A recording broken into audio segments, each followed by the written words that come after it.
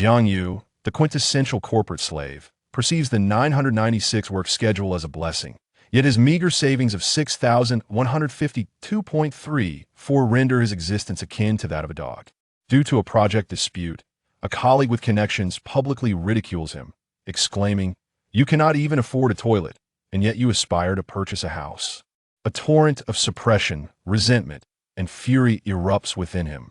In a moment of bravado, Jiang Yu boasts, "I am eyeing the premier luxury residences in Jiangcheng, Ocean Bay." A profound silence envelopes the room, swiftly followed by an avalanche of mockery. He has lost his mind. His bluster is unfiltered. That property starts at 20 million. Just as Jiang Yu's dignity crumbles, and he finds himself engulfed in shame. Ding. S-level boastful behavior detected. Activation criteria met. Boast Tax System successfully bound. Boasting target. A 158-square-meter frontline riverside luxury apartment in Ocean Bay, valued at 23.7 million. To achieve this boast, a tax payment of 6,000 yuan is required. Gazing at the paltry 6,152 yuan remaining in his account, Jiang Yu stakes his entire fortune. Payment successful. The property deed and keys have been dispatched via same-city express delivery. Please be vigilant for their arrival. In the next moment, as he becomes the owner of a 20 million yuan mansion, Jiang Yu contemplates his bank balance of 152 yuan and a mere 88 yuan for taxi fare. I, the ultimate wealthy individual, can my boasts truly manifest into reality? Chapter 1. The workhorse of overtime nights and the activation of the system. At 10 o'clock in the evening, the lights on the 23rd floor of Jiang Yu building remain ablaze. The sounds of keyboards in the office finally begin to dwindle as the project manager shares a "work is done" emoji in the group chat. In the stifling office, a collective sigh of relief resonates. Jiang Yu leans back in his frigid ergonomic chair, feeling utterly drained. Half a month of relentless 996 work has left him in a state of numbing exhaustion. He swipes his phone screen, revealing a glaring bank balance, 6,152.34 yuan. This amount represents all the savings he has amassed over 3 years. In Jiangcheng, such a sum cannot even secure a single square meter of restroom space. Finally, I've endured it all. If this continues, I feel I might collapse at my workstation any moment. Who isn't in the same boat? Next month's rent is due, and half of my salary vanishes the moment it arrives. Don't even mention it.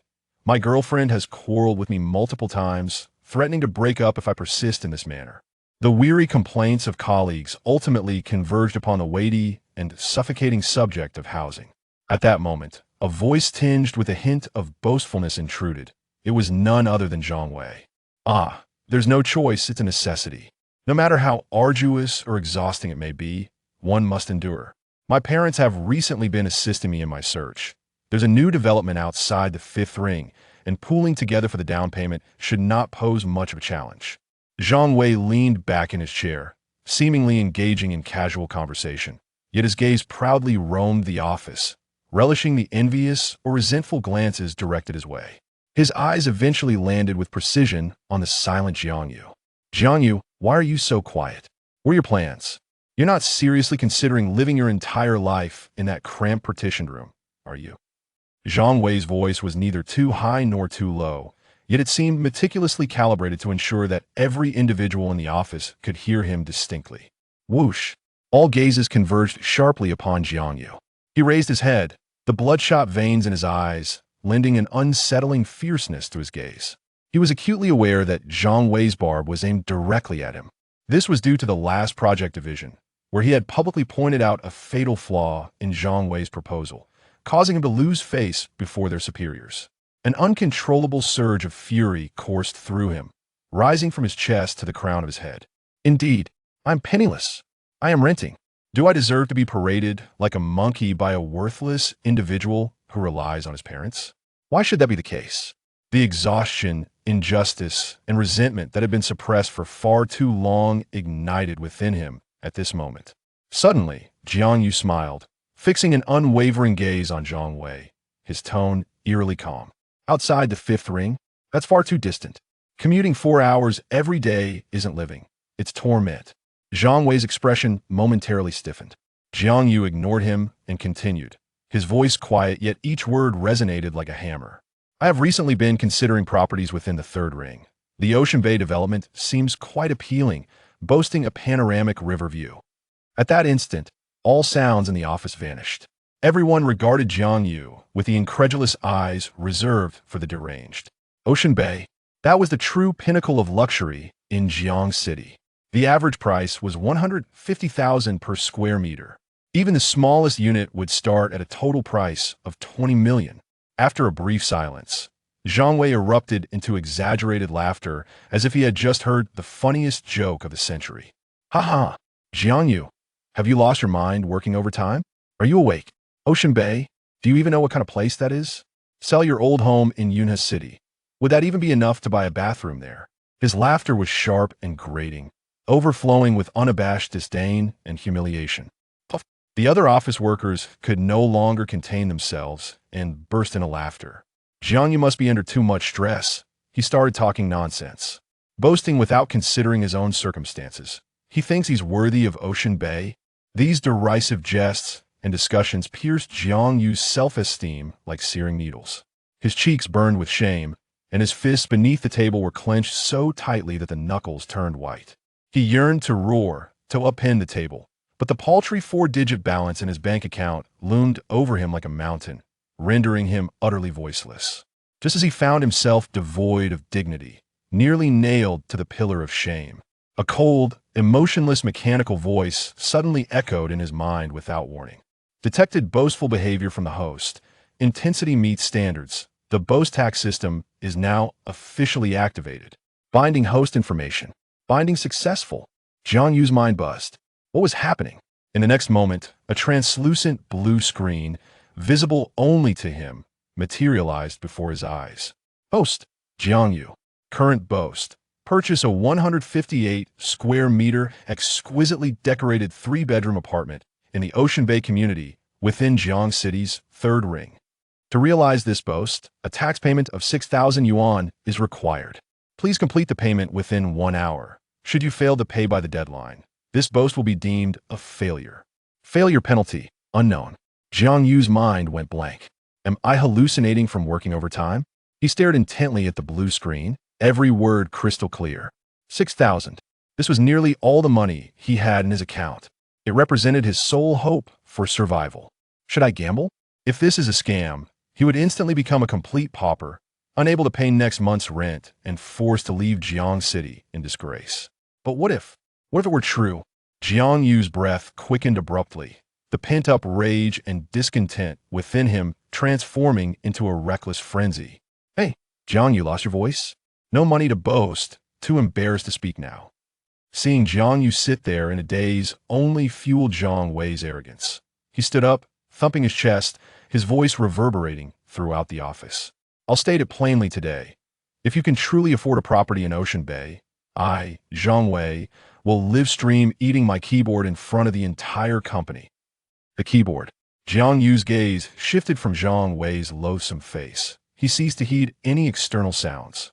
In his world, only the blue screen remained, along with the 2 flickering options. Yes/no. A top-tier luxury residence valued at over 20 million, betting his meager 6,000. He was all in. Jiang Yu's heart roared like a wild beast as he swiftly pulled out his phone and, under the astonished gaze of everyone, opened the banking app. His fingers trembled frantically across the screen. To his colleagues, he resembled a pitiable creature driven to madness by humiliation. Yet only Jiang Yu himself understood that his fingertips were poised on the yes option of the virtual interface. He pressed down. With a soft chime, a notification popped up on his phone screen indicating a successful payment. Shortly thereafter, a bank message infiltrated his device. XX Bank, your savings account, ending in XXXX, has completed a swift payment of 6,000 renminbi on XX month, XX day, at XX. XX. The current balance of your account stands at 152 renminbi and 34 cents. The money truly vanished. Jiang Yu's heart momentarily ceased its rhythm. In that very instant, the frigid, mechanical voice echoed once more in his mind. Ding! Tax payment successful. Chapter 2. Just finished boasting and the system delivered. The property deed burned my hands. Jiang Wei's piercing laughter reverberated through the office. while the whispers of others mocked Jiang Yu, piercing his eardrums like needles. Has he lost his mind? Has his boasting gone too far? Perhaps he has become so obsessed with the prospect of a house that he has begun to utter nonsense. Jiang Yu chose to ignore these voices. He abruptly pushed his chair aside, its back colliding with the partition with a dull thud, a stark contrast amidst the cacophony of ridicule. Under the astonished gazes of everyone, he stood up impassively, wordlessly making his way out of the office. Hey, Jiang Yu, did I hit the nail on the head? Can't face us anymore? Zhang Wei shouted from behind. Jiang Yu did not look back. He had no time to waste on such fools. He needed a place of absolute silence. The company's restroom had become his sole refuge. Click. The stall door locked behind him. In the cramped space, the acrid scent of cheap air freshener mingled with disinfectant filled the air. Leaning against the cold door, his heart raced violently, threatening to leap from his chest. With trembling hands, he unlocked his phone, the translucent blue screen hovering before him like a lifeline in his tumultuous existence. However, having paid 6,000 previously, the system remained unresponsive. Doubts began to creep in. Was this all a mere illusion? Had he mistakenly transferred his money to someone else's account? Or had he fallen victim to a scam? That 6,000 represented 3 years of his hard work. Without it, he had no idea how he would cover next month's rent. Yet, every time he closed his eyes, Zhang Wei's arrogant face and the incredulous stares of his colleagues invaded his thoughts. No, he had had enough. He would take a gamble. Perhaps he should wait a bit longer. Maybe there was a delay. Jiang Yu shouted in his mind, his eyes gleaming with fervor. After all, this was his only chance to alter his fate. He glanced at his phone screen and saw the notification of the bank transaction, the glaring number confirming his new status as a penniless wretch. Simultaneously, it felt as though his heart was bleeding. Jiang Yu fixated on the phone screen. His heart lodged in his throat, awaiting the system's next move. However, just as he confirmed the payment, the blue screen flickered violently, reminiscent of an old television struggling to receive a signal. Zzz. With a faint crackle, the screen vanished into thin air. Disappeared. Jiang Yu's pupils dilated, his entire being frozen in shock. Gone. Just like that? He blinked furiously, his eyes darting around. Apart from the restroom's pale walls, there was nothing. A chilling dread surged from his soles to the crown of his head. Damn it! Jiang Yu's lips trembled, unable to produce a sound. He had been duped. This was a new form of fraud. 6,000. The 6,000 he had painstakingly saved over 3 years. Just like that, it had been stolen by a nonsensical illusion. His last glimmer of hope had been extinguished. Regret, anger, and despair surged within him like a flood, overwhelming him in an instant. He felt as though the world was spinning, every ounce of strength drained from his body as he slid down the door to the ground. It was over. This was the end. Not only was he a destitute fool, but he was also the biggest idiot in existence. Just as despair engulfed him, his phone suddenly rang from his pocket. It was an unfamiliar number. With no inclination to answer, he pressed the hang-up button. Yet, the caller seemed persistent. As soon as he hung up, another call came through. Irritated, he answered, snapping, "Who is this? Are you insane?" There was a 2-second silence on the other end before a businesslike male voice responded. "May I speak with Mr. Jiang Yu? This is Tongqing Express Delivery. There is an urgent document that requires your signature. I am currently waiting outside your building." "A document? I haven't ordered anything," Jiang Yu instinctively retorted, assuming it was yet another telemarketing call. "Sir, the document clearly states that it must be signed by you personally. I kindly ask you to come down," the caller stated, his tone leaving no room for argument. Jiang Yu furrowed his brow, feeling agitated, but he nonetheless leaned against the wall to rise to his feet. Perhaps it was something sent by the company? He stumbled out of the restroom and took the elevator down. At the entrance of the building, a delivery person dressed in blue work attire anxiously scanned the area. Upon seeing Jiang Yu, the courier hurried towards him. "Mr. Jiang? It's me. Here is your document. Please sign." The courier handed over a substantial brown envelope. Jiang Yu mechanically signed his name, holding the weighty bag, his mind still blank. He squeezed the envelope. It felt as though something hard lay within. Almost instinctively, he tore open the seal. With a rustle, its contents spilled forth, a dark red hardcover booklet, a finely crafted key gleaming with metallic luster, and several access cards. Jiang Yu's gaze was fixated on the red booklet. The cover bore gilded letters that seemed to sear his eyes. Property ownership certificate. He abruptly flipped open the booklet, his fingers whitening from the force of his grip. Owner, Jiang Yu. Ownership status, sole ownership. Location, Unit 1801, Building 7, Ocean Bay Community, San Juan Road, Jiang City. Area, 158 square meters. Each word struck him like a hammer, brutally pounding against his heart. It was real. It was astonishingly real. This was not an illusion, nor a scam. 6,000 had secured him a property valued at over 20 million. An indescribable ecstasy erupted within him, akin to a volcano, engulfing every cell in his body. He wanted to laugh uproariously, to scream to the heavens, to proclaim to the world that Jiang Yu was no longer the target of ridicule, the impoverished fool. Yet, amidst the euphoria, an unyielding reality doused his exuberance like a bucket of cold water.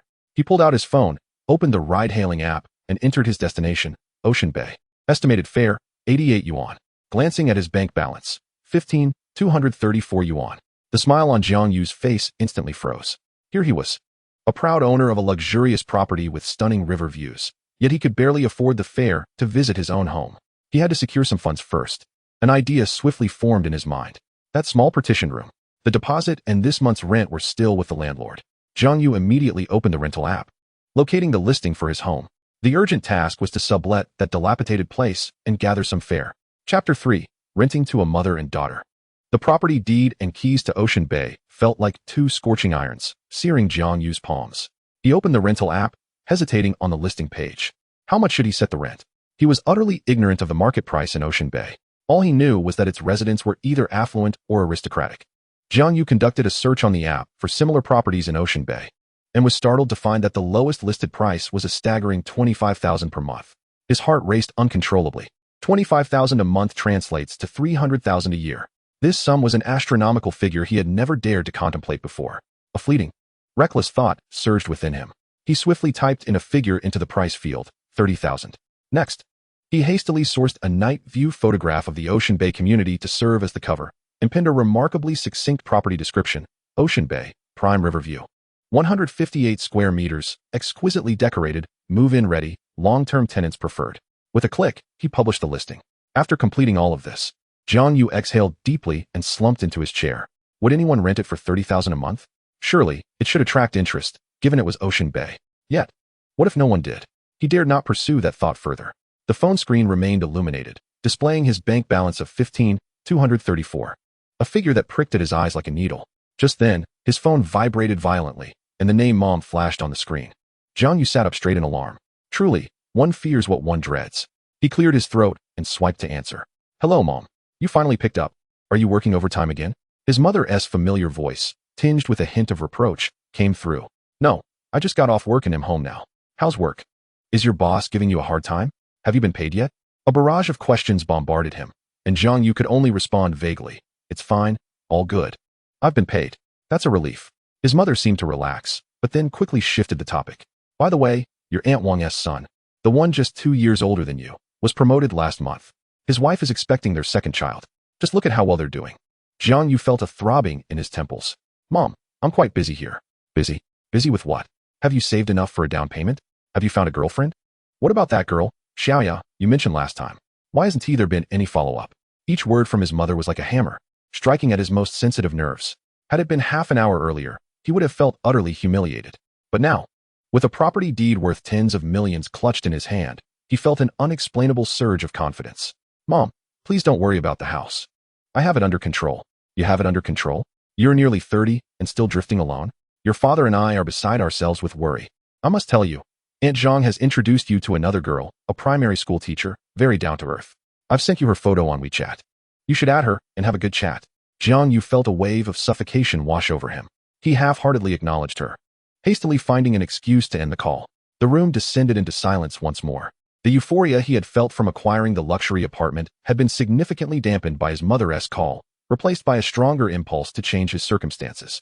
He needed to earn money, a substantial amount of money. He wanted to proudly tell his parents that he was not merely adrift, but thriving. Just then, his phone rang again. It was another unfamiliar number. Jiang Yu assumed it was a spam call and instinctively considered hanging up, but for some inexplicable reason, he pressed the answer button instead. Hello, may I speak to the landlord of Unit 2801 in Building A of Ocean Bay? A crisp and melodious voice, imbued with a sense of professionalism, reached his ears. Jiang Yu's heart skipped a beat. So soon? He had just published the listing less than 10 minutes ago. Yes, that's me. Hello, I saw your listing on the app for a monthly rent of 30,000, correct? Yes. Jiang Yu endeavored to keep his voice steady. Is it possible to view the property now? Now. Jiang Yu glanced at the time. It was almost 11 o'clock. Wasn't it too late? We are nearby. My daughter urgently needs to enroll in school, and we need to secure housing promptly. If the apartment is suitable, we can sign the contract immediately. The caller spoke rapidly yet clearly, with an air of insistence that left no room for refusal. Sign immediately. These two words sent Jiang Yu's blood racing. He nearly exclaimed, "Yes," but his rationality pulled him back. He could not appear overly eager, or he might lose leverage on the price. Moreover, he had yet to visit the apartment himself. What if he revealed his ignorance? A thought flashed through his mind. "Actually, ma'am, I'm not the owner. The property belongs to a friend who is currently abroad and has entrusted me to assist with the rental." This fib instantly provided him with a sense of standing and a plausible excuse for any potential unfamiliarity. "I need to retrieve the keys from him, which might take about an hour. Would that be acceptable for you?" There was a brief silence on the other end. "That is fine. We will wait for you downstairs at Building A of Ocean Bay in an hour." "All right." After hanging up, Jiang Yu sprang from his bed. He dashed to the bathroom, splashed cold water on his face, and forced himself to calm down. An hour. It would take him 40 minutes by subway to reach Ocean Bay from his rental. Time was of the essence.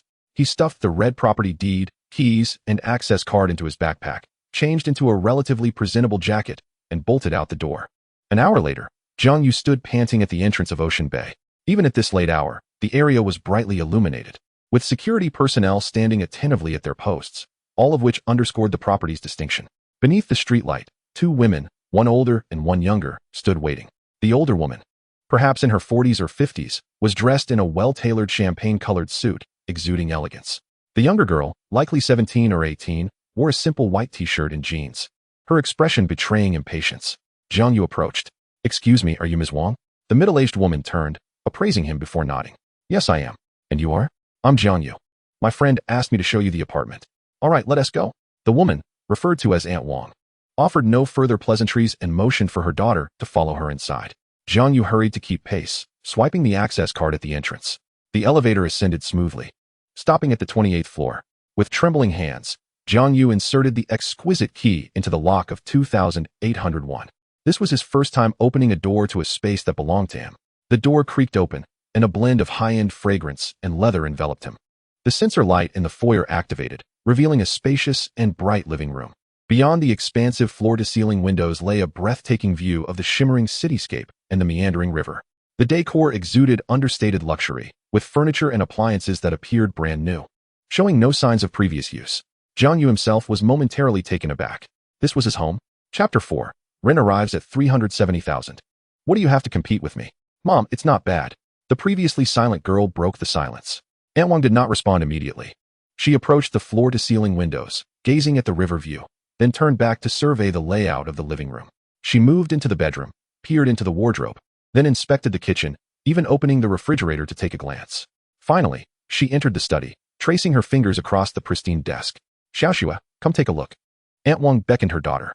A girl named Xiaoxua entered the room, taking a leisurely survey of the study before finally pausing before the desk. The light was excessively warm. Straining her eyes as she read, she pointed at the chandelier overhead and the curtains, which were not fully blackout. She could not endure even a sliver of light while sleeping. Aunt Wang directed her gaze towards Jiang Yu. A pang of surprise struck Jiang Yu. He had not anticipated such fastidiousness from a tenant. Yet, remembering his role as a real estate agent, he spoke with composure. "These are minor issues. The light bulb can be replaced, and an additional layer of blackout fabric can be added to the curtains. My friend mentioned that for sincere long-term tenants, such reasonable requests can certainly be accommodated." His calm demeanor seemed to please Aunt Wang.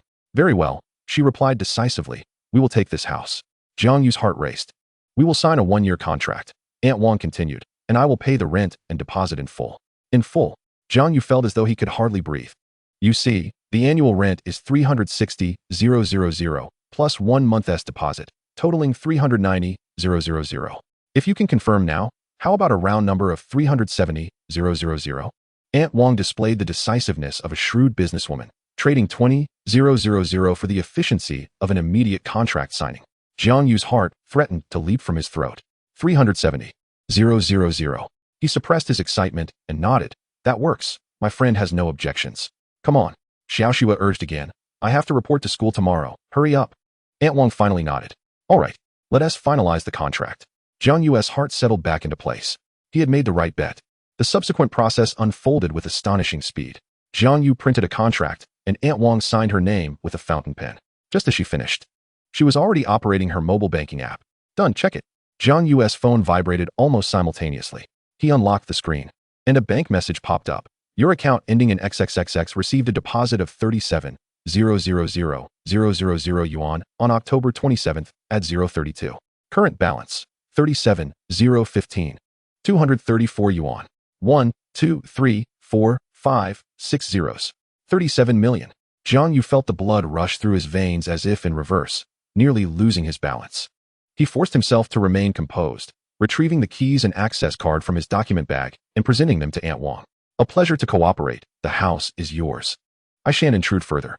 With that, he grabbed his backpack and fled from this luxurious abode that belonged to him, albeit temporarily. The following morning, Jiang Yu awoke to the blinding rays of sunlight. He found himself in his modest rental room. A hangover-like headache clouding his ability to discern the reality of the previous night. He jolted upright and snatched his phone from the bedside, opening the banking app.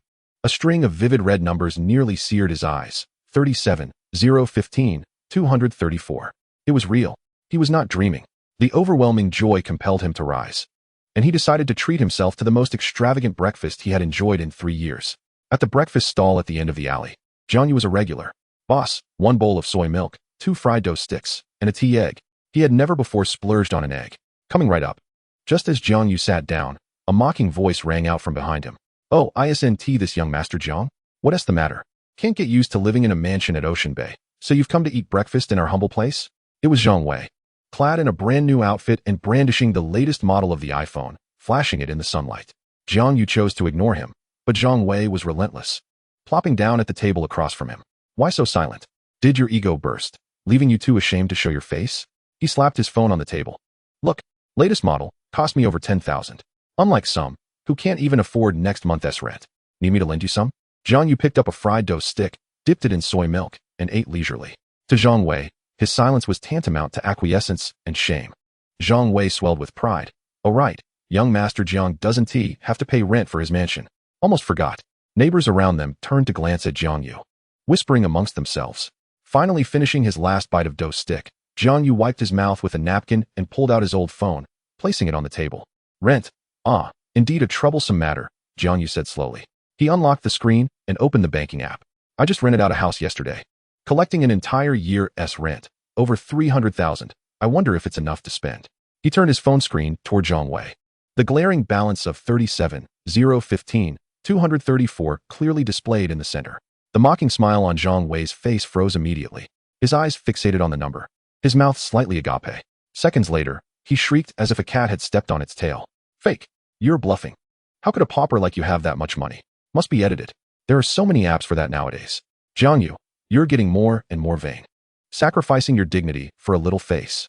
His voice was loud, drawing even more attention. Jiang Yu was not angered. Instead, he smiled. Editing. In front of Zhang Wei. He gently tapped the screen, exiting the balance page and entering the transaction details. The top record was crystal clear. Transfer deposit. 37,000,000 yuan. Transaction time. October 27th at 0:32. Transaction note. Rent and deposit for Ocean Bay Building A, Unit 2801. The air thickened with an almost palpable silence. Zhang Wei's complexion shifted from crimson to ashen, and then to a shade of deep blue.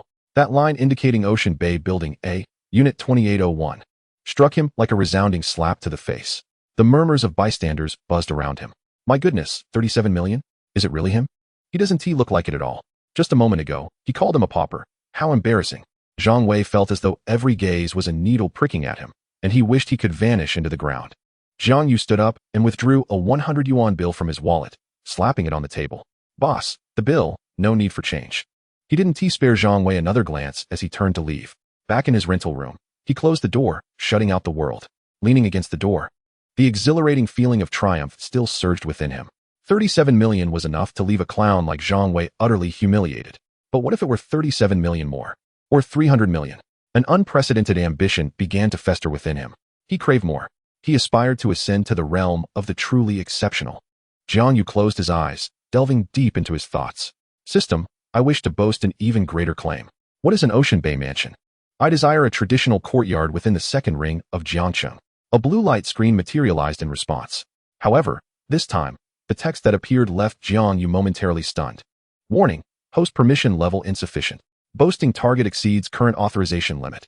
Chapter 5, Stop Dreaming. Your system requires a monetary upgrade. Insufficient permission level?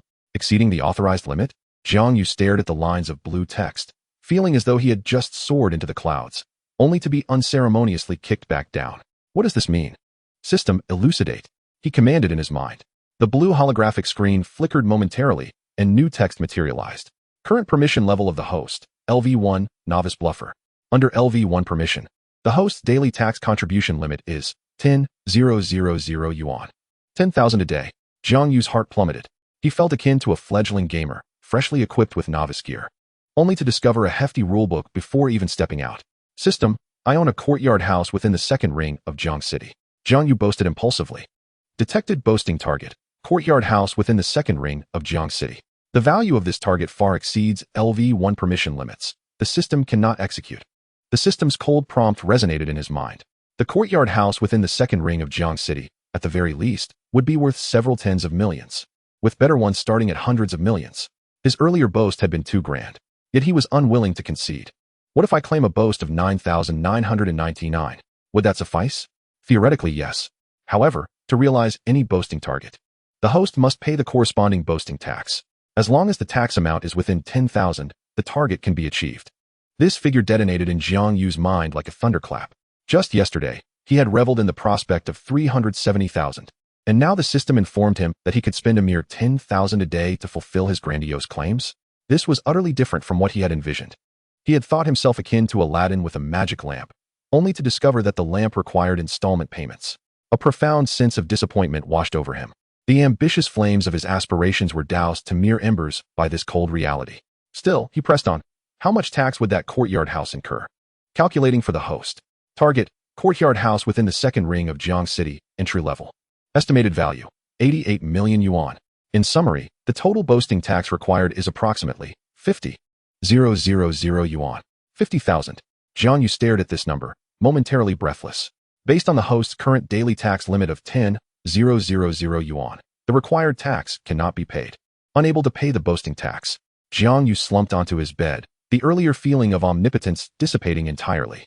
He had believed he could ascend to great heights and live lavishly, yet reality had delivered a resounding slap to his face. This system was not a wish-granting machine, but rather akin to an online game demanding continuous financial investment for upgrades. Moreover, there was a daily recharge limit. The stark psychological disparity incited him to tug at his hair in frustration. He leaned against the headboard, forcing himself to regain composure. No, this mindset is flawed. Without the system, he wouldn't have been able to acquire a courtyard house in 2 years, let alone 200. This system provided him with a tangible ladder, albeit a slow ascent, leading to heights he once dared not dream of. Furthermore, the 37,000 rent had indeed been deposited, proving the system's authenticity. It was merely his own mindset that needed recalibrating. He was too eager for immediate results. Jiang Yu exhaled deeply, reorganizing his thoughts. Since there is an LV1, there must be LV2 and LV3. As he ascends in levels, the daily tax contribution limit would undoubtedly increase. That is the crux of the matter. System, how can I elevate my permission level? When the total verifiable assets under the host's name accumulate to 10 million yuan, the system will automatically upgrade to LV2. 10 million. This figure reignited Jiang Yu's fighting spirit. Although still distant, it represented a clear and defined objective. No longer an ethereal fantasy, but a calculable and planable path. He glanced at his bank balance. 37,015, 234 yuan. He was still over 960,000 short of 10 million. Yet, this was a visible starting point. He ceased to dwell on the courtyard house. That was too unrealistic. The immediate priority was to leverage the LV1 permissions and the daily tax limit of 10,000 to grow the 37,000 principal as swiftly as possible, accumulating the initial 10 million. Making money from money was the quickest route. Jiang Yu's mind cooled completely, and he began to plan diligently. First and foremost, this cramped rental room could no longer suffice. The environment was poor, and the space was far too limited. How could one with aspirations of millions remain confined to a place where even turning around was a struggle? He needed to secure a better living arrangement to enhance his quality of life, aligning with his future identity. Secondly, he must swiftly seek out the next opportunity to boast. Renting was merely trifling. He needed something grander. For instance, as Jiang Yu's thoughts began to wander, an old mobile phone on the bedside suddenly vibrated. A name flashed on the screen, Lin Mingkai. He was a college classmate and one of his closest friends. After graduation, their contact had dwindled, yet their bond remained. Jiang Yu swiped to answer. Hello, Mingkai. A cacophony of background noise erupted from the other end, reminiscent of a bustling food stall. Lin Mingkai's voice was laden with fatigue and despair. It's me, Jiang Yu. What's wrong? Why is it so loud on your end? I'm at the barbecue place behind the school. Are you free? Can you come over for a drink? Jiang Yu detected an unusual tone in his words. What has happened? Silence lingered for several seconds before a choked sob broke through. I lost my job. My girlfriend ran off with someone else. I honestly don't know what to do. Lin Mingkai's voice carried a hint of despair. Jiang Yu rose, grabbing the coat draped over the chair. Send me the address. I'll be there shortly. Chapter 6. His mother demands a 600,000 yuan betrothal gift, pushing my brother to the brink, while I charm the stunning heiress at the neighboring table. The barbecue place behind the school, bustling just as it had been for a decade. The aroma of cumin and charcoal mingled with the scent of beer, creating the most affordable yet profound olfactory memories of university days. Jiang Yu found Lin Mingkai in a corner booth. The table was littered with empty beer bottles, and the skewers before Lin Mingkai remained untouched as he mechanically poured alcohol into his mouth, his gaze unfocused. How did it come to this? Jiang Yu pulled out the chair opposite him and sat down. Lin Mingkai lifted his head. His cheeks bore an unnatural flush as he attempted a smile, which ended up looking more like a grimace. You're here. He raised the bottle to drink. Jiang Yu remained still, silently observing him. Losing a job is just as it sounds. Lin Mingkai spoke to himself, taking another large gulp of alcohol. The company had downsized, and I was among the first to go. The reason given was inefficiency, huh? And then, Jiang Yu filled his glass. At that moment, Lin Mingkai's movements came to an abrupt halt, the bottle of wine he held crashing heavily against the table. Xiaoya has broken up with me, he confessed. Jiang Yu felt a weight descend upon his heart. Xiaoya had been Lin Mingkai's girlfriend since their freshman year, and they were widely regarded as the epitome of a model couple. Why? The answer was painfully obvious. Lin Mingkai forced a bitter smile. Her mother disapproves. Just last week, her mother had summoned him for a frank conversation. He mimicked the sharp tone of a middle-aged woman. Xiaolin, our Xiaoya has never faced hardship. If you wish to marry her, you must have a home, right? You know how the housing prices are in Jiangqing. If you can't afford a place within the second ring, you should at least have one outside the third, yes? It doesn't need to be extravagant. Just around 100 square meters, with a down payment of 300,000. Is that too much to ask? And as for a car, it shouldn't be subpar either. We wouldn't want my daughter to squeeze into the subway in the rain or snow, would we? A vehicle around 150,000 should suffice, don't you think? As for the betrothal gift, we don't ask for much. Just a token amount, 188,000, for good fortune. With each statement, Lin Mingkai drowned another gulp of wine. 300,000 plus 150,000 plus 188,000. Jiang Yu, can you calculate that for me? 638,000. Jiang Yu replied calmly. 638,000. Lin Mingkai suddenly burst into laughter, tears streaming down his face. She asked me if I could manage that amount. I told her, Andy, I've only been working for 2 years. Could you grant me some time? Can you guess her response? Lin Mingkai slammed his hand on the table, drawing the attention of several nearby diners. She said, my daughter can afford to wait, but her youth cannot. If you lack money, don't even talk about love. And Xiaoya? What did she say? Jiang Yu inquired. Lin Mingkai's smile vanished, replaced by an overwhelming fatigue. She sent me a message with just 3 words. I'm sorry. Then she blocked all my contacts. The cacophony of the barbecue restaurant seemed to fade into silence. Jiang Yu gazed at his best friend, the same Lin Mingkai who, during their college days, would save a few bucks on meals just to buy him birthday gifts. Now slumped in his chair like a dog stripped of its spirit. This was reality. A mere number of over 600,000 could easily obliterate 8 years of love. Jiang Yu reflected on himself, recalling Zhang Wei's smug face, and his own hesitation even to purchase a tea egg. Without the system, Lin Mingkai's present might very well be Jiang Yu's future. No, he was even worse off than Lin Mingkai. He didn't even have a girlfriend of 8 years. A surge of nameless fury ignited within him, directed at this reality that measured everything in monetary terms. Money, is it? Jiang Yu picked up the wine bottle and poured himself a full glass. I'll lend you some. Lin Mingkai was taken aback, then waved his hand dismissively. Don't joke around. You think I'm unaware of your situation? What do you plan to lend me? Sell that tiny rental apartment of yours? I have money now. You have money? If you have money, why are you still hanging out with idiots like Zhang Wei? Lin Mingkai clearly didn't believe him, dismissing it as mere consolation. All right, brother, I appreciate the thought. Just finish this meal with me, and tomorrow I'll start looking for work again. Jiang Yu refrained from explaining further. He understood that no amount of words would penetrate Lin Mingkai's drunken haze. So they drank. Jiang Yu raised his glass, and their cups clinked together with a dull sound.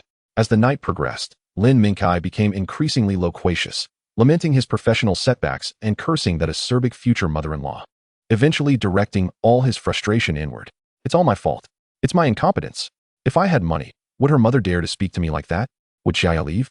He clutched his hair, exclaiming that this world was crafted solely for the affluent. Jiang Yu listened in silence, 370,000. The figure spiraled in his mind. It was enough to silence Zhang Wei, but far from sufficient to combat the harsh reality Lin Mingkai faced. Not even enough for a down payment.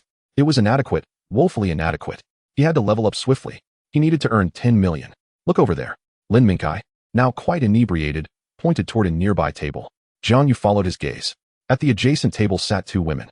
One of them, even in profile, dimmed the very lights of the barbecue restaurant. She wore a simple white t-shirt and jeans, her long hair cascading casually over her shoulders, unadorned by makeup. She outshone the meticulously dressed girls around her 100-fold. Most striking was her aura, exuding an icy remoteness that kept others at bay. She sat quietly, indifferent to the surrounding clamor and scrutiny, existing in her own secluded world. Beautiful, isn't she? Lin Mingkai chuckled. I bet you that even if you approached her with 1 million, she wouldn't even glance your way. Their world is nothing like ours. His words dripped with self-deprecating irony and bitterness, crushed by reality. Jiang Yu did not counter. In the past, he might have shared Lin Mingkai's sentiments. Before such a woman, he would have felt utterly inadequate, lacking even the courage to steal a glance. But now, with 37,000 cash in his pocket and a system capable of transforming dreams into reality in his mind, his mentality had shifted entirely. He would have money. Moreover, he would possess more than anyone could ever imagine. Jiang Yu, say something. Lin Mingkai nudged him. What's wrong? Did I hit the nail on the head?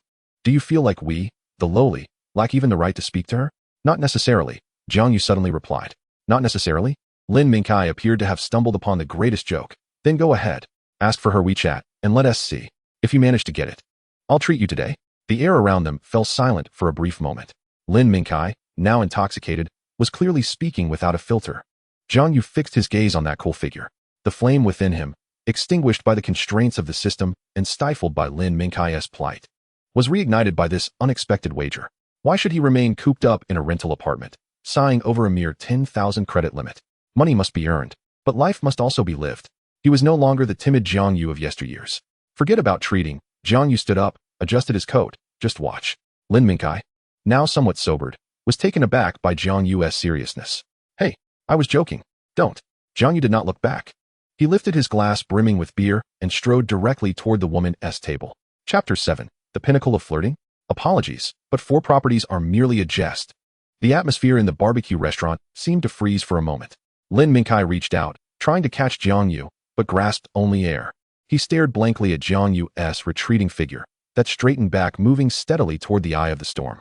The women at the adjacent table seemed to sense someone approaching. Her friend was the first to lift her head, revealing a hint of caution. Meanwhile, the woman in the white t-shirt continued to lower her head, idly stirring the edamame on her plate with her chopsticks, utterly oblivious to the world around her. Jiang Yu stood before her, his tall silhouette casting a shadow. Hello. His voice was soft, yet clear enough to resonate in that small space. The woman finally reacted, slowly raising her head. As her face was fully illuminated by the light, Jiang Yu felt his heart skip a beat. Her frontal visage had an impact 10-fold greater than her profile. Her features were exquisitely delicate, almost ethereal, and her skin glowed white under the dim yellow lights of the barbecue joint. Most striking were her eyes, clear and distant, imbued with an innate sense of detachment when she regarded others. Is something the matter? She inquired, her tone devoid of emotion. Nothing of great significance, Jiang Yu replied, placing his beer glass on their table and casually pulling out an empty chair to sit down. He felt that in such a lively setting, the presence of 2 beautiful women in silence was somewhat of a waste. The girl beside her furrowed her brow. Who are you? Do we know you?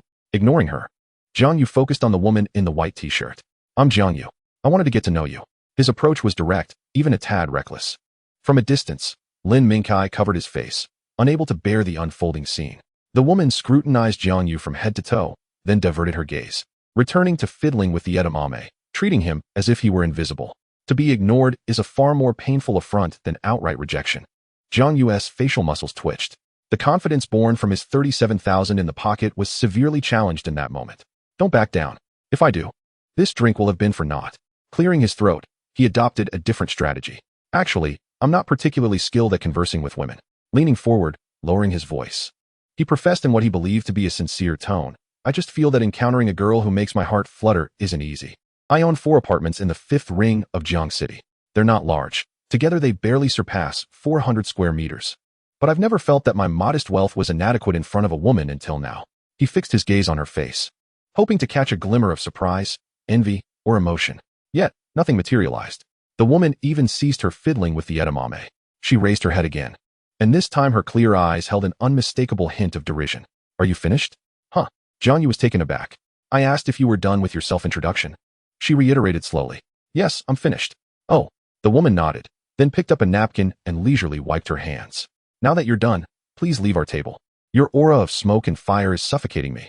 The girl beside her couldn't contain herself and burst into laughter. Jiang Yu's face turned crimson, heat rising from the nape of his neck to the tips of his ears. This was not the script he had envisioned. In his imagined scenario, even if his counterpart was not amazed, she would at least exhibit some curiosity and reassess him. But now, he felt like a mere jester. Is 4 apartments a lot? The woman suddenly asked, her tone laced with pure curiosity. Jiang Yu's mind momentarily faltered. Not particularly, but do you think that houses can buy taste or education?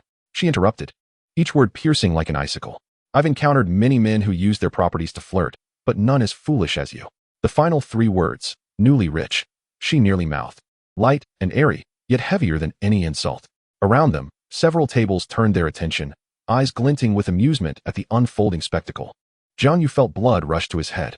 His anger did not stem from rejection, but rather from the fact that his proud ace, his financial strength, which could make Zhang Wei bow his head and instill in him the courage to challenge the world, was rendered worthless before her. This humiliation cut deeper than any physical blow. He stood up without uttering a word, lifted his untouched beer glass, and returned to his booth. In his mind, a voice from the Boasting Tax System inquired whether he had paid the bragging tax for his 4 apartments in Jiang City, to which he promptly declined. Hey Jiang Yu, are you alright? Lin Mingkai asked cautiously. Jiang Yu remained silent, downing his drink in one go, then slamming the glass onto the table. I told you, we're not from the same world, Lin Mingkai muttered, turning away. Jiang Yu's chest heaved violently. Newly rich? Foolish? Very well. He raised his hand sharply. Waiter. A server clad in a red vest hurried over. Hey, what do you need? Jiang Yu grabbed the menu, his gaze swiftly scanning it before landing on a particular dish. 1 plate of grilled beef skewers. Sure thing. Just a moment. The waiter turned to leave. Wait a minute, Jiang Yu called after him. He pulled out a 100 yuan bill from his wallet and handed it to the waiter. When it's ready, deliver it straight to that table.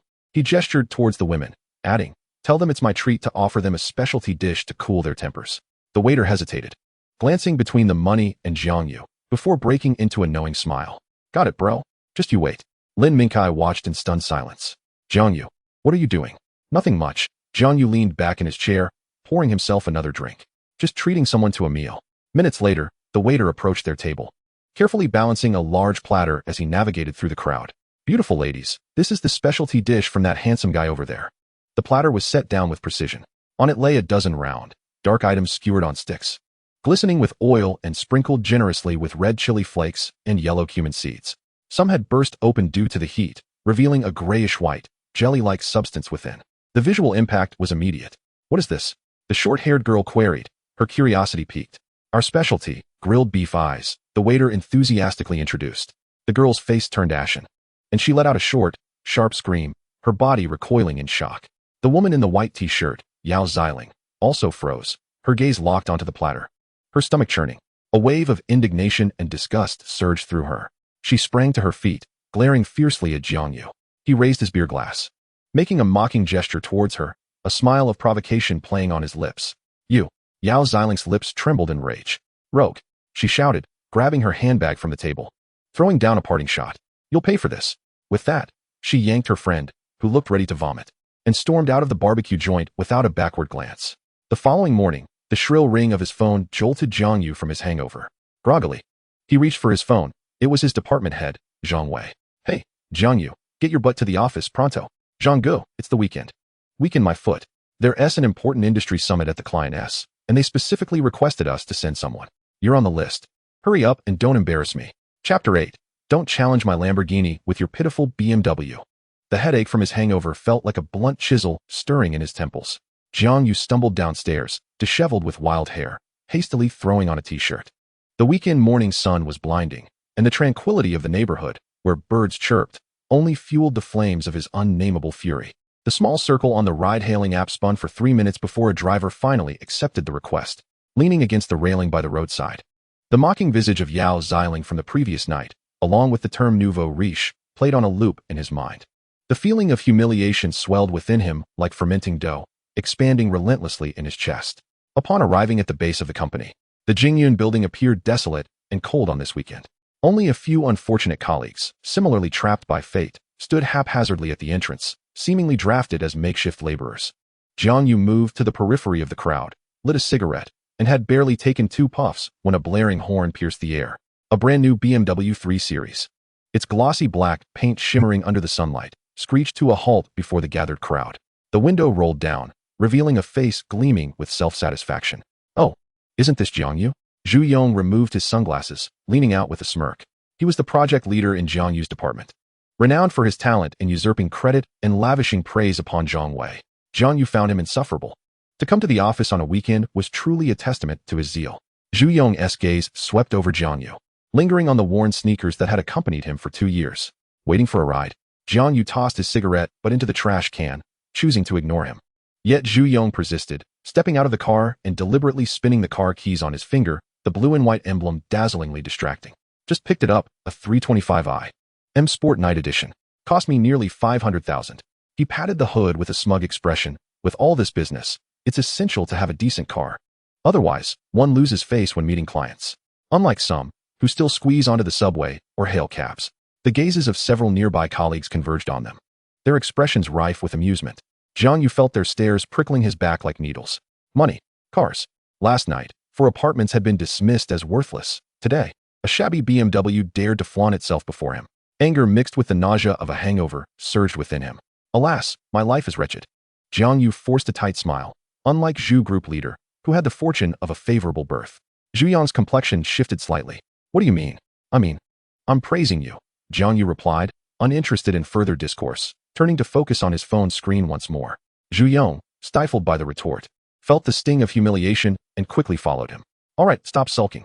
Seeing as I feel sorry for you, I'm heading to the summit too. I can give you a ride." He gestured grandly, pressing the car key, causing the lights to blink twice. "What are you waiting for? Get in."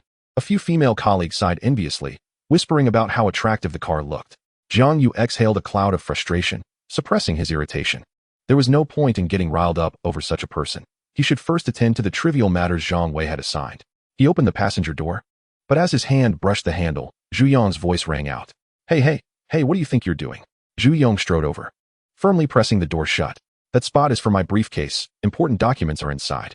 He opened the door again, placing a leather bag carefully on the passenger seat before shutting it and gesturing towards the back seat. "You sit back there." Silence enveloped the air. The hushed whispers of colleagues ceased, all eyes fixed on the scene. Allowing a colleague to sit in the back was a privilege reserved for leaders or drivers. Zhu Yong was brazenly humiliating him. "What? Is sitting in the back too demeaning for you?" Zhu Yong crossed his arms, looking down at him with disdain. "Jiang Yu, I'm doing you a favor. Don't overstep. If you don't want to sit, then hail a cab yourself. Don't embarrass Zhang Gu by being late." Jiang Yu's hand lingered in midair, slowly retracting. Last night, Yao Xiling had called him foolish and uncultured. Now, Zhu Yong treated him like a servant to be trampled upon. It dawned on him that lacking money was an original sin, and possessing it, yet failing to spend it in an accepted manner was equally sinful. In that moment, all his dignity, all his resolve, were shattered to dust. A chilling urge to obliterate that loathsome face and its pitiful sense of superiority surged from the depths of his heart. "Group leader Zhu," Jiang Yu suddenly spoke, his tone eerily calm. "Have you come to your senses?" Zhu Yong, thinking he had softened, raised an eyebrow. "Your car is too small," Jiang Yu stated slowly. "I'm not accustomed to sitting like that. I fear I can't stretch my legs." "What?" Zhu Yong questioned, incredulous. "Moreover, the color is too dreary. I dislike it." Jiang Yu continued, even circling the vehicle to point out the tires. "The rims are ugly, lacking any design flair." Zhu Yong's face turned a shade of deep crimson. "Jiang Yu, are you out of your mind? Have you ever been in a car? Do you know what kind of car this is?" "Of course, it's a BMW." Jiang Yu replied, halting and gazing at him. "Aren't there plenty of ride-hailing vehicles on the street that are the same?" "You." Zhu Yong's finger trembled in rage. Jiang Yu dismissed him with a glance, turning away and walking in the opposite direction towards the building.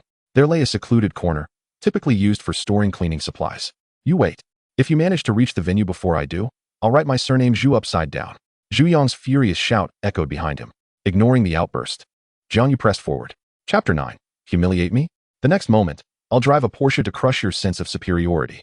Jiang Yu leaned against the frigid wall of a narrow alley, finally managing to temper the surging anger. In the corner, cleaning tools were piled up, releasing a pungent scent of disinfectant mixed with the remnants of tobacco, causing discomfort. Yet, Jiang Yu remained indifferent. His thoughts were consumed by Zhu Yang's greasy face and that blinding BMW. Humiliation, fury, and an overwhelming sense of powerlessness from being seen through entirely. Money. In the end, it all boiled down to money. He lowered his gaze, fixating on the starkly simple interface of his phone screen. Boast Tax System. This was his sole trump card. A car. He needed a car. Not for convenience, not for transportation, but to trample Zhu Yang's pitiful pride beneath the tires. What kind of car could achieve that? A Mercedes? An Audi? No, insufficiently direct, lacking the necessary impact. Zhu Yang's ilk would merely argue that they shared the same echelon, even concocting various excuses to defend the superiority of his BMW's handling. It had to be a dimensional strike. A thought surfaced in his mind, clear and resolute. A Porsche. Only this brand could render a BMW 3 Series a mere joke in an instant. Jiang Yu's fingers hovered over the screen, his mind already crafting the boastful statement. It couldn't come off as too deliberate. It had to flow naturally, aligning with his post-humiliation mindset. He closed his eyes, envisioning himself standing before Zhu Yang, delivering that line in the most casual tone. A BMW? I don't drive that thing. No, too stiff. I usually only drive a Porsche. That would suffice. It carried an air of presumptive arrogance, as if stating an undeniable fact. He took a deep breath and typed the following line into the system's virtual input box. Boast detected. I typically only drive a Porsche. The system is generating an implementation plan based on the boasting content. The evaluation of the plan has detected the host's current scenario. The optimal goal is to own a Porsche car. The text on the panel began to scroll. Jiang Yu's heartbeat accelerated uncontrollably. Please select a specific model for value assessment and tax calculation. A list of models from Porsche's official website popped up on the screen. 718, 911, Panamera, Macung, Cayenne. The sports cars were too ostentatious for daily commuting, and the goal seemed too grand. The Panamera felt overly businesslike. Ultimately, his gaze settled on the Cayenne. An SUV, substantial enough with an impressive presence, and its price range was quite broad.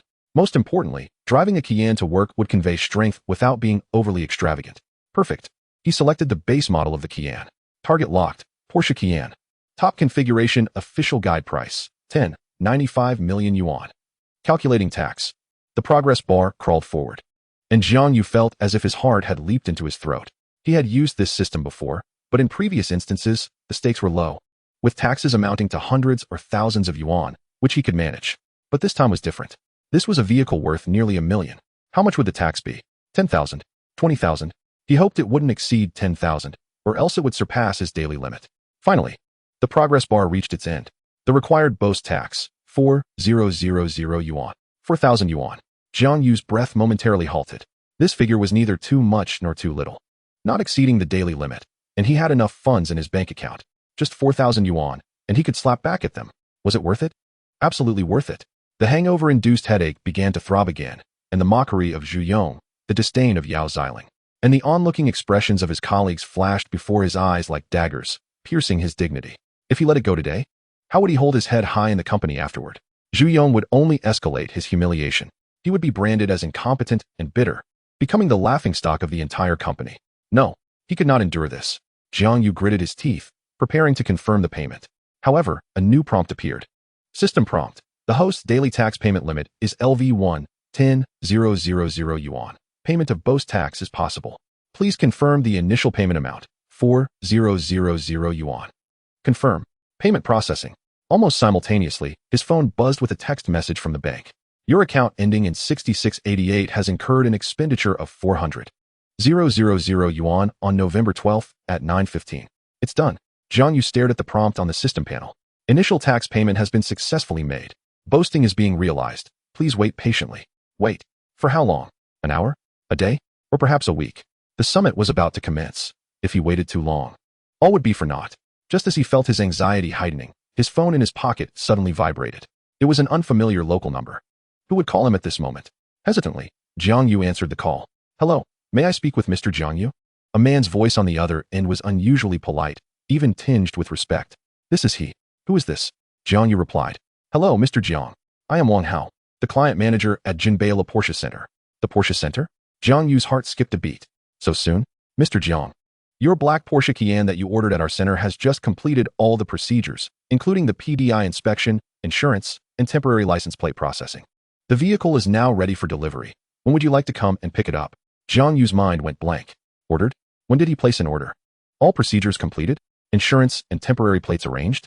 It all felt too swift, too surreal, inducing a dreamlike sensation. "Hello? Mr. Jiang? Are you there?" Wang Hao's voice, cautious, broke through Jiang Yu's stupor. "Yes." Jiang Yu cleared his throat. "How long will it take me to get there?" "From Jingyan Building, if traffic is smooth, about 10 minutes. Just come directly to the showroom and ask for me. I will assist you throughout the process." "All right." After hanging up, Jiang Yu remained rooted to the spot. His phone pressed against his ear, reluctant to lower it. He glanced at his phone screen. The system panel had vanished, replaced by the regular home screen. Everything that had just transpired was real. 4,000 yuan had secured him a Porsche worth millions. The humiliation from Zhu Yong and the contempt from Yao Xiling now felt trivial, gradually straightening his posture. He tucked his phone back into his pocket and turned to leave the secluded corner. The sunlight once again bathed him, glaring yet no longer irritating. He strode toward the roadside, completely ignoring the nearby black BMW and Zhu Yong, who leaned against it, awaiting his misfortune. A taxi conveniently approached. Jiang Yu waved, and the vehicle came to a steady halt before him. "Where to?" the driver inquired, leaning out. Jiang Yu opened the door, settled inside, and stated an address. "Driver, to Jinbeilu Porsche Center." Chapter 10. Do not call me Jiang Yu. Please call me Porsche owner. The taxi pulled up in front of Jinbeilu Porsche Center. Jiang Yu paid the fare, exited the vehicle, and immediately spotted the massive glass doors, behind which a variety of sleek luxury cars were parked.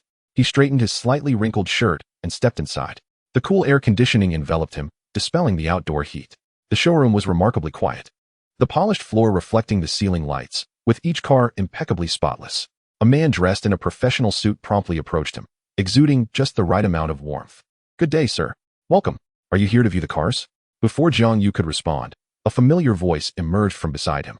"Mr. Jiang, you've arrived." It was Wang Hao, the very same man from the phone call. He hurried over from beside a red 911, extending his hand toward Jiang Yu. "Mr. Jiang, I'm Wang Hao. We just spoke on the phone." "Hello," Jiang Yu greeted, shaking his hand. The initial sales consultant who had greeted Jiang Yu looked momentarily taken aback before discreetly stepping aside. Wang Hao's demeanor was even more respectful than during their call. He gestured for Jiang Yu to follow him deeper into the showroom to a private delivery area. There, a black Porsche Cayenne stood quietly, awaiting its new owner. The imposing vehicle, with its distinctly recognizable front design, glimmers with a profound luster under the illumination of the lights. "Mr. Jiang, this is your car." Wang Hao pulled open the door to the driver's seat, stating that all preparations had been meticulously completed as per your request. "Here are your vehicle documents, insurance policy, and 2 keys." He presented a refined document pouch. Jiang Yu accepted it, glancing inside. The name on the registration certificate was unmistakably imprinted with the characters Jiang Yu. Everything felt almost too real. "Would you like me to introduce the vehicle's features?" Wang Hao inquired. "No need. I will familiarize myself with it," Jiang Yu replied, eager to return to the company without delay. "Very well, I shall not keep you. Should you encounter any issues with the vehicle, do not hesitate to contact me," Wang Hao said, handing over his business card before stepping aside, granting Jiang Yu ample personal space. Jiang Yu settled into the driver's seat and closed the door. Instantly, the interior enveloped him in silence, effectively isolating him from the external clamor. The distinctive scent of new leather filled his nostrils. While his fingers glided over the cool metal and soft leather, he inserted the key into the ignition and turned it gently. The engine emitted a low, rumbling growl before swiftly settling into a smooth purr. The dashboard illuminated as the intricate electronic systems initiated their self-check. This sensation was even more surreal than he had anticipated. Without further delay, he shifted into gear and pressed the accelerator, the sleek black Cayenne gliding out of the Porsche Center with grace. As it merged into the traffic, this magnificent beast immediately captured the attention of those around. Jiang Yu could feel the gaze of drivers in the adjacent lane subtly drifting towards him. The 10-minute journey passed in the blink of an eye. The silhouette of the Jiang Yu building grew increasingly distinct, though the summit had yet to commence. A crowd had already gathered in the square at the entrance, indulging in casual conversations and smoking in small groups. Jiang Yu's eyes quickly found the center of attention. Zhu Yong leaned against his black BMW 3 Series, cigarette in mouth, boasting animatedly to a few colleagues. His face beamed with pride, occasionally eliciting a chorus of agreement and flattery. Jiang Yu slowed his speed, deftly maneuvering the steering wheel to approach the BMW directly. The deep rumble of the engine drew everyone's attention, reverberating through the air like a siren call. This was a vehicle they typically glimpsed only online. Its grand frame exuded an overwhelming presence. The crowd instinctively parted to clear a path. Their conversations abruptly halted. Zhu Yong ceased his bravado, straightening up to watch as the imposing black SUV glided towards him, coming to a stop beside his BMW. The juxtaposition was stark. The BMW appeared almost like an underdeveloped younger sibling next to the Qian. All held their breath, speculating which high-ranking executive or significant figure might emerge from the vehicle. The door swung open, a leg stepped out, and then Jiang Yu's figure appeared before the assembled crowd. He exited the car, casually closing the door behind him. His movements unremarkable. The square fell into a deathly silence. Everyone stood frozen, eyes locked on Jiang Yu, then darting back to the sleek Porsche, their minds struggling to comprehend the scene. Zhu Yong's cigarette fell to the ground, sparking a small ember. The smugness on his face faded, replaced by an absurd incredulity. Jiang Yu, this car is yours. A colleague, who had a decent rapport with Zhu Yong, stammered. Ignoring him, Jiang Yu merely checked the time on his phone. Zhu Yong finally regained his composure, as if he had heard the most ludicrous joke, and let out a derisive laugh. Yours? You must be joking. He strode up to Jiang Yu, scrutinizing the Qian with unabashed disdain. So, Jiang Yu, you've really gone all out? Renting this car must cost a fortune for a day, right? What? Are you foregoing your salary this month just to keep up with me? His words triggered knowing glances among the surrounding colleagues. Ah, so it was a rental. That made sense. Indeed, Jiang Yu, it's unnecessary, truly unnecessary. Just putting on a facade, why bother? The mixed sounds of mockery and advice filled the air. Jiang Yu remained unfazed, retrieving the document pouch from his pocket and producing a small booklet, tossing it onto the Qian's hood. Take a look for yourself. Zhu Yong skeptically picked it up. It was the registration certificate. Flipping to the first page, when he saw the name Jiang Yu clearly printed in the owner's section, he froze. Impossible. Absolutely impossible. He scrutinized the two characters repeatedly, then glanced up at Jiang Yu, the color draining from his face. Fake. This has to be fake. Where did you get this counterfeit certificate? The surrounding colleagues gathered closer, craning their necks to see. As they discerned the details, gasps of astonishment rippled through the crowd. Vehicle brand, Porsche. Model, Qian. Owner, Jiang Yu. Registration date, today. In response to Zhu Yong's furious outburst, Jiang Yu remained composed, extending his hand to press the unlock button on the key fob. The Qian's lights blinked twice, emitting a crisp response. That gentle sound struck Zhu Yong like an invisible slap across the face, shattering any remaining doubts among the onlookers. Zhu Yong's body swayed slightly, the registration certificate slipping from his hands to the ground. His complexion fluctuated between shades of green and white, his lips quivering as he struggled to utter a word. The crowd was enveloped in silence, their expressions towards Jiang Yu a complex amalgamation of shock, envy, and disbelief. This typically unassuming, somewhat downtrodden young man in the office was, in fact, the owner of a Porsche. The car's value was likely more than many of them could earn in a lifetime. Jiang Yu did not cast another glance at Zhu Yong. He bent down to retrieve the registration certificate from the ground, placing it back in his pocket before turning to walk towards the entrance of the building. The crowd automatically parted to make way for him. He traversed through the throng and entered the building, leaving behind a striking silhouette. The conference hall was already populated with numerous attendees. Jiang Yu chose a seat towards the back, the lighting in the venue dim, save for the bright spotlight illuminating the podium. He looked up to the stage. A woman clad in a professional suit was adjusting the equipment, her figure graceful. When she turned around, a familiar yet exquisite face came into Jiang Yu's view. It was Yao Xiling, the woman he had startled with his bullwhip last night, now standing on stage as the speaker. As if sensing his gaze, Yao Xiling's eyes briefly met his, then she calmly averted her gaze. Chapter 11. Humiliation at the Summit? The next moment, the organizer's CEO personally opened the car door for me. Jiang Yu's breath caught for half a second. What a small world. Small enough that those who had disgusted each other at a barbecue stall the previous night could now find themselves in the same high-end industry summit. One seated below and the other on stage. Yao Xiling's gaze lingered on his face for just a moment before she impassively moved on, as if merely glancing at an inconsequential decoration. There was neither surprise nor anger, nor even the slightest fluctuation of emotion. This utter disregard was far more infuriating than any confrontation could be. Jiang Yu leaned back in his chair, arms crossed, quietly observing the woman on stage. She had donned a well-tailored black business suit, her long hair meticulously swept back, revealing a delicate swath of her fair neck. With a subtle application of makeup, she exuded an aura of professionalism that seemed to ward off any approach. This was a stark contrast to the woman from the night before, who had been clad in a white t-shirt, seated at a greasy barbecue stall, her face paling at the sight of a plate of grilled beef eye. The summit commenced formally. Yao Xiling, holding a presentation pen, began her discourse on the data loop and technological empowerment within the realm of new retail. Her enunciation was clear, her logic impeccable, effortlessly weaving in various technical terms, and, alongside the charts on the PowerPoint slides, she dissected a complex technological business issue with remarkable clarity. The audience remained utterly silent, save for the sound of her steady voice reverberating through the conference hall.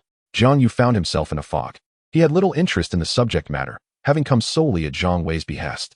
Yet, he remained focused, his attention entirely on Yao Xiling. He sought any sign of vulnerability on her face, a trace of the disarray from the previous night. But he was unsuccessful. On stage, Yao Xiling appeared calm and formidable, akin to a queen commanding the room. The hour-long presentation swiftly concluded, leading into the final Q&A segment. A few hands were hesitantly raised in the audience, and Yao Xiling, unflustered, addressed each query with precision and decisiveness, leaving no room for further inquiries.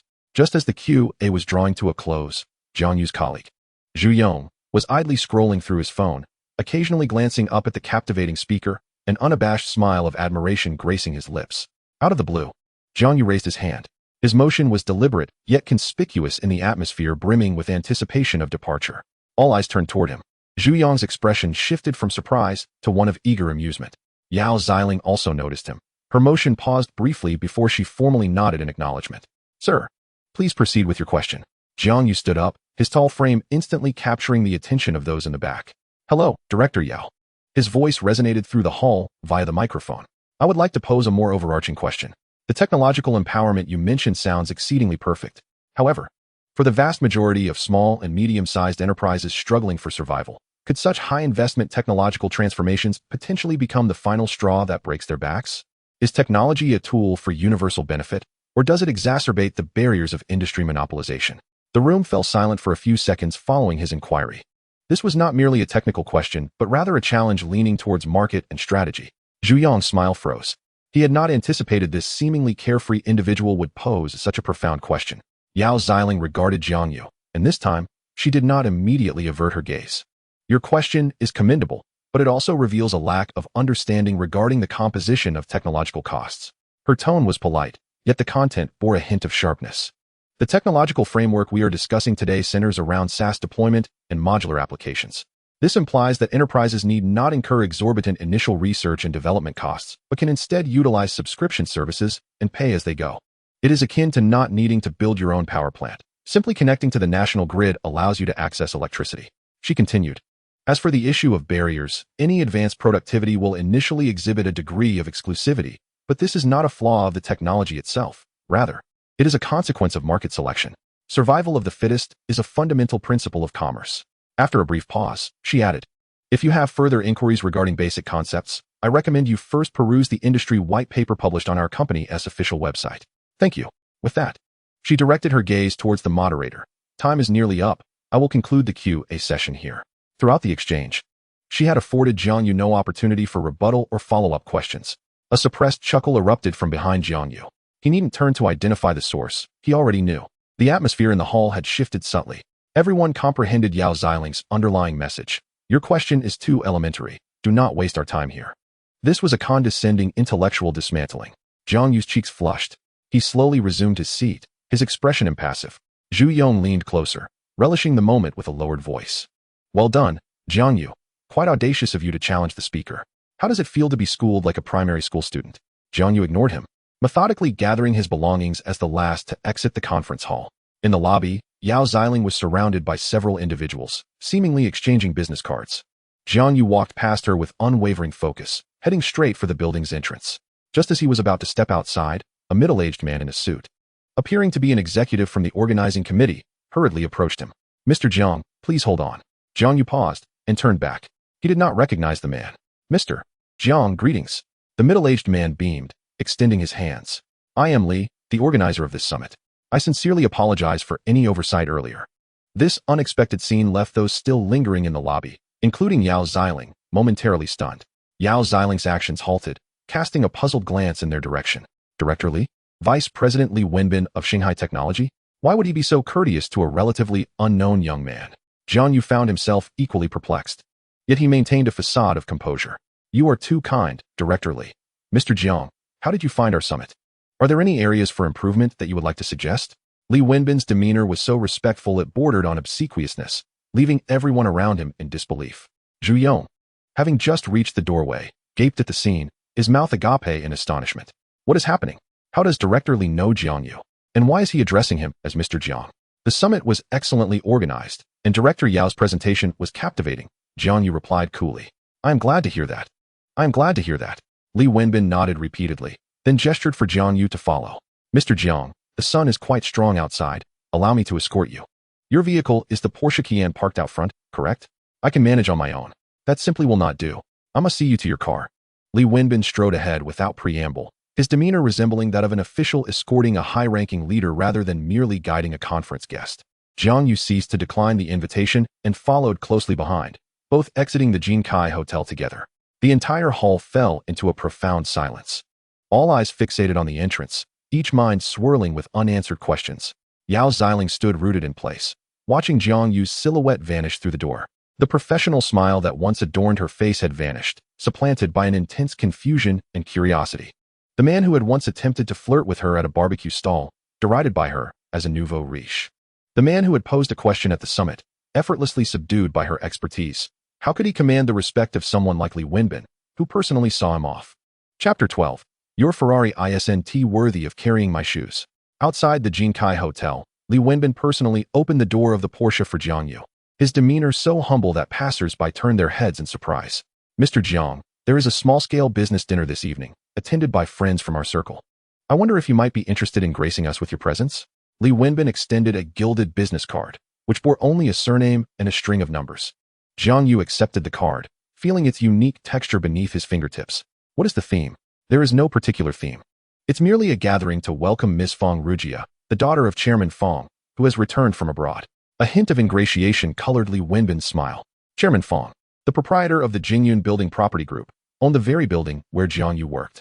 Very well, I shall attend, Jiang Yu replied, starting the vehicle. The Cayenne smoothly merged into the flow of traffic, leaving behind a trail of astonished onlookers.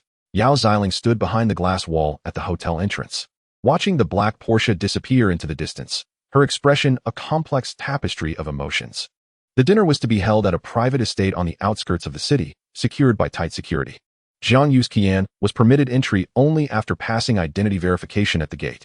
The estate was ablaze with lights, and the lawn was dotted with luxury vehicles. Ferraris and Lamborghinis were omnipresent, making Jiang Yu's Cayenne appear rather unremarkable by comparison. As he parked, a young man clad in a white suit approached him, accompanied by a woman in a pale blue evening gown, whose poise was striking. It was indeed Fong Rujia. As mentioned by Li Wenbin. Rujia, who is this? The man in the white suit, Wang Hai, scrutinized Jiang Yu from head to toe, his gaze lingering on the Cayenne for a moment. This is Mr. Jiang, specially invited by Mr. Li, Fong Rujia introduced, her tone poised yet distant. She nodded at Jiang Yu. Hello, I am Fong Rujia. Hello, Jiang Yu replied. What business does your family engage in, Mr. Jiang? Wang Hai initiated, his inquiry laced with an air of scrutiny. Just some small businesses, Jiang Yu replied, preferring not to elaborate. Small businesses? Wang Hai repeated, then chuckled derisively. Attending a dinner of this caliber in a Cayenne certainly speaks to that. Mr. Jiang, I believe you may have taken a wrong turn. The employee parking lot next door might be more suitable for you. His words were blunt and unrefined. Fong Rujia paused momentarily, yet refrained from intervening. Jiang Yu, rather than being angered, found the situation amusing. There will always be individuals who measure the world by their own standards. A vehicle is merely a means of transportation. As long as it gets you to your destination, that is sufficient. Not all transportation is created equal, Wang Hai retorted, producing his own car keys. A red key adorned with a prancing horse emblem tossed into the air and caught with ease. Much like people, some are destined to sit at the main table, while others lack even the qualification to enter. Several guests holding wine glasses noticed the commotion and turned their attention towards the unfolding scene. Wang Hai, do refrain from such remarks. Fong Rujia finally spoke, her words light and devoid of any reprimand, more akin to a conciliatory gesture. I was merely jesting with Mr. Jiang. Wang Hai pocketed his keys, yet his demeanor remained arrogant. Mr. Jiang won't mind, will you? Of course not, Jiang Yu replied, lifting a glass of champagne from a nearby server's tray. I have yet to descend to the point of allowing others' ignorance to provoke me. Wang Hai's expression darkened instantaneously. What do you mean by that? The literal meaning. Jiang Yu took a sip of his drink. What vehicle I choose to drive is my prerogative. If you disapprove, that is your right. However, if you feel compelled to showcase your superiority, that is mere folly. The atmosphere thickened with tension. Fong Rujia, standing between the two, finally regarded Jiang Yu with a serious gaze. This man, in the face of Wang Hai's provocation, exhibited neither retreat nor trepidation. You certainly possess a sharp wit, Mr. Jiang. Wang Hai laughed bitterly. Very well, I am the foolish one. Then permit me to see what wisdom allows you to drive what vehicle. Surely it cannot be a rental agreement? Rental? Jiang Yu shook his head. Too cumbersome. Oh, then what is your car? Wang Hai pressed on, intent on humiliating this unknown figure before Feng Rujia. I do indeed possess another vehicle, Jiang Yu replied leisurely. What car? Wang Hai challenged, eager to expose this man's supposed delusions. The surrounding guests gathered closer, prepared for a spectacle. In Jiang Yu's mind, the system's voice sounded at an opportune moment. Detecting host engaging in boastful behavior, evaluating boast target. He required a name of sufficient impact, one that could overshadow Wang Hai's Ferrari. Target locked, Pagani Huayra. Value, approximately 30 million RMB. Based on target value, realization difficulty, and causal law impact, the required boast tax is 9,000 RMB. The host's current daily tax limit is 10,000 RMB, balance sufficient. Confirm payment? 9,000 for a 30 million supercar. What a lucrative exchange. Confirm payment. Jiang Yu silently affirmed. Tax of 9,000 RMB has been deducted. Pagani Huayra is being expedited for you, with an estimated delivery time of 30 minutes. The system will handle all legal paperwork. Please rest assured in its use. Jiang Yu set down his glass, gazing at the derisive Wang Hai with calm composure. Pagani. The utterance of those two syllables plunged the room into silence. Even Feng Rujia, who had maintained an air of elegance, displayed an expression of shock. Pagani? That is no ordinary luxury car. It is a work of art, a pinnacle in the realm of supercars. There may be only a few in the entire Xia country. After a brief silence, laughter erupted. Ha! Pagani? Brother, are you weaving a myth? Do you even know how many units Pagani produces globally in a year? Do you have any idea what qualifications are required to purchase one? Do you think this is a vegetable market? The mockery escalated, with surrounding discussions rife with scorn and derision. Even Feng Rujia gently shook her head, deeming this man overly ostentatious. Amidst the laughter, Jiang Yu remained unfazed. He retrieved his phone, dialing a non-responsive number, and held it to his ear with feigned seriousness. Hello? Yes, it's me. Where's the delivery? There's a bit of congestion on the elevated road. No rush. His performance was utterly earnest, yet to the assembled crowd, it appeared ludicrously comical. Wang Hai, arms crossed, coldly observed him with a sneer. What is this? Is your Pagani equipped with real-time GPS tracking? Jiang Yu hung up the phone, completely disregarding Wang Hai's derision, and announced to the gathering, I apologize for the delay. There is a bit of traffic on the road, but I should arrive in approximately 30 minutes. Chapter 13. The audience laughed at my bravado, while the wind god descended, leaving them all dumbfounded. 30 minutes. This span of time is neither excessively lengthy nor particularly brief. Yet, for the guests present, it felt like the most interminable and absurd 30 minutes of their lives. They regarded Jiang Yu as one might a buffoon performing tricks. 30 minutes? From which parallel universe did he summon a vehicle? Is he in need of temporal traversal? I wager he will soon claim that the signal is poor, that the driver is lost, and seek a chance to slip away. Slip away? Could he really escape? Wang Hai would surely peel him like an onion today. The murmurs were hushed, yet crystal clear to every ear present. Feng Rujia felt her cheeks flush. This banquet was held in her honor, yet it had devolved into a farcical spectacle. She approached Jiang Yu, lowering her voice. Mr. Jiang, Wang Hai is merely jesting. Why not let this matter rest? I can apologize on his behalf. Though her words sounded like a means of extrication, they subtly offered Jiang Yu an escape route, a chance to acknowledge his own exaggeration. If he simply acquiesced, saying he was also joking, the incident could be brushed aside. He would merely become a source of amusement for a time. Yet that was far preferable to an unresolved debacle. I appreciate Miss Feng's kindness, Jiang Yu replied, shaking his head. However, I do not engage in such jesting. Feng Rujia froze, taken aback. She had not anticipated that even at this juncture, the man would maintain his facade. This was no longer confidence. It was sheer folly. Well, you have spirit. Wang Hai clapped his hands as he approached. Since Mr. Jiang is so insistent, waiting idly is rather dull. Let us add some stakes. His gaze swept over Jiang Yu, filled with disdain. How do we do that? Jiang Yu inquired. Quite simple. Wang Hai extended a finger, pointing to the ground. There are 25 minutes remaining. If your Pagani does not arrive here in 25 minutes, you will kneel and bow your head to everyone present, admitting you are a boastful fraud. Then, you shall roll out of here. This wager was exceedingly cruel. It was not merely about humiliation. It sought to utterly trample his dignity into the dust. A stir rippled through the crowd, as everyone felt that Wang Hai's challenge was excessively harsh. Yet simultaneously, excitement surged. A spectacle was about to unfold. Feng Rujia interjected once more. Wang Hai, that is quite enough. Rujia, this is none of your concern. Wang Hai dismissed her. He initiated the boasting. Now everyone is waiting for him. He must pay a price for wasting our time. He turned to Jiang Yu, provocatively raising his chin. What say you? Dare to wager? All eyes were upon Jiang Yu. anticipating a predictable refusal, followed by his hasty retreat. The stakes are unfair, Jiang Yu finally spoke. Oh, how so? Wang Hai scoffed. Do you wish to haggle? If I win, it offers me no advantage. Jiang Yu's gaze fell upon the key to Wang Hai's Ferrari. Let us make it this way. If my car arrives, your Ferrari will belong to me. A gasp echoed throughout the room. All present regarded Jiang Yu with expressions of incredulity. To wager something that did not exist for a Ferrari worth millions? Was this man deranged? Wang Hai, momentarily stunned, erupted into laughter. Ha ha, excellent. Today I shall witness your capabilities. He placed the Ferrari keys upon a nearby table. I accept your terms. If your Pagani makes it here, this car is yours. He believed Jiang Yu had completely lost his senses, babbling nonsensically. Words alone are not enough. Jiang Yu produced his phone and activated the recording function.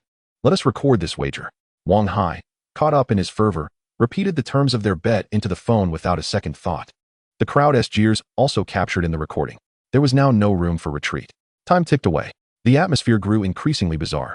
Jiang Yu found a seat, leisurely sipping champagne as if he were a mere bystander. Meanwhile, Wang Hai stood at the center of the crowd, arms crossed, glancing at his Patek Philippe watch with mounting ridicule. 20 minutes left. 15 minutes. Is your Pagani broken down on the road? 10 minutes. Jiang, would you like me to lend you a phone to hurry your driver along? Every few minutes, Wang Hai loudly announced the countdown, prompting bursts of laughter. Fang Rujia had retreated to the side, unwilling to stand beside this madman for fear of misinterpretation. Jiang Yu remained unperturbed. In his mind, the system's notifications rang out rhythmically. Your Pagani Huayra has entered the urban area. Current speed 60 km/h. Estimated arrival time is 12 minutes. The vehicle has passed the suburban checkpoint. Traffic is clear. Estimated arrival time is 7 minutes. The vehicle has turned onto the estate's private road. Undergoing final safety checks. Estimated arrival time is 3 minutes. Everything was under control. 1 minute remaining. Wang Hai raised his voice, his face alight with the anticipation of victory. Prepare yourselves for the spectacle of Mr. Jiang's monumental kneel. The guests gathered around, smartphones at the ready to capture this historic moment. Wang Hai approached Jiang Yu, towering over him. Time us up. Where's my Pagani? Jiang Yu did not respond, but instead cast his gaze toward the estate's entrance. At that moment, a deep, resonant roar of an engine echoed from afar, cutting through the din of the evening's festivities. This sound was unlike any other sports car present. It was neither sharp nor frenzied, yet it carried an unparalleled sense of authority, as if an ancient beast were awakening. Laughter ceased abruptly. They turned in unison toward the source of the sound. At the end of the estate's long driveway, two blinding beams of light pierced the night. A massive, all-black, technologically advanced transport truck was slowly approaching. The vehicle bore a striking silver letter P, the emblem of Pagani's exclusive transport. Silence enveloped the crowd. Wang Hai's smile froze in disbelief. Impossible. Absolutely impossible.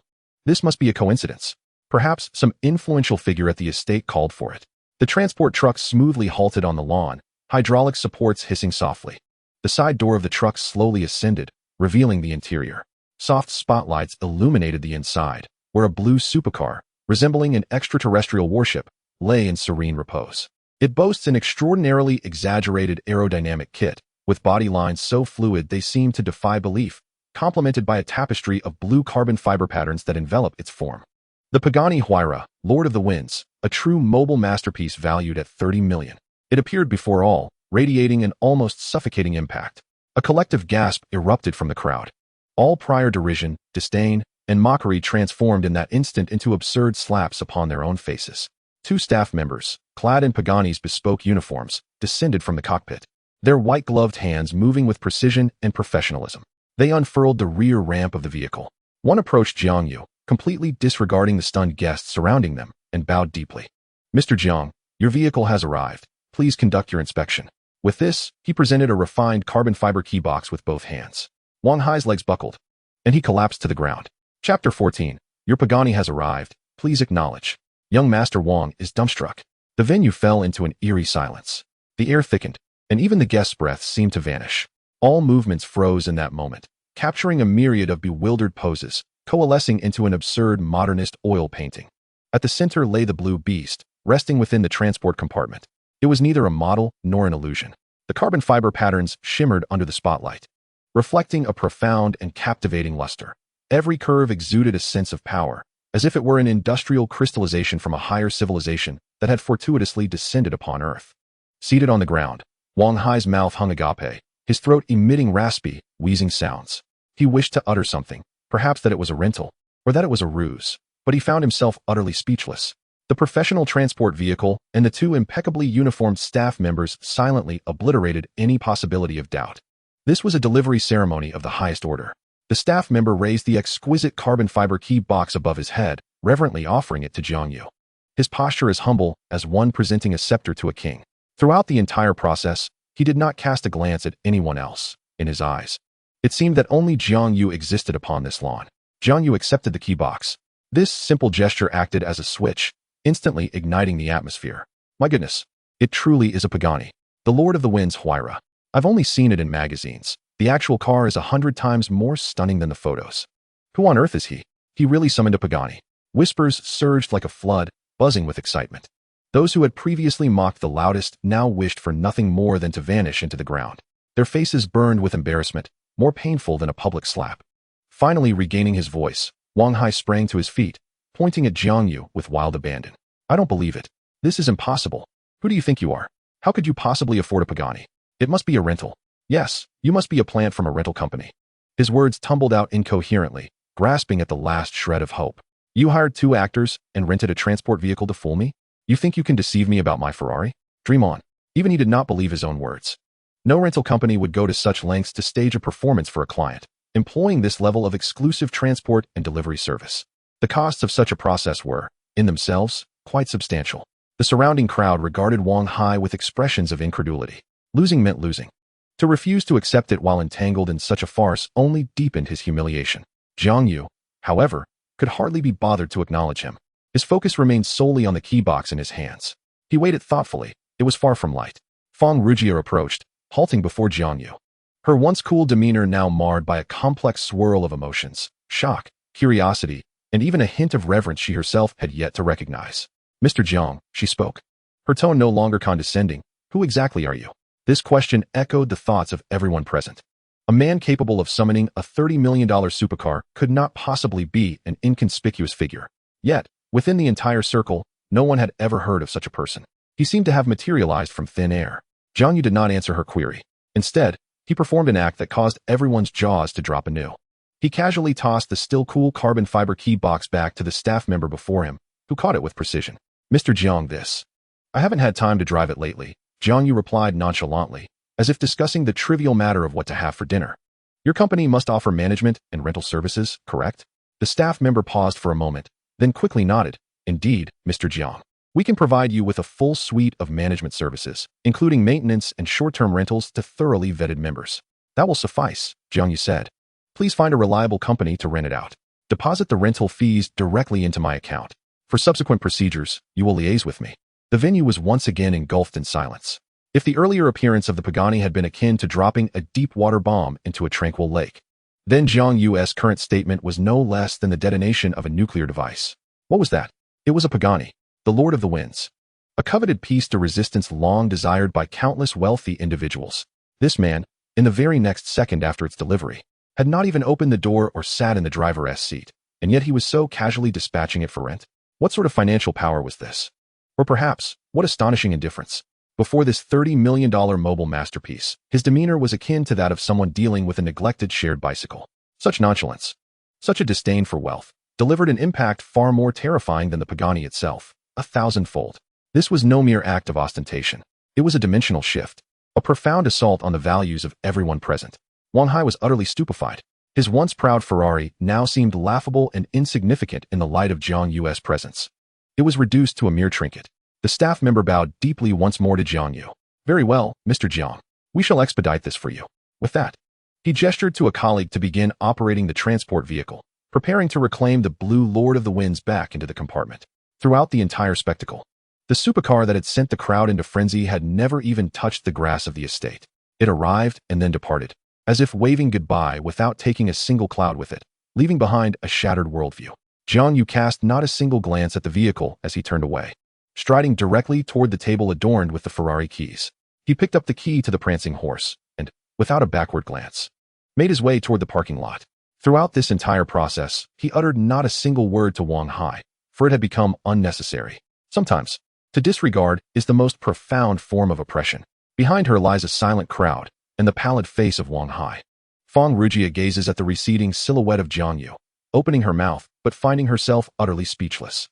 The enigma and strength of this man have far transcended her comprehension. Jiang Yu settled into his Qian and ignited the engine.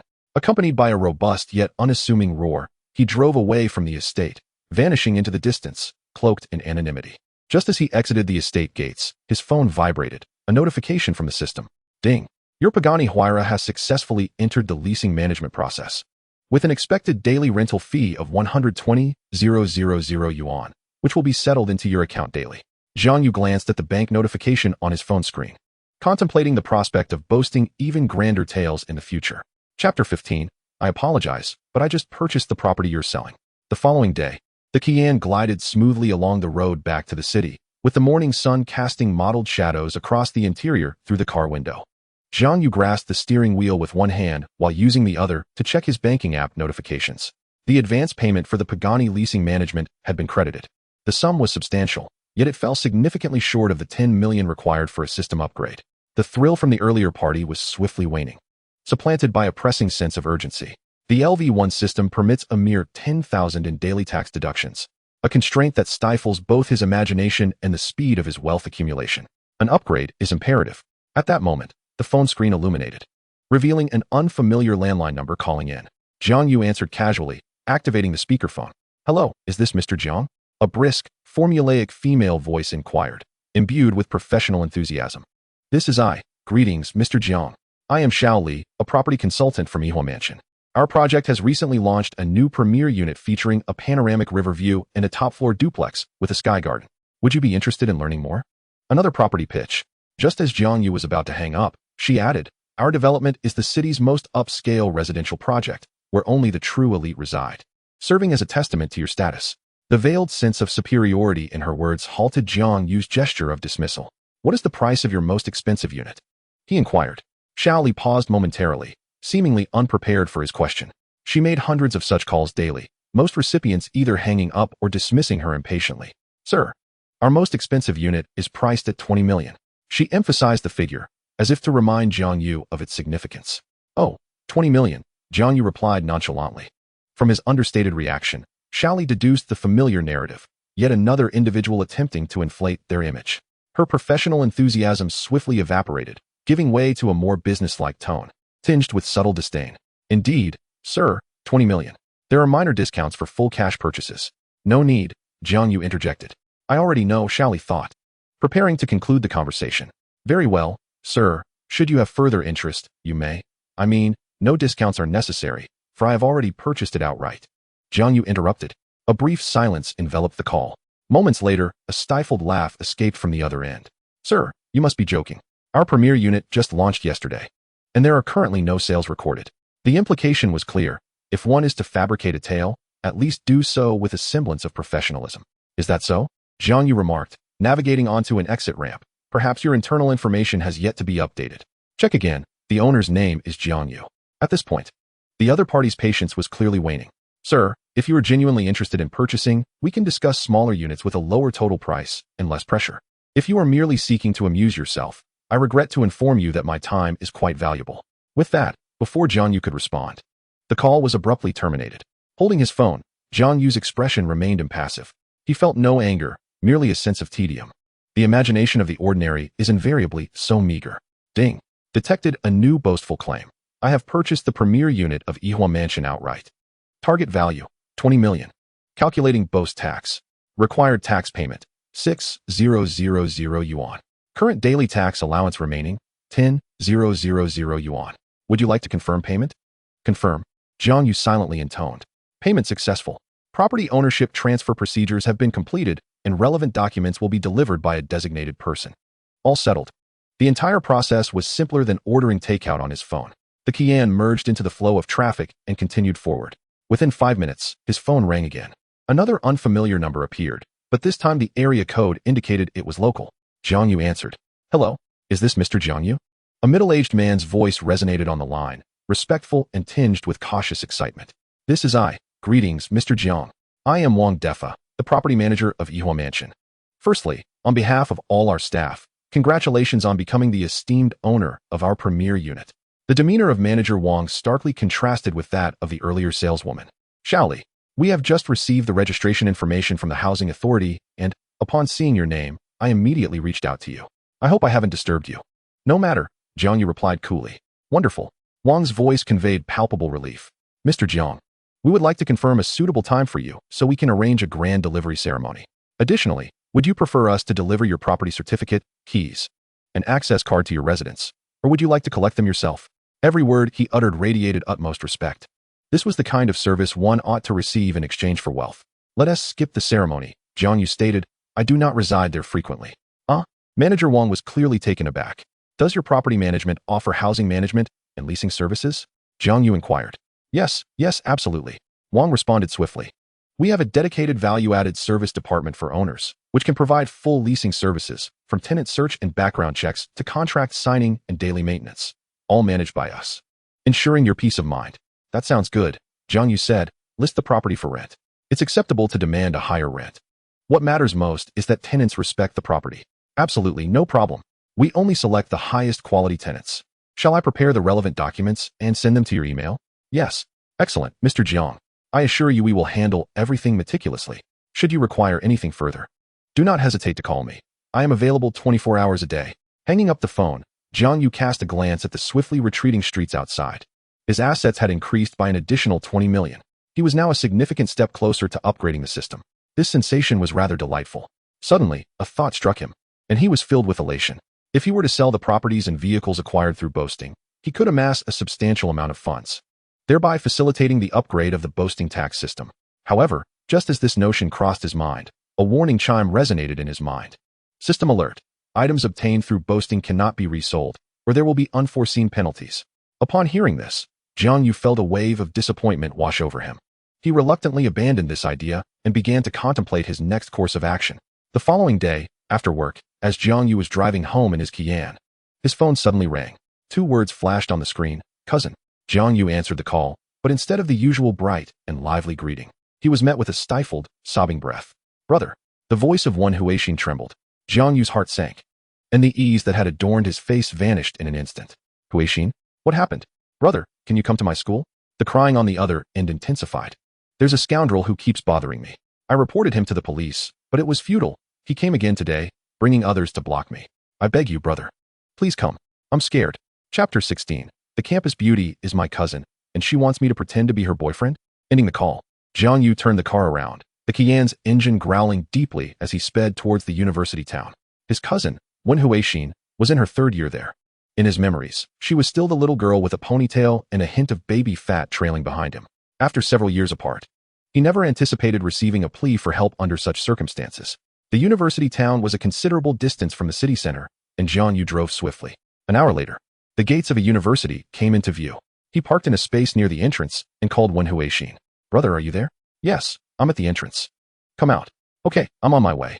Leaning against the car door, Jiang Yu retrieved a cigarette from his pocket and lit it. Surrounding him were young students bustling about, radiating the vitality of youth. A stark reminder of the gap he felt as someone who had already entered the workforce. In just a few minutes, a figure clad in a white dress dashed out from the school gates. The girl had long hair flowing down to her waist, billowing gently as she ran. Her features were exquisite, her complexion fair, and her figure tall and graceful. She anxiously scanned the area, and upon spotting Jiang Yu leaning against the Qian, her steps faltered momentarily before she hurried over. Jiang Yu was taken aback. Was this truly the little girl from his memories? The phrase "a girl blossoms as she matures" was an understatement in her case. Wen Huixin had entirely shed her innocence, blossoming into a stunning beauty. Her combination of purity and brightness drawing the attention of everyone at the campus entrance. Brother, when Huixin reached him, her eyes still red and filled with a touch of grievance and dependence. Huixin. Jiang Yu extinguished his cigarette and ruffled her hair, the gesture reminiscent of their childhood. You've grown so tall. A simple familial remark instantly relaxed the tension in Wen Huixin, her tears almost spilling again. Brother, you finally came. Now, tell me what happened. Jiang Yu opened the car door and got in. As Wen Huixin was about to nod, an unpleasant voice interrupted from behind. Huixin, where are you going? Jiang Yu turned to see a young man dressed in high-end trendy attire stepping out of a sleek black Audi A6. He held a large bouquet of vibrant roses. A self-satisfied grin plastered on his face as he approached swiftly. Upon seeing him, Wen Huixin instinctively recoiled behind Jiang Yu, her expression filled with disgust. Yang Hui, I've made it very clear. Please stop bothering me.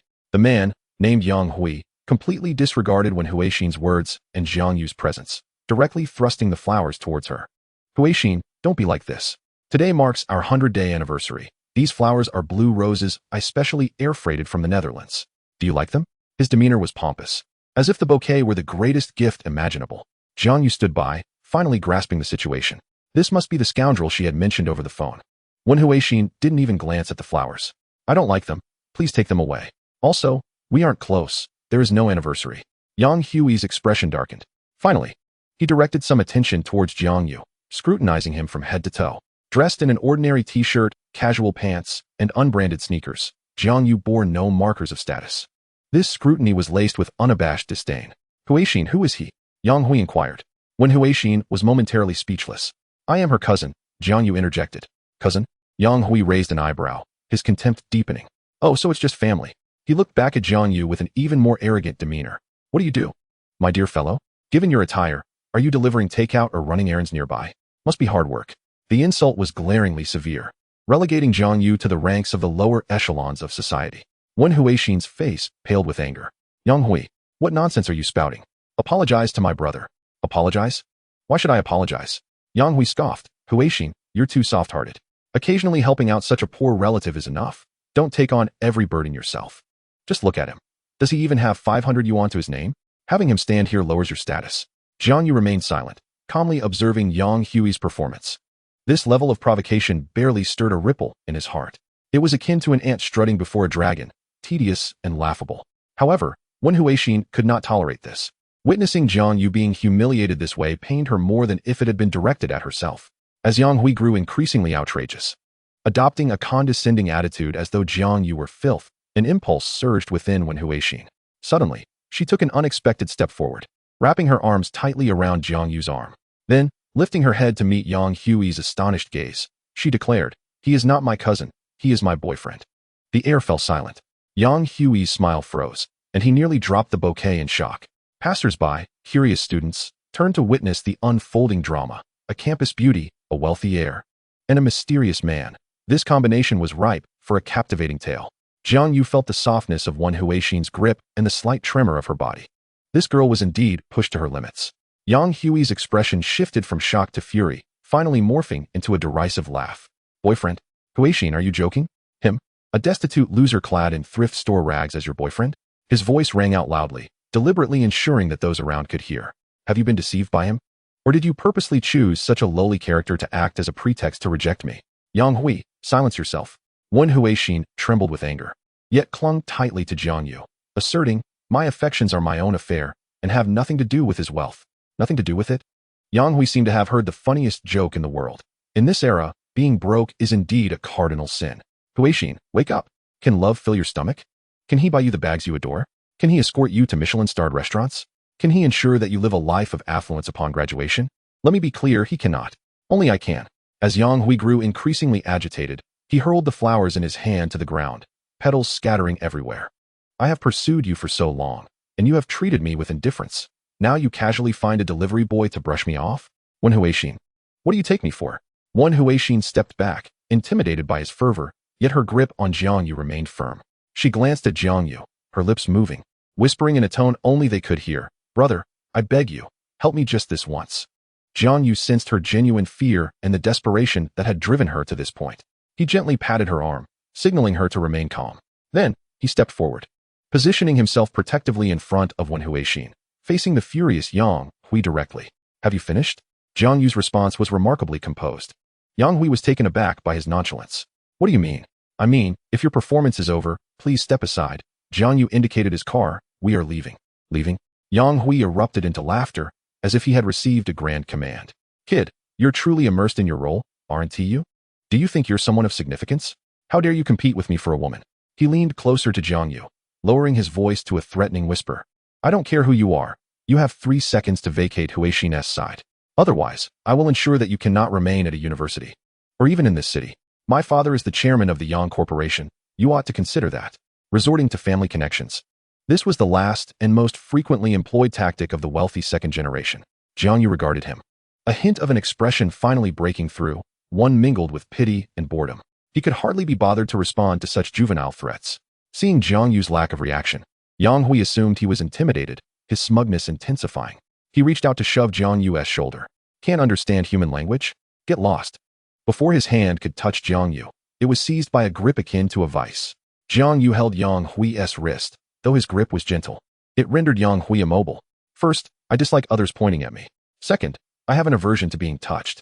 Third, Jiang Yu leaned in close, whispering in a tone only the two of them could discern, your father's little company is nothing more than garbage in my eyes.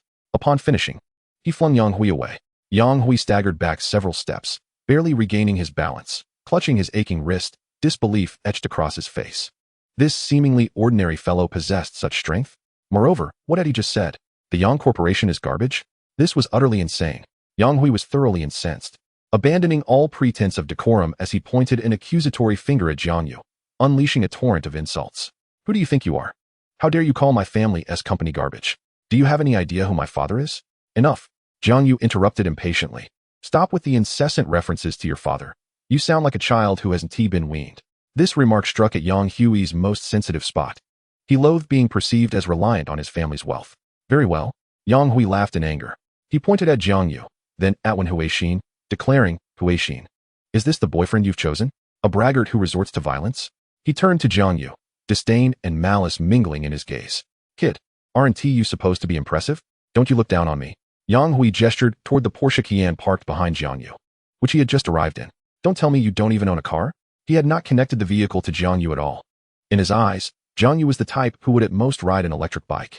Wen Huixin grew anxious, uncertain of how Jiang Yu might respond. She feared he might be humiliated because of her. Yang Hui, however, was unyielding, stepping forward to block their path, aggressively repeating, I'm asking you a question. Are you mute? What car did you arrive in? Let me guess, a bus or perhaps the subway followed by a shared bike. From the Audi A6, two fashionably dressed young men emerged, evidently Yang Hui's companions. One, sporting bleached hair, crossed his arms with a smirk, clearly relishing the spectacle. Brother Hui, why waste words on such a loser? Look at his pitiful appearance. He probably doesn't even have a driver's license. The other chimed in, exactly. Huixin, you mustn't be deceived. Many individuals like him are out to swindle innocent female students like you. Keep your eyes wide open. Their taunts pinned Jiang Yu to the disgrace of being a societal bottom feeder. Each word pierced Wen Huixin's heart like a needle. She trembled with rage, ready to confront them recklessly, but Jiang Yu gently restrained her. Throughout the encounter, Jiang Yu's expression remained devoid of anger or embarrassment. He merely regarded Yang Hui with a calm demeanor, akin to an adult observing a petulant child. Such disregard infuriated Yang Hui more than any rebuttal. What are you staring at? Yang Hui felt unnerved, realizing he had struck a nerve. You've got nothing to say now, do you? Jiang Yu did not respond to Yang Hui's provocations. Instead, he slipped his hand into his pocket, drawing the attention of everyone present. Yang Hui and his associates wore expressions of undisguised mockery, believing Jiang Yu was about to produce something of little worth. A bus pass, perhaps? Or the key to some insignificant electric scooter? Wen Huixin held her breath, her heart racing to her throat. Then, under the watchful eyes of everyone, Jiang Yu retrieved a car key from his pocket. The key was uniquely designed, resembling a petite shield emblem. Yang Hui was momentarily taken aback before erupting into an even louder bout of laughter. Ha! I thought you were about to pull out some treasure. Is this it? Which brand's electric vehicle key is this? Quite an unusual design. The young man with blonde hair doubled over in laughter, gasping, I can't take it anymore. Brother, what's the range of your electric bike? You must have to recharge several times just to ride over from the city. The surrounding students joined in with snickers. To them, the confrontation had clearly determined a victor. The affluent second-generation heir driving an Audi A6 was on a completely different level than a mere boy riding an electric bike. Wen Huixin's face turned ashen, feeling as though the entire world's gaze had converged upon her, rendering her utterly mortified.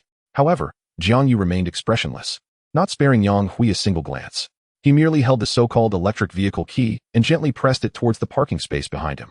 A crisp electronic beep resonated.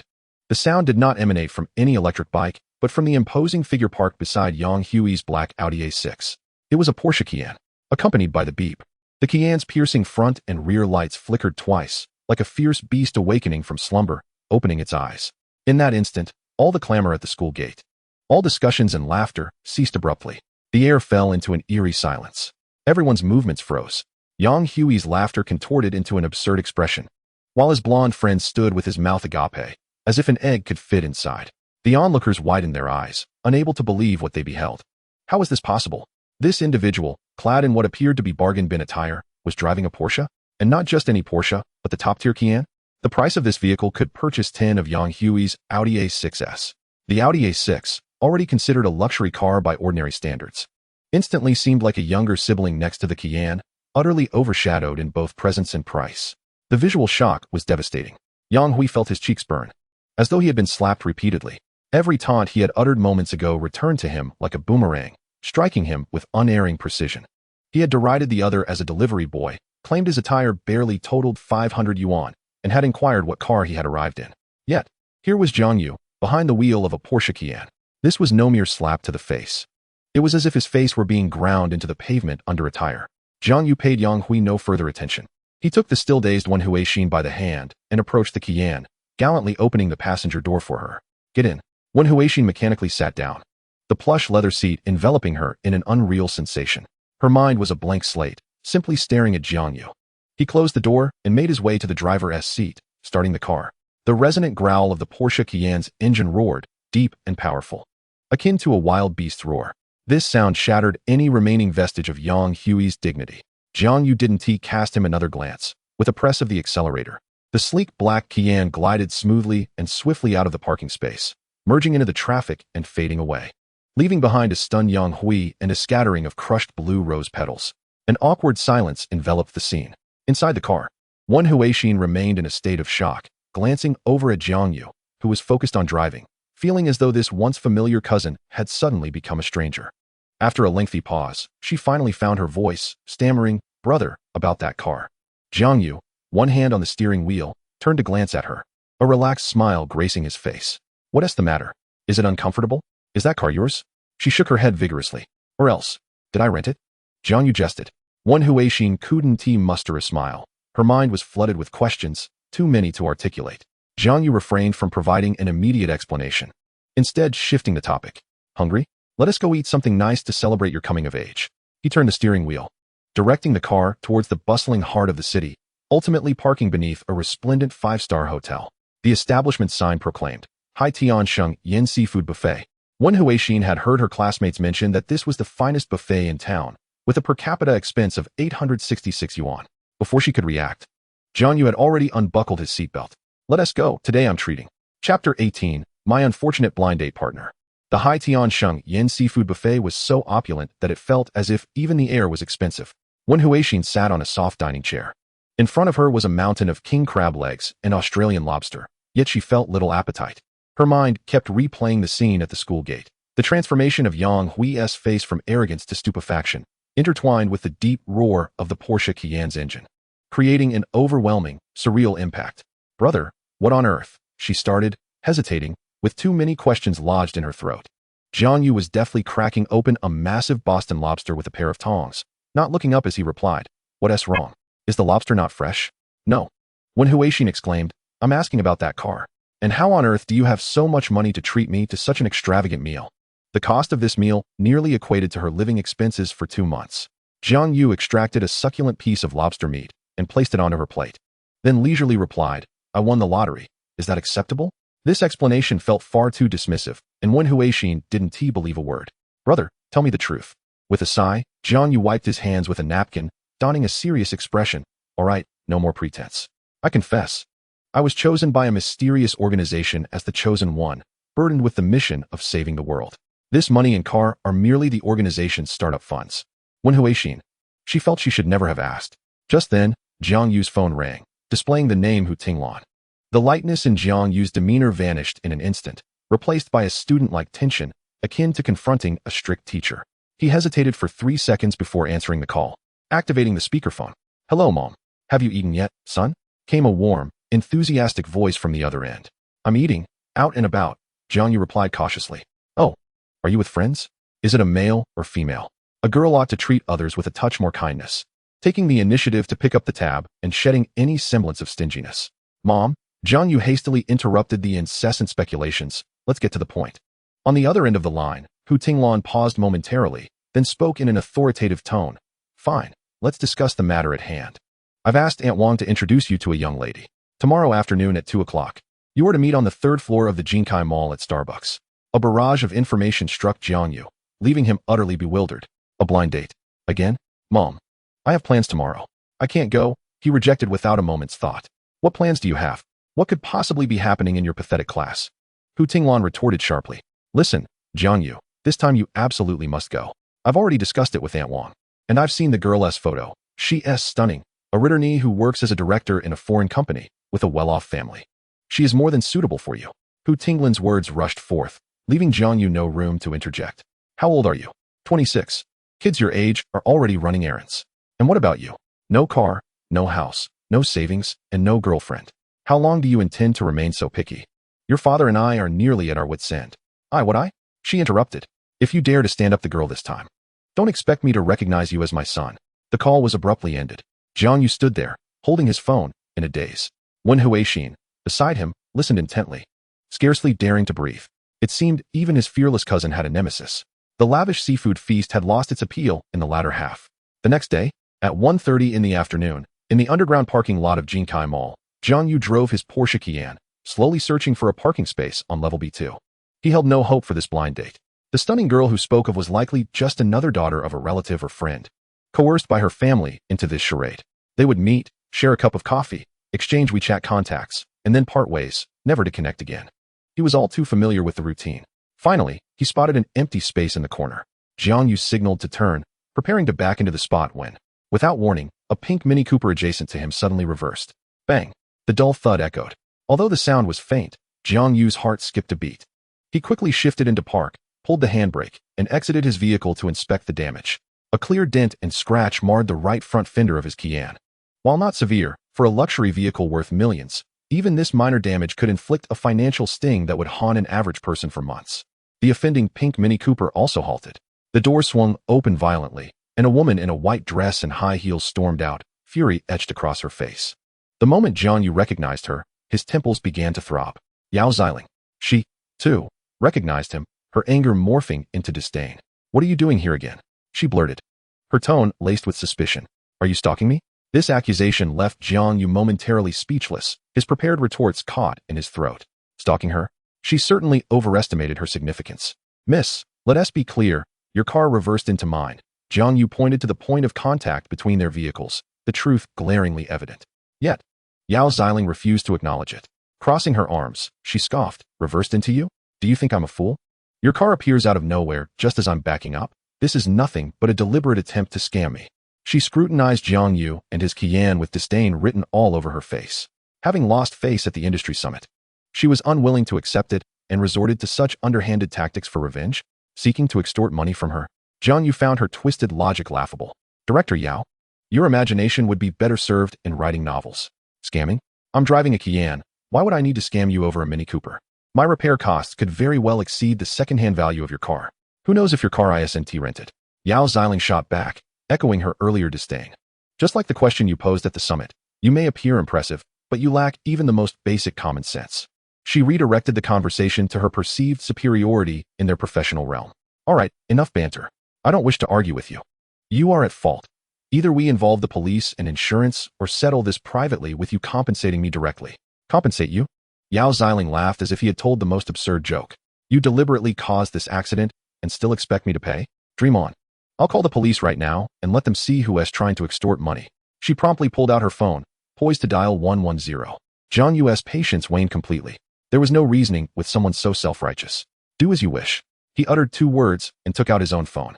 They stood there in the parking lot, one prepared to call the police, the other to contact his insurance company, the tension palpable. Just then, Jiang Yu's phone chimed with a new WeChat message. It was from Hu Tinglan. Picture. Son, this is Miss Yao, Yao Xiling. Phone, 138 XXXXXXXX. Remember to be polite. And whatever you do, don't be late. By the way, she drives a pink Mini Cooper, you should see it in the parking lot. Jiang Yu's movements halted. He slowly raised his head to look at the woman before him, then glanced at her pink Mini Cooper behind her. Yao Xiling's Mini Cooper. Could it be such a coincidence? Simultaneously, Yao Xiling's phone lit up, a message appearing. Picture. Lingling, the young man Annie introduced to you, is named Jiang Yu. Phone, 186 XXXXXXXX. He is quite honest, don't be too harsh with him. He should have driven here too. Yao Xiling froze. Jiang Yu.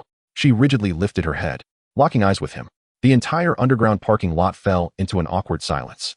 The air thickened with embarrassment, shock, and a hint of absurdity. After a full half-minute, Yao Xiling gritted her teeth and forced out a few words, syllable by syllable. Fine, I'll treat for this meal, and I choose the place. Chapter 19. Encountering a materialistic woman right off the bat? The temporary boyfriend is now online. The Fontainebleau French restaurant. The name alone suggests a hefty price tag. Nestled on the top floor of Jinkai Mall, the restaurant boasts the finest views, with massive floor-to-ceiling windows offering a panoramic view of the city's vibrant nightscape. Of course, it was still afternoon. Jiang Yu followed Yao Xiling inside, where a waiter in a tailcoat approached them, inquiring in fluent French. Yao Xiling expertly responded in French and was promptly escorted to a table by the window. Throughout the process, she didn't spare Jiang Yu a single glance. Her chin slightly raised, resembling a proud yet irate peacock. Jiang Yu, amused and relaxed, took in the surroundings at his leisure. Silver cutlery, bone china plates, and the air infused with a delicate fragrance of lilies and culinary delights. He understood that this woman was preparing to take him for a lavish meal. Very well. He was eager to see what kind of tricks she had up her sleeve. The waiter presented 2 hefty menus, their covers crafted from deep brown leather. Without even glancing at them, Yao Xiling addressed the waiter with rapid-fire precision. 1 Australian rock lobster sashimi platter, 1 M9, grade tomahawk steak, cooked medium rare, and a bottle of Romanicani from 2011. The waiter paused momentarily, pen in hand, and confirmed, "Madam, are you certain you desire the 2011 Romanicani?" "Absolutely," Yao Xiling replied with unwavering conviction. Jiang Yu, unfamiliar with fine wines, recognized the name Romanicani alone was enough to indicate its exorbitant price. He discreetly pulled out his phone to search. Quite splendid. Just for that bottle of wine, one could purchase half of her pink mini. The waiter, maintaining a professional smile, turned to Jiang Yu. "Sir, may I take your order?" Jiang Yu closed the menu and returned it, mirroring her choice. Finally, Yao Xiling turned her head, expecting to find Jiang Yu in shock, pained, or even enraged. Yet, nothing of the sort appeared. Jiang Yu wore an expression of perplexing calmness, perhaps even amusement. This reaction rendered Yao Xiling's pent-up fury ineffective, dissipating like a blow against cotton, leaving her feeling even more suffocated. She refused to believe it. How could a man driving a rented Porsche and asking such foolish questions at an industry summit possibly afford this meal? He must be putting on a facade. When the bill arrives, he would surely reveal his true self. This thought eased her mood somewhat. The appetizers arrived swiftly, and the two sat in silence. The only sound the gentle clinking of cutlery against plates. Jiang Yu ate leisurely, his demeanor composed, as if this were merely an ordinary business lunch. The more he behaved this way, the more agitated Yao Xiling became. Just then, a sharp female voice sliced through the restaurant's tranquility. "Oh my, is that Yao Xiling? What a coincidence." Jiang Yu looked up to see a man and woman approaching them. The woman was clad in a Chanel ensemble, carrying a sparkling LV bag. Her face adorned with meticulous makeup, though her sharp demeanor was unmistakable. The man beside her sported a designer suit, his hair slicked back. Casting a scrutinizing gaze upon Jiang Yu, Yao Xiling's body went rigid. "Guolei?" That woman named Guolei stepped up to their table, exaggeratedly glancing at the dishes before them, then covering her mouth in feigned surprise. "Wow, Romanicani? Xiling, you've struck it rich?" Or her gaze swept over Jiang Yu's t-shirt and jeans, unabashedly dripping with disdain. "Is this gentleman treating you?" Yao Xiling's face flushed crimson. Guolei was her university classmate, who had always compared herself to Yao Xiling and had only intensified her rivalry in the workplace. The last thing she wanted was to lose face in front of Guolei. "What is it to you?" Yao Xiling replied coldly. "Don't be so cross. It's just an old classmate checking in." Guolei chuckled, linking her arm with the man beside her. "Let me introduce you. This is my boyfriend, Chen Guangyi." "Guangyi? This is the stunning Yao Xiling I mentioned." Chen Guangyi nodded dismissively, his attention fixated on Jiang Yu. "And this gentleman is?" Yao Xiling felt cornered. She glanced at the nonchalant Jiang Yu, then back at Guolei's expectant face. Gritting her teeth, she decided to take a gamble. She looped her arm through Jiang Yu's, leaning against him. "My boyfriend, Jiang Yu." Jiang Yu paused mid-cut, his knife suspended in the air. "Boyfriend?" This woman truly had audacity. However, he refrained from exposing her ruse. After all, the more dramatic, the better. He set down his cutlery, raised his glass toward the two, signifying a greeting. "Boyfriend?" Guolei's voice soared an octave. "Xiling, when did you change your taste? I recall you only fancied the young and talented. This one appears rather unfamiliar. Which company does he work for?" Chen Guangyi chimed in. "Given Mr. Jiang's attire, he must be in the IT sector, right? A programmer? Must be quite taxing work, I presume." The condescension oozed from their words. Yao Xiling trembled with rage, her grip on Jiang Yu's arm tightening involuntarily. Jiang Yu found her reaction amusing. She had brought this trouble upon herself, yet now sought to drag him into it. However, Guolei wasn't finished. She placed her brand new LV bag on the table with a resounding thud. Just bought for me by Guangyi, the latest model this month. Only about 10,000, not expensive. She tossed her hair back, then turned to Yao Xiling, her question piercing. By the way, Xiling, what has your IT boyfriend ever gifted you? The atmosphere became suffocatingly tense. Yao Xiling's complexion shifted from crimson to pale. Her lips moved, yet no words emerged. What had he given her? They had known each other for less than 2 hours, the only gift exchanged being the scratch on Jiang Yu's Qian from her mini-S rear. Guolei reveled in her embarrassment, her smile growing smug. Chun Guangyi crossed his arms, regarding Jiang Yu with an air of superiority, as if anticipating his humiliation. Jiang Yu leisurely dabbed his mouth with a napkin before finally speaking. He has given.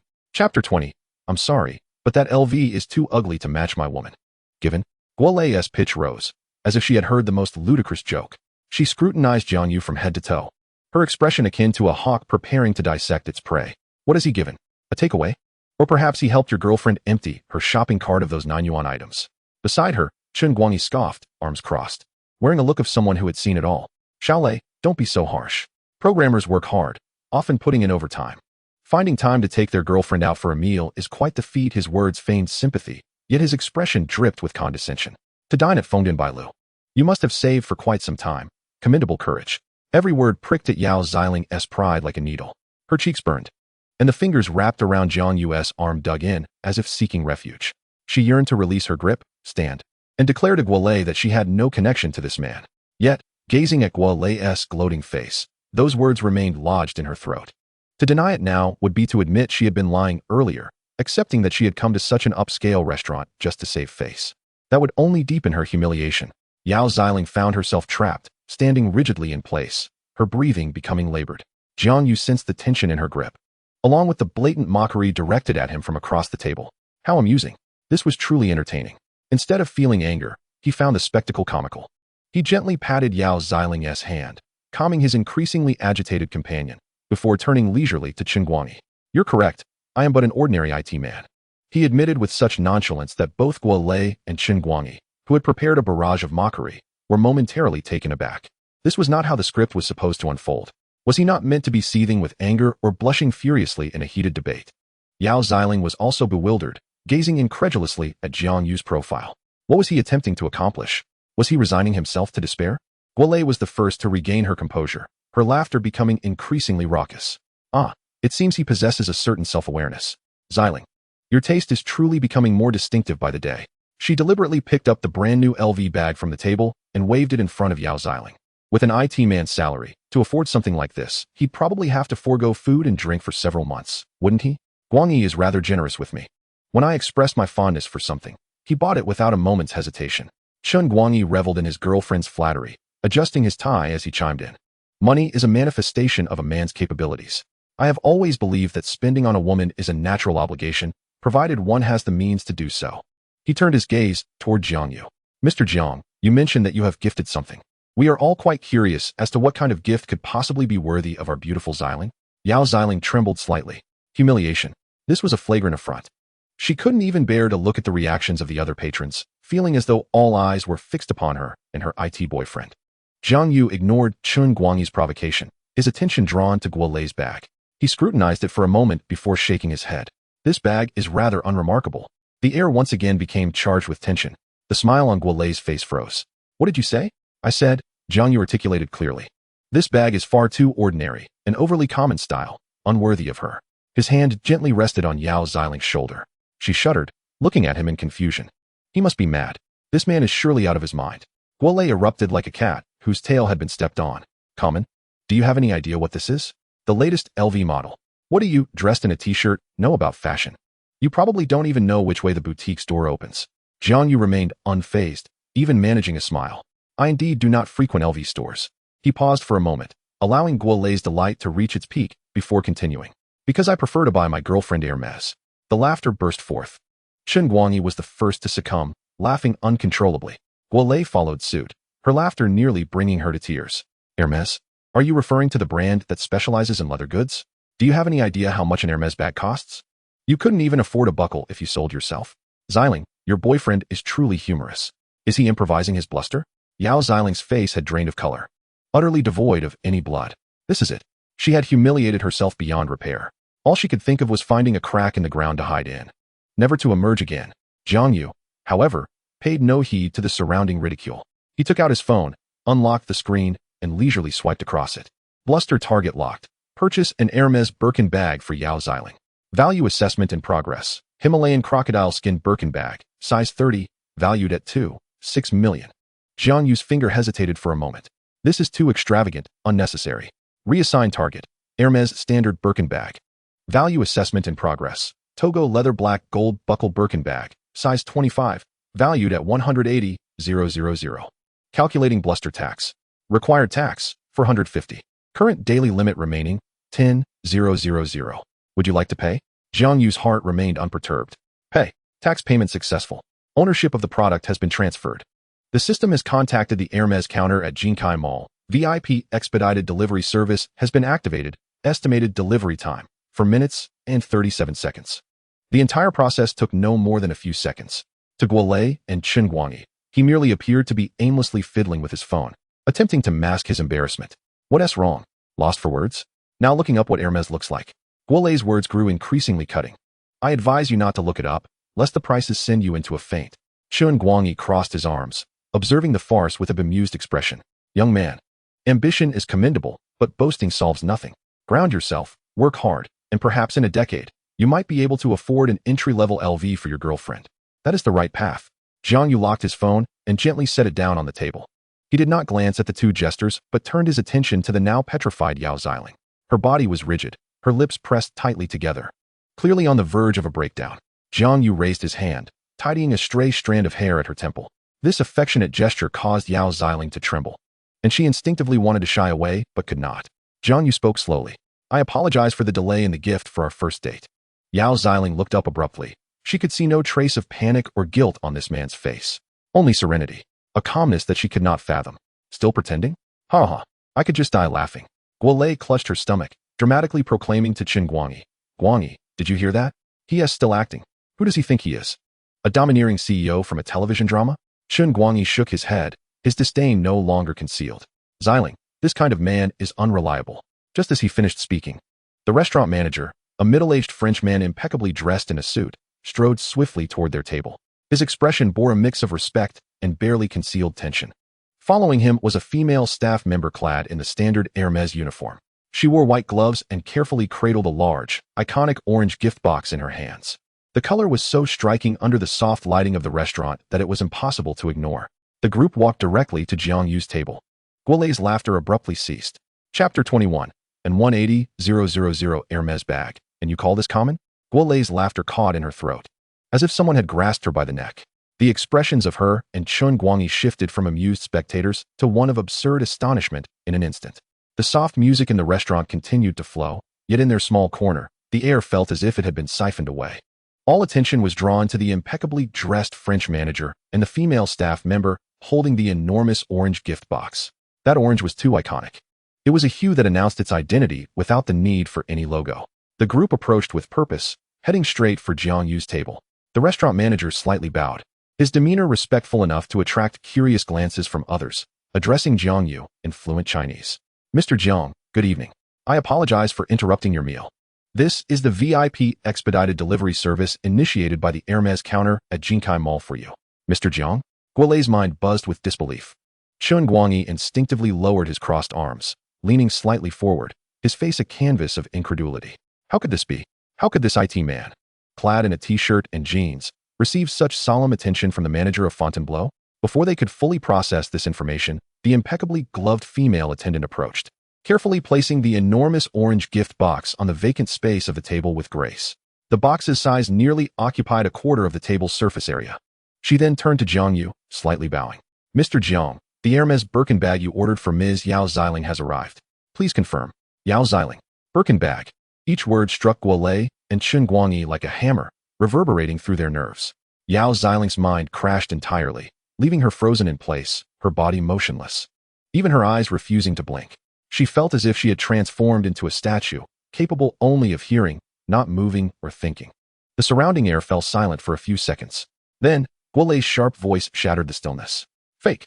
She sprang up like a cat whose tail had been stepped on, pointing at the gift box, as well as at the restaurant manager and the attendant. You're actors. He hired you, didn't he? Her voice, tinged with excitement, twisted as it drew the attention of more patrons in the restaurant. What a grand act. Even bringing in a fake foreigner. Jiang Yu. How much did you spend to hire them for this charade? 1,000. 2,000. Chen Guangyi, regaining his composure, quickly echoed Guolei, trying to reclaim his footing. Indeed. This is absurd. How could an Hermes bag be delivered just like that? Especially with expedited shipping? Do you think everyone is a fool? Birkin bags require a wait list and arrangements. This is common knowledge. He struggled to maintain an air of calm, analyzing the situation as if doing so would unravel the ruse before them.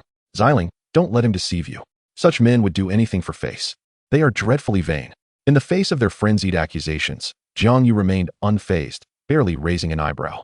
He merely turned his head, making a simple gesture towards the female attendant. Open it. The attendant bowed slightly once more and, with her gloved hands, elegantly and professionally untied the ribbon adorning the box. As the lid was gently lifted, a classic black Togo leather Birkin bag with golden hardware lay quietly nestled between a pristine dust bag and soft tissue paper.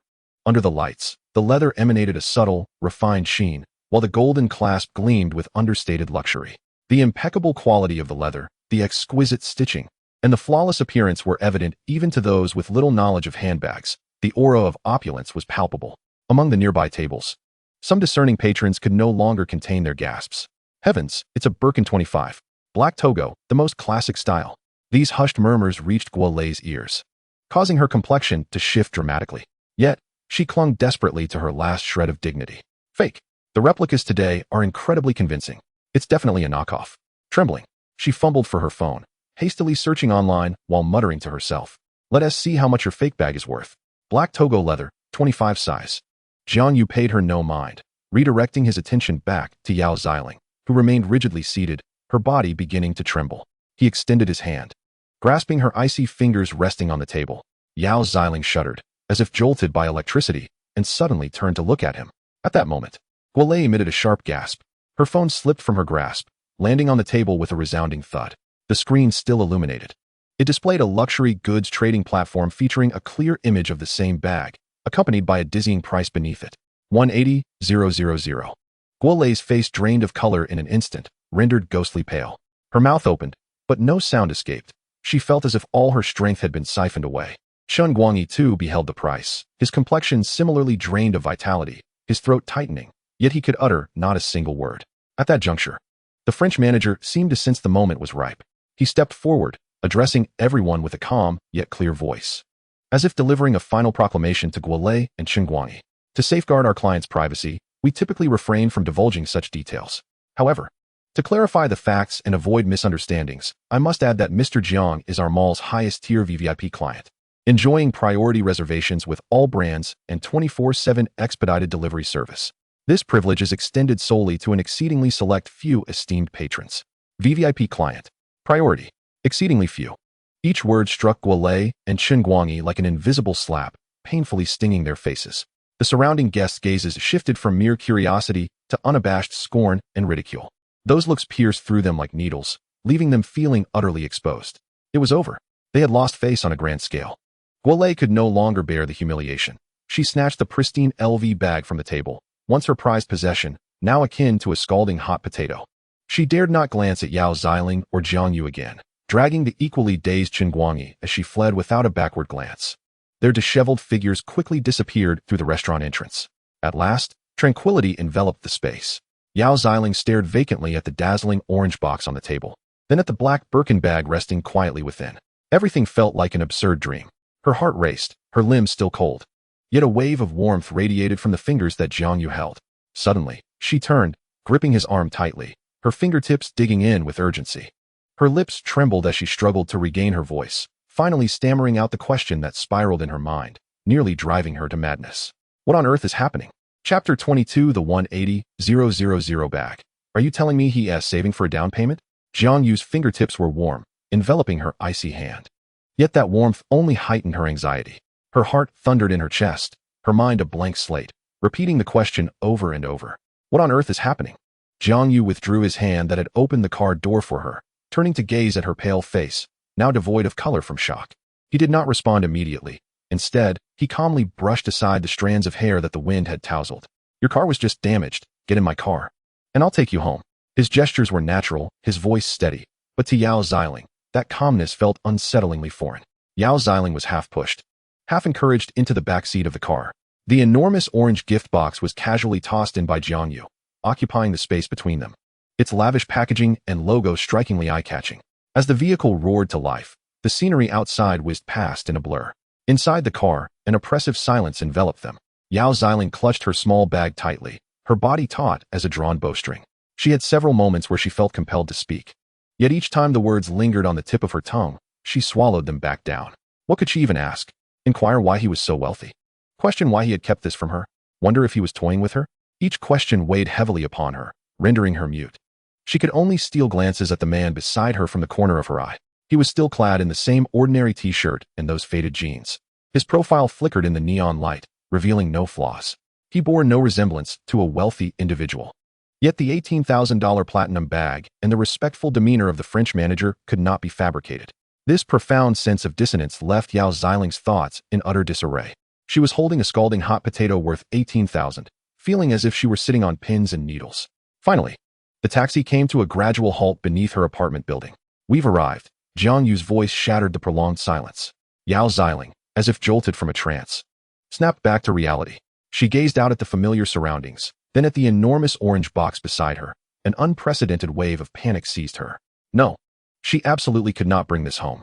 She could not explain any of this to her parents. As Jiang Yu exited the car, preparing to walk around to open her door, Yao Xiling swiftly flung the car door open, clutching the massive gift box and bolting out. She hurried to stand before Jiang Yu, forcefully thrusting the orange box towards him. Jiang Yu, I cannot accept this. Her voice trembled with anxiety, yet her stance was resolute. It's far too extravagant. I absolutely cannot accept it. Jiang Yu glanced down at the box, but did not reach for it. Why can't you accept it? This is 18,000. Not 18. Yao Xiling was on the verge of tears. My parents' entire life savings don't even amount to this much. How could I accept something so precious from you? Once a gift is given, it cannot be taken back. Jiang Yu's response was simple and straightforward. He didn't even cast a glance at the box, only focusing on her. But, no buts. Jiang Yu interrupted her, his hand gently covering the gift box, pushing it back towards her along with her own hand, in a manner that brooked no opposition. Yao Xiling, you need to get used to this. Get used to it? Yao Xiling was utterly bewildered.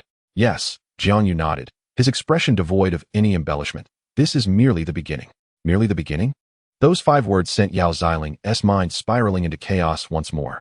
She stared blankly at him, at this man she thought she knew so well, now feeling terrifyingly alien. Jiang Yu adjusted the gift box upright. Take care of it, don't lose it. Having said this, he offered her no opportunity for rebuttal and turned away, his tall figure swiftly blending into the night, leaving behind a silhouette that was both resolute and enigmatic. Yao Xiling stood alone, clutching the enormous box, utterly disoriented. The evening breeze swept past, causing her to shiver.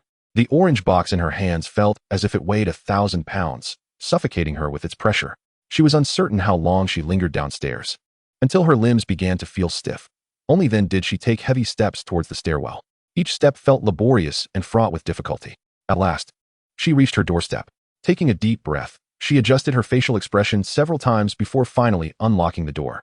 Xiling, you're back? In the living room, her mother, Zhou Guifan, was seated on the sofa watching television. Upon hearing the door open, she rushed over. When she caught sight of the massive, iconic orange box in Yao Xiling's arms, her words faltered mid-sentence.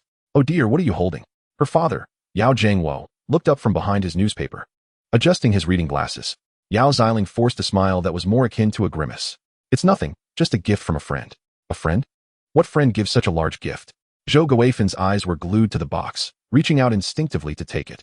The box was placed on the coffee table, instantly dominating more than half of its surface. Let us open it and see what delightful treasure lies within, Zhou Guifan urged, her curiosity piqued to its zenith. With no other option, Yao Xiling steeled herself and untied the brown ribbon, slowly lifting the lid. When the sleek black handbag nestled within its dust cover was revealed, a hush fell over the living room. Yao Zhangwo, unfamiliar with such luxury, merely thought the bag appeared well crafted. However, Zhou Guifan was different, though she had never purchased one. She had seen it numerous times on television and in magazines. She cautiously reached out, brushing her fingers against the delicate leather, and gasped at the shimmering gold clasp. Is this an Hermes? Yao Xiling lowered her head, saying nothing, thus tacitly affirming the assumption. Which friend gave you such a generous gift? Zhou Guifan pressed, her mind racing. Is it that Jiang Yu? Yao Xiling's body stiffened. Noticing her silence, Zhou Guifan took it as confirmation, exchanging shocked glances with Yao Jiangwo. He gave you such an expensive bag. Yao Xiling's lips moved, unsure of how to explain, offering only a vague affirmation. Yes. Wasn't Aunt Wang saying he came from an ordinary family? It seems they're struggling to gather the down payment for a house in Jiangcheng. How could he possibly afford this much? Zhou Guifan murmured, her eyes darting between the bag and her daughter's face, escalating her astonishment. Just then, her phone on the coffee table blared loudly. Zhou Guifan glanced at the caller ID, answered the call, and inadvertently switched to speaker mode. Hello, Tsuehua. You called at the perfect time. You won't believe it. That boy who is dating my daughter is incredibly wealthy. He gifted her an $18,000 Hermes bag on their first meeting. The voice on the other end of the line, belonging to Wang Tsuehua, boomed, loud enough for the entire living room to hear. Oh my, that's impossible. His family is just an ordinary working-class household. Both parents work in a factory and have been laid off for ages. They're currently scrambling to borrow money for a down payment on a house in Jiangcheng. Can't even scrape together $300,000. How could someone from such a family afford luxuries like this?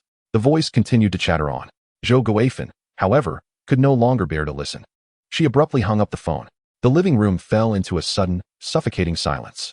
Yao Xiling's face had drained of all color. Zhou Guifan slowly turned her head, not looking at her daughter, but focusing all her attention on the pristine, $18,000 black platinum bag resting on the coffee table. Her expression had vanished, replaced by a profoundly ugly countenance filled with scrutiny and doubt. Chapter 23. Is the $18,000 bag a fake? Very well.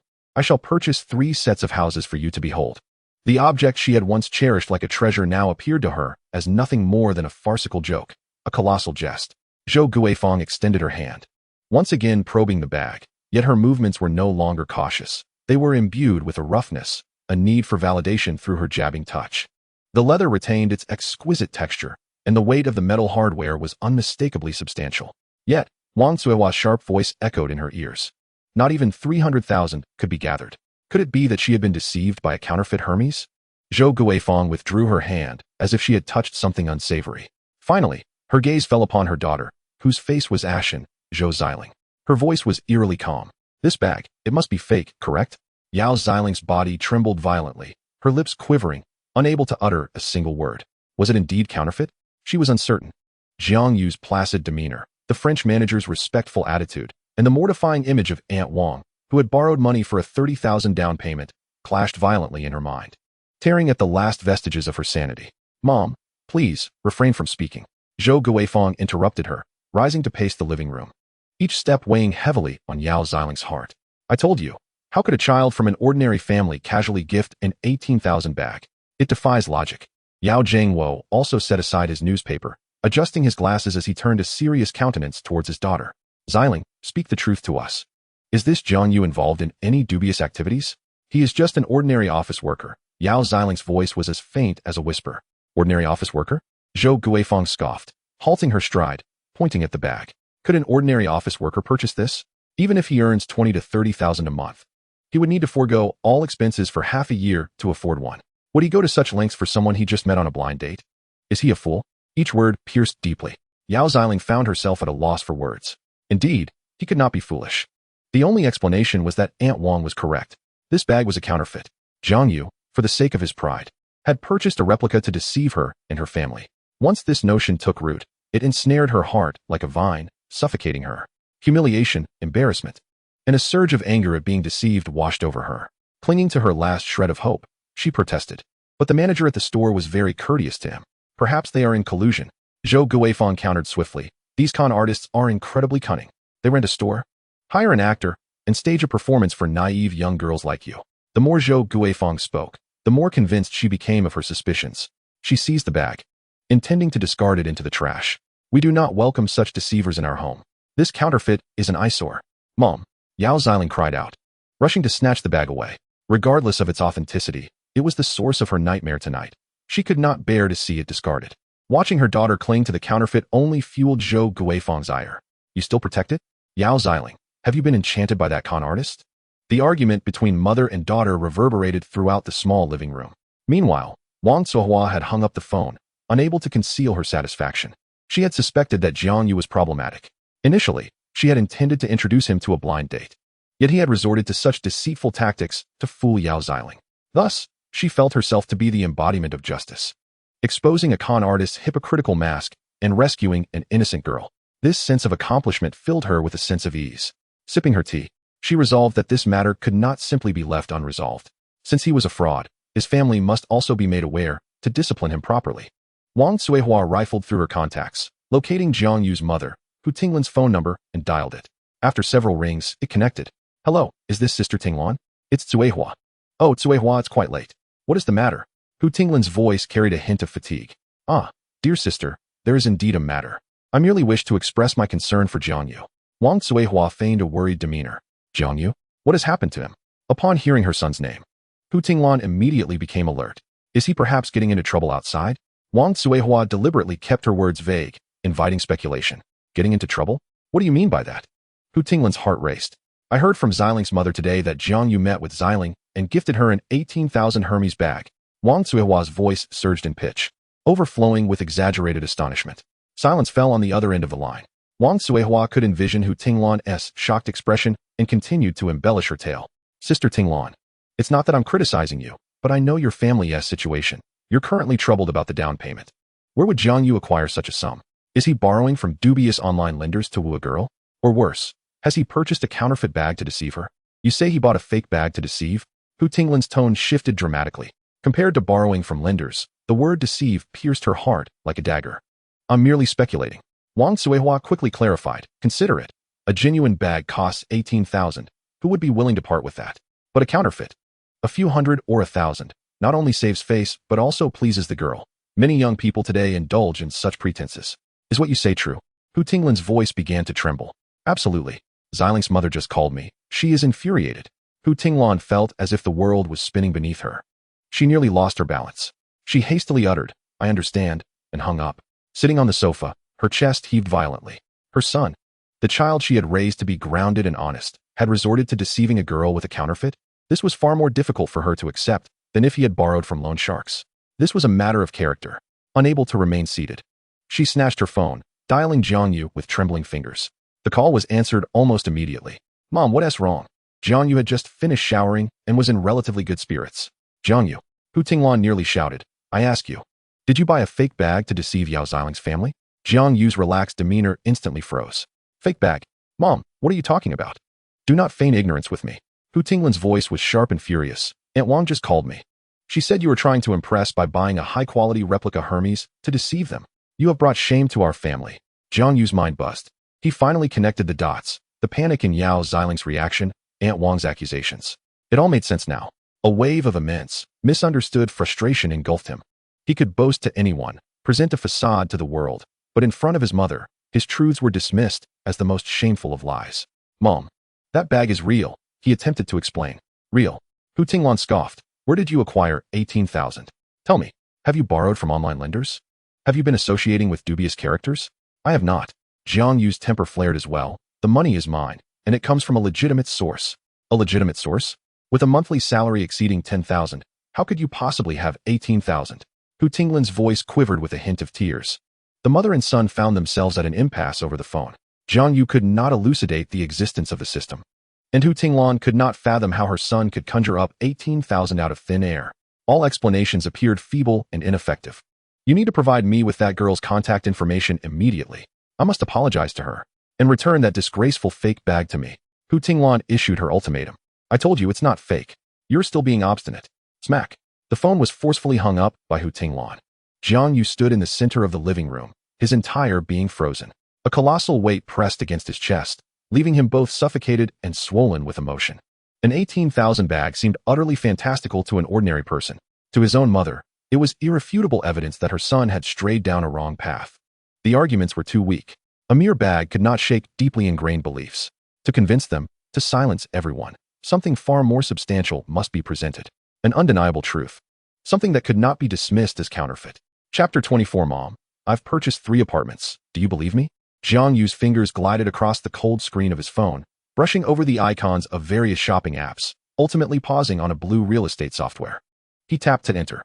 The app's launch screen flashed, revealing a map of Jiangxing densely populated with property listings. Jiang Yu's fingers danced across the screen. filtering by area and price. Eventually, his selection halted on 3 of the most sought-after developments in the heart of Jiangqing: Yunding Tiangong, priced at 50,000 per square meter; Linjiang No. 1, a spacious riverside property; and Hanlin Academy, a top-tier school district residence. Each was an aspiration unattainable to the average person's lifetime of toil. As Jiang Yu gazed at the 3 listings on the screen, his expression became inscrutable. Boasting about a bag had branded him a fraud. Very well. Let me show you what I can boast about. Each one was sufficient to leave someone like Wang Tsuehua in eternal awe. His breathing remained steady, yet his heart raced. This was not impulsive, it was a declaration. A resounding, brutal retort to all skepticism. He exited the real estate app and opened the long-dormant family chat titled Loving Family. The last message in the group was a health link shared by his mother the previous day. Jiang Yu's finger hovered over the input box for a brief moment. Then, he typed deliberately, "Mom, don't worry about the house. I just bought 3. I'll handle the paperwork in a couple of days." The message popped up in the chat, strikingly incongruous. Almost simultaneously, a familiar system notification echoed in his mind. Ding. New boasting target detected. Boasting target locked. Purchase of 3 properties in Jiangqing: Yunding Tiangong, Linjiang No. 1, and Hanlin Academy. It had begun. Jiang Yu's heart skipped a beat. Initiating value assessment. The system's voice was unhurried. Target: Yunding Tiangong, 78 square meter apartment, market price 3.9 million. Target: Linjiang No. 1, 95 square meter apartment, market price 4.75 million. Target: Hanlin Academy, 88 square meter school district apartment, market price 4 million. Total value of 3 properties, 13.05 million. Jiang Yu gazed at the figure without any surprise. This was precisely the result of his meticulous selection, with the total price within what he believed to be the system's LV1 limit. Now, the crucial moment had arrived: the boasting tax. Calculating the required boasting tax based on target value, difficulty of achievement, and causality impact. Jiang Yu's breathing grew lighter. Today, he had already paid 450 in taxes for that Hermes bag. The daily tax limit for the system LV1 was merely 10,000. This meant he had only 9,600 left. Should the tax exceed this amount, today's operation would be deemed a failure. Time seemed to slow. Calculation complete. Required boasting tax, 5,800. System: pay the tax. Jiang Yu thought fervently. Received command. Initiating payment of boasting tax, 5,800. Tax sufficient. Deduction in progress. Ding. Tax payment of 5,800 successful. Congratulations, host. Boasting successful. Ownership of 3 properties has been transferred through the system. Relevant purchase contracts, invoices, and property certificates will be expedited by the system's partner, Wanjia Real Estate Agency, and are expected to be delivered within 48 hours. Please keep an eye out for them. A series of notification chimes rang like celestial music. Jiang Yu leaned back against the sofa, exhaling a long breath, his back already damp with cold sweat. It was done. He had truly accomplished it. With the limited daily quota of the LV1 system, he had leveraged 3,500,000 in assets. Buzz. His phone vibrated. It was not a system notification, but a message from the bank. Dear Mr. Jiang Yu, your asset assessment with us has been updated. Due to the addition of 3 properties in your name, the system has preliminarily assessed your total assets to exceed 13.05 million. Your client status has automatically upgraded to exclusive platinum client. Details can be discussed with your dedicated account manager. A dedicated account manager? Jiang Yu stared at the message, rereading it thrice. The colossal weight that had been pressing down on his chest since the evening shattered at that moment. All the frustration, all the anger, all the resentment dissipated in the face of this message. What is reality? The bank's official notification is reality. What is undeniable? The 13.05 million in real estate is undeniable. No one could challenge it. No one could argue it as counterfeit. He picked up his phone and reopened the family group chat. It remained eerily quiet. His message about buying 3 apartments hung there, isolated, like a joke ignored by all. One could only imagine how his parents would react upon seeing it. Likely, they would think he had lost his mind. Or perhaps, that he had been driven to madness by the events of the night. Explanation? No longer necessary. The facts would speak for themselves. Jiang Yu rose to his feet. He did not wish to remain in this rented space for even a second longer. He wanted to go home. Immediately. He wanted to witness firsthand the expression on his mother's face when those property certificates, stamped with a bright red seal, were laid on the table. He wanted Wang Tsuehua, that gossiping busybody, to see with her own eyes what the fraud she spoke of had truly achieved. He approached the door, slipped on his shoes, grabbed his keys, and prepared to leave. High-speed rail? No. Too slow, and far too unbefitting of his current status. Jiang Yu's footsteps came to a halt at the entrance. And a thought emerged. He was now a person of considerable wealth, with millions to his name. Surely, He could not continue to squeeze himself onto the high-speed train to return home. It was imperative that he possessed a vehicle that matched his status. A subtle smile curled at the corners of his mouth as he once again summoned the system that had altered the course of his destiny. System, are you there? Host. I have always been here. I desire a car. Chapter 25. Mother, I've returned in a Porsche. Host, I have always been here. The system's voice remained steady, devoid of any discernible emotion. I want a car. Jiang Yu articulated the thought that had just crossed his mind. Please describe your boasting target. In an instant, a handful of options flashed through Jiang Yu's mind. A Ferrari? A Lamborghini? Too ostentatious. Driving a supercar back to his hometown, where the roads were riddled with potholes, would likely ruin the undercarriage. That would not be a triumphant return. It would be a farce. He needed a vehicle that would not only signify his financial prowess, but also exude a sense of composure, capable of silencing all the gossipy relatives. A car that would enable his mother to stand tall in front of the neighbors. A Porsche Cayenne. Black. Jiang Yu firmly established his objective in his mind. Received. Target locked. Porsche Cayenne. Black. Initiating value assessment. The system's efficiency was as commendable as ever. Target Porsche Cayenne, market guide price, 9.23 million. Calculating the required boasting tax based on target value, difficulty of acquisition, causal influences, and other factors. Jiang Yu's heart raced. 3 properties had already consumed 250 yuan of his tax quota. With today's limit of 10,000 yuan, only 750 yuan remained. The tax for this vehicle must not exceed that amount. Calculation complete. Required boasting tax, 2,000 yuan. Jiang Yu let out a sigh of relief. That was sufficient. System, pay the tax. Receive command. Initiating payment of boasting tax, 2,000 yuan. Funds sufficient. Commencing deduction. Ding. Tax payment of 2,000 yuan successful. Congratulations, host. Boasting successful. The Porsche Cayenne you ordered has been prepared for you by the Universal Automotive Sales, with the vehicle and all documentation placed in parking space A37 on the B2 level of Jiang Yu building. The car keys are inside the vehicle. Please proceed to collect them. It was done. Jiang Yu seized the keys and, without a moment's hesitation, dashed out of the rental apartment. A short while later, he stood in the underground parking garage of Jiang Yu building. In parking space A37, a sleek, all-black Porsche Cayenne was quietly parked. The pristine paint shimmered under the dim lights, exuding an aura of power and elegance. Jiang Yu opened the door and settled into the driver's seat. The embrace of the leather upholstery, mingled with the unique scent of a new car, instantly filled the cabin. On the center console, an exquisite car key lay waiting. He picked up the key and pressed the ignition button. Vroom. The V6 engine let out a low, throaty roar, illuminating the dashboard and central display. The formidable power surged through the seat, resonating against his back. Jiang Yu's hands gripped the steering wheel, savoring the tactile sensation of the fine leather. From this moment forth, his life would indeed be different. He shifted into drive and gently pressed the accelerator. The black Cayenne awakened like a ferocious beast, gliding silently out of its parking spot. From Jiang City to Yuna City, over 200 kilometers, the drive would take 4 hours. On the highway, the Cayenne was both stable and swift. Yet, Jiang Yu's heart raced faster than the vehicle, already soaring back to that home he both loved and loathed. The next day, Yuna City, Bihue Garden Community. This was a typical old neighborhood built in the late 1990s. In the vacant lot downstairs, beneath a few ancient camphor trees, a group of middle-aged women, having finished their dinner, gathered to enjoy the evening breeze, chattering away. Hu Tinglan was among them, but today she appeared particularly subdued, fanning herself absent-mindedly with a palm leaf. Her face marred by worry. Ah, Tinglan, I say, you mustn't indulge your child so much. If he's struggling out there, you should bring him home sooner. Our Yunhe city is developing quite well now. A woman clad in a floral dress, robust in figure, spoke up. It was Li Jiao, who lived across the corridor. Hu Tinglan forced a faint smile, remaining silent. Noticing Hu Tinglan's lack of response, Li Jiao became emboldened, raising her voice further to ensure everyone could hear. Our Binbin just got promoted to supervisor last month, did you know? The company provided him with a car. He earns over 20,000 a month now. He said once the year-end bonus is issued, he'll take us on a trip abroad. A chorus of envious exclamations arose from the crowd. Oh my, your Binbin is truly remarkable. Sister Li certainly knows how to raise her children. Li Jiao basked in the praise, her face flushed with delight.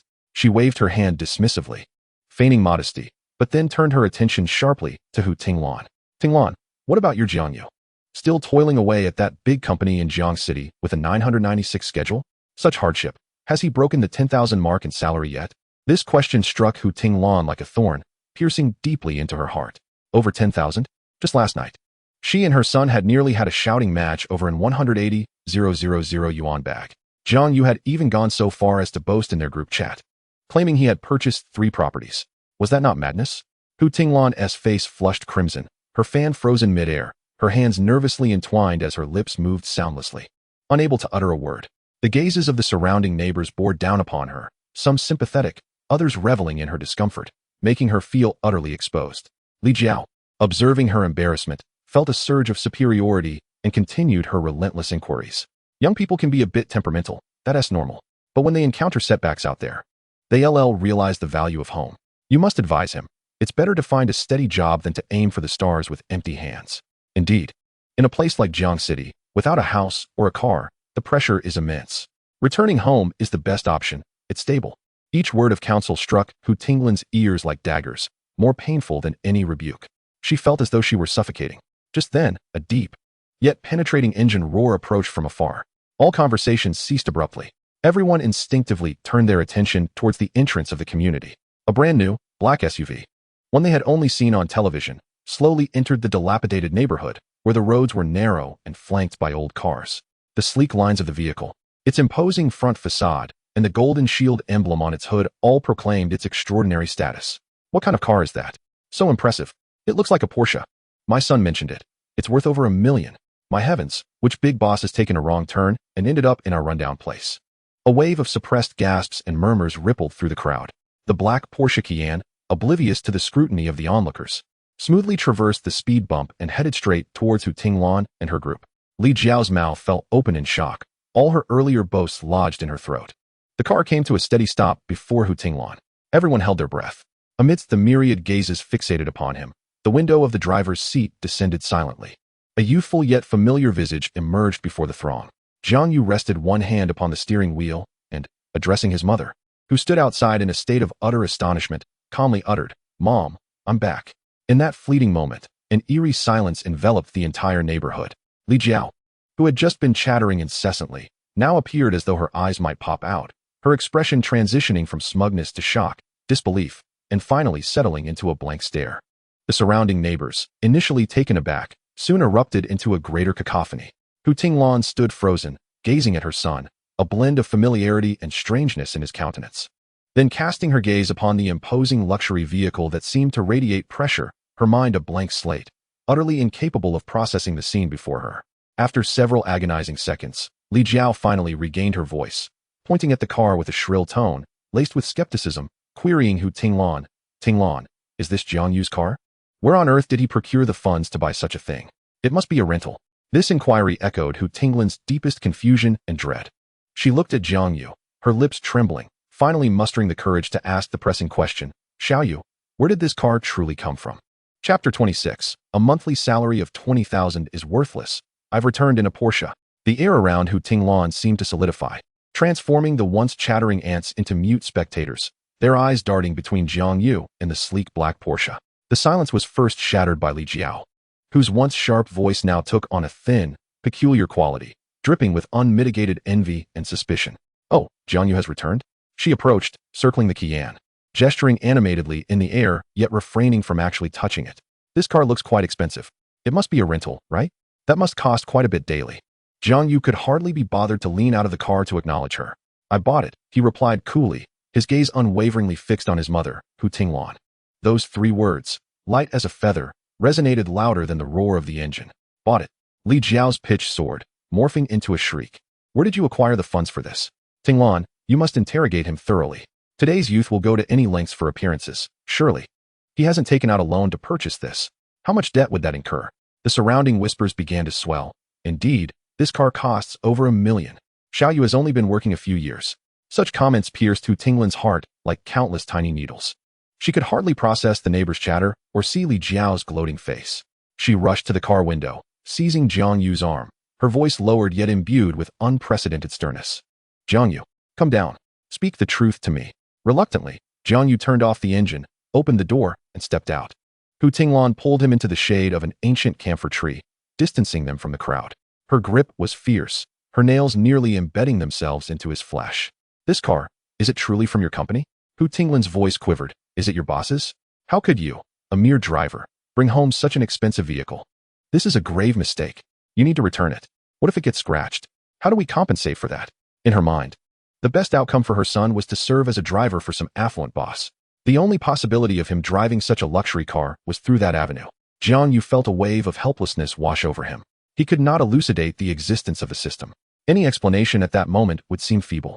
Mom, this car is genuinely mine. All the paperwork is in the car, he could only assert. Still being obstinate. Hu Tinglin's eyes glistened with unshed tears. Her face etched with anxiety and disappointment. What has happened to you, my child? So vain. Utterly vain.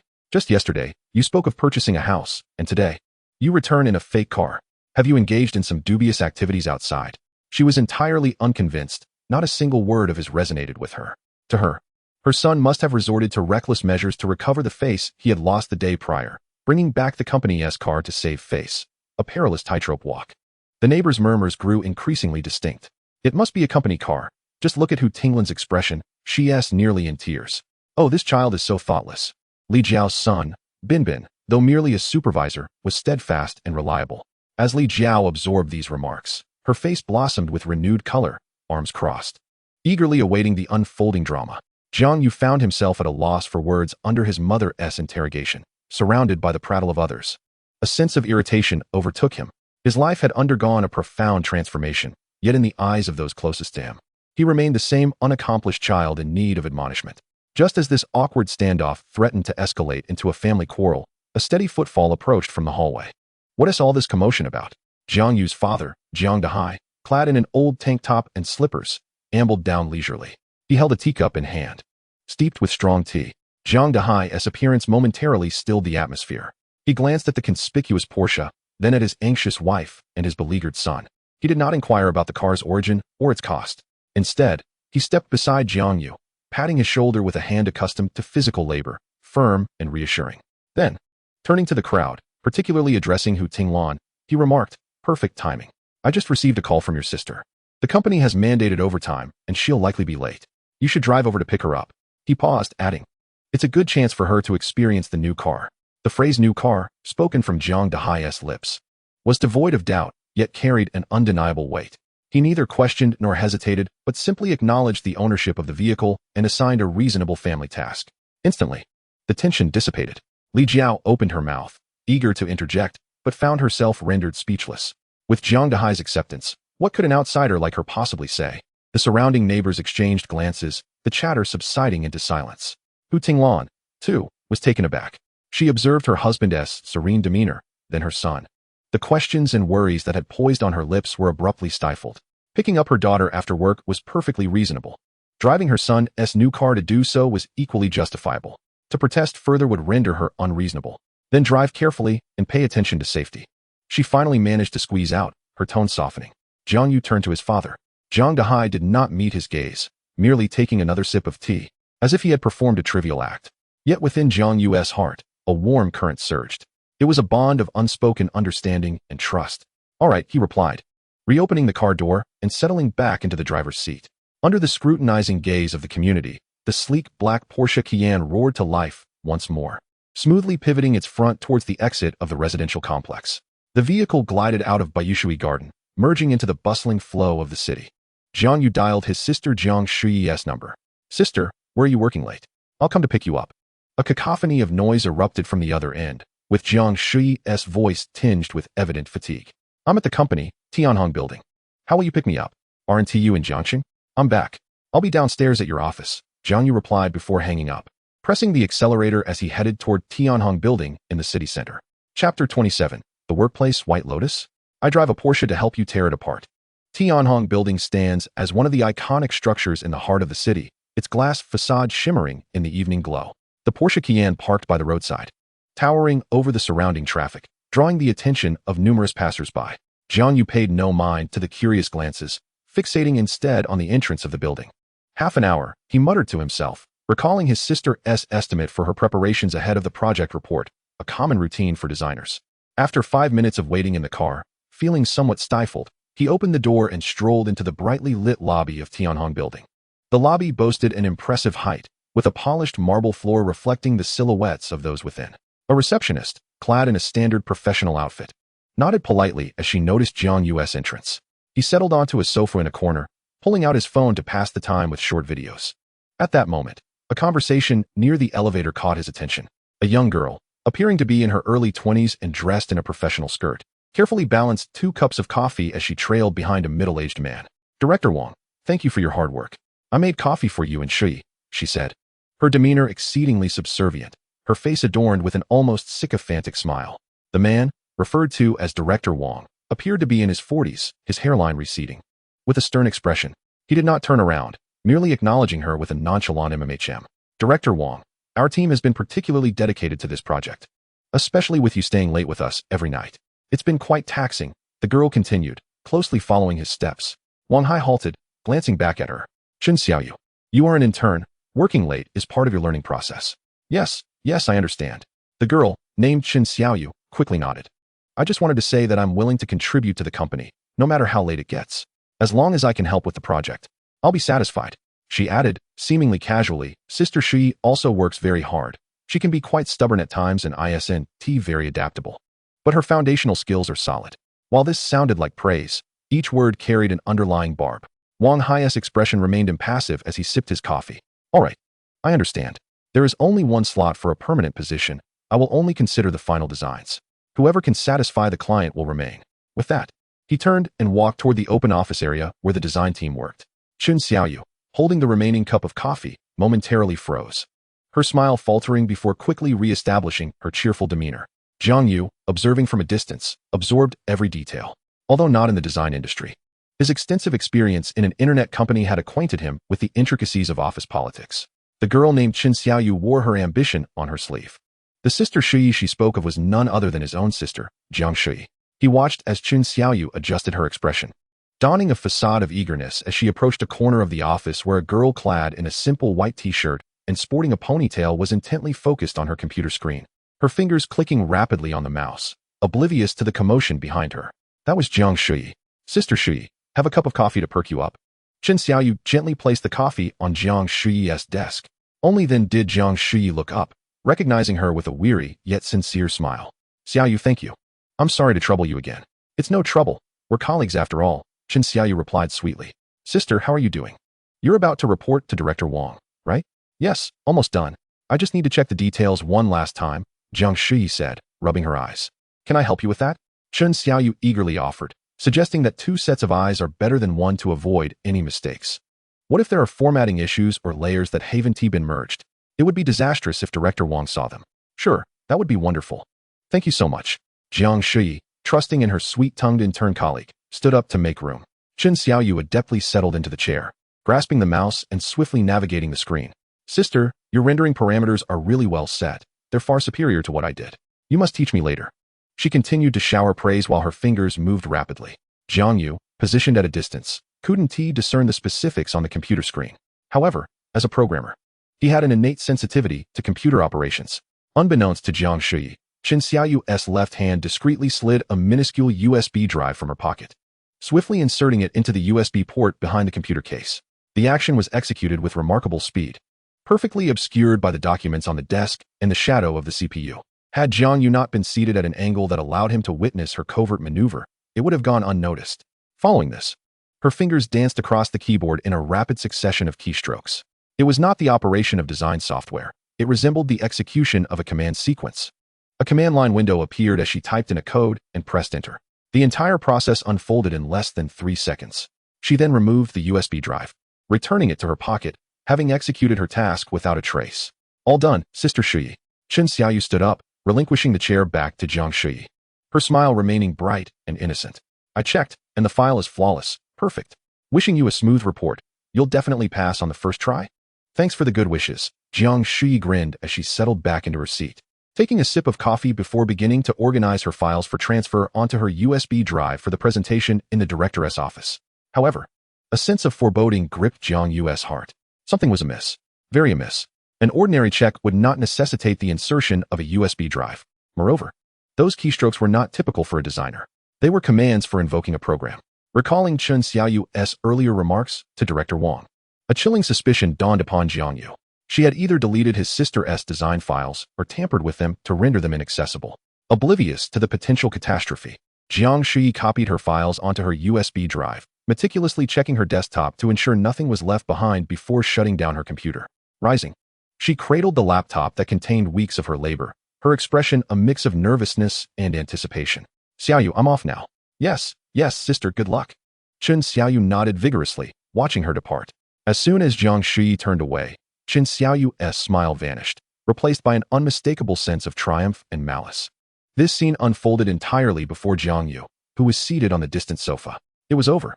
His sister's final design had undoubtedly met with disaster.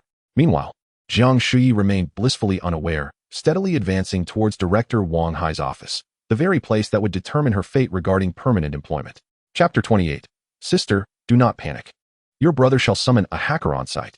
Director Wang Hai's office was a glass enclosure, shrouded by closed blinds, rendering the interior specifics indistinguishable. Clutching her laptop, Jiang Yu inhaled deeply and pushed open the heavy glass door. Following closely behind was Chen Xiaoyu, her face a perfect blend of concern and encouragement. Embodying the ideal supportive colleague, Director Wang, Jiang Yu gently placed her laptop upon the expansive desk. Wang Hai was engrossed in reviewing a document, not bothering to lift his gaze, merely responding with a non-committal grunt. This is the final version of the project design. Please take a look. Jiang Yu initiated her laptop, the desktop wallpaper featuring a photograph of herself and Jiang Yu. She clicked open the folder containing weeks of her diligent work. It was empty. Inside were the final renderings. CAD source files and presentation slides should have resided. There lay nothing but a solitary icon to return to the previous level. The color drained from Jiang Yu's face in an instant. How could this be? In disbelief, she returned to the desktop and clicked the folder once more. Still empty. She began frantically clicking the mouse on the screen, refreshing, checking the recycle bin, searching the file name. Nothing. Absolutely nothing. The folder titled Final Report for Project XX seemed as if it had been entirely erased by an invisible hand, leaving no trace behind. What is happening? Wang Hai finally raised his head, noticing Jiang Yu's distress, his brow furrowing. What are you dilly-dallying about? Open the drawings. Director, my file. Jiang Yu's fingers trembled.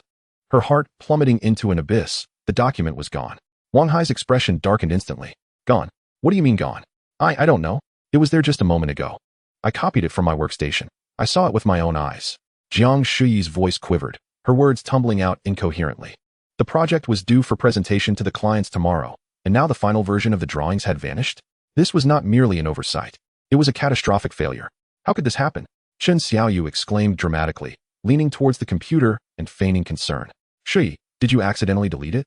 I did not. Jiang Yu immediately retorted. I checked after copying. How strange. Chen Xiaoyu feigned innocence. I just helped you check, and everything was fine. Could it be a computer virus? Her words, seemingly well-intentioned, subtly shifted all blame onto Jiang Yu herself. Whether due to operational error or computer malfunction, the responsibility rested solely on her shoulders. Wang Hai stood up. Approaching the desk, his gaze fixed on the blank screen, his expression dark as a storm cloud. Jiang Yu, are you a fool? Such an important document. And you say it simply vanished? I truly do not know. You do not know? The project is due tomorrow, and you stand here telling me you do not know? Wang Hai's fury ignited. He slammed his palm onto the desk with a resounding crash. What purpose does this company serve in employing you if you cannot even safeguard a document? Jiang Yu flinched, tears welling in her eyes, yet she stubbornly held them back. This was an opportunity she had fought for tirelessly, enduring countless sleepless nights and pouring her heart and soul into her work. Now, everything lay in ruins. Seeing this, Chen Xiaoyu quickly stepped forward, her tone conciliatory. Director Wang, please do not be angry. It is not worth jeopardizing your health over this. The immediate priority is to resolve the issue. She paused, adopting a righteous demeanor. How about this? Although time is tight, I am somewhat familiar with the proposal. I will work overnight to try and recreate the drawings. While it may not match Shi's original version, it is certainly better than submitting nothing tomorrow. With that statement, the contrast was stark. One had faltered at a critical moment, causing a debacle. The other was willing to step up, taking responsibility to mitigate the losses for the company. Wang Hai turned his gaze to Chen Xiaoyu, his taut expression relaxing slightly. Yet when he looked back at Jiang Yu, only disdain and coldness remained. Look at her. Now look at you. You, Jiang Yu, pack your things and leave immediately. The company does not support incompetence. Leave. Those two words pierced Jiang Yu's heart like daggers. All her perseverance, all her efforts, all her dreams shattered in that moment. Tears finally broke free, streaming down her cheeks as she stood there, on the verge of sobbing. Her mind a blank slate, utterly at a loss for what to do. At that moment, the office door swung open from the outside. Jiang Yu stepped in. his expression inscrutable, merely casting a fleeting glance at the three individuals within the office. The file is not lost. His voice, though soft, resonated clearly in everyone's ears. And I know who is responsible. A sudden silence enveloped the room. Wang Hai turned his head, scrutinizing the unexpected intruder. Who are you? Who let you in here? Chun Xiaoyu's heart raced, but she quickly regained her composure, maintaining an expression of innocence. Jiang Yu paid no heed to Wang Hai, striding directly to Jiang Shui, gently patting her trembling shoulder. Sister, do not cry. Then he turned to Wang Hai, an air of almost audacious confidence gracing his features. Give me a minute. I will not only restore the drawings, but will also show you who deleted them from your computer. Everyone was taken aback. Restore the data? Find evidence? How could this be possible? Wang Hai furrowed his brow, questioning whether this young man was speaking nonsense. Chun Xiaoyu's face flickered with a hint of barely concealed panic, but she quickly forced a smile. Sir, do not joke. This is not the time for humor. Jiang Yu ignored her, his focus entirely consumed by the thoughts racing in his mind. The moment he uttered that bold proclamation, a familiar yet foreign prompt appeared before him. Boasting objective locked. Transform into an elite hacker. Restore data and find evidence. System performing value assessment. Assessment complete. Target value. Elite hacker skills. Beginner level data recovery. Trace tracking. Required tax. 9,500 yuan. Host current daily quota remaining. 9,500 yuan. Would you like to proceed with payment? Jiang Yu's heart raced. It was happening. Without hesitation, he silently affirmed. Pay. Tax payment successful. Loading skills for you now. In the next instant, an unimaginable torrent of information surged into Jiang Yu's mind. An ocean of codes, commands, network protocols, foundational logic, and data structures. The cryptic texts he had once perused, yet failed to comprehend, now appeared as simple as breathing. The principles of data storage on hard drives, the mechanisms of file deletion in file systems, the remnants and overriding of sector information, the reading and analysis of log files. Everything coalesced into a crystalline clarity within his mind. Elite hacker skills fully loaded. Jiang Yu slowly lifted his gaze. He still resembled the ordinary programmer clad in casual attire. Yet, unbeknownst to those present, in that fleeting moment, an IT laborer had undergone an unfathomable transformation. He now possessed the capacity to resolve the dilemma before him. Chapter 29. In 10 seconds. I shall ruin your reputation and end your career. Wang Hai regarded him with skepticism, stealing a glance at the glaringly blank computer screen. A minute? Who do you think you are? Are you jesting? Chun Xiaoyu exclaimed, her heart racing like a frantic drum, her face contorting into a mockingly derisive expression. The files were entirely deleted. Did she consider herself a deity? Jiang Yu disregarded her entirely, striding directly to the desk, seizing the director's expensive leather chair and taking a seat. This action was brazenly arrogant. Wang Hai felt his temper flare once more, but upon witnessing Jiang Yu's calm demeanor, he inexplicably refrained from voicing his objections. Jiang Yu closed his sister's laptop, unplugged it, and set it aside. He then turned Wang Hai's monitor towards himself, his fingers delicately tapping the keyboard, reacquainting themselves with the familiar touch. In the next moment, his hands seemed to transform into two butterfly-like apparitions, unleashing a tempest upon the keyboard. The cacophony of rapid keystrokes resonated in the silent office like a frenetic drumbeat. Wang Hai and Jiang Shui could not decipher the rapidly scrolling code and characters on the screen, their minds overwhelmed by its dizzying spectacle. Such speed. Was it even attainable by a human? Chun Xiaoyu's complexion had turned ashen. Although she lacked technical expertise, an immense, uncharted dread enveloped her. The absolute confidence radiating from this man sent her heart into a frenzy. Impossible. She had deleted everything, even emptied the recycle bin. He must be feigning divinity. She muttered under her breath to bolster her courage. I thought he was a master, but he is merely a charlatan. No sooner had the words left her lips than Jiang Yu's fingers stilled. The entire process took less than 30 seconds. He raised his hand, gently pressing the enter key with his index finger. Done. 2 words, delivered with nonchalance. Wang Hai immediately leaned closer, and Jiang Shui instinctively followed suit. Before them, a compressed file materialized on Wang Hai's desktop, bearing the name of the project report that had plunged Jiang Shui into despair. Wang Hai's heart skipped a beat. Trembling, he grasped the mouse and double-clicked. Extract. The folder opened, revealing every file, the final renderings, CAD source files, and presentation slides, intact and unharmed within. Wang Hai randomly opened one rendering, its high-definition quality and intricate play of light and shadow reflecting the version Jiang Shui had painstakingly crafted over weeks. Restored. Truly restored.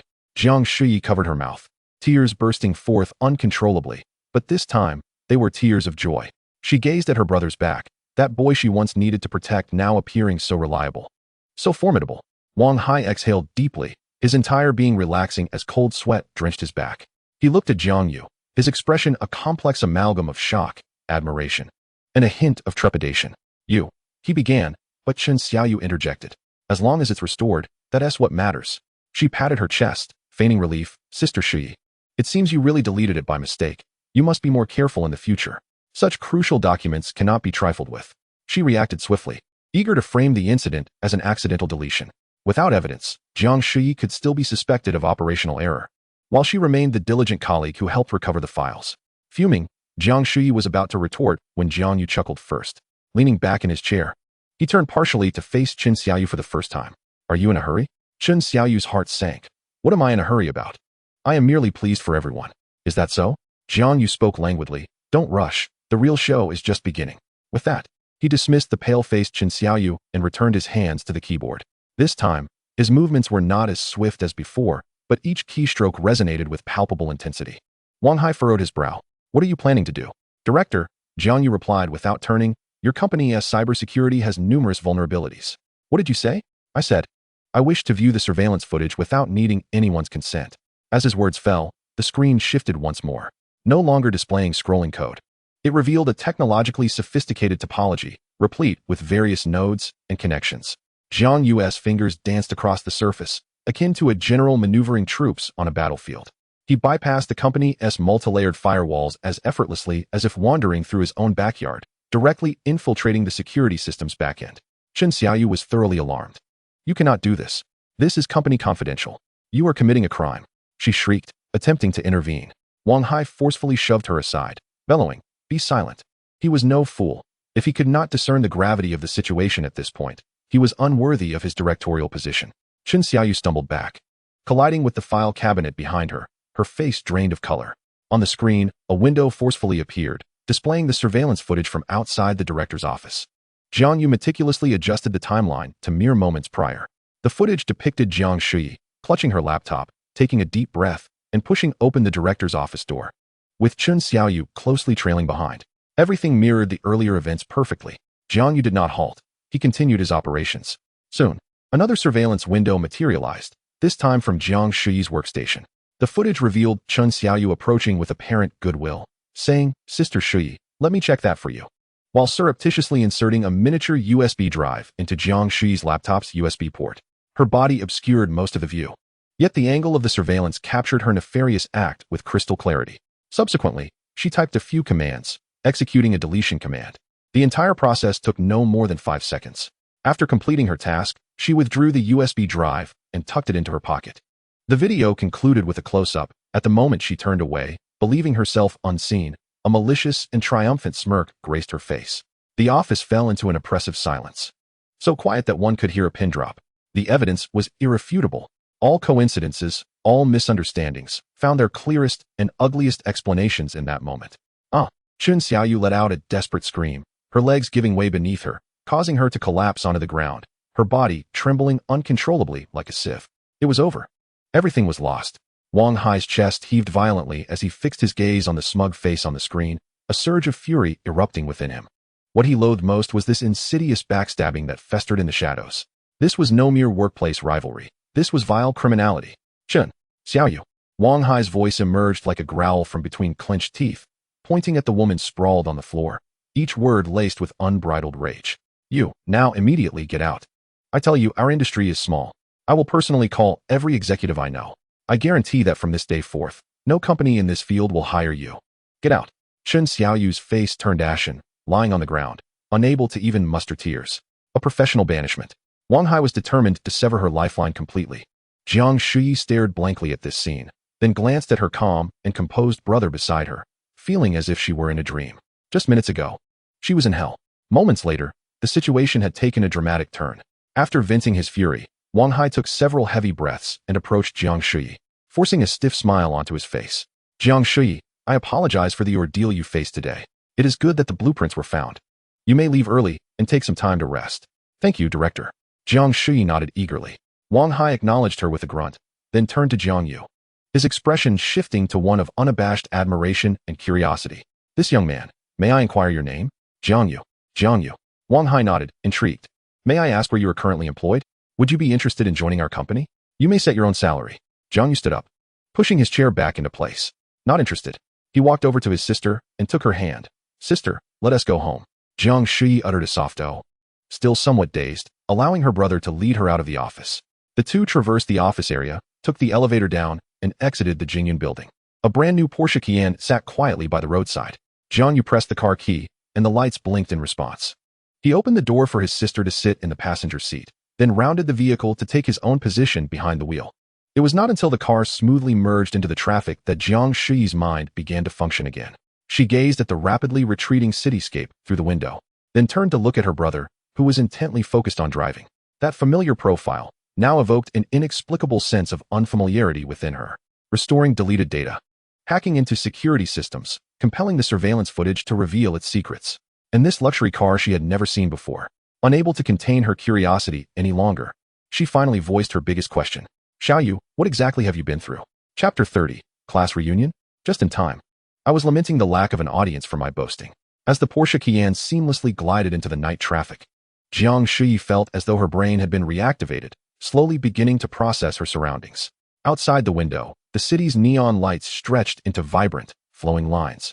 Racing swiftly past, she turned her head to observe her brother, who was focused on the road. The familiar features, the straight nose, the concentrated demeanor, all combined to create an unprecedented sense of estrangement. Restoring data that had been entirely erased, effortlessly breaching the company's security systems, compelling the surveillance footage to speak, sealing the deal. And this car, the price of which she dared not even contemplate. Silence fermented in the vehicle, ultimately. Jiang Shui could no longer hold back. She asked in a tone bordering on a dreamlike whisper, the question that lingered deep within her heart. Xiaoyu, what on earth have you experienced? Jiang Yu's gaze remained fixed on the road ahead as he replied nonchalantly, it's nothing, just a stroke of good fortune. This explanation felt overly dismissive. Jiang Shui, of course, did not believe him. Good fortune? What sort of luck could suddenly grant you such abilities in this car? She reached out, gently caressing the leather interior of the passenger seat, the exquisite texture sending her heart racing. Sister, some matters cannot be explained in a moment. Jiang Yu maneuvered the steering wheel, taking a shortcut home. Just trust that your brother is now capable of protecting you. That is sufficient. His words were calm, yet carried an undeniable strength. Jiang Shui opened her mouth, eager to inquire further, but upon seeing her brother's composure, she swallowed all her questions. Indeed, her brother had grown up. The boy who once needed her concern and support had, unbeknownst to her, matured into a sturdy tree capable of shielding her from the storm. This realization brought her comfort, yet also a hint of wistfulness.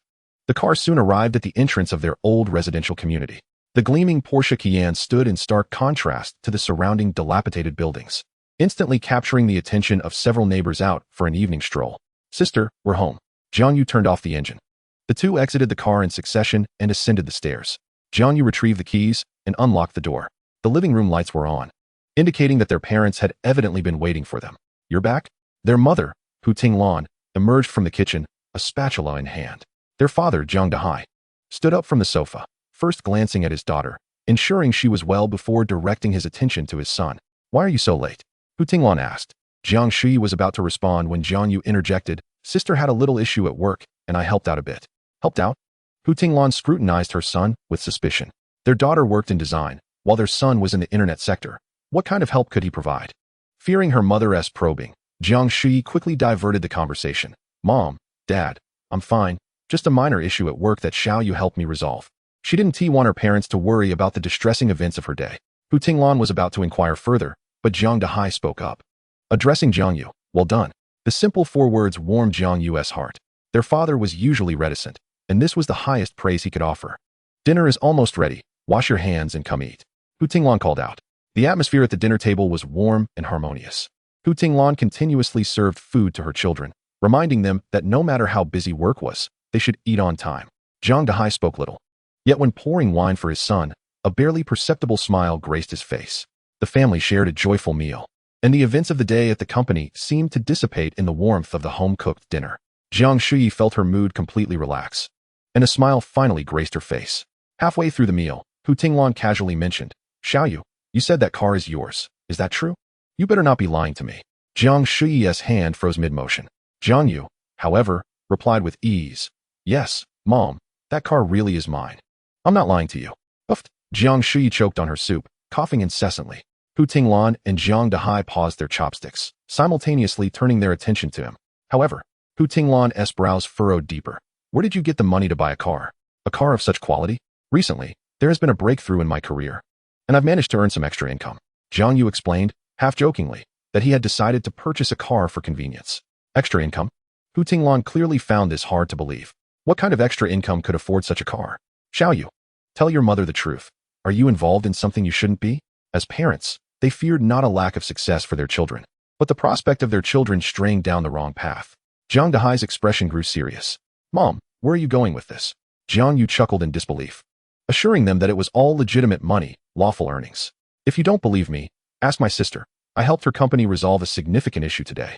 Hu Tinglan immediately turned her gaze toward her daughter. Jiang Shi hesitated for a moment, but eventually nodded. Yes, Mom, it's true. Xiao Yu was indeed quite impressive today. Upon hearing her daughter's affirmation, Hu Tinglan's doubts eased somewhat, though she couldn't help but murmur, but you're spending money so recklessly. Instead of saving for a house, why buy such an extravagant car? It's too ostentatious. There will be a house, and there will be a car too, Jiang Yu replied with a smile. Just then, his phone rang. The caller ID displayed a number that was both unfamiliar yet slightly familiar. Jiang Yu answered the call and switched to speaker mode. Hello? Is this Jiang Yu? A boisterous voice boomed from the other end. It's me, Chen David, your college classmate, the one who slept above you. Have you forgotten? Chen David? A slightly plump face, always smiling, flashed through Jiang Yu's mind. Oh, David, I remember now. What brings you to call me out of the blue? Haha, I knew you must have forgotten my number. Do you have time this weekend? We're organizing a reunion for our college classmates at the Yushan restaurant. You absolutely must come. A reunion? Before Jiang Yu could respond, Chen David lowered his voice conspiratorially. Listen, you must attend this gathering. Our campus beauty, Lu Nan, will be there. The mention of Lu Nan stirred something within Jiang Yu. She was a dream for many boys during their college years. And Chen David's voice rose again. Laced with boastfulness and gossip, Zheng Yu, who did the best in our class, will also be attending. I heard he's made it big, running his own company now, and just got himself a Rolex. How impressive. The names Zheng Yu and Rolex were heavily emphasized by Chen David. Jiang Yu paused briefly. He certainly remembered Zheng Yu, who always flaunted his family's wealth and boasted in front of classmates. So, are you coming or not? It's been years since we've seen each other. It's a perfect opportunity to catch up, Chen David urged. Jiang Yu picked up his teacup and took a sip. A reunion, you say? Just right. As I recently earned some money and have yet to find an occasion to boast. Let the surprises come with greater intensity. All right, I'll be there, he replied decisively. It's settled then. Saturday at 7 p.m. in the Peony Hall on the 3rd floor of Yushan Restaurant. Don't be late. Chapter 31, a reunion? A banquet of intrigue. I drive a Porsche, you wear a Rolex? At 6:30 p.m. on Saturday, Jiang Yu arrived at Yushan Restaurant by taxi.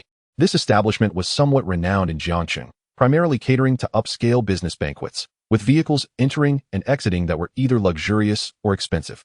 Jiang Yu parked his Porsche in a corner outside and then stepped into the restaurant. Clad in ordinary casual attire, he stood in stark contrast to the opulent entrance of the establishment. As soon as he entered the lobby, he heard Chen David's booming voice. Jiang Yu, over here. At the entrance to the Peony Hall on the 3rd floor, Chen David was leaning out, vigorously waving him over. Jiang Yu approached, and Chen David pulled him inside. You finally made it. We've been waiting for you. The Peony Hall was brightly lit, and a large round table was already occupied by over 20 men and women. Having graduated only a few years prior, most had shed their youthful naivety, now embodying the shrewdness and sophistication of the working world.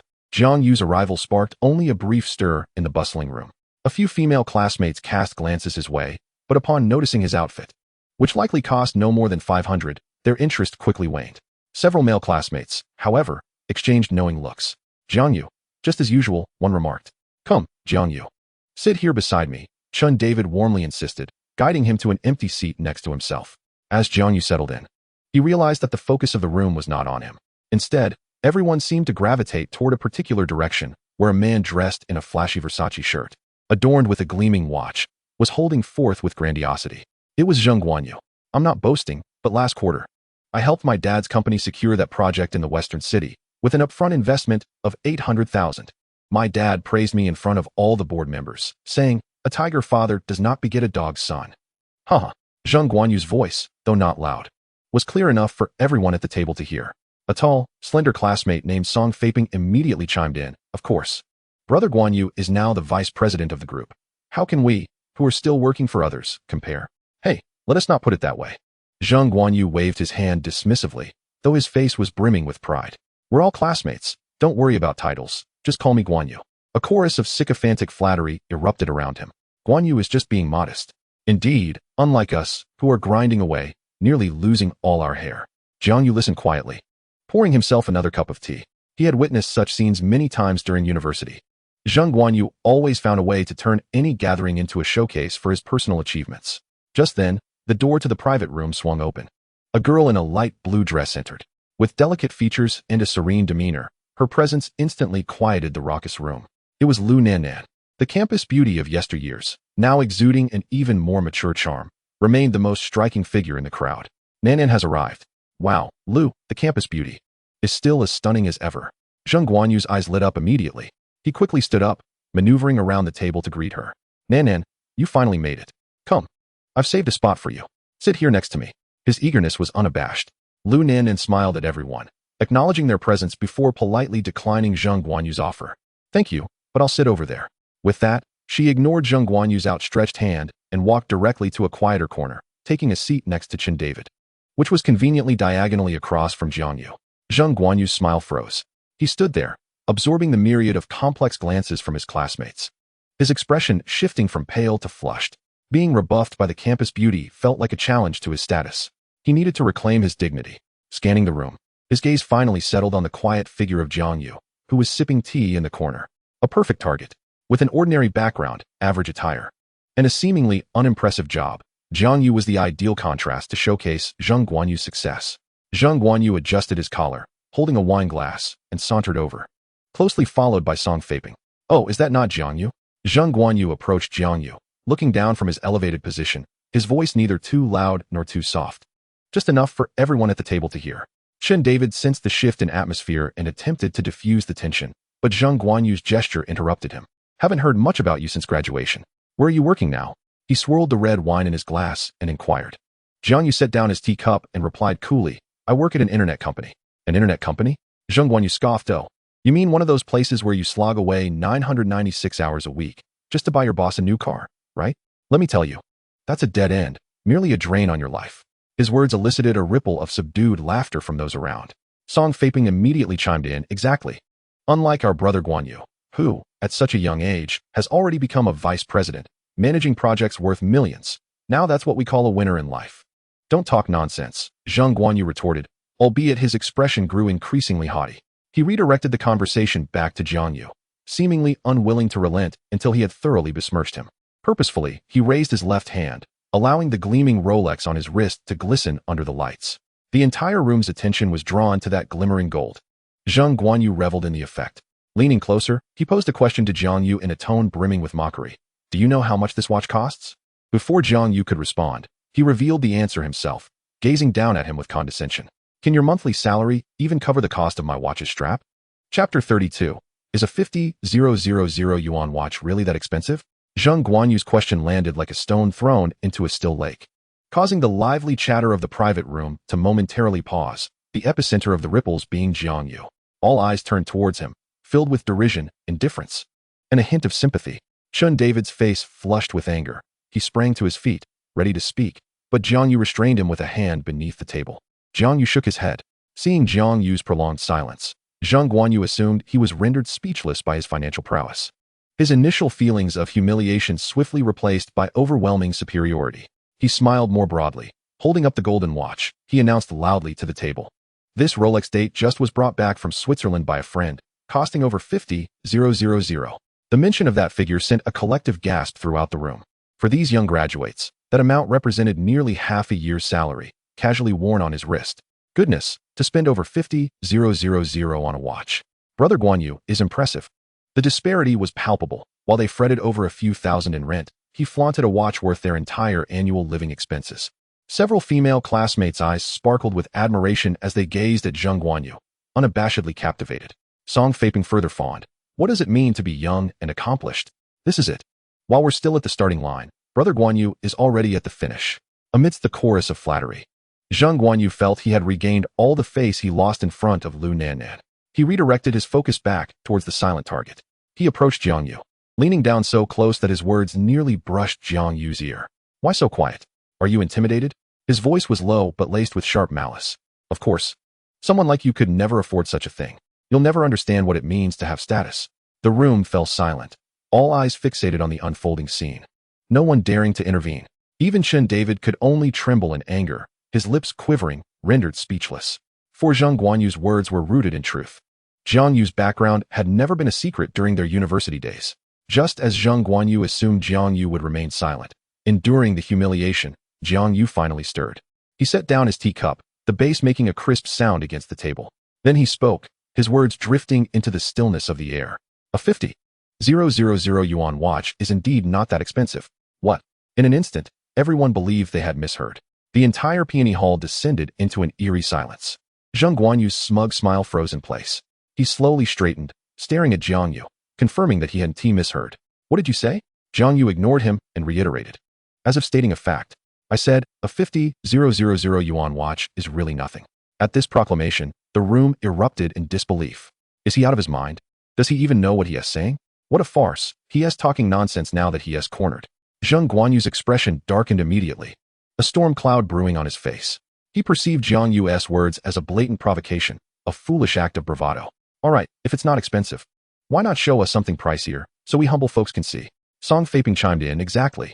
All talk and no action is just a facade. Let us see the proof. All eyes in the room shifted from spectatorship to scrutiny. Lu Nan paused with her chopsticks, her bright eyes fixed on Jiang Yu, tinged with curiosity. She too was puzzled as to why Jiang Yu would make such a claim. Under the gaze of all, Jiang Yu exhibited no signs of discomfort. In fact, he smiled slightly. Then, he slowly raised his left wrist. Every breath in the room hitched for a moment. On that wrist, he indeed wore a watch. This timepiece, while not as ostentatious as Zhang Guanyu's Rolex, boasted a deep blue dial, adorned with intricate and precise hands and markers, reflecting a subtle yet enigmatic sheen under the light. Most present couldn't decipher its significance, but they could appreciate that its design was infinitely more complex than that of the Rolex, exuding an unspoken opulence and mechanical beauty. Zhang Guanyu was taken aback. He had never encountered this brand, yet something told him it was not ordinary. Suddenly, from a corner, a typically quiet classmate wearing glasses let out a high-pitched exclamation, his voice trembling. Is that a Patek Philippe? Patek Philippe? Those two words detonated like a bomb within the room. Every classmate, regardless of their watch knowledge, recognized that thunderous name, the king of watches. Impossible. What a joke. How could he possibly afford a Patek Philippe? The room fell into an immediate hush. All eyes were glued to Jiang Yu's wrist, where the understated yet luxurious watch rested. The atmosphere felt as though it had solidified. Zhang Guanyu's complexion drained of color, his shock rendering him motionless for 3 seconds, as though struck by lightning. A Patek Philippe? Could it possibly belong to Jiang Yu? That thought flickered through his mind, only to be swiftly extinguished. Impossible. Absolutely impossible. In the next instant, an exaggerated burst of laughter erupted from his lips, shattering the profound silence. Ha! You're killing me. A Patek Philippe. He laughed so hard he nearly doubled over, tears welling in his eyes. Jiang Yu, do you really think you can make me die laughing so that you can inherit my Rolex? He pointed at Jiang Yu, loudly proclaiming to the entire room. You actually believed it? Him? A mere worker, affording a Patek Philippe? This is nothing but a counterfeit bought for a few bucks at a street stall. What a pretentious charade. At his words, the crowd began to comprehend. Indeed, it was a Patek Philippe. The most affordable entry-level model costs over 100,000.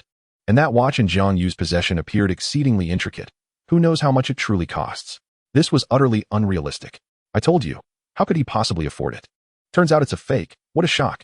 The audacity of this person was staggering, flaunting a counterfeit watch with such brazen confidence. The atmosphere shifted dramatically. The classmates, who were previously astonished, now wore expressions of disdain.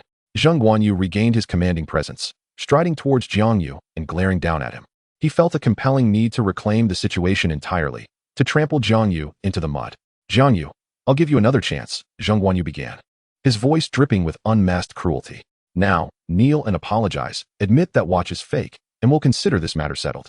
Jiang Yu lifted his gaze, calmly meeting his stare, yet remained silent. This tranquility incensed Zhang Guanyu further. All right, you've got guts. Zhang Guanyu gritted his teeth and surveyed the crowd, enunciating each word. Dare to wager with me? Right here, in front of all our classmates. He pointed at the watch on Jiang Yu's wrist. Let us bet on the authenticity of this watch. If it's real, he paused, a sinister grin spreading across his face. I, Zhang Guanyu, will kneel publicly and bark like a dog 3 times around this table.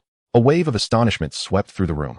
The stakes were monumental. But if the watch is fake, Zheng Guanyu's tone escalated, brimming with delight. Then you, Jiang Yu, will not only bear the cost of tonight's dinner, but also kneel here and proclaim 3 times that you are worthless. The air in the private room grew thick with tension. Everyone was rendered speechless by Zheng Guanyu's ruthless wager. This was no mere humiliation. It was a calculated attempt to utterly disgrace someone. Chen David, in a state of panic, was sweating profusely, eager to rush forward and pull Jiang Yu away. Just then, Song Feiping, who had been shadowing Zheng Guanyu, suddenly stepped forward. Adjusting his glasses, he cleared his throat and spoke in a tone of feigned expertise. Guanyu, fellow classmates, let us not rush. I happen to have a bit of knowledge about luxury watches. With an air of pride, Song Feiping puffed out his chest. Allow me to authenticate this watch for everyone. As he stepped forward, Zheng Guanyu's expression returned to one of confident triumph. He patted Song Feiping on the shoulder, as if dispatching his most trusted aide. Feiping, you must scrutinize it closely. Help everyone see just how genuine Jiang Yu's so-called Patek Philippe really is. He intentionally mispronounced the name, eliciting a stifled laugh from the crowd. Song Feiping adjusted his glasses and approached Jiang Yu, extending his hand in a businesslike manner. Jiang Yu, hand it over. Let me examine it for the sake of everyone. Jiang Yu did not even glance at him. Instead, he removed the watch from his wrist and gently placed it on the central turntable of the table. Look, but do not touch. This gesture momentarily stiffened Song Feiping's expression, quickly replaced by a deeper layer of disdain. What a pretentious act. Let us see how you end up. He pulled out his latest smartphone, opened a search engine, and pretentiously typed in Patek Philippe. Everyone, watch closely. Each model of a top-tier watch like Patek Philippe is a unique work of art, especially the transparent back design, which is the hardest part to replicate. As he spoke, he turned the phone screen towards the audience, revealing exquisite images of watches. He then bent down, aiming the phone's camera at the watch lying quietly on the table. The entire room held its breath. Even Chen David clenched his fists in anxiety. Lu Nannan paused her actions, her clear eyes reflecting a mix of concern and confusion. On Song Feiping's phone screen, the official Patek Philippe catalog appeared, showcasing a series of incredibly complex timepieces that bore a resemblance to the one before him. He compared the phone images to the actual watch. The layout of the dial matched. The moon phase window was identical. The arrangement of the perpetual calendar hands aligned perfectly. It does look quite similar. Song Feiping maintained a facade of confidence, yet beads of sweat began to form on his forehead. The crux of the matter lay in the movement. Counterfeit watches invariably falter at this point. He cautiously illuminated the watch's sapphire crystal back with his phone flashlight. Through the pristine surface, a miniature world composed of countless gears, springs, and jewel bearings revealed itself to all present.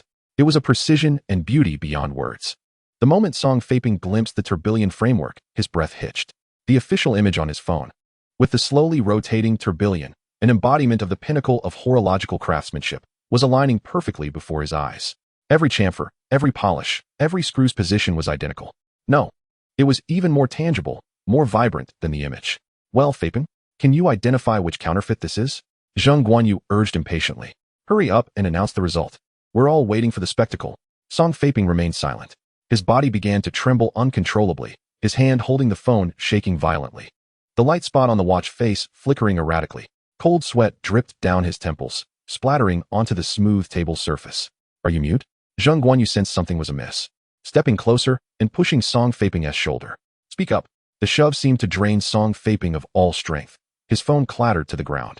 He slumped, barely managing to support himself on the table to avoid collapsing. The room fell into an eerie silence. Everyone stared at his pale face, a sense of ominous foreboding washing over them. Speak. Zheng Guanyu nearly roared. Song Feiping's lips quivered, a strangled sound escaping his throat as if he were being choked. He lifted his gaze, his expression resembling that of someone confronting a monster, finally managing to squeeze out a few words. It's real. What? The movement, the tourbillon, the Geneva seal, all of it matches perfectly.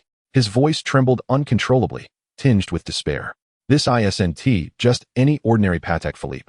This is the super complicated timepiece series 5207G. The market price, publicly listed, is at least 2 million. 2 million. The two words seemed to carry an immense weight, striking heavily upon the hearts of everyone in the private room. The entire peony hall descended into a profound silence lasting several seconds, as if time itself had come to a standstill. The very air felt suspended. Then, a chorus of gasps erupted, nearly exhausting the breath from their lungs. All eyes turned towards Jiang Yu, reflecting a complex amalgamation of shock, fear, disbelief, and awe. A timepiece valued at 2 million was simply worn on his wrist? Had they truly been mocking someone adorned with such an opulent watch moments ago? Zheng Guanyu's Rolex, worth over 50,000, appeared to be nothing more than a cheap trinket in comparison. In an instant, Zheng Guanyu's face drained of color. He staggered back 2 steps, colliding with a chair behind him, producing a dull thud. No, it couldn't be. He muttered to himself, his mind blank. This was utterly impossible. How could this be? He abruptly turned to Song Feiping, seizing his collar. You must have misread it. Look again. I didn't misread it. Song Feiping was on the verge of tears. Brother Guanyu, it can't be wrong. That caliber of craftsmanship cannot be replicated, not by anyone in the world. Zheng Guanyu released him, his entire being feeling drained of strength, standing motionless. He had lost, completely and utterly. The thought of the wager, of having to kneel and bark like a dog before all his classmates, engulfed him in a wave of overwhelming fear and humiliation. No, he could not kneel. If he did, how would he survive in Jiang City from then on? He suddenly raised his head, gazing at Jiang Yu, forcing out a smile more grotesque than tears. Jiang Yu, no. Brother Yu. He hurried to Jiang Yu, lowering his posture immensely. I was blind to your greatness. I misjudged you. Please, have mercy and do not hold this against someone as insignificant as me. He fumbled in his pocket, trembling as he produced a bank card. This has 100,000. Consider it my apology. Let us treat today as a mere jest and turn the page, shall we? The entire room watched in silent astonishment. Settling matters with money appeared to be the only recourse. Everyone believed Jiang Yu would accept. After all, 100,000 was no small sum. Restoring face without the need to escalate matters further. However, Jiang Yu did not even glance at the card. He simply picked up the 2 million yuan watch from the table and slipped it back onto his wrist. This watch had been acquired en route, through a boastful conversation that had netted him a mere 1,000 yuan in taxes, and it was, of course, genuine. It was simply unexpected that Zheng Guanyu would willingly walk into the line of fire. He could hardly be blamed. Yet the satisfaction of delivering a resounding slap to the face of someone who had always looked down on him made that 1,000 yuan seem exceedingly worthwhile. I do not want your money, he stated softly yet distinctly. What I desire is for you to fulfill the wager. Zheng Guanyu's body began to tremble violently. Jiang Yu, do not go too far. Leave a way out for others, and we may meet again. Oh, Jiang Yu raised an eyebrow. When you insisted I kneel and apologize. Why did you not mention leaving a way out? You. Zheng Guanyu's face flushed crimson with rage, yet he found himself at a loss for words. The gaze of all his classmates felt like 1,000 needles piercing his back. Those who had once idolized him and sought his favor now regarded him with disdain and amusement. David Chun even crossed his arms, sneering. What's wrong, young Master Zheng? Weren't you quite arrogant just a moment ago? Surely you're not trying to renege on your bet? Exactly. If you can't afford to gamble, then don't play. Hushed murmurs shifted entirely in favor of Jiang Yu. Under Jiang Yu's calm, unwavering gaze, Zheng Guanyu felt his knees weaken. Humiliation, anger, and resentment churned within him. Ultimately, he bent his legs, collapsing to the ground with a thud. The room erupted in gasps. Zheng Guanyu shut his eyes, his face turning a deep shade of crimson, and emitted a sound akin to a mosquito-esque buzz from his throat. Woof! Speak louder, Jiang Yu's voice called out. Zheng Guanyu's eyes snapped open. Humiliation-induced tears welling in his eyes. Gritting his teeth, he raised his voice. Woof! Woof! After a few utterances, he felt utterly drained, collapsing onto the floor, wishing he could vanish into a crack in the ground. The silence in the room was palpable, yet Jiang Yu showed no inclination to spare him a glance. He walked past the kneeling figure and approached Lu Nanan's table. Amidst a whirlwind of shock, envy, and admiration from his classmates, Jiang Yu smiled and spoke. It's getting late. Do you need a ride home? Lu Nanan gazed at the man before her, her heart racing uncontrollably. She nodded in surprise, her cheeks flushed. That would be great, thank you. The two walked out of the private room side by side. Some who were not ready to give up, or were simply curious, trailed behind to see how Jiang Yu had arrived. Outside the hotel, the dim lighting cast shadows. The onlookers saw Jiang Yu and Lu Nanan heading toward a row of economy cars. Look, he must have taken the subway or driven a cheap car worth a few thousand, someone remarked. They say that watch is rented. Zheng Guanyu, being supported by others, followed behind the crowd, harboring malicious thoughts. Just then, Jiang Yu pressed a button on his key fob. Beep. Not far away, a sleek black SUV with powerful lines illuminated the dark corner with its headlights. The distinctive frog-eye headlights of the Porsche shattered any lingering doubt among the crowd. A Porsche Cayenne. The classmates who had pursued them collectively froze in shock. Chapter 34. The campus bell asks for we chat late at night. While I contemplate how to boast about my next feat, the Porsche Cayenne glided smoothly through the night of Jiang City. The atmosphere inside the vehicle contrasted sharply with that of the Peony Hall, the only sound being the faint whisper of tires against the pavement. This tranquility carried an inexplicable hint of intimacy. Lu Nannan sat in the passenger seat, her hands neatly resting on her lap, yet her fingers fidgeted together unconsciously. She refrained from gazing out at the night scenery, instead stealing glances at Jiang Yu, who was focused on the road ahead. This man still bore the familiar face from their university days, yet his entire demeanor had undergone a profound transformation. The unflappable confidence, the nonchalance in the face of provocation, coupled with that watch and this car, all of it shrouded him in an air of mystery. Ultimately, she could no longer contain herself and gently turned to him. Jiang Yu. Jiang Yu acknowledged her without turning, his attention fixed on the road. What have you been through these past few years? Lu Nannan asked, her voice laced with curiosity. Eager to understand the reason behind such a drastic change, Jiang Yu, gripping the steering wheel, fell silent for a moment. He could hardly admit that his wealth had come from boastful tax evasion. Could he? Nothing much, just good luck, he offered a vague explanation, suggesting that he had dabbled in various ventures post-graduation and made some money. This answer was ambiguous, yet brimming with infinite possibilities. Good luck? Lu Nannan, of course, found it hard to believe.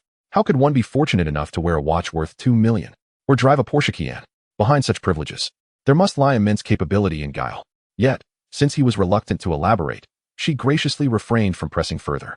This air of mystery did not leave her feeling dismissed. Rather, it rendered the man before her even more inscrutable and alluring. She ceased her chatter, choosing instead to quietly observe the profile of his face as he drove, sharp features, focused and earnest. Her heart, once again, betrayed her, quickening its rhythm. Before long, the car came to a halt beneath Lu Nannan's residential building. Arriving at her destination, Jiang Yu unbuckled his seatbelt. However, Lu Nannan hesitated before alighting. After a moment's reflection, she retrieved her phone from her bag and lit up the screen. Is it convenient for you to add me on WeChat? She inquired, presenting her QR code to Jiang Yu. Her cheeks flushed softly in the glow of the phone's screen. Thank you so much for today. I would like to treat you to a meal sometime as a token of my appreciation. Jiang Yu was taken aback by her gesture. He gazed at her exquisite, ethereal face and the pair of clear, expectant eyes, then smiled and took out his phone. Sure. With a beep, the friend request was successfully sent. I'll head up now. Lu Nannan tucked her phone away, her face blossoming into a genuine smile. Drive safely on your way back. Certainly. Jiang Yu watched as Lu Nannan's figure vanished into the glow of the building's lights before restarting the car. He had gained both prestige and the WeChat contact of the campus belle. Today's reunion had proven worthwhile. Just as he was about to turn around and head home, a familiar voice echoed in his mind, reverberating with unexpected intensity. Ding! Congratulations, host, for completing a momentous A-grade bragging event at a large social gathering. Event evaluation, perfectly countered, group astonishment, goddess enamored. Comprehensive rewards, acquired a substantial amount of bragging points, new system module unlocked. A system? Jiang Yu abruptly slammed the brakes, bringing the car to a steady stop by the roadside. He immediately focused his thoughts, delving into his mind. Host, Jiang Yu. System level, LV1, daily tax payment limit, 10,000 yuan. Upgrade to LV2 requirements. Possess 10 million in cash assets, 110 million. Current asset evaluation, approximately 4 million yuan in cash. Unlocked modules, bragging tax, talent store new. A talent store? Jiang Yu felt a rush of excitement. He quickly accessed the newly marked module with his thoughts. A fresh interface unfurled in his mind, displaying a list adorned with gleaming entries. Martial Arts Master, beginner upon activation. You will possess combat skills and physical reflexes on par with elite soldiers. Activation tax, 8,000 yuan. Musical prodigy, piano upon activation. You will attain the performance level of a world-class piano maestro. Activation tax, 5,000 yuan. Linguistic genius. English upon activation, you will possess native-like proficiency in English reading, writing, speaking, and listening. Activation tax, 3,000 yuan. Culinary master. Activation tax pending. Jiang Yu's breath quickened. These were not mere items. They represented permanent abilities. By simply paying the bragging tax, he could directly instill these skills within himself. This was far more exhilarating than being handed money, luxury cars, or exquisite watches. This was the true essence of extraordinary talent. His gaze hurriedly scanned the list, finally landing on a particular entry. Business Elite, LV1 upon activation. You will gain top-tier business acumen, sharp market insight, meticulous logical analysis skills, and exceptional persuasive eloquence. The description was straightforward, yet sent Jiang Yu's heart racing. Was this not the very ability he needed most at this moment? Although he had secured startup funds through the system, he remained fundamentally an uninformed cog in the commercial machine. With this ability, he could truly activate the assets at his disposal and create greater value, rather than simply living off his reserves. He glanced at the price behind this talent. Activation tax, 900,000 yuan. 900,000. Precisely the amount he had just spent 1,000 on, leaving him with the hotel's tax payment cap. Purchase. He must buy it. Without hesitation, he selected the option to buy with his thoughts. However, the system presented a new prompt.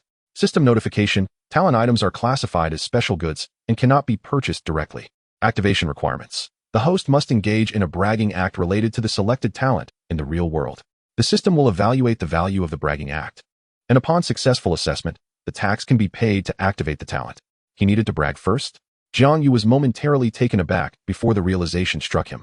This aligned perfectly with the core logic of the bragging tax system. To obtain the talent of a business elite, he first had to boast about being a business genius. Then, the system would transform that boast into reality. The logic was clear, but the question remained: where could he boast? He couldn't simply stroll down the street and declare to a passerby that he was a commercial prodigy. That would not be bragging, it would be insanity. Boasting required an appropriate setting, a fitting opportunity. It had to be convincing, or at the very least, evoke doubt and astonishment, much like what had transpired at the reunion.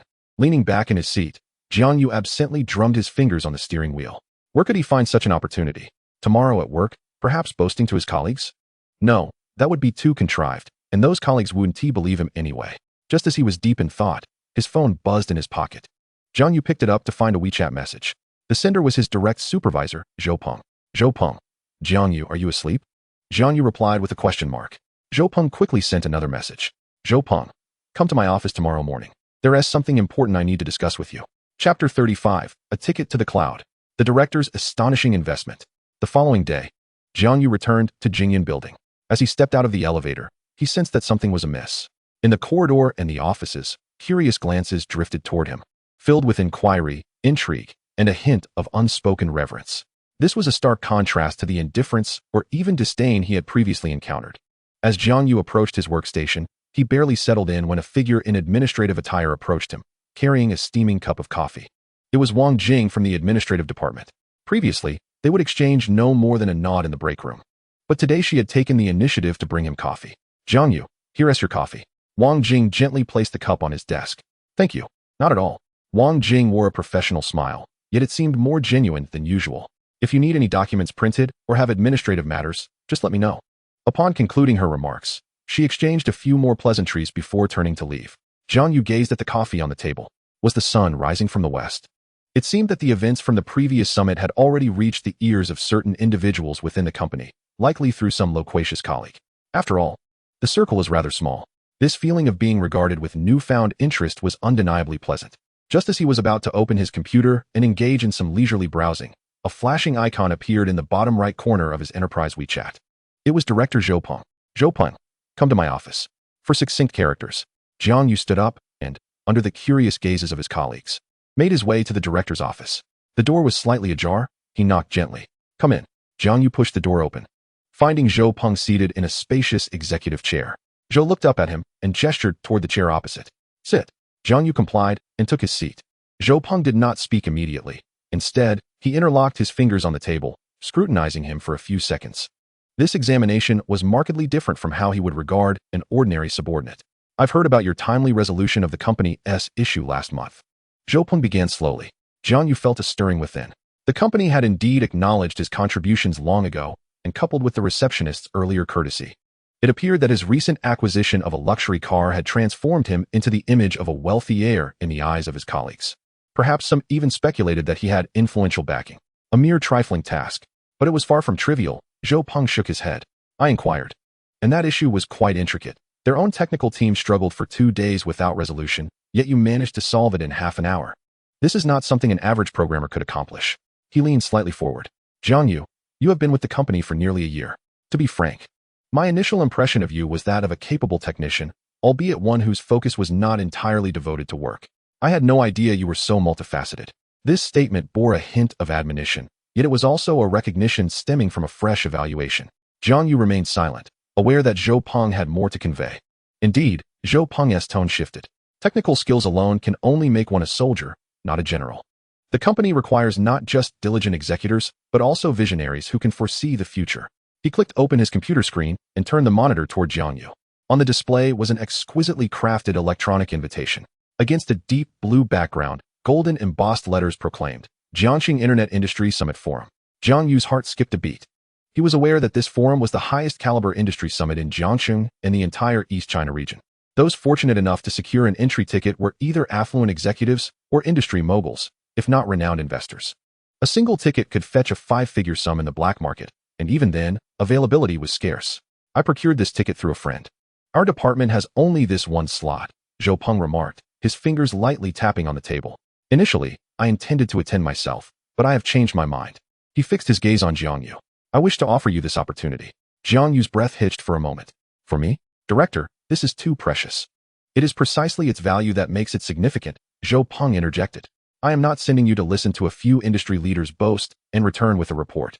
I hope you will witness the world, observe how those at the pinnacle of the industry think, and understand their commercial logic. Zhou Peng rose and moved to the window, gazing down at the incessant flow of traffic below. I need a sharp blade to help me expand our business, not a mere kitchen knife. Jiang Yu, I believe you possess the potential to become that keen edge. He turned back, his expression serious. At this forum, the company's big boss, Feng Daong, will also be in attendance. Feng Daong. The name sent Jiang Yu's heart racing once more. The founder of the company, a self-made legend, worth billions. He could only catch a glimpse of him during the company's annual meetings. If you can shine at the forum, even if it's merely by presenting an insightful viewpoint that catches Mr. Li's attention. Zhou Peng left his thought unfinished, but the implication was clear. That would be a meteoric rise. Jiang Yu felt a surge of excitement. Wasn't this precisely the stage he needed? A platform where he could boldly declare himself a commercial genius. A stage that would rightfully activate his business elite talent. Now, Zhou Peng was personally handing him the ticket to this stage. Could there be a more perfect opportunity? No. He stood, nodding earnestly at Zhou Peng. Thank you, Director. I won't let you down. A satisfied smile crossed Zhou Peng's face as he returned to pat Jiang Yu on the shoulder. Excellent. Do not let yourself down either. He seemed to recall something and added, by the way, this forum has a special segment dedicated to encouraging innovation, featuring an open speaking opportunity. Any participant with unique ideas can challenge any industry authority present. Of course, the risks are substantial. If one falters, they risk becoming a laughingstock. However, Zhou Peng's expression turned playful. Youth must possess some sharpness. Jiang Yu's heart raced. Challenging authority? This was practically tailor-made for him. Emerging from Zhou Peng's office, he was enveloped in a state of exhilaration. The electronic invitation had already arrived on his phone. Jiang Yu looked down at the screen displaying the blue and gold ticket, which seemed to glow. This was no ordinary entry pass. It was the key to unleashing his business elite talent. The perfect springboard for bidding farewell to his past and soaring to new heights. Chapter 36. So your name is Zhao Jian? Security, throw him out. At 10:25 a.m. The venue for the summit was the Jiangxing International Convention Center. Jiang Yu exited the car, gazing at the grand structure, adorned with modern design, and the plaza outside filled with an array of luxury vehicles, finally grasping the reality of the situation. Bentleys, Rolls-Royces, Maybachs. Here, they were as commonplace as streetcars. The men and women entering and exiting exuded the confidence of successful individuals, clad in immaculate attire.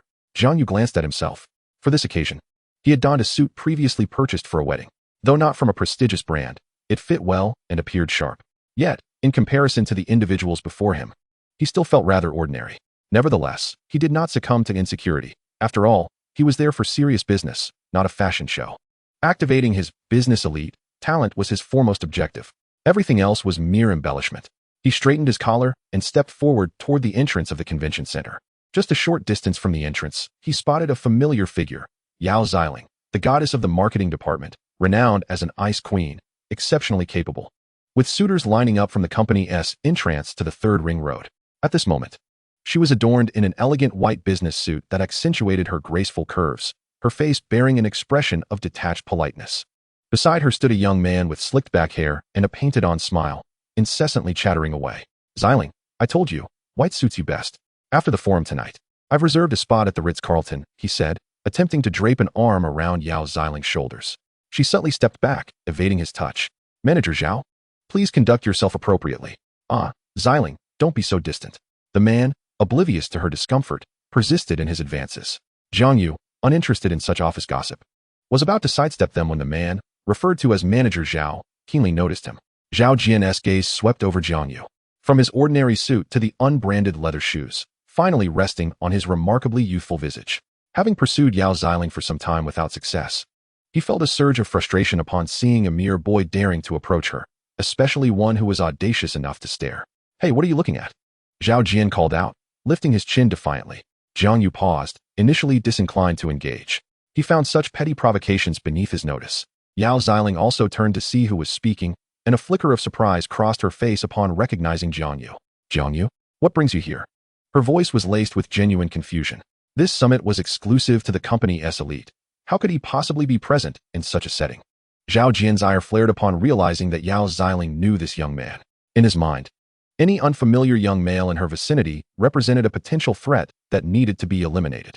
"Oh, Xiling, you know him?" Zhao Jian's tone turned mocking. "What kind of riffraff is allowed to mingle here?" He scrutinized Jiang Yu with contempt. "Kid, this is an internet summit, not your village market. Scram and stop being an eyesore." His words were exceedingly harsh, drawing the attention of several passing guests who began to watch the unfolding spectacle with interest. Yao Xiling's brow furrowed. Although she harbored no affection for Jiang Yu, she felt compelled to defend him against such public humiliation. "Zhao Jian, he is my friend."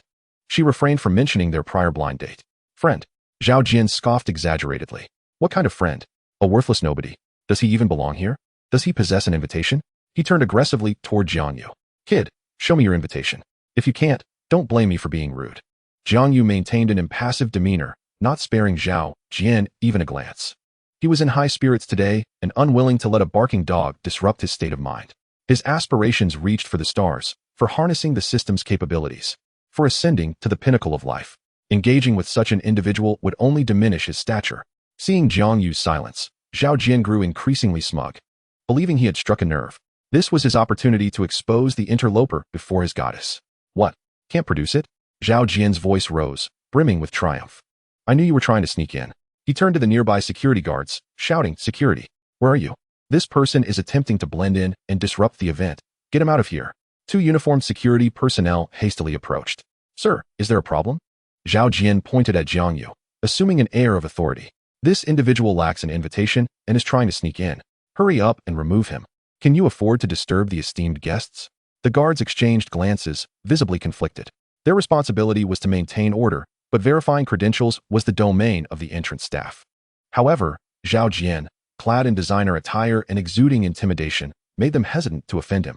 Yao Xiling's expression darkened. "Zhao Jian, don't push it too far." "Push it too far?" Zhao Jian retorted emphatically. "Xiling, I am merely upholding the decorum of the event. I'm protecting you. Who knows what malicious intent this person harbors?" The surrounding murmurs grew louder, many pointing fingers and casting Jiang Yu as a scheming opportunist. At that moment, Jiang Yu, who had remained silent until now, finally moved. Ignoring Zhao Jian's tirades and Yao Xiling's troubled expression, he strode confidently toward the verification desk. Zhao Jian continued to shout from behind, "Trying to run? Too late. Security. Apprehend him." However, Jiang Yu approached the verification desk calmly, and under the scrutinizing gaze of the staff, he produced his phone, retrieving the blue and gold electronic invitation. The QR code aligned perfectly with the scanning device. Beep. A soft sound resonated. Verification complete. Instantly, the staff member's demeanor shifted from formal politeness to almost humble respect. He quickly stepped out from behind the desk and bowed deeply to Jiang Yu. "Mr. Jiang, welcome." This sudden turn of events left everyone in stunned silence. Zhao Jian's bluster ceased abruptly. The two security guards halted, their expressions bewildered. The staff member paid no mind to the others, his attention solely on Jiang Yu. "Mr. Jiang, Director Zhou Peng from Jingyun Group specifically instructed me to ensure that you do not need to queue. Please follow me to the VIP entrance." He gestured invitingly, personally leading Jiang Yu down a red-carpeted path, nearly devoid of other attendees. The entire process flowed seamlessly, leaving the crowd in a state of shock. Zhao Jian's mouth hung agape, his expression morphing from arrogance to disbelief, then to incredulity, ultimately turning a shade of deep crimson. He felt as though he had been struck repeatedly across the face by an invisible hand. The mocking gazes of onlookers now focused entirely on him, brimming with derision and scorn. Yao Xiling, too, was left utterly speechless. She watched as Jiang Yu was respectfully escorted into the VIP lane, her mind a whirl of confusion. Director Zhou had made special arrangements? VIP access? What was happening? How could this inconspicuous, even somewhat marginalized, worker possess privileges that even she and Zhao Jian lacked? Zhao Jian had pleaded for days with his family just to secure his ordinary invitation. Jiang Yu, who exactly was he? As Jiang Yu traversed the corridor and entered the opulent main hall of the summit, the cacophony behind him faded into silence. He could vaguely sense two complex gazes upon him. One was filled with resentment and dissatisfaction. The other bore a heavy curiosity and astonishment. He did not look back. It was merely a minor interlude, hardly worthy of note. His true stage awaited him within. Chapter 37. I am a business prodigy. The venue was resplendent, adorned with opulence. The crystal chandeliers suspended from the dome radiated a dazzling brilliance, illuminating every impeccably dressed visage below. The air was suffused with a melange of high-end perfume and the rich aroma of coffee, as clusters of individuals engaged in hushed conversations, each dialogue potentially revolving around billions in capital movement. Jiang Yu did not venture into the front row VIP section, where each seat bore a nameplate. Instead, he proceeded directly to the rear, seeking a modest seat in the ordinary audience, nestled inconspicuously in a corner. He was neither there to socialize nor to learn. He was there to hunt. Before long, Zhao Jian and Yao Xiling entered the hall. Zhao Jian was evidently a familiar face, greeting several front-row guests with ease before settling down with Yao Xiling in a reserved spot, one that offered a prime view directly facing the podium. Once seated, Zhao Jian casually glanced back, swiftly locking onto Jiang Yu's location. A twisted expression of resentment and smugness crossed his face as he mouthed silently towards Jiang Yu. Wait. Jiang Yu could not muster the energy to respond, merely diverting his gaze with serene indifference. The antics of a clown were not worthy of a second of his attention. Meanwhile, Yao Xiling turned to steal a glance as well, her expression a tapestry of confusion, curiosity, and a hint of astonishment that she herself had yet to perceive. This man seemed to harbor secrets entirely beyond her comprehension.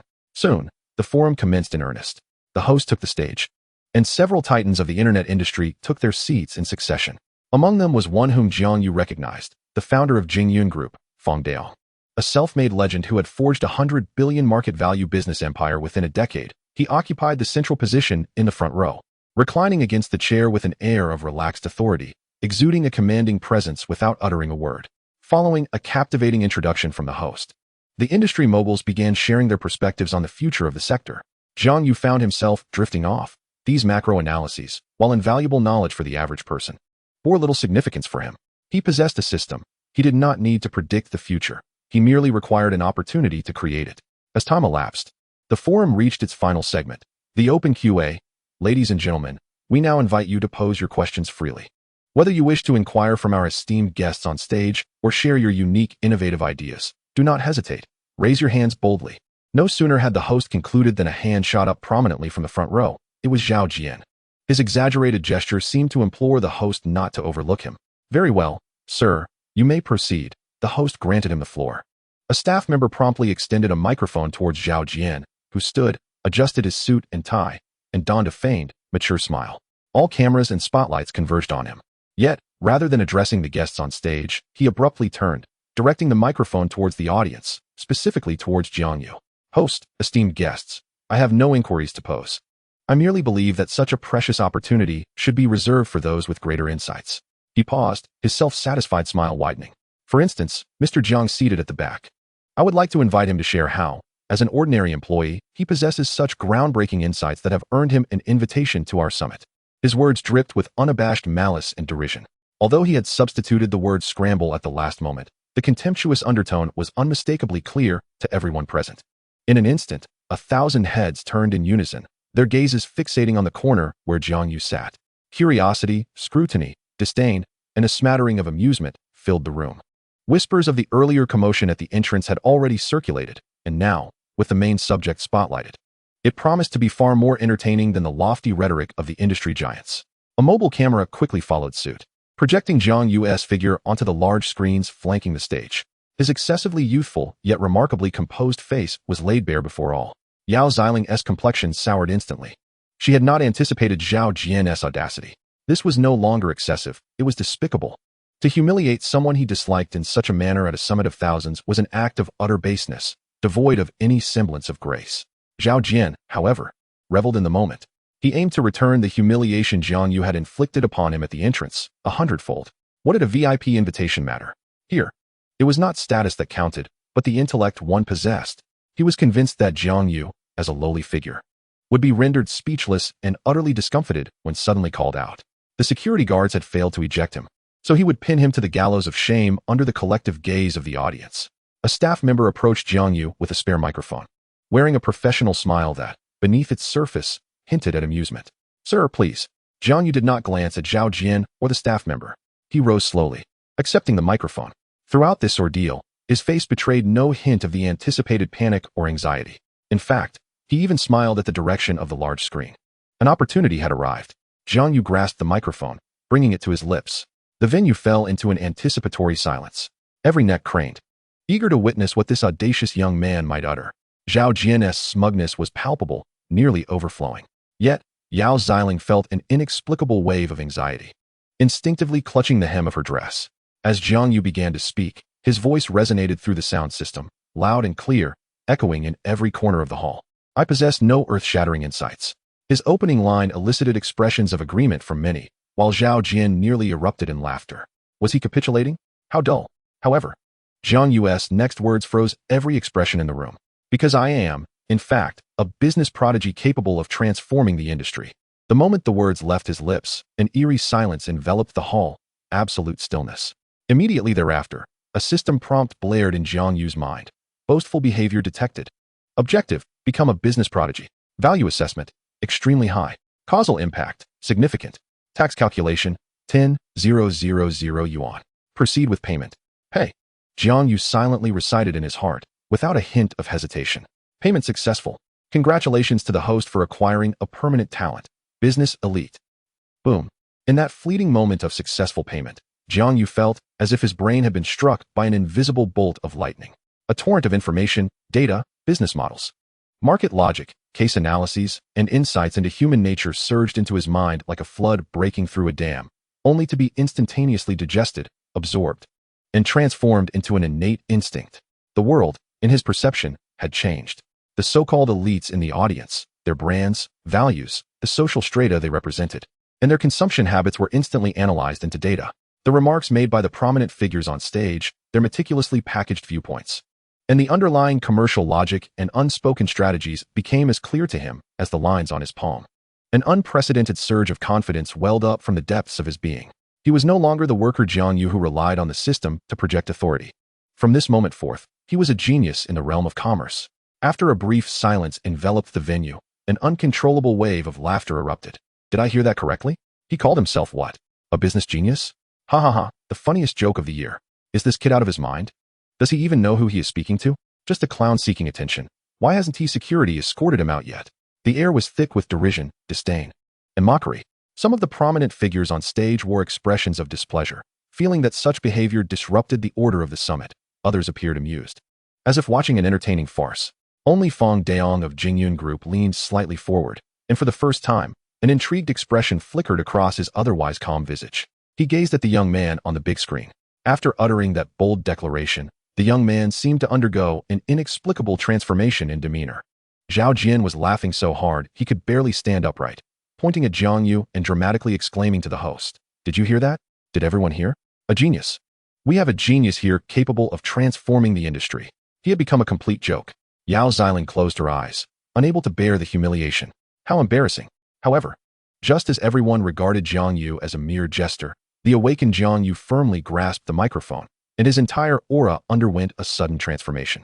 If he had previously been a tranquil lake, at this moment, he was a razor-sharp blade, glinting with brilliance.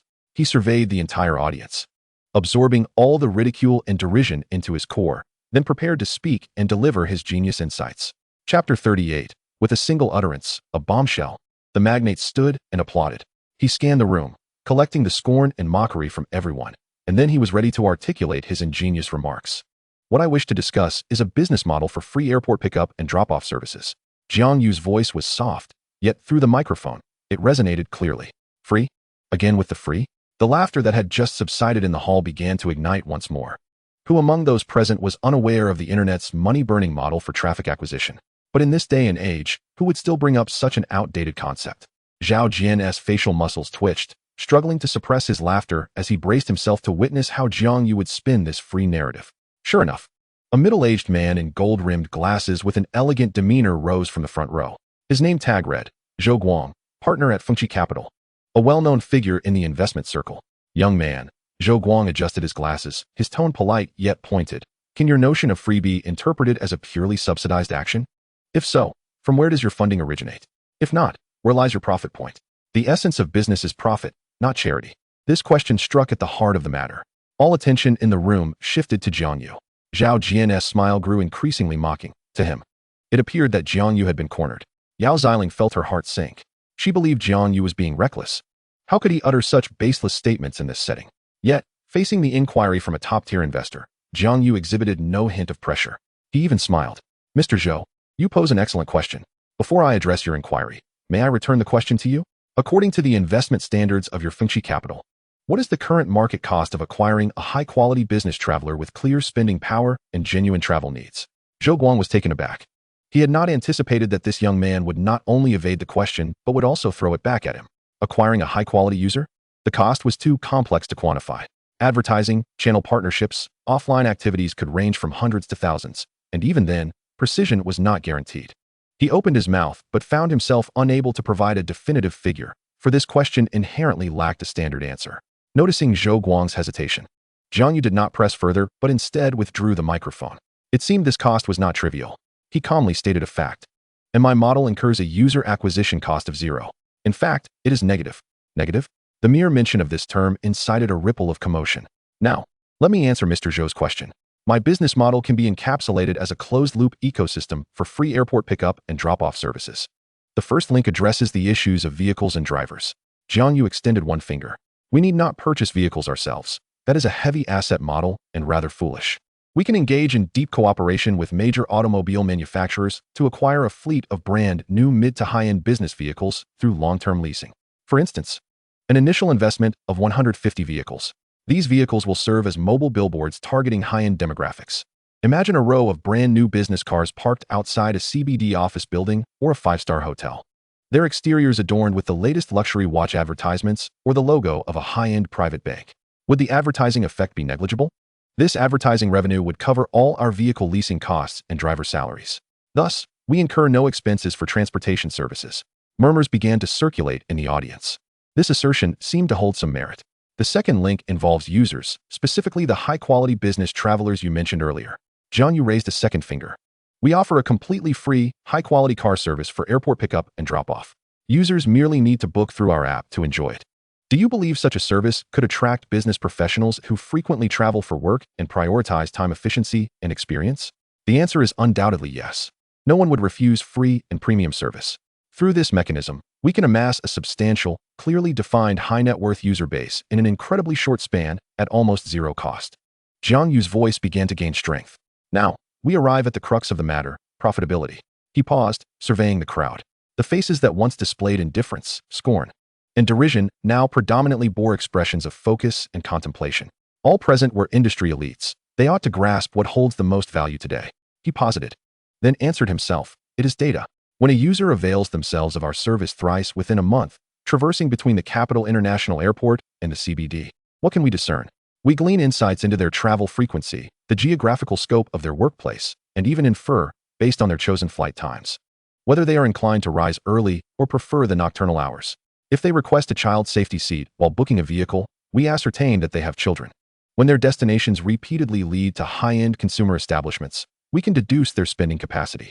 Individually, such data may seem trivial, yet, when aggregated from 100,000 or even 1 million affluent users, the potential value is staggering. Jiang Yu's voice resonated with a unique, penetrating clarity, striking a chord within each individual present. We can offer airlines precise customer acquisition strategies, provide luxury hotels with profiles of potential VIP clients, furnish luxury brands with direct advertising channels, and assist financial institutions in identifying premium investment product targets. These are, indeed, our true commodities. Now, let me present a financial calculation. Jiang Yu spoke extemporaneously, his mind operating like a finely tuned computer. The initial rental of 150 commercial vehicles, coupled with driver salaries and management costs, brings our total operating expenses within the confines of 30 million annually. Vehicle advertising, targeting high-end brands, is bundled for sale. Securing 400 million from 150 mobile advertising spaces in a year is, I contend, a conservative estimate. At this juncture, we have already amassed a net profit of 10 million. We have utilized others' funds to achieve our objectives while simultaneously generating profit. However, this is merely the inception. In the first year, we anticipate acquiring 300,000 active business travel users. The travel data, consumer preference data, and potential demand data generated by these 300,000 users, once anonymized and analyzed through modeling, will be packaged into industry solutions and sold to the enterprises I previously mentioned. We conservatively estimate that the revenue from this segment of data services will reach 3 million in the first year. Thus, at the project's commencement, we will possess at least 13 million in cash flow. And what have we given in return? Jiang Yu extended his arms toward the audience. We have invested nothing. Without committing a single penny of capital, we have leveraged a market worth billions. Mr. Zhou, this is my profit model, a flawless execution of playing the wolf with empty hands. As his words resonated, the hall fell into a profound silence. The sound of a pin dropping could be heard. Everyone was astonished by the intricate, logically coherent business proposal presented before them. From the cost of advertising coverage to the acquisition of users through complementary services, culminating in data monetization, a perfect commercial loop had been established. Most astonishing was his ability to mentally calculate such an accurate financial model in front of the entire assembly. This was no lunatic. This was a prodigy. Zhao Jian sat in his seat, his once smug smile now frozen, gradually fracturing. His mouth agape, his mind blank. He could not comprehend the complex models and data, yet he could read the expressions of those around him. That expression was one of shock. Yao Xiling was equally stunned. She gazed at the man on the screen, eloquently articulating his ideas, radiating an aura of brilliance, feeling an unfamiliarity wash over her. Previously, she had assumed Jiang Yu was merely a boastful man lacking substance. But she had not anticipated his profound business acumen. Clap, clap, clap. Applause erupted from the center of the front row. Fang Daong, founder of Jingyun Group, slowly rose to his feet, applauding vigorously. His expression had shifted from amusement to one of exhilaration, akin to discovering a rare treasure. Soon, Zhou Guang beside him also stood, joining in the applause. Then came the third mogul. 3 industry titans stood simultaneously to honor this unheralded young man with their applause. The hall erupted in a cacophony of applause, akin to a torrent breaching its dam, resonating with fervor. One of the magnates seized the microphone, exclaiming in admiration, "A perfect execution of playing the wolf with empty hands. A genius concept." Upon hearing these words, Zhao Jian trembled violently, as if all strength had been drained from his body. Slumping in his chair, his complexion turned as pale as parchment, beads of cold sweat cascading down his forehead. He understood. He was finished. He had crossed paths with someone of monumental stature, a figure he could not even begin to aspire to regard with reverence. Chapter 39, The Goddess Pursues. Jiang Yu, let us discuss interests, not emotions. As the applause gradually subsided, the atmosphere in the hall remained fervent. All eyes converged on the young man standing on stage, filled with complexity, reverence, and curiosity. Fang Daong was the first to approach, extending his hand. "You must be Jiang Yu? Young man, impressive." Jiang Yu calmly shook his hand. "Mr. Fang, you flatter me. It is merely an immature idea." There was no hint of surprise or trepidation, only an air of almost egalitarian composure. Zhou Guang followed suit, abandoning his scrutinizing demeanor for a sincere collaborative stance. "Young brother Jiang, I apologize for my earlier skepticism. Your business concept is nothing short of perfect. Here is my business card. I hope we can discuss this in greater depth." "Certainly." Jiang Yu accepted the card, reciprocating with his contact information. Soon after, the third and fourth titans approached, all eager to exchange contact details with Jiang Yu. Throughout the process, Jiang Yu remained poised, his every gesture and utterance impeccably measured, neither subservient nor arrogant. He did not succumb to the euphoria of sudden adulation, but rather maintained a chilling calm. At last, having navigated the throng of investors and entrepreneurs seeking to congregate around him, Jiang Yu found a relatively quiet corner and exhaled deeply. Just then, his phone vibrated. A new WeChat message appeared. The profile picture belonged to Yao Xiling, her flawless profile on display. Jiang Yu accepted the message. Almost immediately, a follow-up arrived. "Hello, Jiang Yu. I am Yao Xiling. I apologize on behalf of Zhao Jian. He can be rather insufferable. Please don't take it to heart." A second message followed. "To express my contrition, I would like to invite you to dinner. Additionally, the bag you gifted me last time is too extravagant. I wish to return it." Had this been half an hour earlier, Jiang Yu might have reveled in the goddess's overture, perhaps engaging in flirtatious banter. However, now he found such behavior inefficient and juvenile. He picked up his phone, his fingers swiftly tapping on the screen. There were no pleasantries, no formalities. "Apology received. Dinner sounds good." After sending the message, he paused for a moment before continuing to type. "However, the timing and location would be determined by me. We can discuss the potential for collaboration. I am quite intrigued by the resources behind Miss Yao." 2 succinct statements. The first one, concluding the topic, indicates my acceptance of your apology and signifies a closure to this matter. The second one, Turning the tables, redefines a private invitation as a business meeting, explicitly stating that I value your resources rather than your persona.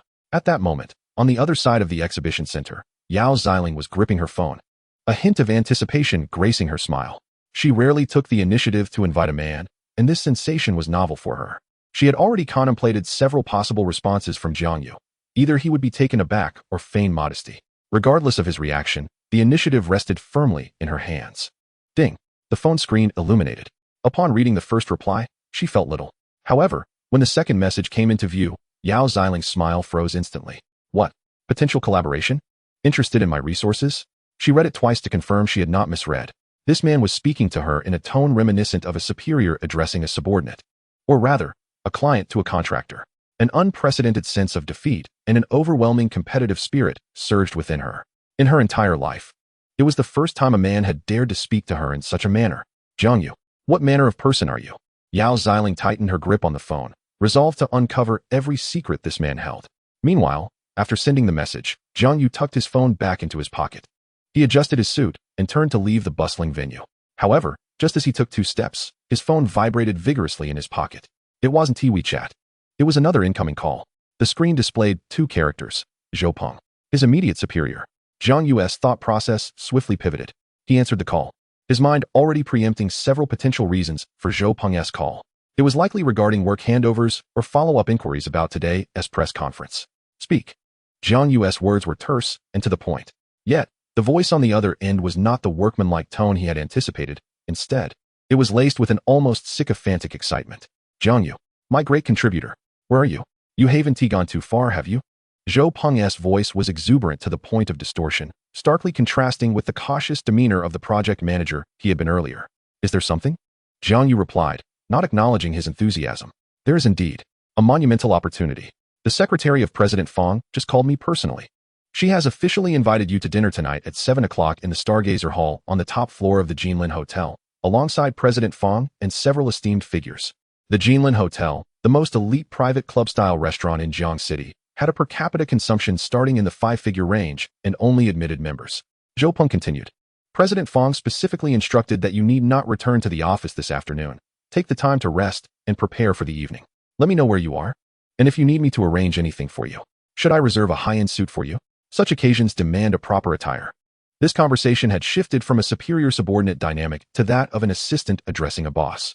In the past, Jiang Yu might have felt flattered, but now, it was merely a message requiring attention. He declined Zhou Peng's offer. No need, I can handle it myself. Just send me the address. Of course. I'll send it to you on WeChat right away. Please don't be late. Oh, and just between us. I overheard from President Fong's secretary that besides President Fong and President Zhou, there is a mysterious big shot coming tonight. You must seize this opportunity. Understood. Jiang Yu ended the call without uttering a word of farewell. He then opened WeChat, found Yao Xiling's profile, and swiftly typed. There's an urgent business dispute that requires my attention. Our dinner plans are cancelled. After sending the message, he didn't even check for a reply. Completing this task, he made his way to the roadside to drive toward the Jinlin Hotel. On the other side of the venue, Yao Xiling stood elegantly. Numerous social elites approached her, but she rebuffed them all, for she was waiting for Jiang Yu to inform her of their dinner plans. Just then, her phone chimed with a WeChat notification, and she eagerly opened it, only to find Jiang Yu stating that he had to cancel their dinner due to an urgent matter. That scoundrel! Yao Xiling fumed, stamping her foot and biting her lower lip, her face flushing with anger. She felt vulnerable. This was the first time she had taken the initiative to invite a male for dinner, believing Jiang Yu would feel honored. Yet, he had rejected her. Did he truly prioritize work over dining with her in his mind? Chapter 40. A meal worth 30,000? No, this is an Information Master experience card. The Jinlin Hotel perched atop Cloud Summit in Jiang City, overlooking the city's radiant lights. It does not accept reservations and is exclusively open to designated members. With vehicles entering valued at no less than $1 million, Jiang Yu parked his car as directed by the attendant and walked directly toward the main building. At the entrance, Zhou Peng had been waiting for some time. Upon spotting Jiang Yu, he immediately approached with a beaming smile.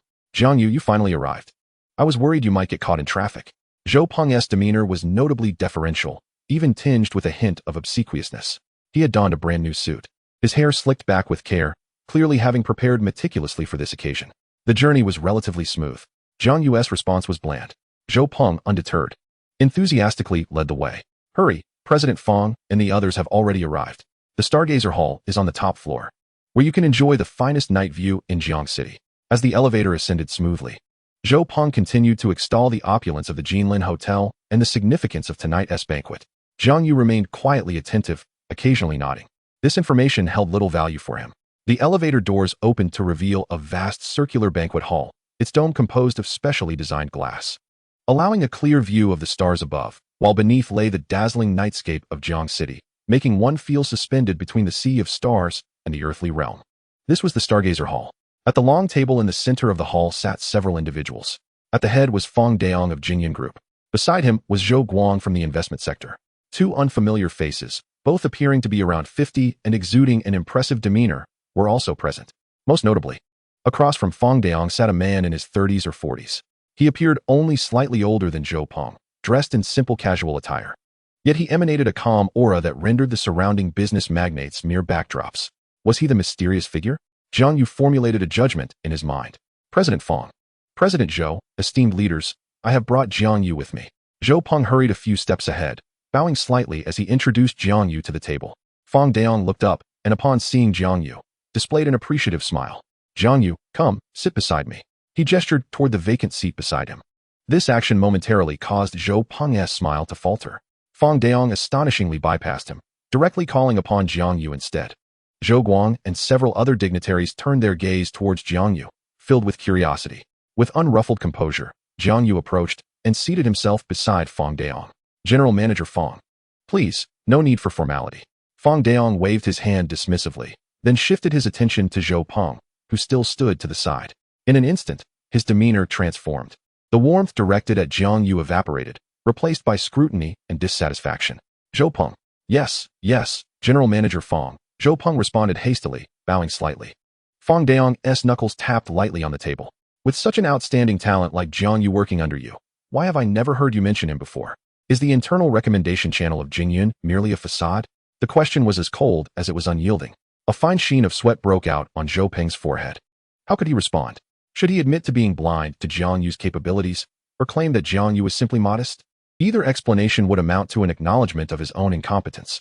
The atmosphere in the hall became palpably tense. Zhou Guang and the others held their wine glasses, appearing to relish the unfolding drama. Zhou Peng's face flushed crimson, and despite his stammering attempts, not a single word escaped his lips. General Manager Fang. It is primarily because Jiang Yu tends to be quite low-key. Low-key? Fang Daong interrupted. His ideas are anything but low-key. This is a dereliction of duty on your part as a superior. The rebuke struck Zhou Peng like a resounding slap, and he could feel the myriad of barely perceptible gazes piercing him like needles. Humiliation, discomfort, and a barely concealed resentment brewed within him. This resentment coalesced into a chilling glare, stealthily directed at the young man seated beside Fang Daong, who had remained silent throughout. It was all his fault. If it weren't for him, how could he have been publicly humiliated here? Jiang Yu sensed the weight of that gaze. But he couldn't be bothered to turn his head. A character on the verge of being eliminated was not worth his attention. Fang Daong waved his hand dismissively, as if shooing away a fly. All right, this isn't your concern anymore. You may leave. Zhou Peng, as if granted a reprieve, bowed awkwardly and hastily exited the starry sky hall. The atmosphere returned to tranquility. Fang Daong then smiled as he introduced Jiang Yu. This is General Manager Li from Hengxing Real Estate. And this is General Manager Sun from Huamei Media. Jiang Yu shook hands with each of them, offering polite greetings. Hello, General Manager Li. Hello, General Manager Sunday. Yet, his mind was a blank slate. Hengxing Real Estate? Huamei Media? What were their core businesses? What was their market share? What roles did these gentlemen play within their respective companies? He was utterly oblivious. This disparity in information rendered him a mere intruder at this elite gathering. Perpetually on the defensive, each handshake, each smile, was merely superficial etiquette. He could not engage in any profound discourse, let alone convert these connections into his own resources. This situation was untenable. He excused himself to the restroom, temporarily vacating the banquet hall, and in the deserted corridor, he immediately called upon the system. System. I need to know everything about those individuals in the banquet hall immediately. Moments later, the system's voice resonated. Ding. Target character information value assessment in progress. Assessment complete. The required information encompasses the business backgrounds, networks, and undisclosed movements of several key figures, with exceedingly high information value. Jiang Yu lacked the patience to hear the analysis. Just tell me, how much will it cost? For normal information retrieval, a tax of 10,000 yuan is required. However, the hostess quota for today has been exhausted. Jiang Yu frowned. He had already depleted his quota of 10,000 earlier in the day for that perfect proposal. Is there no other option? Detected that the host is in an emergency social disadvantage. The excess payment protocol can be initiated. What protocol? The host may overdraw the quota, but must pay a penalty of 300. The total value of this information is 10,000 yuan. You would need to pay a total of 30,000 yuan in taxes. Do you confirm? 30,000. For a few pieces of information? Jiang Yu felt a pang in his heart. This was nearly equivalent to his salary for the past 3 months. Yet, upon reflection, the opportunity presented by tonight's banquet was not something that 30,000 yuan could procure. Missing out on this evening would mean waiting an indeterminate time to penetrate this circle again. He decided to gamble. Confirm payment. Confirmation successful. 30,000 yuan in taxes has been deducted. Almost instantaneously, a chilling sensation surged into Jiang Yu's mind. It was not a mere influx of information, but rather an endowment of ability. Congratulations, host, you have acquired the temporary skill, Information Master. Skill effect, through physical contact. You can instantaneously acquire both public and semi-public information about the target, including but not limited to personal history, asset status, network connections, and recent plans. You may even uncover secrets that the target themselves are unaware of. Physical contact? Jiang Yu paused for a moment, but quickly grasped the implication. This was far superior to a direct infusion of information. It granted him the power to actively seek information rather than passively receive it. He adjusted his collar and turned back towards the starry sky hall. The banquet had commenced, and everyone was engaged in toasting and drinking. He returned to his seat with poise, scanning the room. General Manager Li from Hengxing, General Manager Sun from Huamei, and that silent, enigmatic guest with an imposing aura. Now, who would be his first target? Jiang Yu lifted his wine glass and stood. Esteemed seniors, as a newcomer, I am still learning the ropes. For this first toast, I raise my glass to all of you, he said, slowly making his way towards the nearest General Manager Li of Hengxing Real Estate. Chapter 41. A Fatal Handshake. I unveiled the 48-hour deadline of a billionaire. General Manager Li, holding his wine glass, wore the standard smile of a businessman. Upon seeing Jiang Yu approach to toast, he courteously rose. You must be Xiao Jiang, young and promising. Come, let us clink glasses. You flatter me, General Manager Li. Jiang Yu replied with a smile, and amidst the crisp sound of their glasses clinking, he naturally placed his other hand on General Manager Li's arm, smoothly transitioning into a handshake. I look forward to your guidance in the future. Their hands parted swiftly, but in that fleeting moment of contact, a torrent of complex yet clear information surged into Jiang Yu's mind. Name, Li Jiangguo. Company, Hengxing Real Estate, holding 45. Assets, personal net worth approximately 2.8 billion. Recent movements. The company's cash flow is tight. There's a huge funding gap for the subsequent development of newly acquired land in the southern city. Currently seeking financing. His only son, Li Ming, has gotten into legal trouble abroad due to reckless driving, requiring substantial funds to smooth things over. Network connections. Engaged in business dealings with General Manager Sun of Huamei Media, maintains an average relationship with Feng Daong of Jingyun Group, and is attending this banquet due to Zhou Guang's connections. The information abruptly ceased. Jiang Yu's expression remained unchanged as he shook hands, released, and downed his drink in one go, executing each action seamlessly. He set the glass down. General Manager Li, Hengxing's recent endeavors in the Southern District are truly impressive, demonstrating remarkable audacity. I've finished my drink. You may proceed as you wish. For a brief moment, General Manager Li's smile faltered. The matter of acquiring land in the Southern District is public knowledge. Yet the words bold and audacious spoken by a young man met for the first time carry an undeniable weight, particularly as he grapples with the challenges posed by this very plot. He scrutinizes Jiang Yu once more. This youth appears to be valued for reasons beyond mere superficiality by Feng Daong. Haha, you flatter me, Xiao Jiang, Li Jiangguo chuckles, attempting to mask the fleeting emotion that crosses his face. Jiang Yu says little more, nodding with a smile as he turns to approach the next individual, Mr. Sun of Huamei Media. Good day, Mr. Sunday. The ritual unfolds, toasting and shaking hands. Name, Sun Jiqiang. Company, Huamei Media, 38 stake. Assets, personal net worth approximately 1.6 billion. Recent activities. The company is currently in a silent period ahead of its IPO. Expected to ring the bell next month. However, its leading artist, Lin Feifei, has been embroiled in scandal, with competitors poised to ignite public opinion before the listing. Jiang Yu lowers his glass once more. Mr. Sun, I wish you a smooth IPO next month. May we juniors bask in your success. Sun Jiqiang's reaction is even more pronounced than Li Jiangguo's. The IPO is a closely guarded secret, while rumors circulate. Only a select few at the highest level are privy to the exact timing. What is the background of this young man, Jiang Yu? He hardly has time to contemplate how this information has leaked, as a shroud of mystery envelopes the young man before him. Thank you for your kind words. Sun Jiqiang responds eagerly, raising his glass with renewed enthusiasm. After 2 rounds of subtle probing, Jiang Yu feels a sense of certainty settle within him. His prowess in gathering intelligence seems tailor-made for such social gatherings. The 30,000 yuan he spent feels exceedingly worthwhile. He even feels a surge of desire to shake hands with everyone present, establishing a premier network of connections. However, he suppresses this impulse. One must take one bite at a time. Tonight's true objective is singular. With glass in hand, he approaches the young man who has remained silent throughout the evening. Fang Daong and Zhou Guang appear as mere companions in his presence, which speaks volumes. Hello, I am Jiang Yu, an employee of Jingyun Group. May I inquire your name?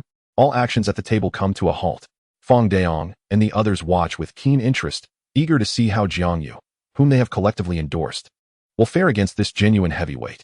The young man lifts his gaze. His features are unremarkable, yet he exudes a calmness that suggests a long tenure in power. He does not answer Jiang Yu's inquiry. Instead, he appraises Jiang Yu from head to toe. Is the vision for Jingyun your creation? His question is direct, devoid of superfluous words. Indeed, it is, Jiang Yu replies with poise.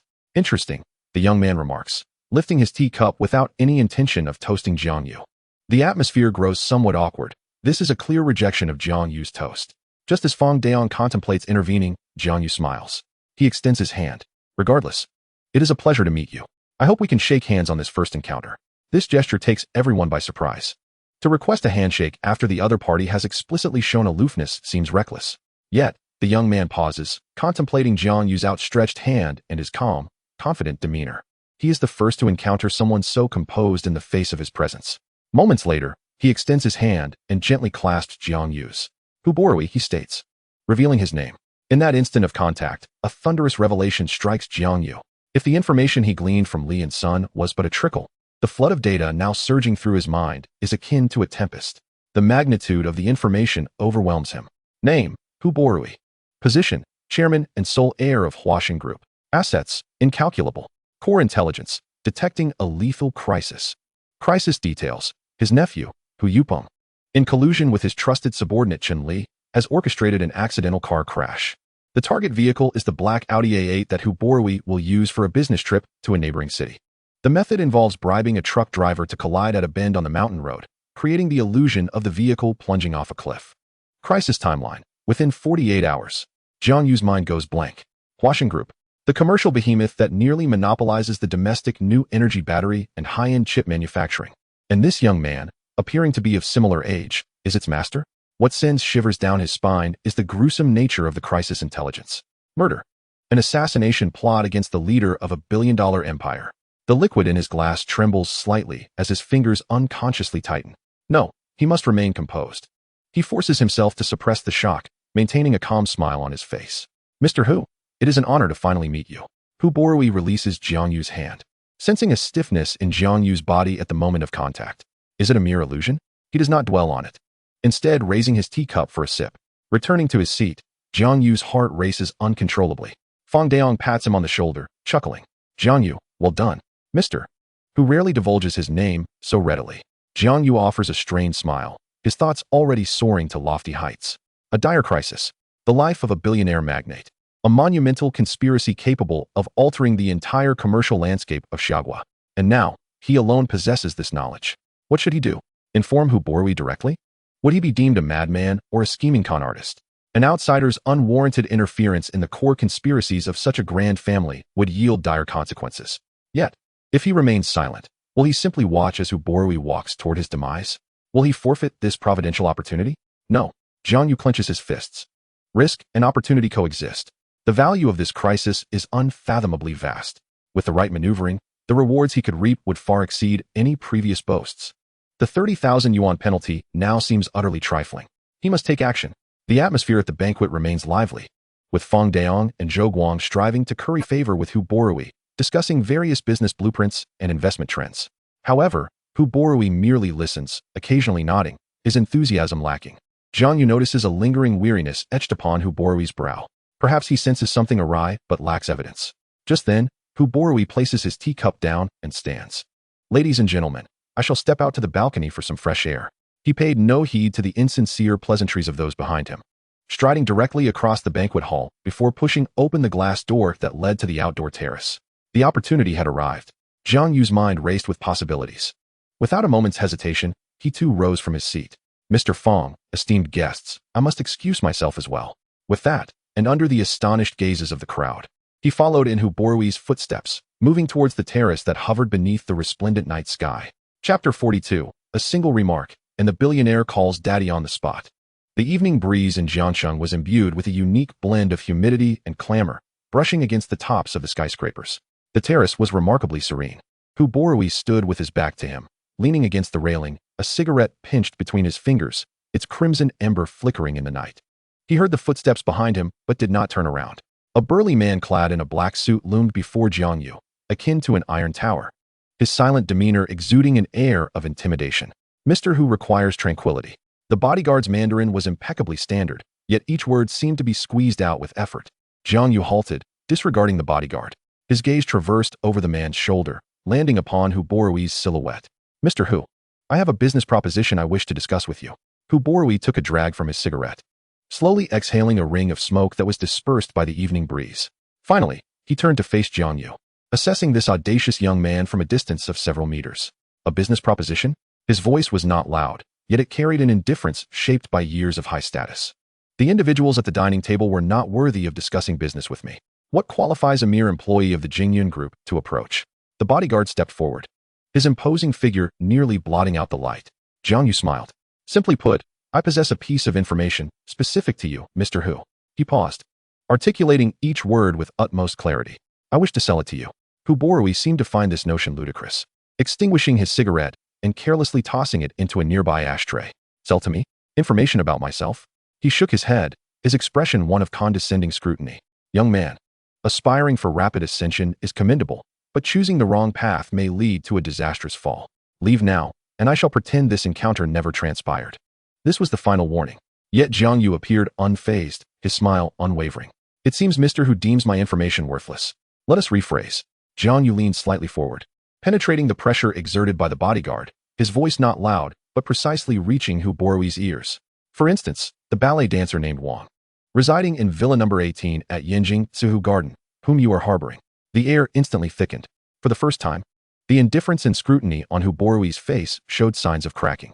He remained silent, yet the bodyguard blocking Jiang Yu's path instinctively cast a glance back at him. In that single glance, the bodyguard grasped the gravity of the situation. He silently retreated a half step. Though still positioned in front, the menacing aura had dissipated. Even the wind on the terrace seemed to pause. After a tense silence of several seconds, Hu Borui finally spoke again. You've investigated me? The temperature of his words plummeted. If his previous tone had been one of indifference, the current one was laced with unabashed hostility. For individuals of his ilk, being stripped of their secrets was far more enraging than any business failure.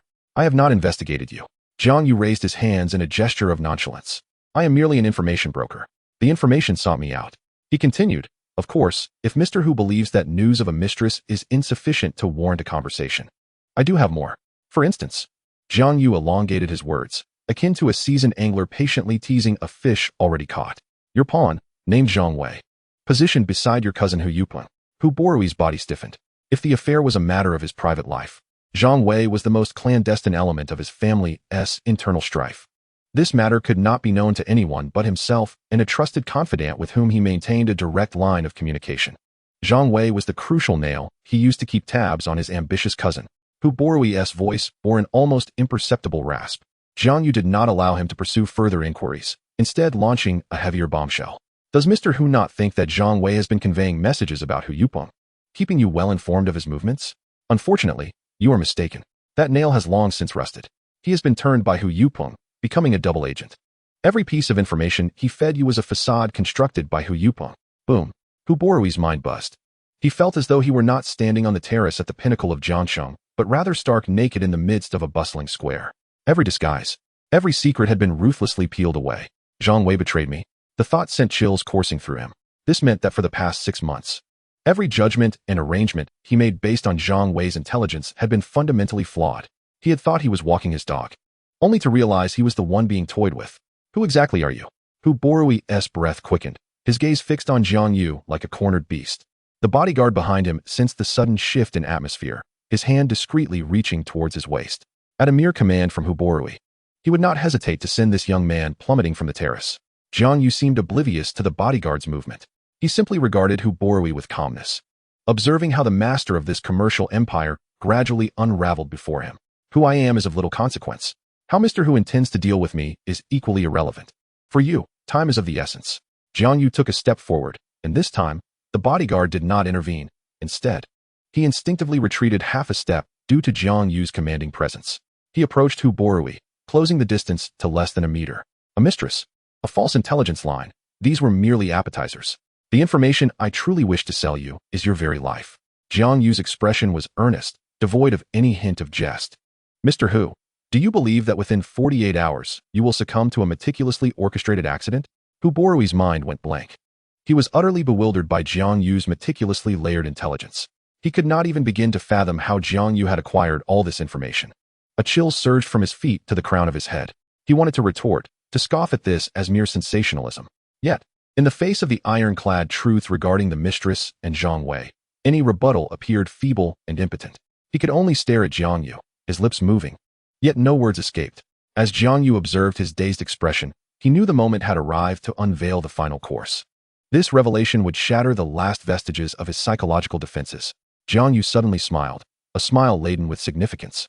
He lowered his voice to a volume audible only to the two of them, leisurely beginning. Mr. Hu, do you remember? In his childhood, at the old homestead in the countryside, you accidentally fell into the cesspool while chasing the neighbor's big yellow dog. It was your grandfather who ultimately rescued you with a bamboo pole. While washing you off, he scolded you profusely and even gave you a nickname that he called you for many years. With each word that Jiang Yu recounted, Huborui's complexion grew increasingly ashen. By the end, he was trembling uncontrollably, not from anger or fear, but from a profound shudder that emanated from the depths of his soul. It was the most humiliating and darkest memory of his life, a childhood shadow he wished never to mention to anyone. Aside from his long-deceased grandfather and a few family members who had been silenced, there was absolutely no way outsiders could know. Jiang Yu gazed at his bloodless face and softly uttered the final two words. Ergo. With a thud, Huborui could no longer maintain his composure. His body weakened, staggering back 2 steps before crashing heavily against the icy railing.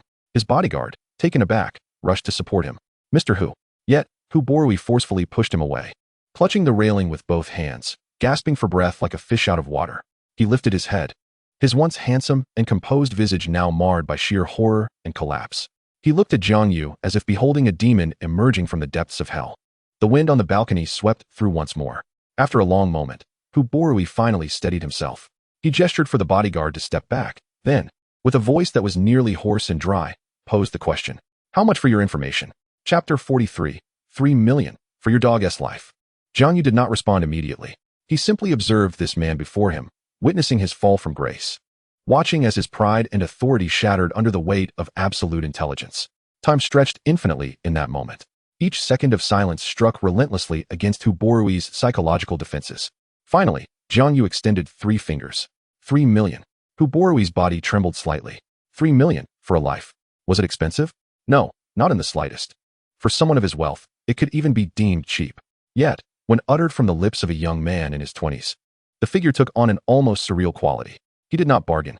At this juncture, he had lost any semblance of bargaining power. Since the other party could unearth his childhood nickname, it signified that he held no secrets before this person. Very well.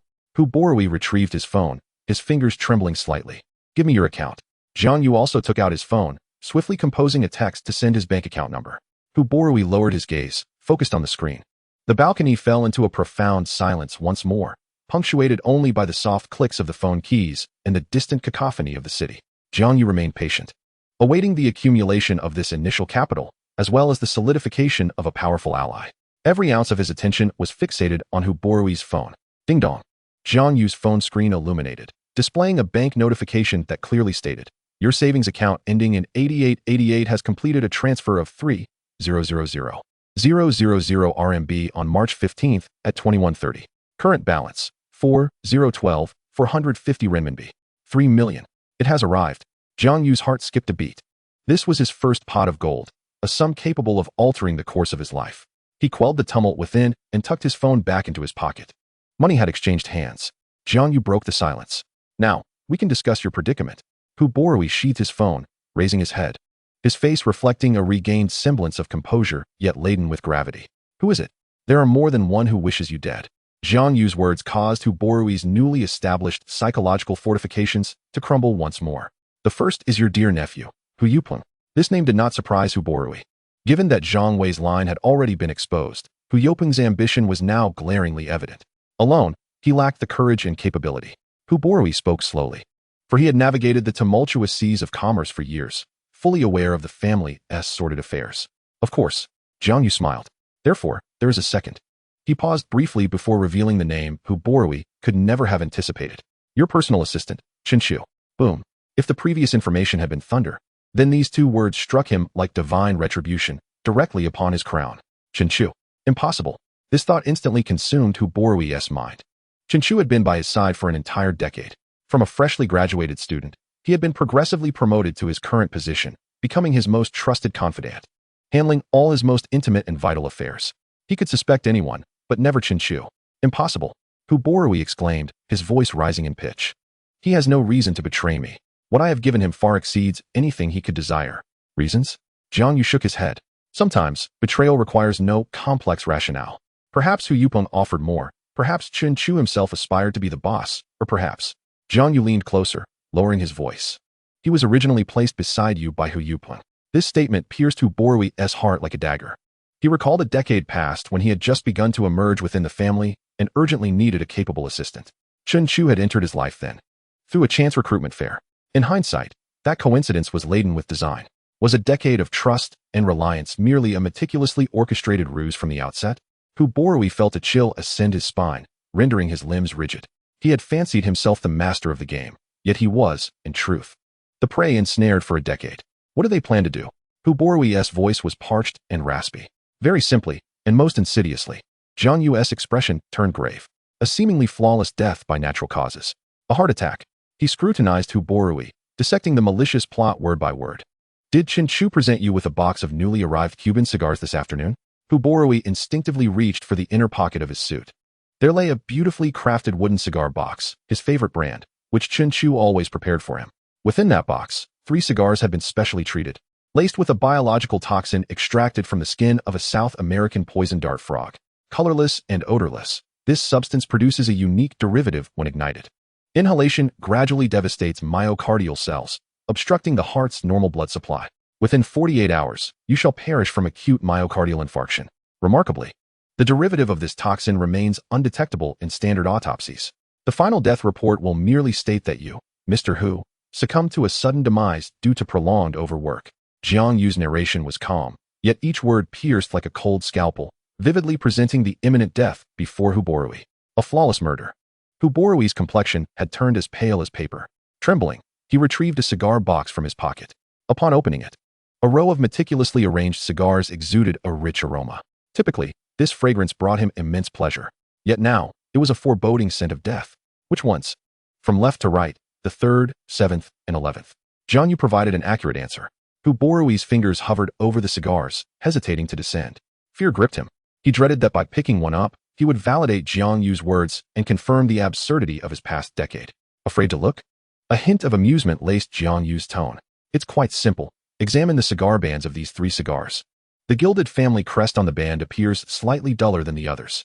Without meticulous comparison, it would be nearly imperceptible. This statement became the final straw that broke the camel's back. Hu Borui abruptly seized the 3rd cigar, placing it alongside the 2nd in his palm. In the dim light of night, he leaned in closely, nearly pressing his eye against it. Indeed, the minute gilded emblem on the 3rd cigar's band was, by a fraction, less lustrous than that of the 2nd. Had it not been for the explicit reminder, such an exquisitely subtle difference would have gone unnoticed. He was not merely examining a cigar, he was scrutinizing his death warrant. With a thud, the cigar slipped from his trembling fingers, landing on the polished floor. Hu Borui felt as though all his strength had been sapped, leaning against the railing as he gasped for breath. Everything was real. A decade-long deception, death looming ever closer. Betrayal from the one he trusted most. The weight of it all was suffocating.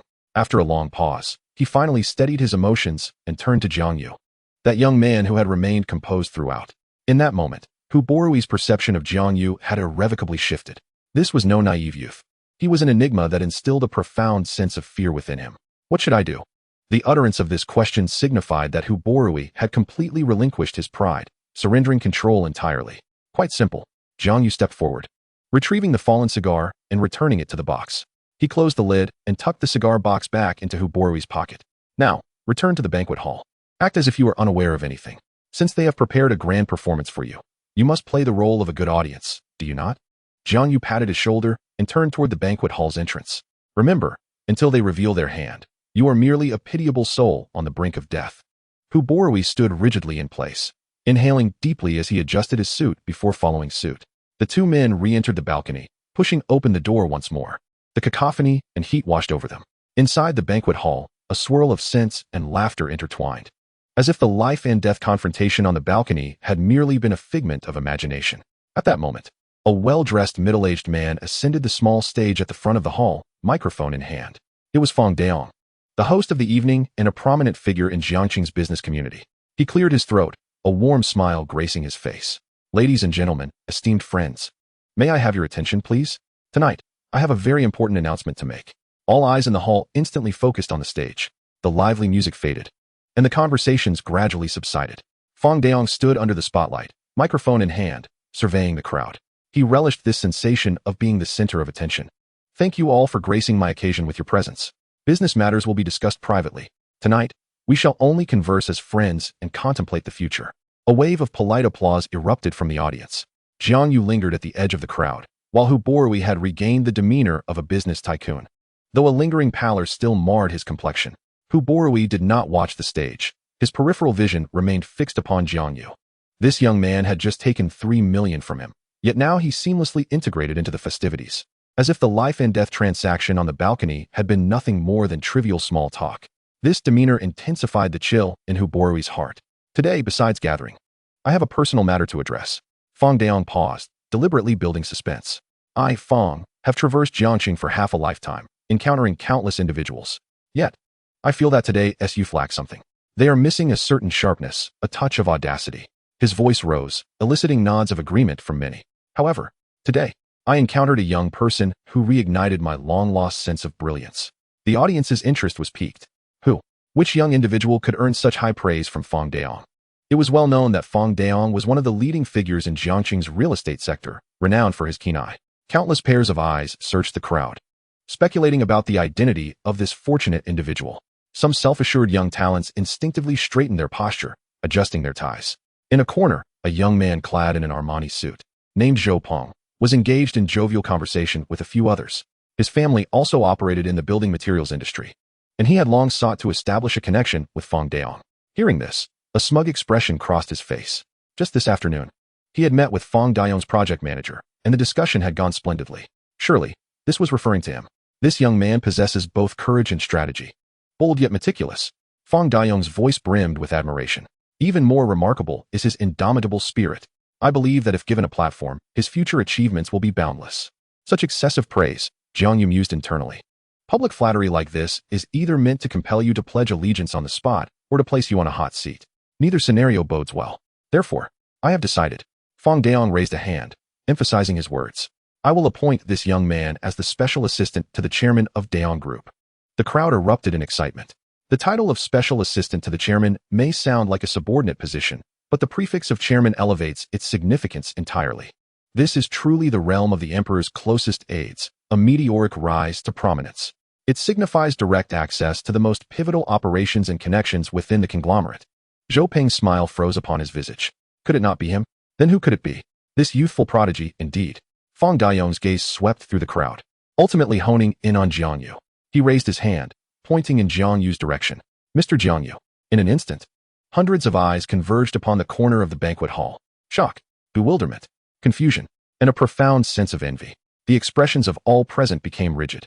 Jiang Yu? Who is this? Never heard of him. Which family in Jiangqing does he belong to? Zhou Peng's face turned a deep shade of crimson.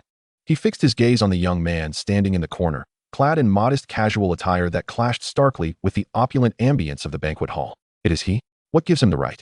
What is he really? Hu Borui's body, too, momentarily stiffened in disbelief. He finally comprehended that his 3 million might prove even more valuable than he had anticipated. This Jiang Yu not only possessed formidable intelligence capabilities, but also maintained such a profound connection with someone like Fang Daong, a local powerhouse. Who exactly is he? Jiang Yu stood calmly, allowing the mixed emotions of those around him to envelop him. He remained motionless, observing Zhou Peng's nearly palpable jealousy, Hu Borui's increasingly grave demeanor, and the silent middle-aged man beside Fang Daong on stage. That man was Li Zichong, the second-in-command at Daong Group. Throughout, Li Zichong's expression remained inscrutable, merely appraising Jiang Yu with a scrutinizing, businesslike gaze. It seemed that Fang Daong's decision had not garnered universal support. "Mr. Jiang Yu, please come to the stage." Fang Daong gestured warmly. Only then did Jiang Yu take his first steps, traversing through the parting crowd, steadily making his way to the resplendent stage. Each step was deliberate. As he passed Zhou Peng, he could even hear the sound of the latter's teeth grinding in frustration. Upon reaching the stage, he stood shoulder to shoulder with Fang Daong. "Little brother Jiang, you have truly surprised me." Fang Daong leaned in, speaking in a tone meant solely for their ears. Jiang Yu merely smiled, offering no response. Fang Daong, unfazed, reclaimed the microphone, addressing the entire assembly. "I know you are all curious as to why I have bestowed such a prestigious position upon Mr. Jiang Yu. Allow me to assure you, based solely on his capabilities, this position is one of merit, not diminishment." He turned to Jiang Yu. "To express my sincerity, I have decided. The position of executive assistant to the chairman comes with an annual salary of 3 million. Additionally, a 1% share of the group's profits. A car and housing will be provided. All you need to do is give your nod, and this contract is yours." As his words echoed, the hall fell into a profound silence. Everyone was taken aback by the staggering figure. An annual salary of 3 million, plus a 1% profit share. Last year, Daong Group's net profit exceeded 300 million, meaning a 1% dividend equates to 3 million. In total, that amounts to 6 million a year. Madness. Fang Daong must have lost his mind. The crowd's breaths grew heavy as their gazes toward Jiang Yu shifted from envy to unabashed greed. In that moment, Jiang Yu transformed in their eyes from merely a person to an embodiment of 6 million. Zhou Peng felt the world spin around him, nearly fainting on the spot. He had toiled tirelessly to build connections, yet his profits barely reached 2 million a year. And this individual, with a single utterance, had eclipsed his 3 years of struggle? How is that fair? How is that possible? A woman resembling an assistant, clad in high heels, briskly ascended the stage, holding a folder. She opened it and presented it to Jiang Yu. It was a beautifully printed employment contract. At the top, the title read, Executive Assistant to the Chairman Employment Contract. The letters bold and clear.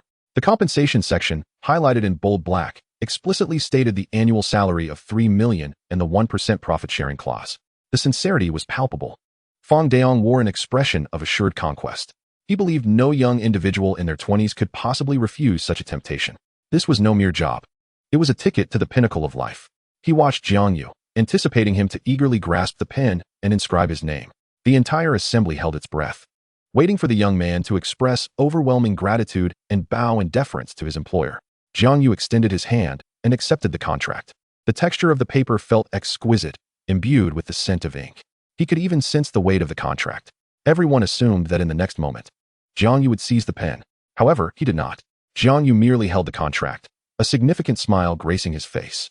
Then, under Fang Daong's astonished gaze and the incredulous scrutiny of hundreds, he undertook an action that none anticipated.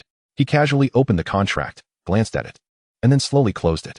Chapter 45. "I'm sorry, boss, but you're fired." A profound silence enveloped the hall. Everyone's movements froze, as if the film had been paused. The contract, deemed worth tens of millions in their eyes, now lay in Jiang Yu's hands, resembling an ordinary A4 sheet as he casually handed it to the secretary beside him, exhibiting no intention of signing. Fang Daong's smile became utterly frozen, transitioning from assured victory to shock, then to an unmistakable shadow of gloom. He had never anticipated such an outcome. The conditions he offered were more than sufficient to drive any young person striving in Jiangqing to madness. What gave this Jiang Yu the right to refuse? What was he intending? "Mr. Jiang?" The assistant who had delivered the contract tentatively called out. Jiang Yu ignored her. He lifted his gaze, surveying the audience below. Zhou Peng's face, now resembling a deep shade of crimson, Hu Borui's contemplative demeanor, and the many unfamiliar faces bearing expressions of schadenfreude or eager anticipation of a spectacle. Finally, his gaze returned to Fang Daong. "Mr. Fang," Jiang Yu began, his voice soft yet resonant within the hushed banquet hall, reaching every ear. "I cannot sign this contract." Boom. The crowd erupted once more. The previously silent venue was instantly filled with a buzzing murmur of discussion. What? He refused? He actually refused? An annual salary of 3 million plus dividends. Has he lost his mind? This is madness. This man is undeniably insane. This was an offer personally extended by Fong Daong. Zhou Peng felt as though he were caught in a dream. He had first felt ecstatic. This unknown individual had just pushed away an immense opportunity. Fool. The first fool of the heavens. Yet, immediately after, a deeper bewilderment and resentment followed. Why? Why does he get the opportunity that I have longed for but could never attain? And why can he so nonchalantly cast it aside? Fong Daong's expression turned utterly frigid. Having navigated Jiang City for half a lifetime, this was the first time he had been publicly humiliated by a mere 20-something youth on his own turf. Why? A hint of oppression laced his voice. Is it because the money is insufficient? Brother Jiang, the price is negotiable. Jiang Yu shook his head. Money is not the issue. He paused, lifted the contract, and weighed it lightly in his hands. The problem is, I have a peculiar trait. At this moment, I have no desire to work for others. This statement landed like a heavy hammer, striking the hearts of everyone present. Not wanting to work for others? What audacity! Who among them had not started out working for someone else?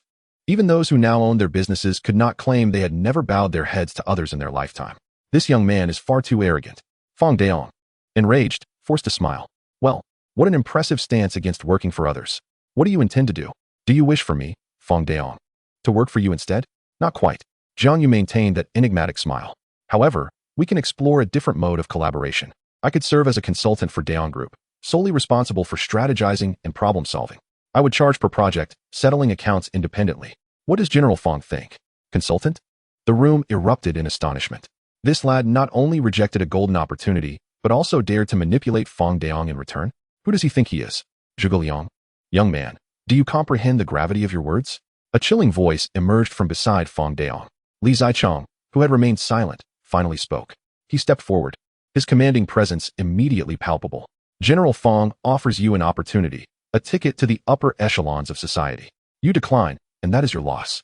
But you must never, under any circumstances, publicly humiliate General Fong. His words, devoid of any emotion, nonetheless chilled the atmosphere in the room.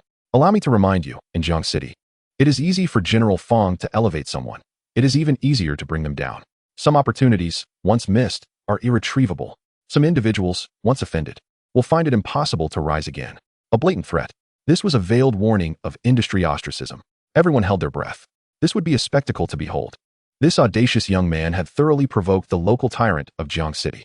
Hu Borui leaned forward slightly, intrigued. How would this young man, Jiang Yu, respond to such pressure?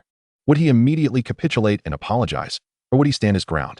Fong Daong did not intervene to stop Li Zichong, but coldly regarded Jiang Yu, anticipating his capitulation. He intended to demonstrate to everyone that his benevolence was not something to be trampled upon. Yet, Jiang Yu merely chuckled softly. Is that so? He picked up the signature pen from the assistant's tray and removed the cap.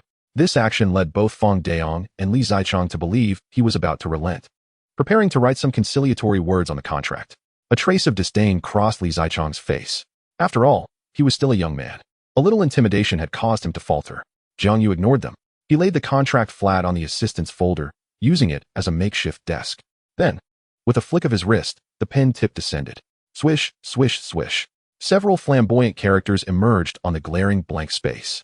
Upon finishing, he capped the pen, casually tossed it back into the tray, producing a crisp sound. He then raised the contract once more, turning the back towards everyone. On that blank space, 3 bold characters boldly appeared. Resignation. The entire room fell into a state of complete shock. Each individual felt as if struck by lightning, their minds blank. A resignation letter? What does this mean? You have not even joined the company. How can you resign? After a few seconds, someone finally grasped the situation. He was not resigning from Daong Group. He was dismissing Fong Daong, his prospective employer. You lack the authority to hire me. I refuse to take this job. Hence, I am submitting my resignation letter. Such audacity. Such formidable bravado. He cast Fong Daong's face, along with the entire dignity of Daong Group, to the ground and trampled it mercilessly. You. Fong Daong pointed at Jiang Yu, trembling with rage, unable to utter a single word. Li Zichong's eternally stoic expression finally cracked, revealing disbelief. Zhou Peng's mouth gaped wide enough to fit an egg. He felt as if his worldview had been utterly overturned in that moment. Hu Borui's pupils widened, unable to contain their constriction. He finally understood that his 3 million had been exceptionally well spent. This Jiang Yu was not merely a dragon. He was a fierce river dragon whose trajectory could not be predicted by anyone. Jiang Yu disregarded the reactions around him. He tossed the contract containing his resignation into the air. The paper twirled gracefully, descending like a butterfly with broken wings, ultimately landing at Fong Daong's feet. After completing these actions, he turned on his heel and walked off the stage without looking back. The crowd parted for him as if Moses had parted the sea. No one dared to intervene, nor did anyone dare to speak. All gazes fixed upon him with the expression of witnessing a monster. Watching the solitary and resolute figure fade away, Jiang Yu walked step by step through the crowd, past the opulent dining tables, and exited the dazzling yet stifling banquet hall. The door slowly closed behind him, severing all noise and shock from within. Outside, the night was serene like water. Chapter 46. The first thing after resigning, courting the goddess. Upon stepping out of the banquet hall, the clamor behind him was completely muffled by the heavy door. The night breeze arrived, carrying the unique dampness of Jiang City, dispelling the lingering odor of alcohol and oppression. Freedom. This was the sole sensation Jiang Yu felt at that moment. He exhaled a long breath, as the events that had transpired in the banquet hall played out like a fast-forwarded film in his mind. Fang Dayong's face transitioning from determined to ashen, Li Zichang's expression fracturing like ice, and the guests' reactions, akin to witnessing a ghost. It felt exhilarating. Of course, he was well aware that he had irrevocably offended a local tyrant of Jiang City. Given Fang Dayong's style of operation, future troubles were undoubtedly inevitable. Industry ostracism was practically a foregone conclusion. But so what? From the moment he acquired the system, his life trajectory was destined to diverge from that of ordinary individuals. Working for others? Seeking approval from others? He wished to never endure such a life again. Jiang Yu retrieved his mobile phone, the screen's glow illuminating his visage. He scrolled through his contacts, names flitting past, parents, sister. He could not call them. Doing so would only engender unwarranted worry and complicate matters further. His finger ultimately paused on a name, Yao Xiling, the woman he had first encountered at a barbecue, who had subsequently humbled him at a matchmaking dinner. Given her temperament, she was likely still miffed, viewing him as nothing more than a scheming, ordinary employee. It was high time she beheld a different facet of him. Jiang Yu pressed the dial button. The phone rang for an eternity. Just as he was beginning to doubt whether she would answer, a voice finally came through. Hello? It was a cool, detached female voice, devoid of emotion, yet imbued with an unmistakable air of aloofness. Jiang Yu could almost envision her brow furrowed in displeasure. It's me, Jiang Yu, he replied, his tone betraying no hint of turbulence. Mr. Jiang. Yao Xiling's address was polite, yet distant. Is there something you need at this hour? Nothing urgent, really. I merely wanted to inquire when we might fulfill your earlier proposition regarding dinner. I have been quite busy lately. When will you no longer be busy, then? There was a brief silence on the other end. Mr. Jiang, I believe there is no longer any necessity for us to meet. Please refrain from calling me in the future. Her words were starkly candid, devoid of any semblance of courtesy. Any man with a modicum of pride would have prudently ended the call at this juncture. Yet Jiang Yu did not. Instead, a faint smile graced his lips. Is that so? What a pity. I had some news I wanted to share with you first. I'm not interested. Yao Xiling prepared to hang up. I've resigned, Jiang Yu conveyed, his words deliberate and clear as they traversed the receiver. The finger that had been poised to end the call hesitated midair. Time seemed to freeze. Several seconds elapsed before her voice emerged again, laced with a bewilderment she herself had not anticipated. What did you say? I said I fired my boss. Jiang Yu opted for a more audacious phrasing, adding, just now. In front of many witnesses. Another prolonged silence ensued. Yao Xiling's mind was in utter disarray. Resigned?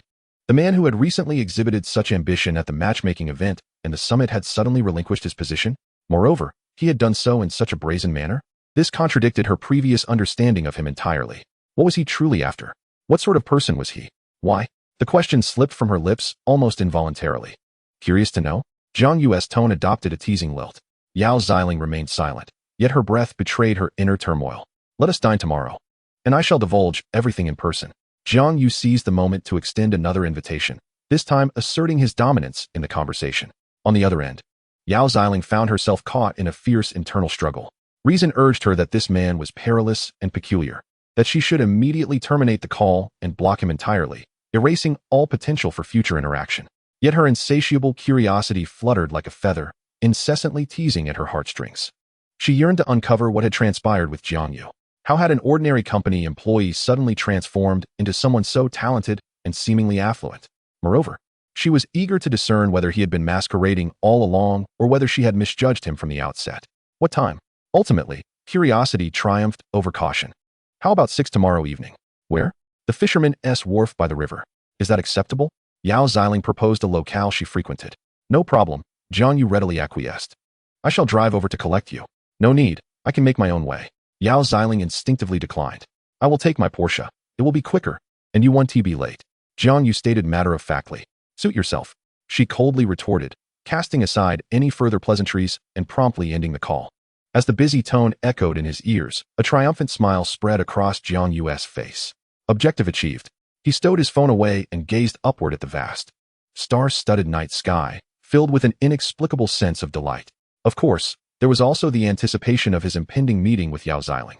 Chapter 47, Apologies. But this 911 is not a rental. The following afternoon, as the clock neared 5:30, Jiang Yu stood in the underground garage of his rented apartment. His spirits buoyed as he beheld the magnificent vehicle before him. The lava-orange exterior, radiant even under the dim lighting, exuded an undeniable allure. Its sleek lines and low stance proclaimed its pedigree as a true sports car. Porsche 911, the quintessential dream car of any man. Just half an hour prior, he had received a notification from the system. Detected boastful behavior from the host. I will take my Porsche 911. Target locked. Porsche 911 Carrera S. Custom Lava Orange Edition. Market value, 3.27 million. Difficulty of realization, low. Causal impact, minimal. Comprehensive calculation, the required Boast Tax, 3.100. Do you wish to confirm payment? Confirm. Jiang Yu replied without hesitation. Payment successful.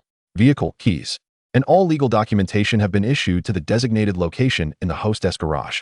Please check. The system was always so efficient in its operations. Jiang Yu opened the car door and settled into the cockpit. The snug racing seat enveloped him instantly. Within arm's reach, everything was crafted from leather and carbon fiber, imbued with a sense of combat readiness. He did not hasten to start the engine. Instead, he retrieved his phone and dialed a number. It was for Lu Tingting, a young woman from the administrative department of his former company. Hello, Tingting, it's Jiang Yu. Brother Jiang? Aren't you supposed to have resigned? What prompted you to call? Lu Tingting responded with evident surprise. Jiang Yu had maintained a decent rapport with her, occasionally engaging in conversation while at work. I did resign, but I have a matter I'd like to inquire about. What is it, Brother Jiang? Did a beautiful woman named Yao come to your company today for an inspection? Jiang Yu needed to confirm Yao Xiling's whereabouts to avoid any missteps. Yao, let me think. Oh, yes, there is indeed one, exceptionally beautiful, with a remarkable presence. I believe she is from a partner company. She just arrived this afternoon and should still be in the meeting room with our boss. As long as she is still in the meeting, that is good. Jiang Yu received the information he sought. Why do you ask, Brother Jiang? Do you know her? Lu Tingting's curiosity flared. Sort of, Jiang Yu chuckled. Well, I won't disrupt your work any longer. Thanks. Hey, Brother Jiang. Jiang Yu did not wait for her to finish before hanging up. He glanced at his watch. It was 5:40. The meeting was likely drawing to a close. Driving from here to the Jingyun building at the North 4th Ring of Jiangqing, accounting for the evening rush hour, would take approximately 40 minutes. The timing is just perfect. He pressed the ignition button. With a low growl, the horizontally opposed six-cylinder engine roared to life, causing the entire underground parking lot to tremble. The Jingyun building, a hub for internet technology companies in Jiangqing. At 6:20, it was the peak of the workday exodus. Countless weary office workers poured out of the revolving doors, merging into the bustling evening crowd of the city. Just then, an unmistakable engine roar grew louder, heralding the approach of a lava-orange Porsche 911, which glided in with an elegant yet commanding presence, ultimately parking in the most conspicuous spot at the entrance of the Jingyun building. Instantly, the footsteps of passers-by slowed. Wow, a 911. That color is stunning. How much must it cost? At least 3 million, right? Damn, my monthly salary wouldn't even cover a tire. Envy, jealousy, and awe permeated the crowd. The car door swung open, revealing a long leg stepping out. Jiang Yu, clad in a well-tailored casual suit, emerged from the driver's seat. He shut the door and casually leaned against the front of the car, taking out a cigarette, lighting it, and exhaling smoke with practiced ease. His arrival intensified the surrounding murmurs. Isn't that Jiang Yu? He is too young, and rather handsome. Which rich second-generation scion is here to experience life? Among the crowd, several young individuals who had just exited the building froze upon recognizing Jiang Yu's face. Their expressions transformed from initial astonishment to disbelief, then to sheer incredulity. These individuals were his former colleagues. Leading them was his former project team leader, Wang Lei. Am I seeing things? Is that really Jiang Yu? A bespectacled programmer rubbed his eyes vigorously. It appears to be him, gasped another female colleague, her mouth agape. Wang Lei's expression was particularly animated. He stared intently at the figure leaning against the Porsche, his mind blank. Jiang Yu? The same person who had been publicly humiliated just yesterday by President Fang and had left in disgrace? How could he possibly be here? And driving a Porsche 911? This was unfathomable. Absolutely impossible. It must be an illusion. He must have been working overtime too much and is now hallucinating. Didn't he resign? Why is he back at the company? Perhaps he rented the car just to show off? Someone immediately proposed the most logical explanation. This notion gained unanimous agreement.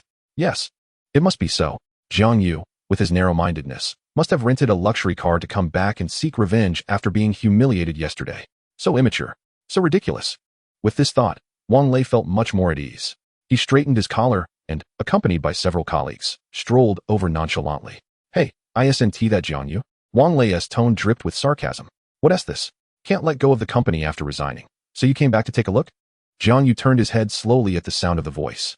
He saw Wang Lei and the familiar faces behind him, each one adorned with unabashed derision and a desire for entertainment.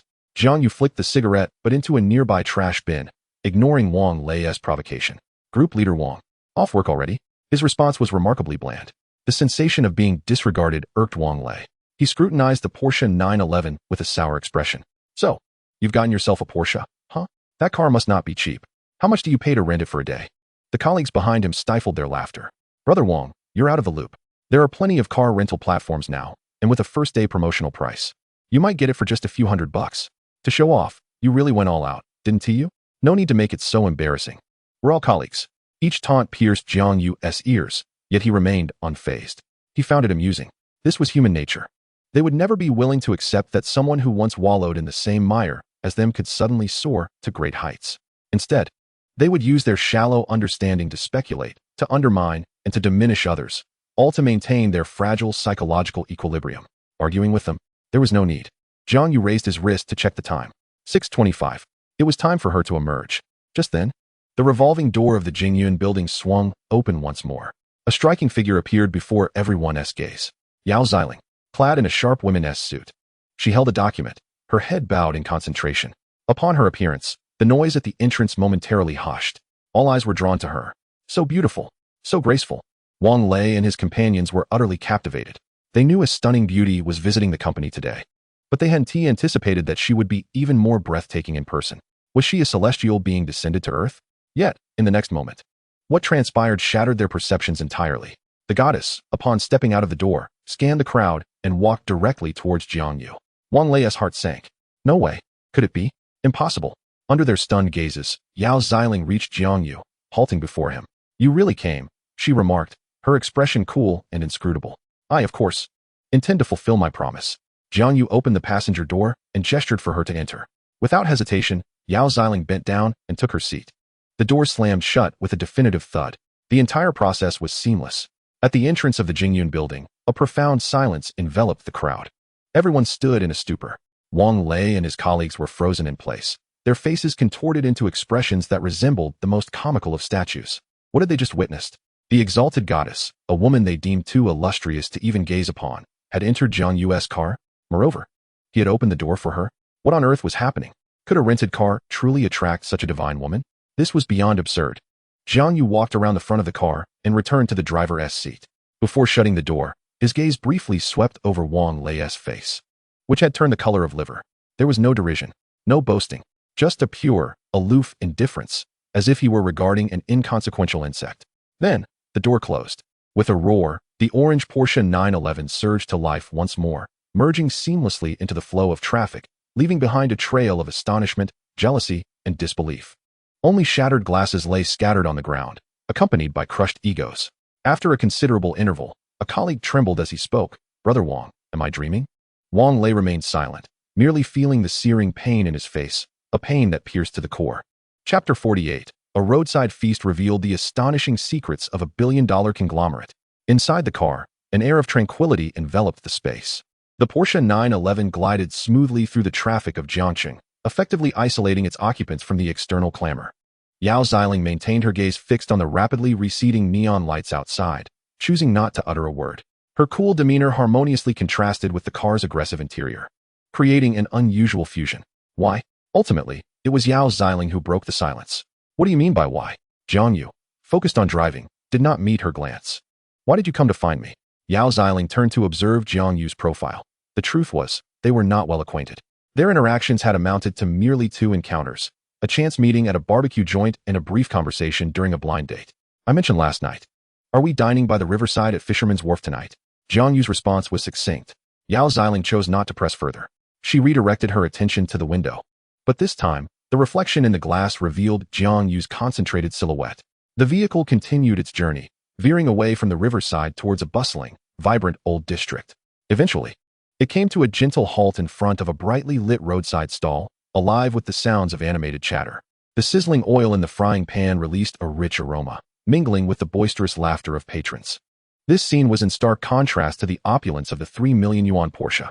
Yao Xiling gazed at the greasy sign outside, Old Wang's spicy hot pot. She fell into silence.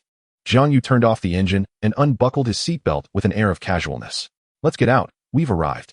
Here, a hint of confusion flickered across Yao Xiling's face. She had envisioned various locations, Michelin-starred restaurants, upscale dining establishments, or an exclusive club, but never a roadside stall, a hot pot stand where seating seemed to be a competitive affair. The best in all of Jiangcheng. I've been coming here for years, Jiang Yu asserted, opening the car door. Trust me, you won't be disappointed. After saying this, he stepped out and came around to open the passenger door for Yao Xiling. The striking young man driving a Porsche 911 and the elegant beauty comparably radiant as a star drew immediate attention as they stood before the humble hot pot stall. Diners. Mid-bite, froze with chopsticks suspended in midair, and the clinking of beer glasses ceased. Yao Xiling felt the weight of numerous gazes upon her. Yet her impeccable upbringing prevented her from exhibiting any discomfort. She merely cast a glance at Jiang Yu, who remained unfazed by the surrounding commotion, greeting the apron-clad owner with familiarity. Old Wang. The usual, extra spicy, extra hot. Sure thing. The proprietor looked up, grinning. Oh, Xiao Yu.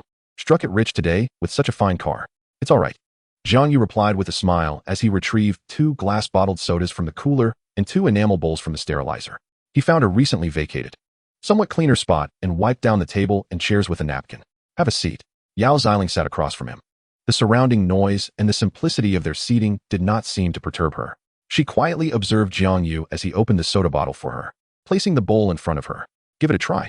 Throughout the process, Jiang Yu exuded a calm demeanor that mitigated the incongruity of their environment. Yao Xiling lifted the soda and took a small sip. The sweetness, tinged with effervescence, was a flavor she had not encountered in quite some time. Do you feel that someone driving such a car shouldn't be in a place like this? Jiang Yu asked, clinking his soda bottle against her bowl. A bit. Yao Xiling replied honestly. Where should someone driving this type of car go? Jiang Yu countered. An upscale restaurant, a private vineyard, or perhaps a golf course, she answered. I frequent those places too, Jiang Yu chuckled, but that doesn't preclude my fondness for the flavors found here. He regarded Yao Xiling, continuing. People and things should not be judged solely by their appearances. Like this hot pot, it may seem unremarkable, yet the flavor is genuinely exceptional. He left his thought unfinished. Soon, the owner approached with a massive stainless steel basin, steaming with vibrant red broth. Xiao Yu, your order is ready. Thank you, Old Wang. Jiang Yu stood to receive it. The basin was large and scalding hot. Yao Xiling instinctively rose to assist. As their hands reached out simultaneously to grasp the steaming basin, Jiang Yu's hand brushed against Yao Xiling's fingers, a fleeting touch that felt warm and cool at once. Almost instantaneously, a system notification echoed in Jiang Yu's mind. Contact detected with the target Yao Xiling. Intelligence master skill activated. Acquiring target information. Information acquisition complete. A torrent of data surged into Jiang Yu's consciousness. Target, Yao Xiling. Identity. She publicly claims to be the company's technical director, but in truth, she is Yao Zhengwo's daughter, the sole legal heir to Tianhai Group. Current status, extremely anxious. Core dilemma. Tianhai Group is facing malicious attacks from foreign capital, causing a plummet in stock prices. Teetering on the brink of bankruptcy.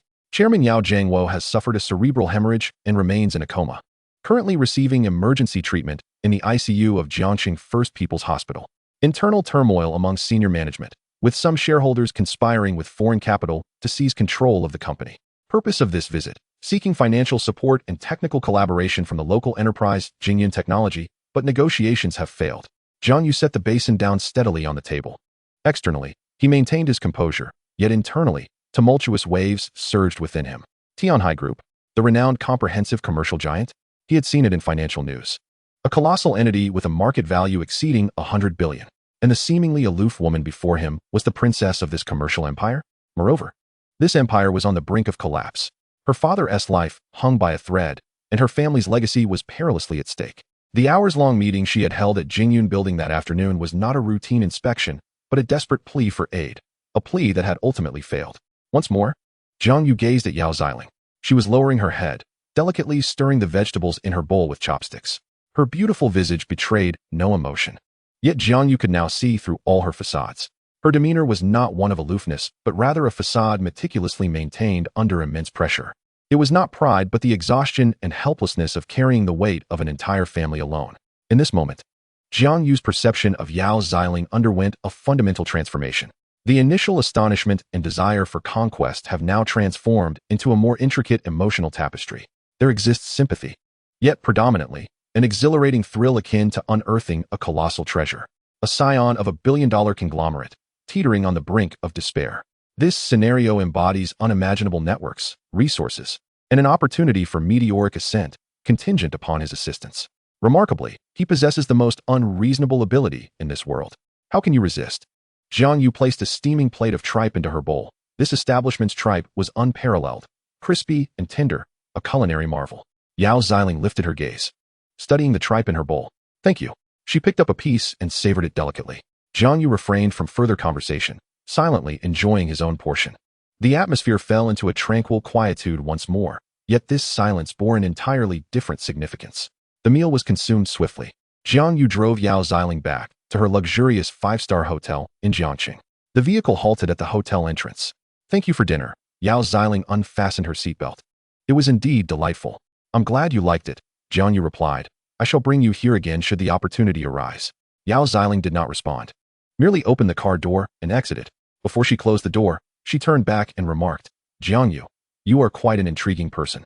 With that, she turned and entered the opulent lobby of the hotel, her silhouette resolute and solitary. Jiang Yu watched her figure vanish before he departed. He leaned back in his seat, processing the vast information he had acquired that evening. Tianhai Group, Yao Jiangwo, foreign capital, each term signified a tempest beyond the comprehension of ordinary individuals. Yet here he was, an ordinary person who had only recently activated the system, now possessing a ticket to the eye of this storm, all because of a bowl of spicy hot pot. The following morning, Jiang Yu was roused by the lively commotion of a crowd outside. He parted the curtains and peered down, discovering that beside his orange Porsche, a sleek black Maybach had appeared, its lines commanding and imposing, exuding an undeniable air of authority. A throng had gathered, their murmurs punctuating the air. A chauffeur clad in a black suit and white gloves stood respectfully by the vehicle, casting glances toward the entrance of his apartment building, as if awaiting someone. Chapter 49. The Invitation of a Billionaire. A Meeting with a Bombshell Revelation. Before Jiang Yu could don his attire, the doorbell rang, its rhythm measured and deliberate. He approached the door and peered through the peephole, recognizing the very chauffeur from below, standing rigidly, his expression serious, akin to a soldier awaiting inspection. Jiang Yu opened the door. Mr. Jiang. The chauffeur inclined his body slightly, his demeanor respectful. My employer wishes to have a word with you. And who might your employer be? Jiang Yu feigned ignorance. Mr. Huborui. The chauffeur pronounced the name with an inherent gravity. Jiang Yu's mind was instantly illuminated. Huborui, the business magnate of Jiangcheng, was the very target he had previously researched through the system, the one nearly poisoned by a cigar. It appeared the other party had conducted thorough inquiries. Where is he? Jiang Yu inquired. It's inconvenient to wait in the car. He has prepared tea and refreshments for you at the Jingxing Tea House, eagerly anticipating your arrival. The chauffeur gestured for him to proceed. The car awaited below. Jiang Yu nodded and turned to change his clothes, the chauffeur remaining silent outside, without a hint of impatience. Upon settling into the rear of the Maybach, the heavy door insulated him from the cacophony of the neighborhood. The interior was excessively spacious, adorned with plush wool carpeting, and the air was imbued with a luxurious blend of leather and subtle wood fragrances. Jiang Yu reclined against the seat. The cost of this vehicle could easily purchase an entire building in Yunnan City, and its owner was urgently seeking his audience. The car glided smoothly into the flow of Jiangqing's traffic, silence enveloping them. 40 minutes later, the vehicle entered a tranquil garden district, halting before an ancient, charming tea house. There was no sign at the entrance, merely two attendants clad in kipeos. The chauffeur opened the door for Jiang Yu. Mr. Jiang, please come in. Your host awaits you in the Tianhao room. Jiang Yu followed the attendant through a winding corridor, the wooden floorboards creaking softly beneath his feet. He pushed open a wooden door. Inside, a middle-aged man dressed in a traditional Chinese tunic, his hair meticulously groomed, sat at a tea table, intently preparing gongfu tea. It was Huborui. Even seated, the aura of his long-standing authority was unmistakable.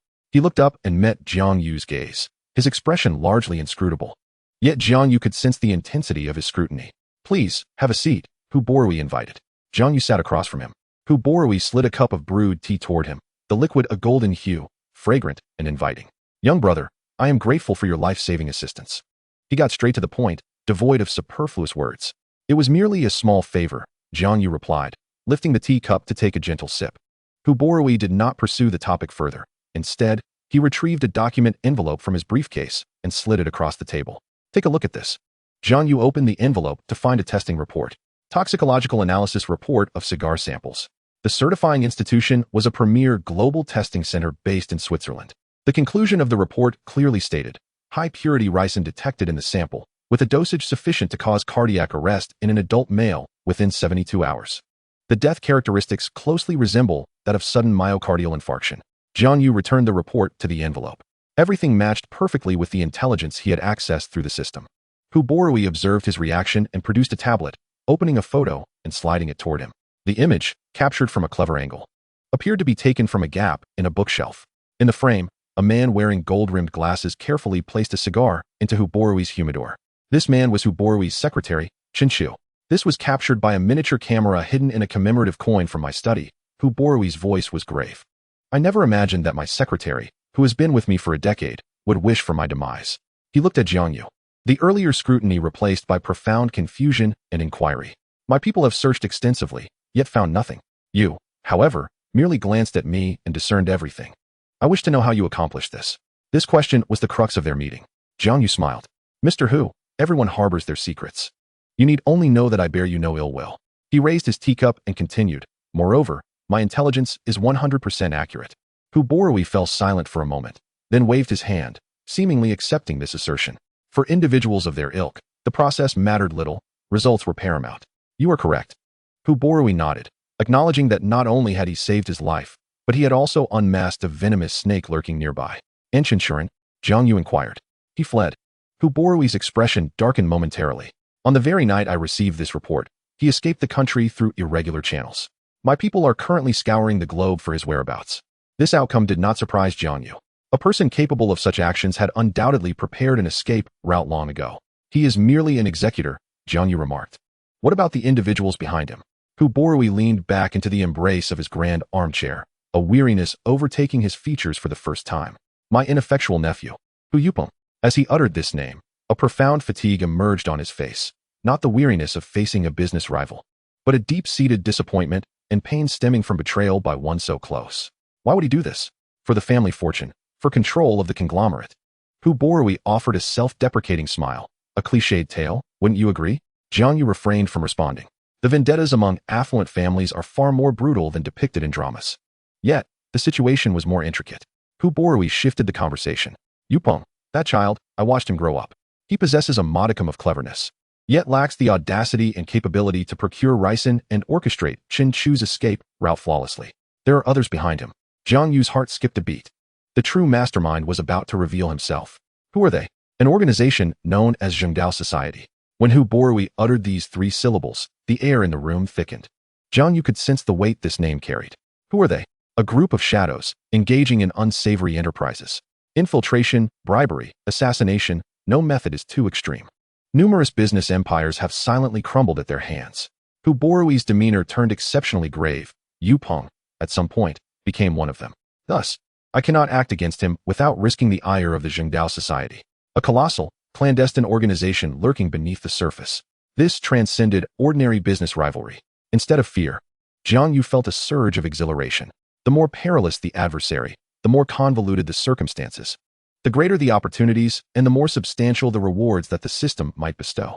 Hu Borui fixed his gaze on Jiang Yu, articulating each word with precision. Jiang Yu, I am formally entrusting you with a task. Eliminate Hu Yupeng, uprooting him from my business empire. He paused, presenting his terms. You shall determine the remuneration. Chapter 50. A morning tea worth 6 million. Chairman Fong regretted his decision. You shall determine the remuneration. These 4 words, light as a feather, bore the weight of mountains in the tea room. Jiang Yu's heart raced. He was in dire need of funds. The system upgrade required 10 million assets, a staggering figure. The daily quota of 10,000, accumulated through mere bragging rights, seemed utterly fantastical. Yet, at this moment, an opportunity to ascend had presented itself. Hu Borui was testing him, measuring the value of his life. A low offer would diminish his own significance, undermining future collaborations. Conversely, a high bid risked offending the other party, appearing greedy. Jiang Yu's mind raced. He needed a substantial initial capital, enough to leverage greater opportunities. Simultaneously, he required an identity, one that would enable him to engage in this commercial warfare openly. He extended one hand, opened it, then retracted a thumb, and extended a finger from his other hand. 6 million. Jiang Yu's voice remained calm, devoid of any emotional fluctuations, and the identity of a consultant for the Huaxing Group. After speaking, he fell silent, lifting the now slightly tepid cup of tea to his lips for another sip. The ball was back in his court. A flicker of change appeared on Hu Borui's otherwise inscrutable face. He was not astonished by the price, but rather by Jiang Yu's composure and precision. This figure was neither excessive nor insufficient. It aligned perfectly with his psychological expectations. It acknowledged the debt of gratitude and the weight of the future task without exceeding what he was willing to pay an outsider. More critically, the consultant identity indicated that this young man sought more than mere financial compensation. He desired an entry pass, a ticket to the table. Ambition is a virtue. Hu Borui remained silent for a few seconds, during which the room was hushed, only the rustling of bamboo leaves outside breaking the stillness. All right, Hu Borui nodded. The funds will be transferred to your account this afternoon. You will report directly to the group headquarters tomorrow for your consultant position. Arrangements will be made. His agreement was swift and decisive, without a hint of hesitation. Then, leaning slightly forward, hands clasped upon the tea table, he added, however, Jiang Yu, you must understand. This price corresponds to significant risk. Hu Yupeng is not to be feared, but the Zhengdao society behind him is not benign. There is no turning back. Once commenced, the consequences of failure will be dire. I understand. Jiang Yu set down his teacup. High rewards naturally entail high risks. Hu Borui rose. Very well. This tea was worth the price. I have another meeting, so I shan't see you out. My driver will ensure your safe return. The agreement was sealed. Jiang Yu also stood, nodding in acknowledgement before exiting the Tianzi room. Once again seated in the rear of the Maybach, Jiang Yu relaxed, sinking into the plush seat. He gazed out at the swiftly retreating streets, feeling as though he were in a dream. Just hours ago, he had been a mere office worker fretting over a few thousand in salary. Now, he was on the brink of acquiring 6 million in cash and a coveted identity that would evoke envy in countless others. This was the transformation the system had wrought, using a single piece of intelligence to shift the fate of a corporate titan and his own life. The car was enveloped in an unsettling silence, the heavy door isolating him from the cacophony of Jiangqing. Just then, a sudden phone ring shattered the stillness. Jiang Yu retrieved his phone, the screen illuminating an unfamiliar number. He pressed the answer button. Hello, is this Jiang Yu? Xiao Jiang, this is Fang Daong. A somewhat arrogant voice resonated from the other end. Jiang Yu had anticipated a call from his former employer. However, having completely severed ties, he found little to say. Hello, Chairman Fang, Jiang Yu replied, his tone devoid of enthusiasm. Ah, Xiao Jiang, Fang Daong continued, his voice dripping with a condescending air. I revisited your performance. While your abilities are commendable, you lack experience. Nevertheless, considering your commendable work ethic, I have decided to overlook your rudeness from yesterday and offer you another opportunity. He cleared his throat, seemingly awaiting Jiang Yu's gratitude. Is that so? Thank you, Chairman Fang. Jiang Yu's response remained unenthused. Fang Daong appeared less than satisfied with his response. Emphasizing his tone, let's put it this way. I spoke further with the higher-ups. We can offer you a salary of 300,000 a month, with a 3-month probation period and no deductions. This is the utmost benefit I can extend to you, Xiao Jiang. You must seize this opportunity, as many strive in vain to enter our ranks. 300,000 a month. Just days prior, this figure would have seemed astronomical to Jiang Yu. He would have been overcome with excitement, rendered speechless, and would have immediately accepted, celebrating with a lavish feast amongst friends. But now, Jiang Yu gazed out at the bustling cityscape of Jiangqing from the car window, then cast his eyes upon the luxurious interior of the vehicle. He felt no desire even to sit up straight. I apologize, Mr. Fang, but I have already secured another position. On the other end of the line, Fang Daong paused, seemingly taken aback by this unexpected turn of events. Secured one? So soon? Which company? What is the salary? Xiao Jiang, I must warn you. Do not be deceived by the empty promises of lesser firms. My company is a leading player in the industry, with a platform and prospects that are incomparable. His words were laced with the condescension of an elder imparting wisdom upon a younger counterpart. Jiang Yu found it somewhat amusing. The compensation is quite satisfactory. It surpasses what you are offering. Without waiting for a response, he abruptly hung up, dismissing the self-important former employer. He tossed his phone onto the adjacent seat, relishing the return to tranquility.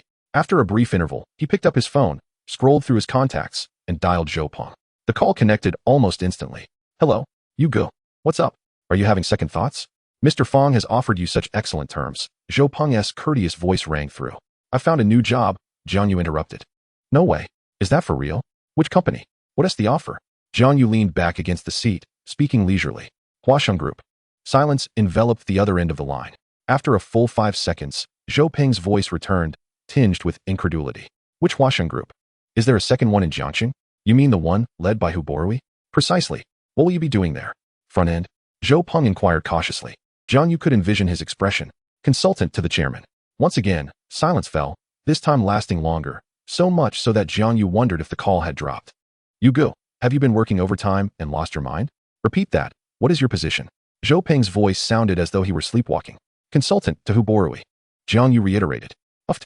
The sound of Zhou Peng's sputtering filled the line, followed by a fit of intense coughing. Cough, cough. No way. You go. You're not joking. Are you? Don't scare me. Do I appear to be joking? Not at all. Zhou Peng's tone shifted dramatically, now brimming with shock and elation. Wow. Wow. You go.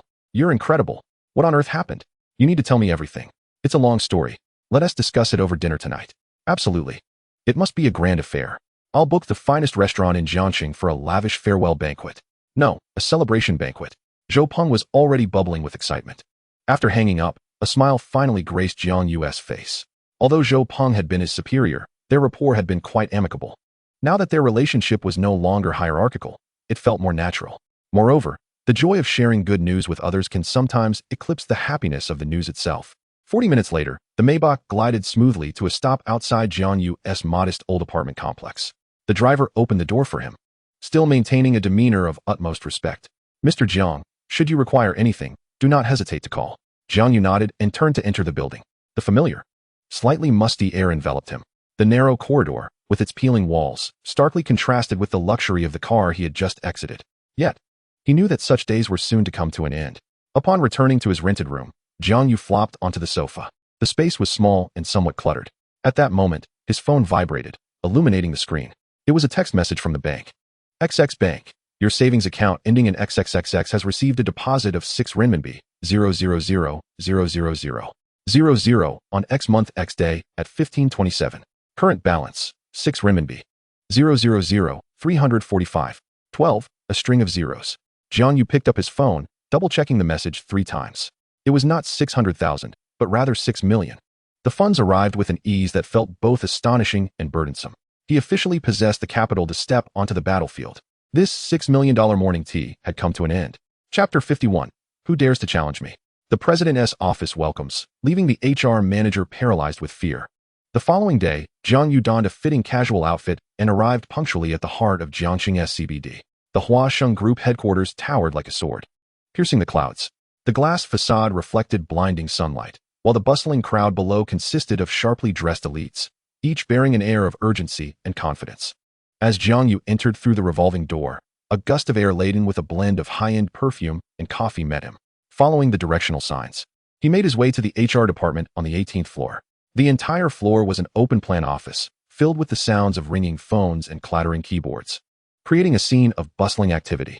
Jiang Yu located the independent office marked for the HR manager and knocked on the door. Come in. A middle-aged man with gold-rimmed glasses and impeccably slicked-back hair looked up. He scrutinized Jiang Yu from head to toe, readjusting his glasses. Hello, I am Jiang Yu. Here to process my onboarding, Jiang Yu stated calmly. Jiang Yu? The man typed away at his computer for a considerable time, his brow furrowing. He was Chi Wei, the HR manager of Huasheng Group. There is no record of your onboarding in the system. Chi Wei leaned back in his chair, arms crossed, his demeanor turning somewhat dismissive. Which department? What position? Who informed you about this? A barrage of questions was hurled at him. Consultant to the chairman, Jiang Yu replied succinctly. What? Chi Wei's voice rose sharply, drawing the attention of several employees in the outer office. He resumed typing, yet the screen still bore no record. A hint of ridicule crept onto Chi Wei's face. Young man, this is Huasheng Group, not your backyard. Consultant to the chairman? Do you even know what that position entails? There is no such role within the entire group. His voice grew louder, dripping with unabashed mockery. I advise you to leave promptly and cease your nonsense here. I've seen many who impersonate relatives of leaders to seek employment. But you are the first to dare impersonate the chairman's consultant. Jiang Yu regarded him in silence. To Chi Wei, this non-response was a sign of guilt. Chi Wei stood up and stepped out of his office, pointing an accusing finger at Jiang Yu in front of all the employees in the outer office. Everyone, come and take a look. Here stands a charlatan who has audaciously infiltrated our Huashing group, claiming to be a specially appointed advisor by the chairman. Truly, in a vast forest, one encounters all manner of creatures. He ought to take a moment to reflect on his own character. His words are laced with cruelty. Instantly, the office buzzes with hushed whispers and suppressed laughter. Can you believe it? Someone dares to swagger into the Huashing headquarters and deceive us? His attire is unimpressive, suggesting he is driven mad by the desire for money. Manager Qi is bound to unleash his wrath. This individual is in for a rough time. A myriad of scornful and curious gazes fixate on Jiang Yu. Qi Wei relishes this moment. He intends to set an example, asserting his authority as the manager of the Human Resources Department. Clearing his throat, he bellows toward the entrance. Security. Where are the guards? Remove this fraud from my sight. Two burly security guards swiftly approach upon hearing his call. Manager Qi, what seems to be the issue? Get him out of here. Qi Wei points at Jiang Yu. Make sure he never sets foot in our building again. Understood. The two guards, one on either side, reach out to seize Jiang Yu's arms. The surrounding employees, eager for entertainment, await the spectacle of Jiang Yu being dragged away in disgrace. Just then, a composed voice emanates from the elevator. Stop. Everyone turns to see a man in a sharp black suit striding toward them with an upright posture. It is Zhao Yang, the driver who had escorted Jiang Yu home the previous day. The HR staff's expressions shift dramatically upon recognizing him. Director Zhao from the chairman's office. He is the most trusted aide of the chairman. Qi Wei's smugness instantly evaporates. He rushes forward, his face plastered with a sycophantic grin. Director Zhao, what brings you here? This is just a minor issue. How could it trouble you? Zhao Yang does not even glance in his direction, approaching Jiang Yu directly, leaning slightly forward with a respectful demeanor. Mr. Jiang, I apologize for the oversight on my part that caused you any distress. The entire office falls into a stunned silence. Everyone's eyes widen in disbelief. The exalted Director Zhao is showing such deference to someone they perceived as a fraud. Qi Wei's mind goes blank. A buzzing sensation overwhelming him. Director Zhao, what is the meaning of this?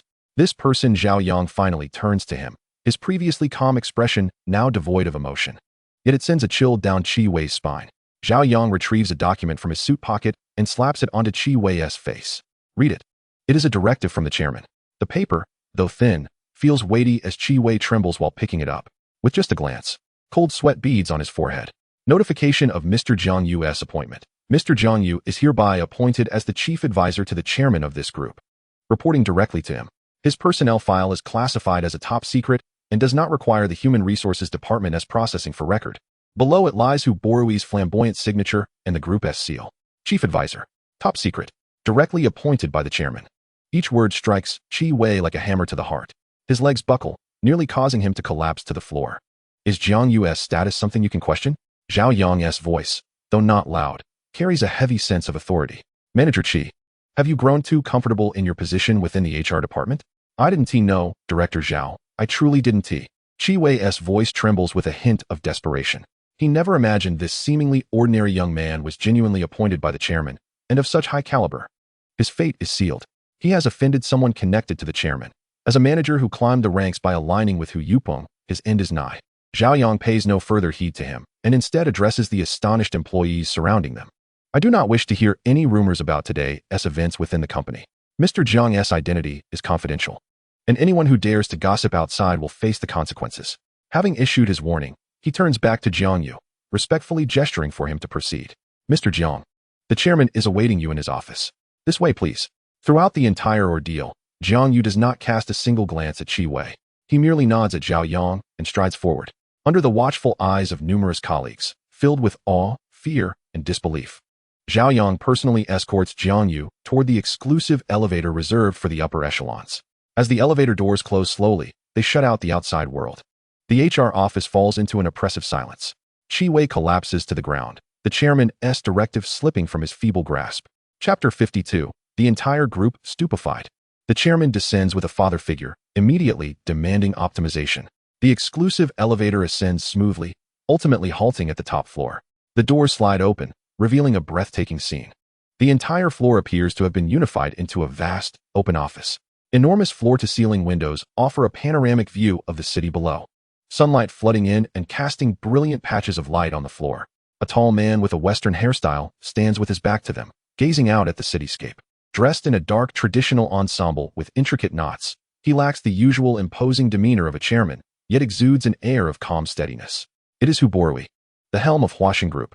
Chairman, Mr. Jiang has arrived, Zhao Yang announces respectfully. Hu Borui turns slowly, his gaze landing on Jiang Yu. A hint of apology crossing his features. Mr. Jiang, I apologize for the unprofessional behavior of my subordinates. Jiang Yu shakes his head. It was merely a minor incident. No harm done. Hu Borui gestures subtly to Zhao Yang, who then quietly exits, shutting the office door behind him. The space now contains only Jiang Yu and Hu Borui. You are even younger than I anticipated, and possess a remarkable composure, Hu Borui remarks as he moves behind a grand rosewood desk. Gesturing for Jiang Yu to take a seat, Jiang Yu sits in the chair opposite, foregoing pleasantries. Hu Borui personally prepares a cup of tea, its fragrant aroma wafting through the air. Externally, Huaxing Group appears to be a magnificent vessel sailing smoothly.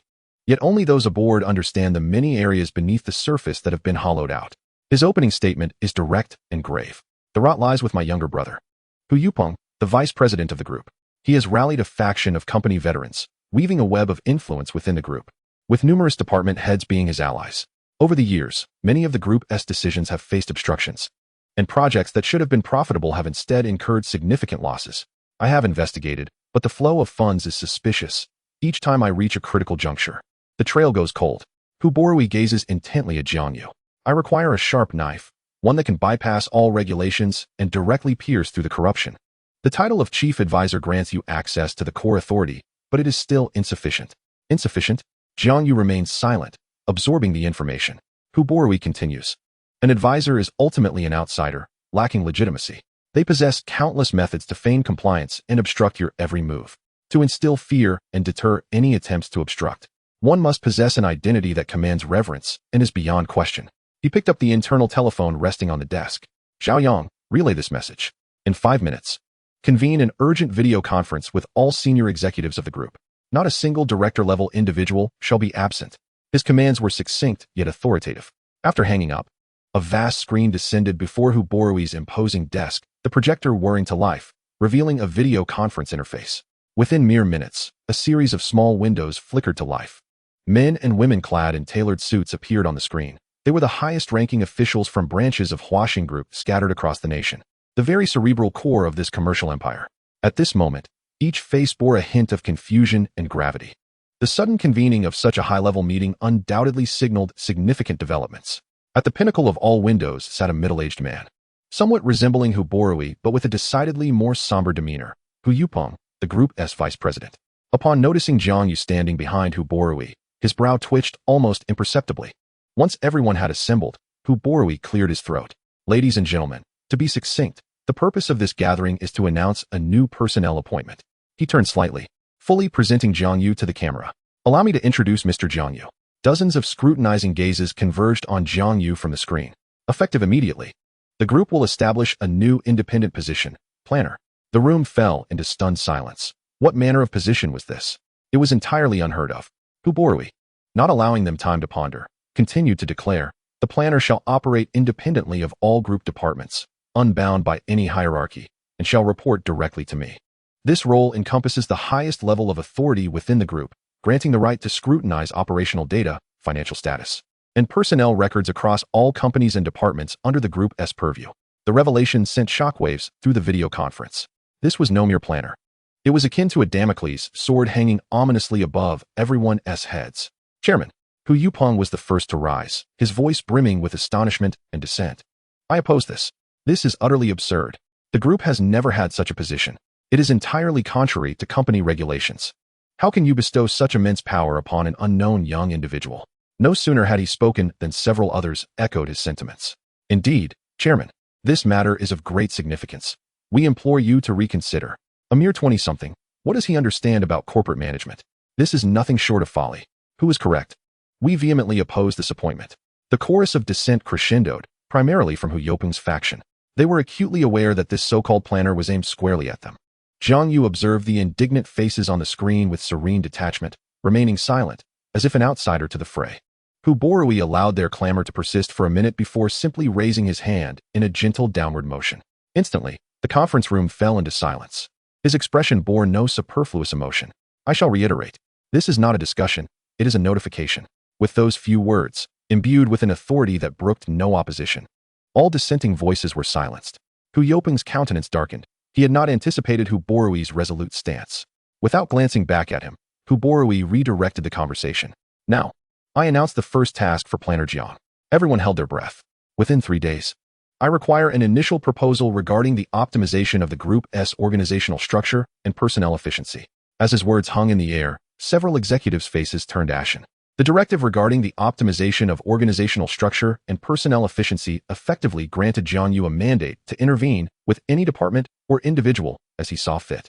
This was an unabashed declaration of war on power. Under the watchful gaze of all, Jiang Yu stepped forward, moving closer to the camera. He remained silent, merely offering a slight nod to the faces on the screen, particularly to Hu Yupeng and the vociferous executives flanking him. A simple gesture of acknowledgement. Yet it resonated like a challenge, striking all present. Chapter 53. An open letter. The entire company pleads for my audit. The video conference screens gradually dimmed. Hu Borui gazed at Jiang Yu, a satisfied expression emerging on his face. How do you feel? It's acceptable, Jiang Yu replied tersely. A tempest sweeping through the upper echelons of the group was, to him, merely acceptable. Hu Borui did not press further. He trusted his judgment. Zhao Yang will arrange a temporary office for you on this floor. Should you require anything, feel free to inform him. Understood. Zhao Yang timely entered, gesturing for Jiang Yu to follow. Consultant Jiang, please come with me. The so-called temporary office was situated diagonally opposite the chairman's office, boasting equally splendid views. Though modest in size, it was fully equipped. Zhao Yang presented Jiang Yu with a brand new laptop, providing him with the company's intranet account and password. Consultant Jiang. The chairman stated that for any actions you undertake, there is no need to report back to him. You may proceed at your discretion. Zhao Yang conveyed Hu Borui's message with respect. Noted. Jiang Yu nodded. Once Zhao Yang departed, Jiang Yu found himself alone in the office. 3 days to devise an initial proposal concerning the optimization of the group's organizational structure and personnel efficiency. This was both Hu Borui's directive and his sword of authority. Any genuine management consultant would likely have begun poring over the mountains of documents pertaining to Huaxing Group, seeking to unearth any insights. Yet Jiang Yu did not. He refrained from opening any documents related to the group. Instead, he leisurely prepared himself a cup of tea and, opening the new laptop, deftly logged into Huaxing Group's internal forum. The internal forum served as a vibrant hub for employees to engage in casual banter, vent frustrations, and gossip. With high levels of activity, Jiang Yu's fingers danced over the keyboard. Soon, a new post appeared prominently on the forum. The title was blunt and formal: Public Solicitation for Opinions on the Group's Organizational Structure and Personnel Efficiency Optimization Plan. The poster's ID was a novel, previously unseen name, Planner. At the moment the post was published, it felt as if a depth charge had been dropped into the vast ocean of the internal network of Huaxing Group. The forum's traffic surged exponentially within a minute. Countless employees, whether idly browsing, feigning productivity, or even engaged in meetings, discovered this astonishing post through various channels. The content of the post was even more explosive than the title. Greetings, everyone. I am Jiang Yu, the newly appointed planner of Huaxing Group. Under the auspices of Chairman Hu Borui, I have been entrusted with the pivotal task of spearheading the optimization of our group's organizational structure and personnel efficiency. The opening line serves as an introduction, directly invoking the formidable presence of Hu Borui, thereby silencing any potential dissent regarding my authority. To ensure that this optimization plan is executed with objectivity, fairness, and comprehensiveness, I have resolved to initiate the process by publicly soliciting feedback. Adhering to the principle of progressing from the foundational to the complex, and addressing the simpler matters before the more challenging ones. The focus of this feedback solicitation will initially revolve around the 2 core support departments of the group: human resources and administration. The moment these 2 departments were explicitly named, countless employees watching from behind their screens held their breath for a fleeting second. The storm was brewing. It was common knowledge that the human resources and administration departments were the right and left arms of Vice President Hu Yupeng, the most vital sectors under his direct control. This newcomer, the planner, had boldly directed his initial strike at the vice president's loyal forces. This was no mere declaration of war. It was akin to positioning artillery at the very gates of the adversary's stronghold. At the conclusion of the post, a lengthy link to a survey was attached, with a special note from Jiang Yu emphasizing the complete anonymity of the questionnaire. The backend would obscure all traceable IP information and personal details, encouraging colleagues to voice their thoughts freely and contribute to the group's future. Some audacious employees had already clicked on the link. Upon reading the questions within, many gasped in shock. Have you experienced or heard of nepotistic hiring practices, where a clearly more suitable candidate is overlooked in favor of a mediocre connection? Do you believe that the current promotion channels within the group are equitable? Is there evidence of unjustified promotions or individuals occupying high positions despite a lack of merit? What are your thoughts on the administration department's procurement processes? Are there long-term contracts with fixed suppliers that result in prices exceeding market rates? Do you have any concerns regarding the increase in entertainment expenses and travel reimbursements over the past 3 years? Have you encountered unreasonable or even fraudulent reimbursement claims? Each question was like a sharp surgical scalpel, devoid of superfluous language and ambiguity, striking precisely at the most sensitive and core gray areas of the human resources and administration departments. This was not merely a solicitation for feedback. It was an overt gathering of evidence. The winds of change were about to sweep through. Who was this planner? So audacious as to call out the human resources and administration departments by name? An anonymous survey? I am intrigued. I've long harbored grievances against that individual from the human resources department, who, with a mere third-tier degree, has no business being the recruitment supervisor. Keep your voice down. Brothers upstairs, someone cautioned. Though it's anonymous, let's not be too specific. What are we afraid of? The newcomer is challenging the old guard. We, the underlings, can only revel in the spectacle. I shall fill it out as a show of respect. The forum erupted in chaos, with various threads emerging, some analyzing the situation, others speculating about Jiang Yu's background, but most were flooding into the survey link, pouring forth years of accumulated grievances and observations. Public discontent was ignited by Jiang Yu with a single post. In the chairman's office, Zhao Yang hurriedly approached Hu Borui, tablet in hand. Chairman, take a look. Hu Borui glanced at the pinned and highlighted post on the forum and observed the hundreds of responses flooding in, a smile of admiration gracing his face. This Jiang Yu. He hasn't delved into the tangled accounts, nor summoned the cunning department heads for discussions. He simply released a post, and has placed the two most fortified bastions of Hu Yupeng directly into the flames. Hu Borui rose and moved to the window, surveying the bustling streets below. He was harnessing the momentum of the grassroots employees to breach Hu Yupeng's defenses. This maneuver was executed with finesse. Meanwhile, at the headquarters of Huaxing Group, within the Human Resources Department, the atmosphere was stiflingly tense. Department Manager Qi Wei was convening an emergency meeting, yet the cold sweat on his forehead was unrelenting. His phone screen lit up on the table, displaying the post that had sent him into a state of distress. Manager, what do we do? One anxious supervisor inquired. He specifically named us for scrutiny and introduced an anonymous survey. This could spell our doom. Qi Wei seized a cup from the table and hurled it to the ground in frustration. Calm down, he bellowed, his bravado masking an underlying trepidation. What can he uncover? We're compliant with all procedures. Yet, his trembling hands betrayed the fear within. He was acutely aware of the numerous unsavory dealings within his department, the roles that had been sold, and the falsified records. Should an investigation ensue, the truth would undoubtedly surface. He hastily dialed a familiar number, but was met with a disheartening message. Sorry, the user you are trying to reach is on another call. Undeterred, he attempted several more times, only to receive the same discouraging response. His complexion paled as despair set in. Across the aisle, in the administration department, the atmosphere starkly contrasted with the chaos that engulfed human resources. The charming manager, Chu Yakin, leisurely sipped her coffee while perusing the post on her computer screen, a faint smile gracing her lips. Her trusted subordinates fidgeted uneasily. Sister Qin, this new planner seems quite formidable. Indeed, these questions appear to be aimed directly at our financial records, she mused, setting her coffee cup down and delicately fanning her freshly manicured nails. It's typical for a new leader to want to make an impact, she reassured them, her voice soothing yet imbued with an air of authority. Why panic? If he wishes to investigate, let him do so. We shall cooperate fully. Standing, she surveyed her subordinates with a commanding presence. Inform everyone to remain vigilant. Our administration department will fully support Planner Zhang's work, showcasing our professionalism and enthusiasm. Yes, Sister Qin. Though apprehension lingered in the hearts of her team, they found solace in her composed demeanor. Once everyone had dispersed, Chu Yakin returned to her chair, her expression shifting to one of contemplative intrigue as she regarded Jiang Yu's name on the screen. In Jiang Yu's office, Zhao Yang relayed the intelligence he had just gathered. The human resources manager, Qi Wei, is in disarray. Reportedly, he shattered a cup in his panic and is frantically trying to contact Vice President Hu. Oh, and what of the other? Jiang Yu inquired with keen interest.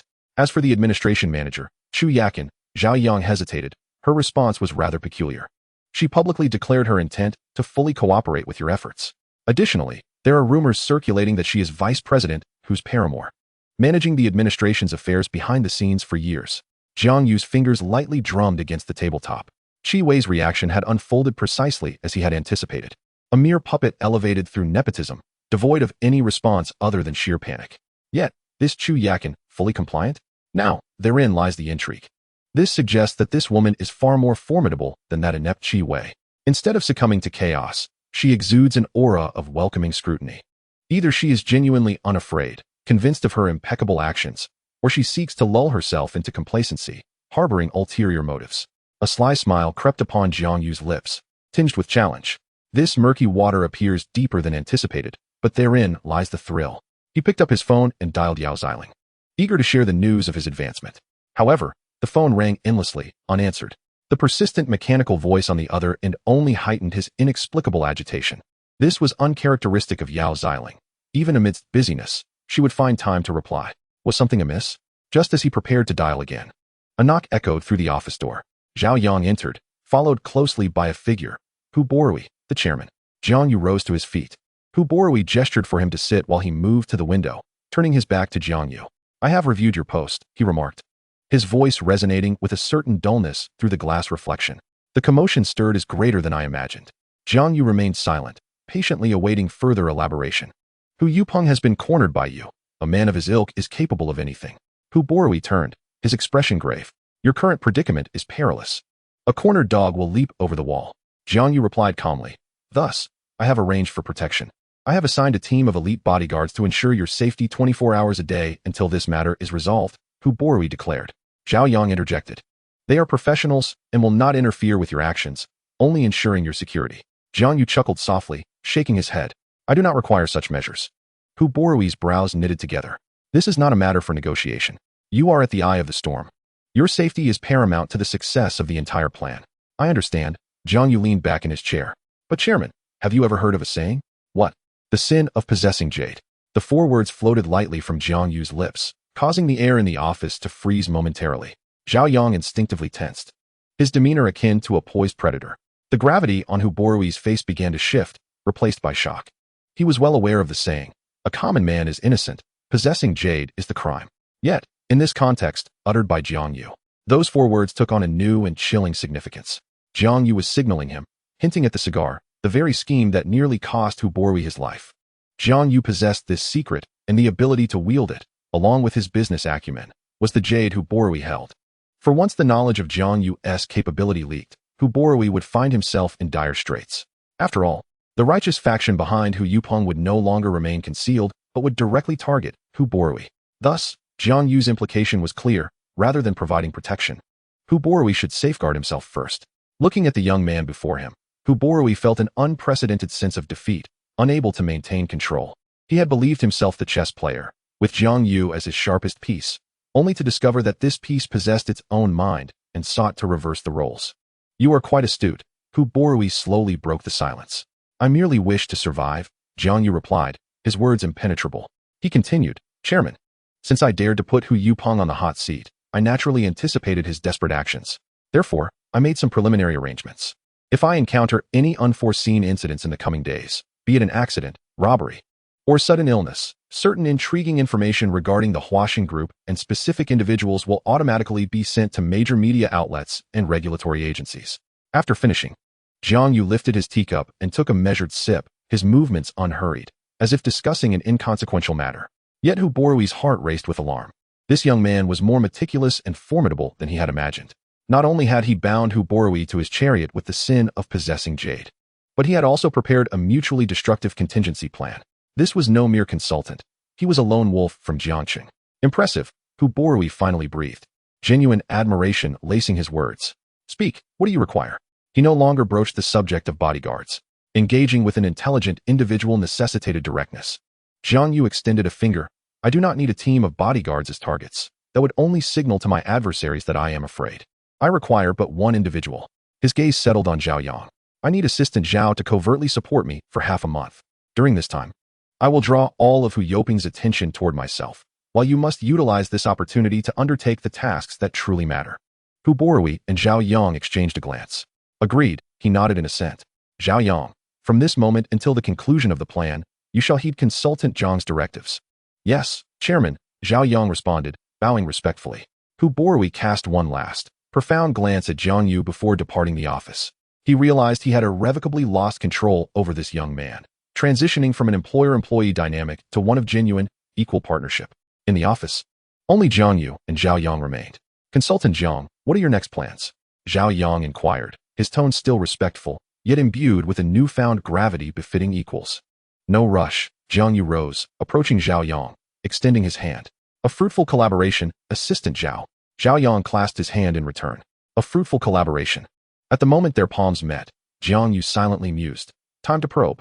He intended to discern the true nature of Hu Borui's most trusted confidant.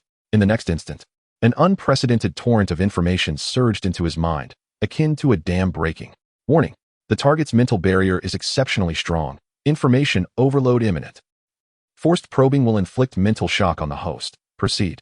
System is forcibly executing the consumption of Boast Tax, 8,000 yuan. Almost simultaneously with the system's alert, Jiang Yu felt as if his brain had been struck by a heavy hammer. Countless images, sounds, and fragmented memories flooded in. A battlefield of gunfire, stealth in the jungle. The carnage of blood and fire. Codenamed Ghost Hand, the foremost Special Forces commander in the Southwest Theater. During a mission, he sustained 3 gunshot wounds while covering a comrade, resulting in permanent nerve damage to his right leg, leading to a sorrowful retirement. Betrayed by a disheartened comrade and plunged into despair, Jiang Yu found salvation in the unexpected intervention of Hu Borui. From that moment on, he dedicated his life to Hu Borui, unwaveringly loyal and resolute. The influx of information was overwhelming, chaotic, and burdensome. A wave of darkness swept over Jiang Yu's vision, and he swayed unsteadily, beset by a fierce dizziness that nearly toppled him. Damn, this time, he had truly miscalculated. He had never anticipated that probing into someone's background would yield such dire repercussions. Advisor Jiang, Zhao Yang, sensing his distress, instinctively reached out to offer support. But another hand was swifter, a slender, soft hand, imbued with a faint fragrance. Gently grasped Jiang Yu's arm. Advisor Jiang, are you all right? A melodious voice, laced with concern, sounded near his ear. You don't look well. Are you fatigued? Jiang Yu violently shook his head, forcibly dispelling the dizziness clouding his mind, and steadied himself. He lifted his gaze to behold the woman who had steadied him. Her captivating beauty, perfectly complemented by a professional ensemble, identified her as Chu Yakin, the manager of the administrative department. She held a cup of coffee, a practiced smile adorning her face. Yet, a hint of genuine worry glimmered in her exquisite eyes. I'm fine, thank you, Jiang Yu replied, extricating himself from her grasp and stepping back to create distance. Zhao Yang had silently positioned himself between Jiang Yu and Chu Yakin, adopting a stance of heightened vigilance. His cold gaze fixed upon the suddenly appeared woman. What brings Manager Chu here? Zhao Yang's inquiry was direct and brusque. Chu Yakin appeared unfazed by his demeanor, casually swirling her coffee cup. I was delivering coffee to the chairman and happened to pass by. I noticed Advisor Jiang seemed unwell, so I came to check on him. Her explanation was seamless. A mere coincidence, a concern for a new colleague. Everything appeared perfectly reasonable. Yet, alarm bells rang in Jiang Yu's mind. It was too coincidental. The timing. The location, this serendipitous encounter felt like a meticulously orchestrated play. Just as he experienced a physical anomaly, she happened to stroll by. This woman was undoubtedly suspicious. Chapter 55. This meal is mine to enjoy. Not even Jesus can intervene. This woman was undoubtedly suspicious. Jiang Yu's mind buzzed with confusion. However, his thoughts were sharper than ever. The shock from probing Zhao Yang's information had acted as a forced mental baptism. Following the pain was an acute sensory awareness. Every subtle muscle twitch on Chu Yakin's face, every slight variation in her breathing rhythm, was discernible to Jiang Yu. Though she feigned concern, her posture maintained an evasive distance, ready to withdraw at a moment's notice. She was performing. Zhao Yang had completely shielded Jiang Yu, standing like a silent wall, blocking Chu Yakin's gaze. Manager Chu, this matter does not concern you. Zhao Yang's dismissal was unceremonious. For a moment, the worry etched on Chu Yakin's face froze, only to be replaced by an understanding smile. Very well, Advisor Jiang, please take care of yourself. She placed the coffee on Hu Borui's desk, gracefully turned, and exited the office. The sound of her heels echoing faintly as they receded. The office door closed softly behind her. Zhao Yang remained on high alert, only relaxing after several seconds. What was the purpose of her sudden visit? Was she attempting to plead for Qi Wei? He pondered aloud. I don't know. Jiang Yu rubbed his throbbing temples. But I sense she is not to be underestimated. Knock, knock, knock. The office door was rapped upon once more. Jiang Yu and Zhao Yang exchanged glances, each detecting the other's caution. Come in, Jiang Yu called. The door swung open to reveal a man in his 40s, clad in a well-tailored suit, his face adorned with a warm smile that instantly engendered goodwill. Advisor Jiang, it is an honor to finally meet you. The man strode forward, extending his hands with a humble demeanor. Jiang Yu remained stationary, merely observing him. Zhao Yang stood silently by, offering no response. The man's outstretched hands hovered momentarily in the air before he retracted them with ease, introducing himself with a smile. Advisor Jiang, I am Li Su, the director of the Public Relations Department. Upon learning of your arrival, Vice President Hu specifically instructed me to extend a warm welcome and ensure your comfort. Vice President Hu Yupeng. Jiang Yu's south mind clicked into place. The principal had finally sent a representative. You are too kind, Director Li, Jiang Yu replied, donning a polite smile. Yet leaning back in his chair without any intention of rising, Li Su seemed unfazed by his demeanor, maintaining his cheerful disposition. Thus, I have arranged a modest gathering this evening at Blue Flower Star City. I hope Advisor Jiang will honor us with your presence. Blue Flower Star City. The moment those words escaped Li Su's lips, Jiang Yu distinctly noted Zhao Yang's muscles tense in an instant. Blue Flower Star City, Jiang Yu echoed, as if seeking confirmation. Indeed, Li Su's smile widened. Friends in Jiang City often congregate there. It is lively and vibrant. As you are new here, it would be an excellent opportunity to meet some new acquaintances. His words were flawlessly crafted, overflowing with enthusiasm, as if he were merely hosting a casual welcome dinner for a new colleague. Yet the emphasis he placed on lively and new acquaintances was particularly pronounced. Jiang Yu chuckled inwardly. This was hardly a welcome banquet. It was unmistakably a trap. He scrutinized Li Su, whose cheerful facade concealed blatant malice and probing intent.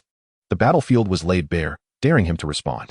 Vice President Hu and Director Li are exceedingly gracious, Jiang Yu said slowly, his fingers gently tapping the table, once.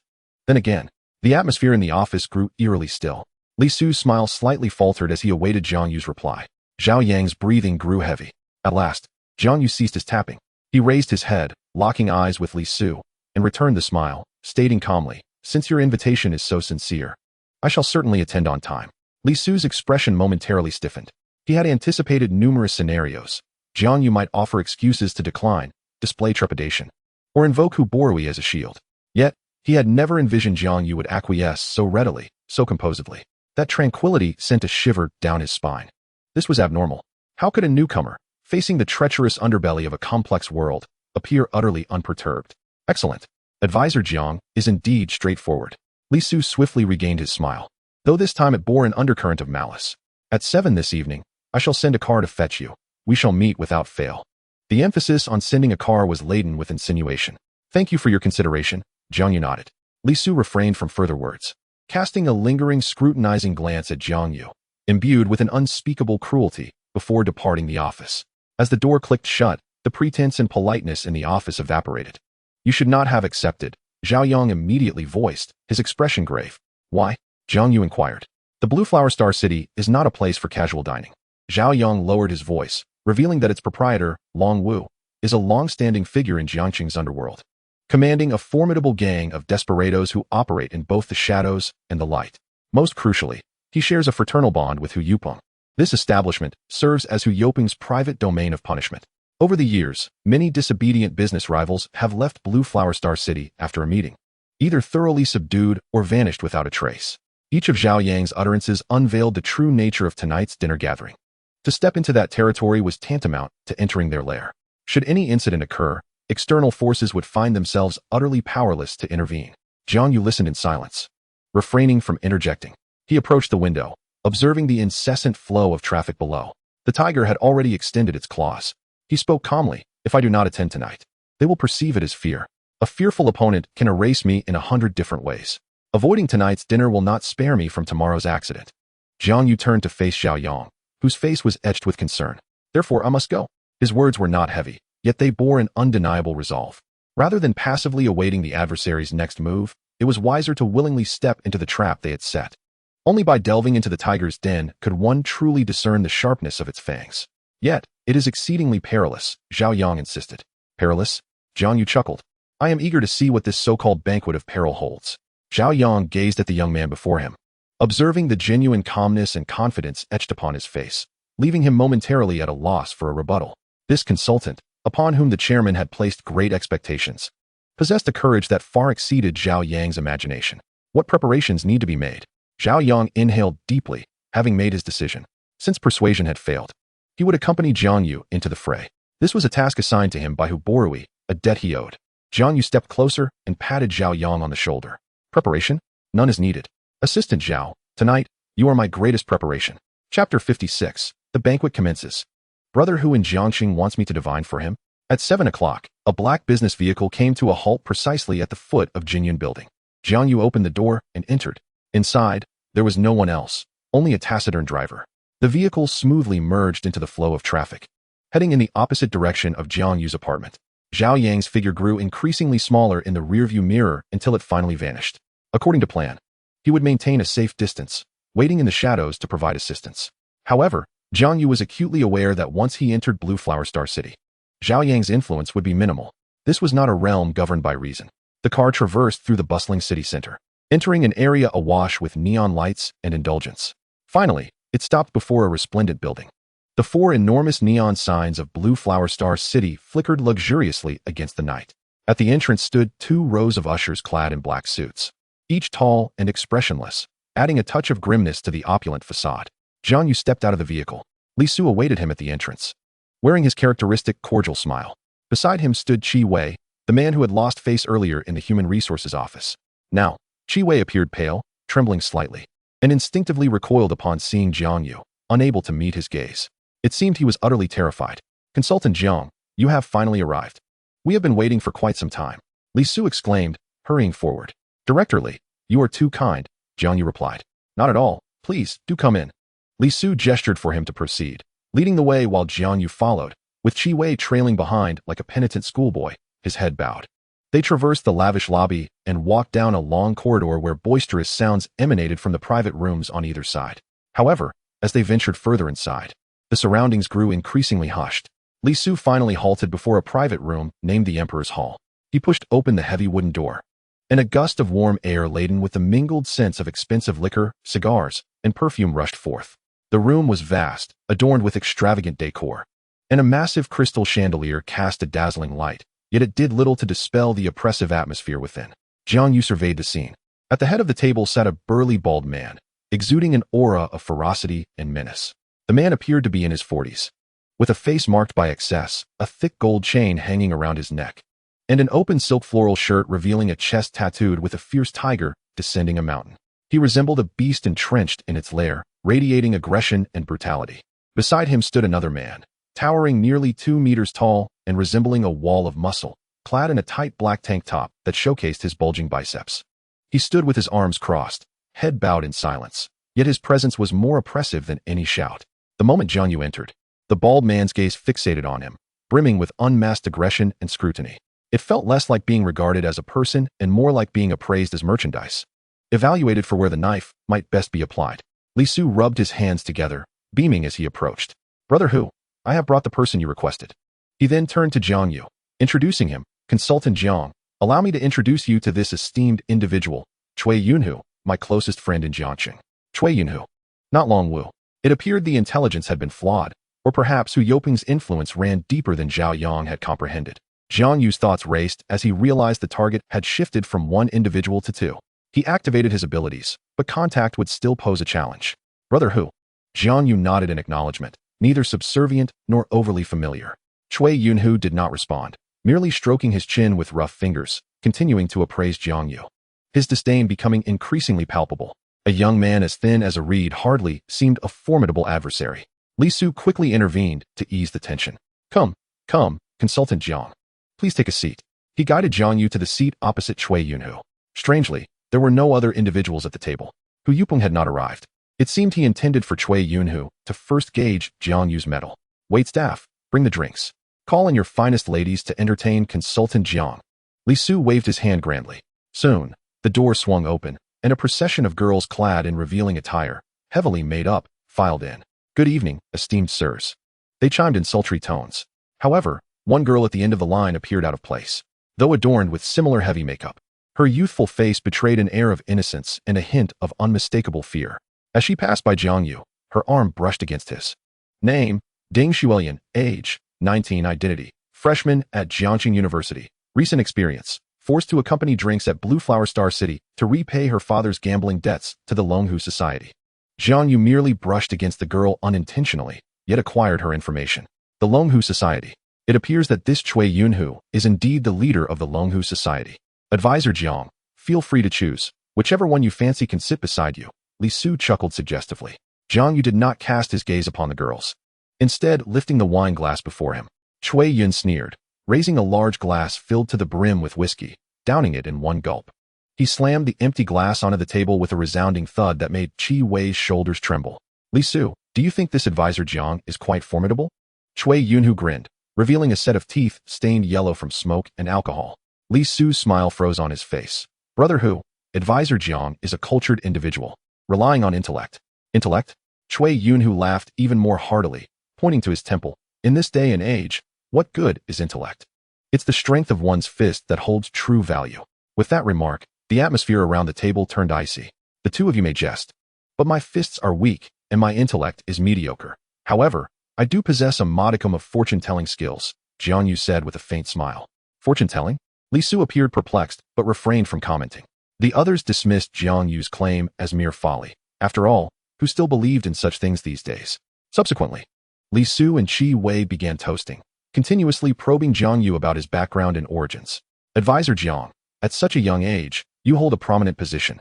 Your family must be extraordinary, right? Where did you ascend from? Your accent doesn't sound local. In the future, if anything arises in Jiang City, do seek us out. We shall certainly assist you. Jiang Yu maintained a gentle smile, welcoming all while emptying his glass, yet his words were like water off a duck's back, deftly deflecting every inquiry. After several exchanges, Li Su and Qi Wei not only failed to extract any useful information, but had also been compelled to drink several glasses. Their faces beginning to flush. Cui Yunhu's patience finally wore thin. He slammed the table. Bang! The tremendous noise caused the dishes to rattle. The entire private room fell into an immediate silence. Li Su and Qi Wei's inebriation vanished in an instant, leaving them speechless. Cui Yunhu grinned maliciously, leaning forward, his eyes fixed intently on Jiang Yu. Talking to you scholars is truly exhausting. Kid, I want to beat around the bush. He paused, each word seeming to be squeezed from between clenched teeth. I've heard that advisor Jiang possesses remarkable abilities. Why not give me a fortune? And let us see how my financial luck fares? As his words echoed, the room fell silent enough to hear a pin drop. Li Su's face once again bore that familiar expression of amusement, while Qi Wei buried his head lower, fearing the fallout. This was a blatant provocation, a direct challenge from the underworld. All eyes were now focused on Jiang Yu. Chapter 57. Can't play, huh? Then let us engage in something thrilling. If you lose, you strip. In the face of this naked challenge, Jiang Yu maintained his serene smile. He did not respond immediately, but instead picked up the wine glass on the table, gently swirling the amber liquid within. The atmosphere in the room was taut, like a string about to snap. Beads of sweat formed on the foreheads of Li Su and Qi Wei. They were well aware this was a precursor to Cui Yunhu's rage. This brother who was notorious for his unpredictable temperament in Jiang City's underworld. And a single misstep could lead to chaos. Jiang Yu downed the glass in one go, placing it back on the table with a crisp sound. Brother who is jesting, he finally spoke. I possess only a modicum of skill. How could I dare to display my abilities before you? Cui Yunhu's grin widened, his jowls bunching together. So, you're saying you won't grant your brother this courtesy? Of course not. Jiang Yu shook his head. It's just that my abilities are rather unique. I do not read fortunes, but rather palmistry. Palmistry? Li Su and Qi Wei exchanged glances, bewilderment evident in their expressions. What kind of skill was that? Even a street fortune teller charging $10 a session could do that. Cui Yunhu's expression darkened, sensing he was being toyed with. Fine, he declared, slamming his palm onto the table. His hand was broad and calloused, riddled with scars. Show me then. Is this hand one that grasps wealth, or one that seizes people? However, Jiang Yu did not even glance at his hand. His gaze drifted beyond Cui Yunhu, landing on the row of accompanying girls.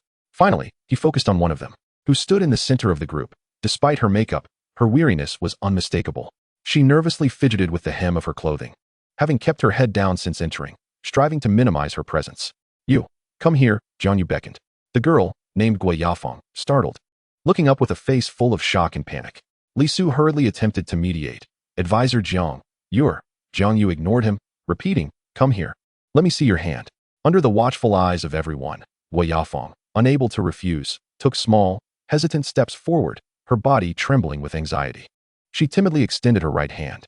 Jiang Yu gently grasped her small hand, and in an instant, a torrent of information surged into his mind. He held her hand, which was cold and slightly trembling. The room was eerily silent. Cui Yunhu's expression had turned exceedingly grim. He felt entirely disregarded. Li Su and Qi Wei dared not breathe. Jiang Yu held Gui Yafeng's hand and closed his eyes as if sensing something. After a few moments, he slowly spoke. You did not come here for money. The first sentence caused Gui Yafeng's body to stiffen. Jiang Yu continued without pause, his voice soft, yet each word resonated clearly in the ears of everyone present. You are here to gather funds for your mother's surgery. Gui Yafeng's eyes widened in disbelief. Your mother is suffering from renal failure and urgently requires a transplant. The surgical fees are still considerably lacking. Your brother has brought shame upon the family, gambling away the last of your savings last month. With each revelation, Gui Yafeng's complexion grew paler. By the time Jiang Yu uttered his final words, it seemed all strength had been drained from her. With a thud, Gui Yafeng's legs buckled, and she collapsed to the ground, tears streaming down her face like a breached dam, instantly smearing her makeup. She covered her mouth, but could not suppress her anguished sobs. The room was enveloped in silence. Li Su and Shi Wei's mouths hung agape, capable of fitting an egg, as they stared at the kneeling, weeping Gui Yafeng.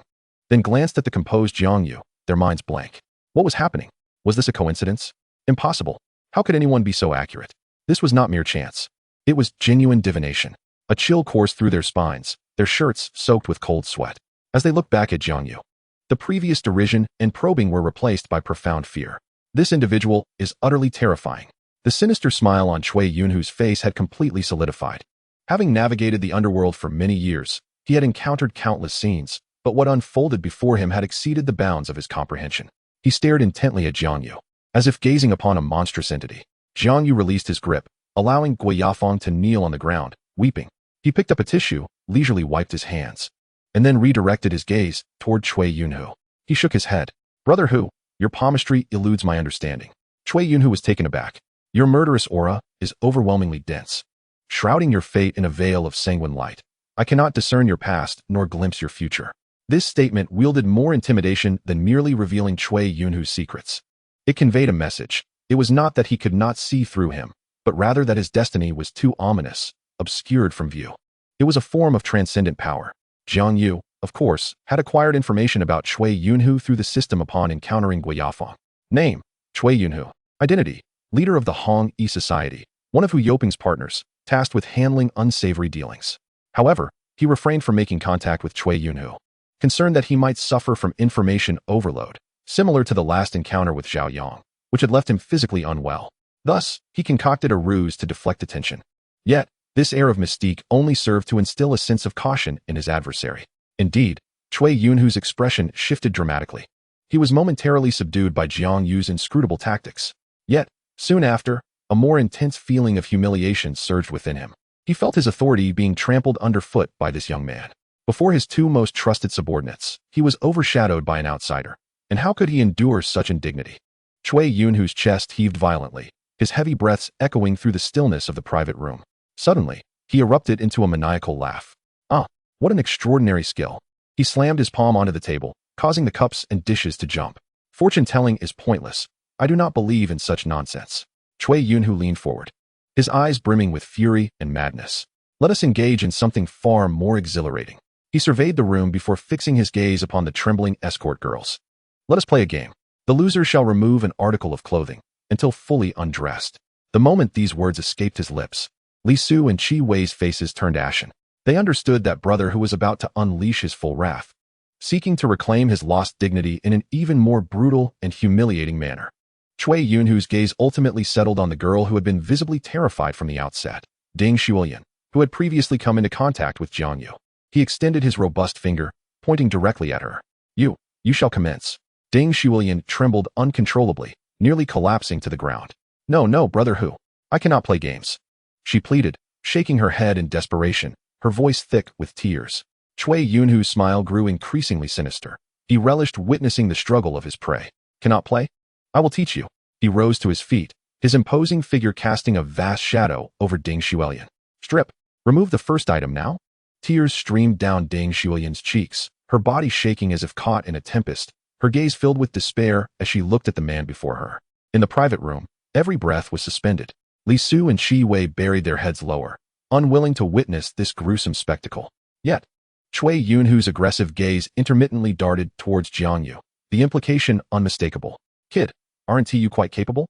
Now, I shall strip this woman bare before your very eyes. I wish to see if you dare to intervene.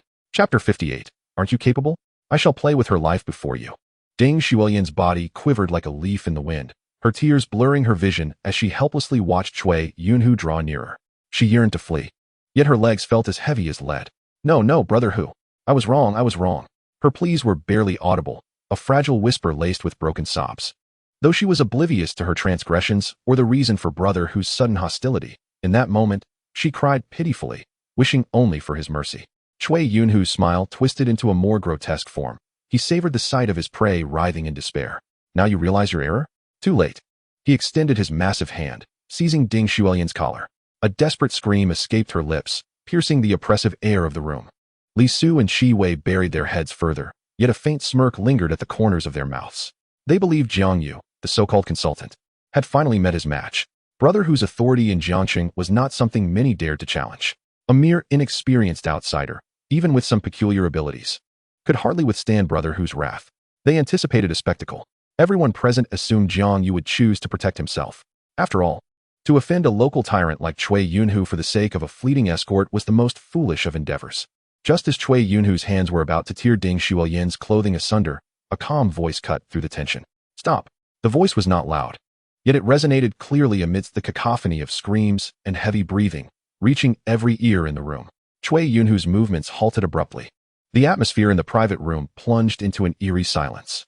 All actions froze, as everyone turned in unison towards the source of the voice. Jiang Yu remained seated on the sofa, his expression devoid of excess emotion. Cui Yunhu slowly turned around, a cruel curve forming on his jowled face. Kid, what did you say? He inquired, each word dripping with bloodthirsty intent. I did not hear clearly. Repeat that. Li Su's expression shifted instantly, and he hastily gestured to Jiang Yu, signaling him to refrain from fanning the flames. However, Jiang Yu paid him no heed. He rose to his feet, his movements deliberate yet imbued with an undeniable resolve. He met Cui Yunhu's ferocious gaze head-on, reiterating, I said, let her go. Jiang Yu took 2 steps forward, positioning himself protectively in front of Ding Xuelian. What need is there for a grown man to torment a young girl?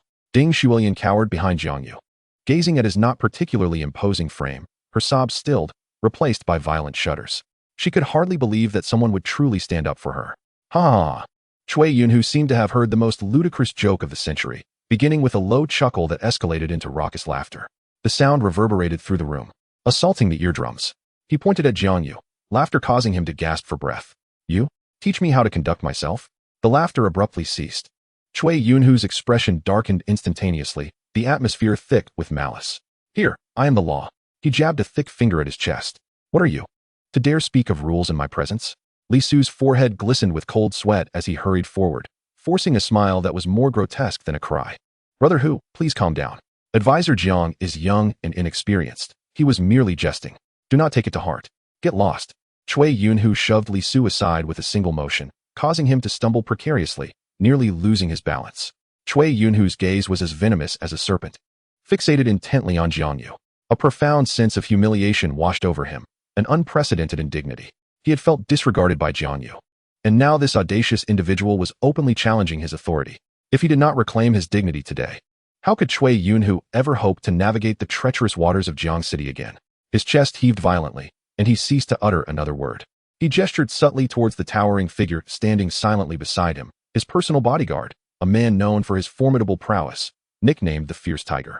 Cui Yunhu's voice was deceptively calm, yet beneath that calmness lay the simmering fury of an erupting volcano. Teach him a lesson. Let him understand why the flowers bloom so vividly. The Fierce Tiger grinned menacingly, cracking his knuckles with a series of sharp, resonant pops. He stepped forward, casting a colossal shadow that enveloped Jiang Yu. Standing at a height of 6 feet tall, Jiang Yu appeared almost fragile before the towering figure. The air in the private room became thick with tension. The accompanying women shrank into the corners, paralyzed by fear, forgetting even to breathe. Li Su and Shi Wei dared not lift their heads. They understood that when the Fierce Tiger struck, an ordinary person's face would be shattered beyond recognition. This advisor Jiang was utterly doomed. With no hesitation, the Fierce Tiger raised his enormous hand, larger than a cooking pot, and swung it mercilessly toward Jiang Yu's cheek. If that blow landed, it would likely render Jiang Yu unconscious on the spot.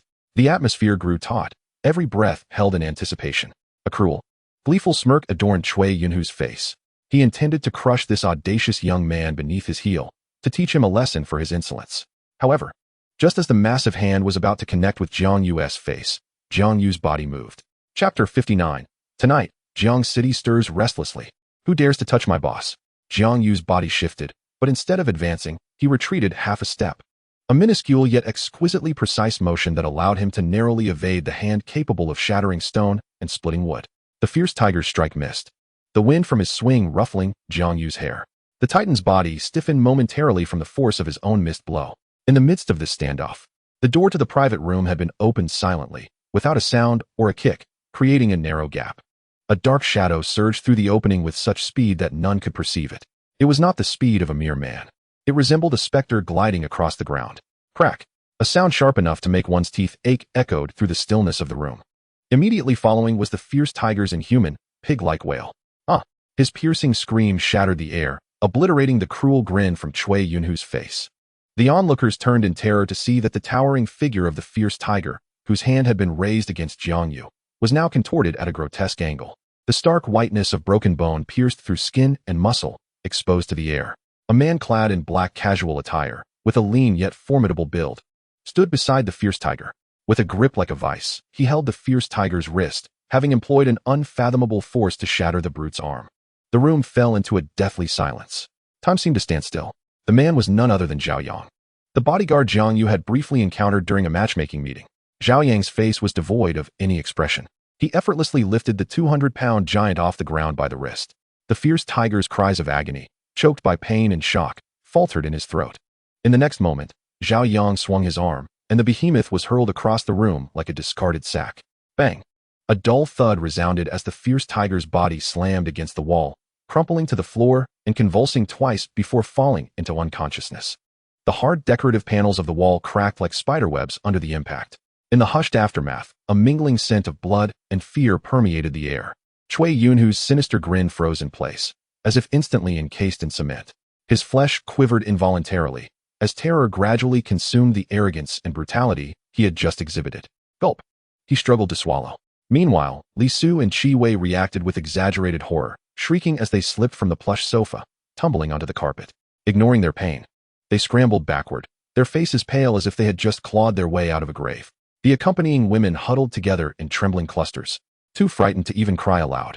Ding Shuoyan hid behind Jiang Yu, peering over his shoulder to witness the gruesome and shocking scene, her entire being frozen in disbelief. The once formidable fierce tiger had been so effortlessly dispatched. In this atmosphere of frozen dread, Zhao Yang moved. He did not even glance at the corner where the fierce tiger lay, as if he had merely swatted a fly. He stepped forward, calmly traversing the chaos, and approached Jiang Yu from behind. Then, he bowed slightly, his movements precise and meticulous. "Mr. Jiang, my apologies for arriving late." His voice was steady, devoid of any tremor, as though the man who had just dispatched the giant were not the same. Jiang Yu appeared entirely unfazed. He did not even turn to acknowledge Zhao Yang, simply straightening his collar, tousled by the wind, before brushing off non-existent dust from his shoulder. It was as if the entire incident had unfolded precisely as he had anticipated. This composure, this unflappable demeanor, struck more terror into Cui Yunhu and his associates than Zhao Yang's thunderous blow had. Zhao Yang straightened, his gaze sweeping across the room. The temperature within the private room plummeted several degrees. Every individual caught in his line of sight felt as if they were prey under the gaze of a primordial beast, a chill creeping through their bones. Li Su and Qi Wei were on the verge of losing control of their bladders, burying their heads deep into the carpet, afraid to make eye contact with that penetrating gaze. Cui Yunhu began to tremble uncontrollably. Cold sweat streamed down his forehead and back, soaking his clothing in mere moments. He had navigated the underbelly of society for years, believing he had encountered many ruthless individuals, his hands stained with blood. However, the man before him was unlike any other. He did not exude the ferocity of a thug, nor the brutality of a hired muscle. Instead, there was a pure, efficient aura emanating from him, one that was undeniably that of a machine designed for the sole purpose of slaughter. This was a true god of death. Who exactly was this young man named Jiang? Furthermore, Zhao Yang, the director of the president's office, who had always been taciturn and unassuming, perpetually lingering by the chairman's side, possessed such formidable strength? He was nothing short of a monster. And to have an assassin of such caliber acting as a bodyguard, astonishingly protecting Jiang Yu. Cui Yunhu's mind was in complete disarray. At that moment, Zhao Yang spoke up. He introduced himself clearly to the entire room. "I am Mr. Jiang Yu's bodyguard." With those words, Li Su and Qi Wei's bodies jolted violently. A bodyguard? What a joke. Aren't you the director of the president's office? Moreover, this was hardly the demeanor of a mere bodyguard. What kind of bodyguard could possess such skills? This was nothing less than a human weapon. They finally comprehended the magnitude of the entity they had provoked. This advisor Jiang was not just a somewhat crooked figure. He was a prehistoric behemoth cloaked in sheep's clothing. Zhao Yang paused, allowing everyone ample time to digest this revelation. Then he spoke again, each word dripping with a chilling intent. Just now, who dared to make a move against Mr. Jiang? The mere mention of the Four Symbols Chamber of Commerce sent shivers down the spines of Jiang Cheng's underworld elites. Zhao Yang's words, though not heavy in tone, struck like a 1,000-pound hammer upon the hearts of everyone in the private room. The atmosphere felt as though it had been vacuumed of all air. Li Su and Qi Wei were completely collapsed onto the carpet, their bodies trembling like leaves in a storm, devoid of the courage to even lift their gazes. Their only thought was why they found themselves here. Why they had dared to provoke such a harbinger of death. Cui Yunhu's body was rigid as stone. Cold sweat had thoroughly soaked through his expensive silk shirt, clinging tightly to his corpulent back, outlining the contours of his muscles that quivered with fear. Having navigated through life from a street punk to a prominent figure, he had witnessed myriad scenes. He had tasted blood on the blade. Yet, the sight before him was wholly beyond the scope of his understanding. This was not a mere fight. It was a crushing, a slaughter. Zhao Yang's presence was akin to a black hole, absorbing all his ferocity, brutality, and bravado. He struggled to turn his stiff neck, the joints cracking audibly. He dared not look at Zhao Yang, instead casting his gaze toward the young man who remained unervingly calm throughout. Who are you? Cui Yunhu's voice was dry, hoarse, and tremulous, betraying his own unrecognized fear. At last, Jiang Yu made a move. He did not respond to Cui Yunhu's inquiry. Rather, he stepped forward leisurely, closing the distance between them to less than a meter. Cui Yunhu could even catch a whiff of the fresh scent of laundry detergent wafting from Jiang Yu. Yet at that moment, it felt suffocatingly oppressive. Instinctively, he wanted to retreat, yet his legs felt as though they were weighed down by lead, rendering him immobile. Jiang Yu halted, placing a hand on his arm, instantly triggering the capabilities of an information master. A deluge of confidential data about Cui Yunhu flooded his mind. The sheer volume of complex information caused a brief dizziness, but it soon passed. Quickly, he identified a secret advantageous to him. A slight curve formed at the corner of Jiang Yu's mouth. Then, in a tone reminiscent of casual conversation, he gently uttered a name. Chen Junhai. You should be familiar with this name, yes? Boom. Cui Yunhu's mind felt as though a bomb had detonated within it. Chen Junhai. This name was one of his most closely guarded secrets. He was the most trusted and efficient subordinate in his employ. Many unsavory dealings were entrusted to Chen Junhai. This individual, save for the innermost circle, was unknown to outsiders. How could this Jiang know? The color drained from Cui Yunhu's face, terror magnifying in his eyes. How could you possibly know? On the night of the 23rd of last month, around 11 o'clock, Jiang Yu interjected, not granting him the opportunity to finish. He assisted you in handling a shipment acquired from the antique street in the southern part of the city, did he not? Among those items was a Ming Dynasty chicken cup, as well as a painting by Tang Bohu titled Autumn Wind and Silk Fan. Am I correct? Cui Yunhu's breath hitched. If the first name had shocked him, the details Jiang Yu provided now plunged him into a bone-deep terror. The time, the place, the illicit goods, each detail was precise. This matter was known only to the heavens, the earth, himself, and Chen Junhai. There was no third party.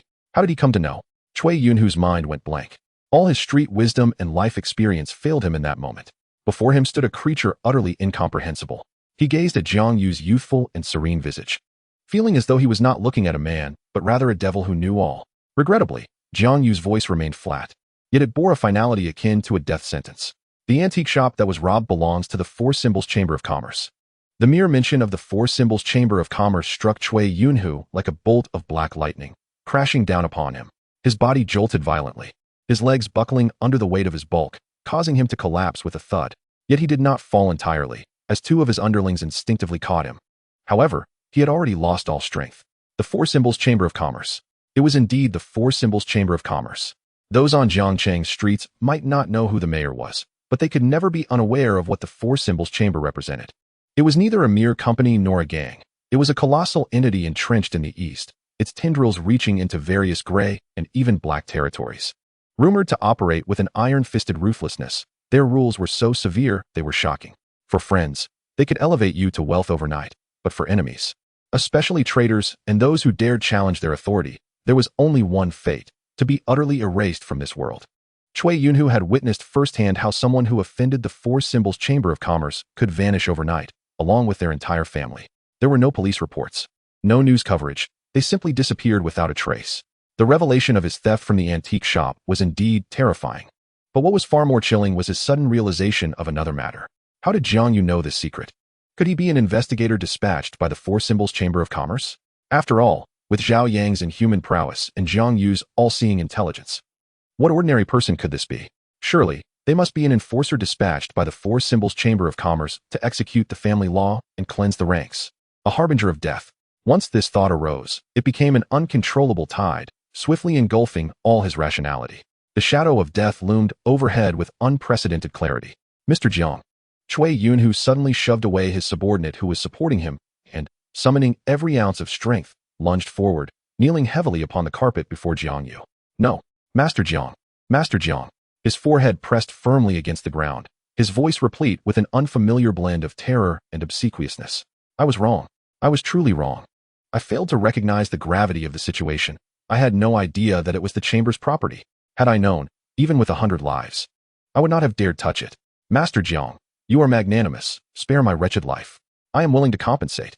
10-fold, 100-fold, if you wish. This scene left the few remaining sober individuals in the box nearly wide-eyed in disbelief. Ding Xuelian covered her mouth, shrinking behind Jiang Yu, her mind utterly incapacitated.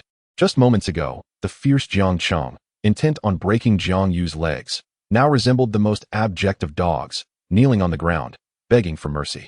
This world was utterly mad. Jiang Yu looked down from his elevated position at Cui Yunhu, who knelt at his feet. He did not speak immediately. This silence bore a heavier weight than any words could convey. Every passing second was an agonizing torment for Cui Yunhu, as if he were in the depths of hell. Compensation? At last, Jiang Yu finally broke the silence. Do you think our chamber lacks your meager funds? Cui Yunhu's body trembled violently, cold sweat instantly soaking the ground before him. It was over. He was indeed not here for money. He was here to take a life. No.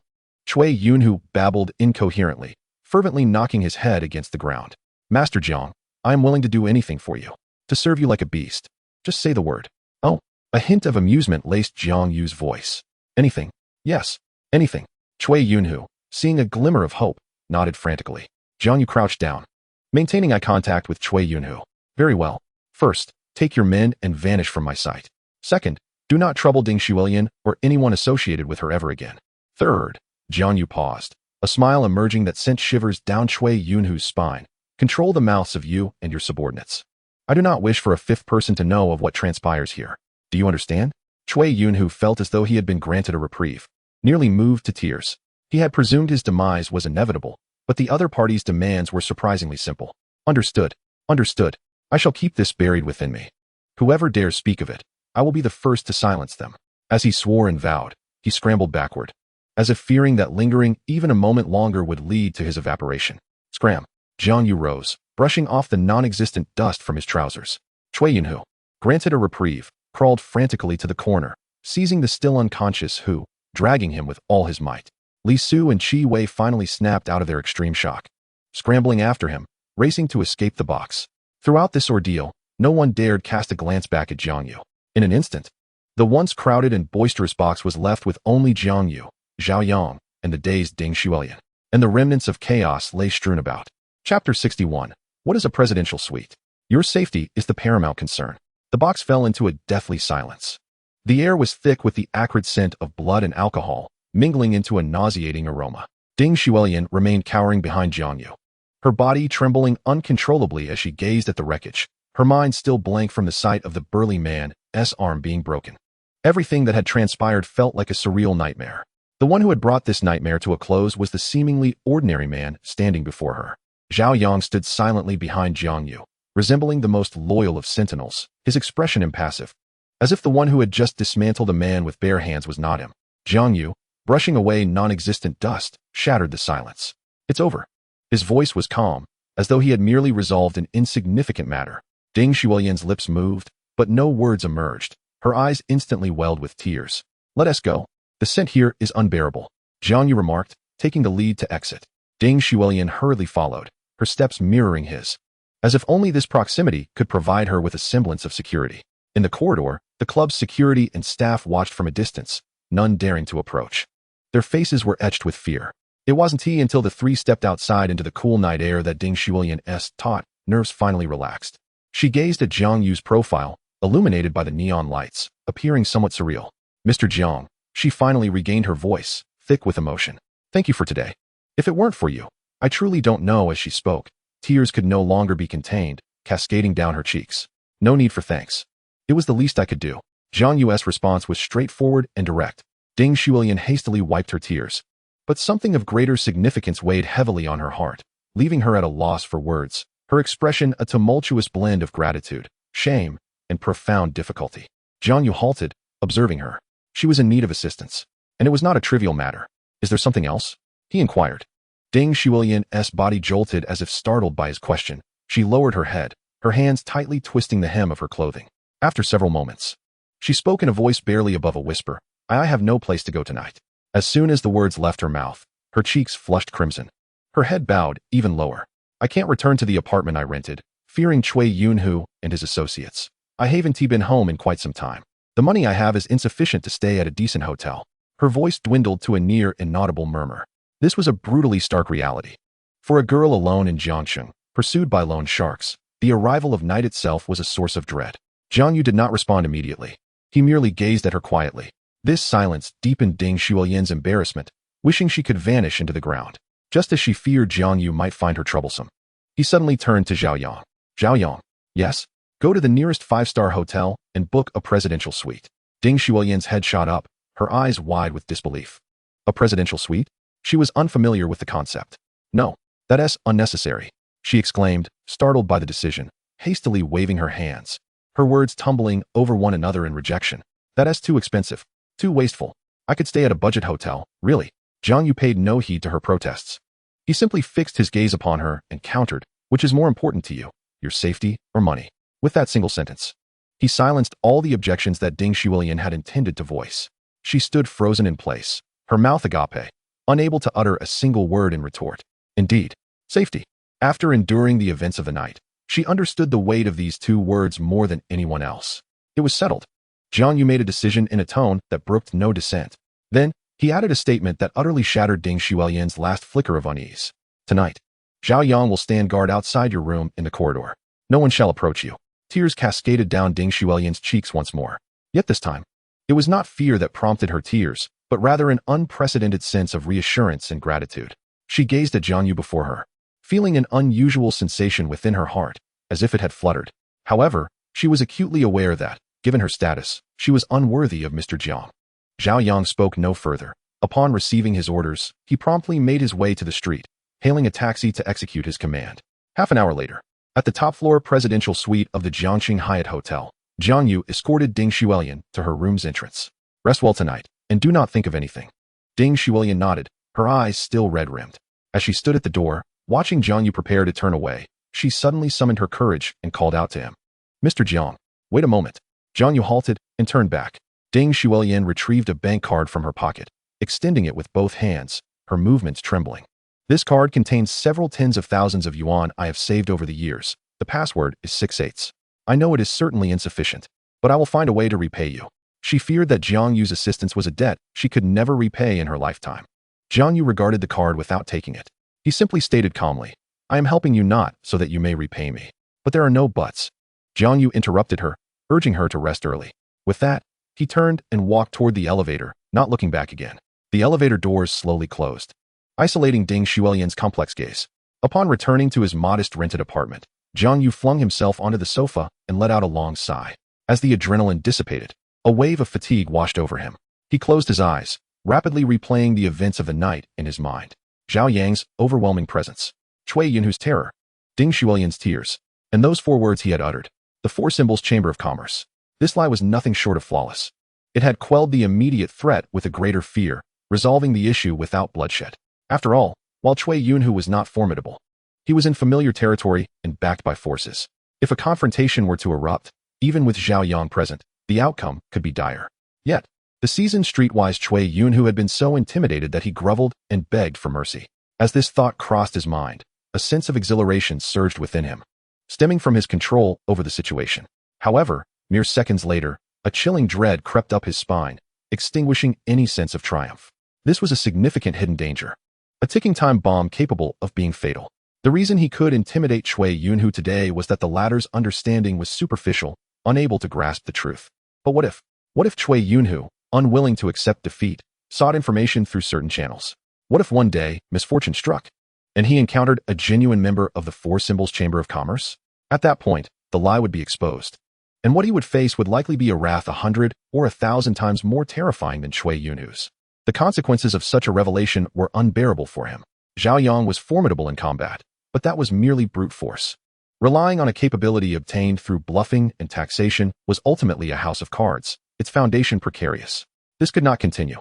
He must possess true strength that belonged solely to him, a form of hard power that would allow him to stand firm in this world without relying on anyone or any system.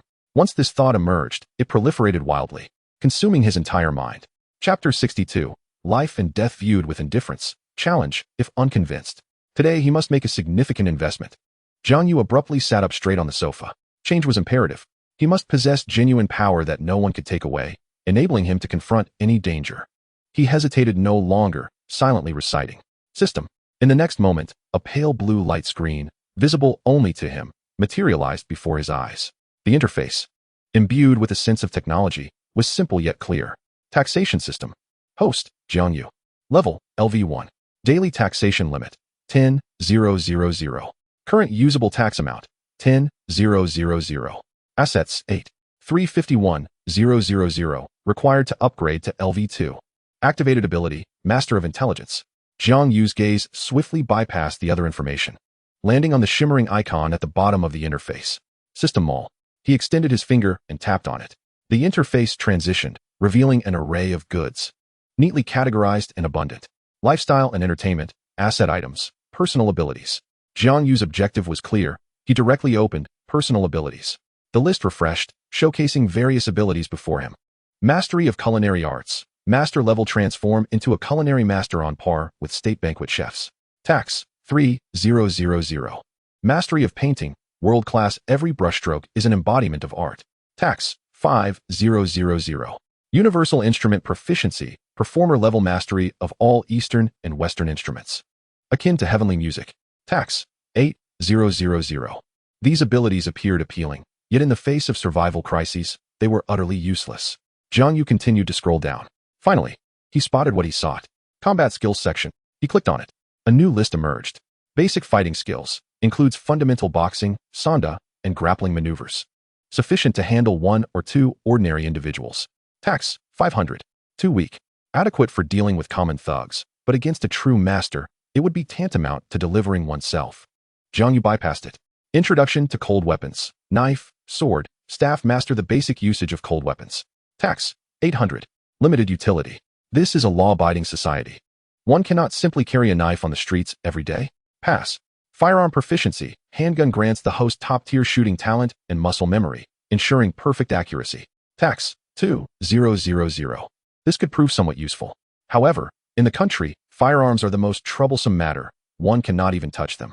Once utilized, the nature of the situation changes entirely. Continue to pass. Jiang Yu furrowed his brow.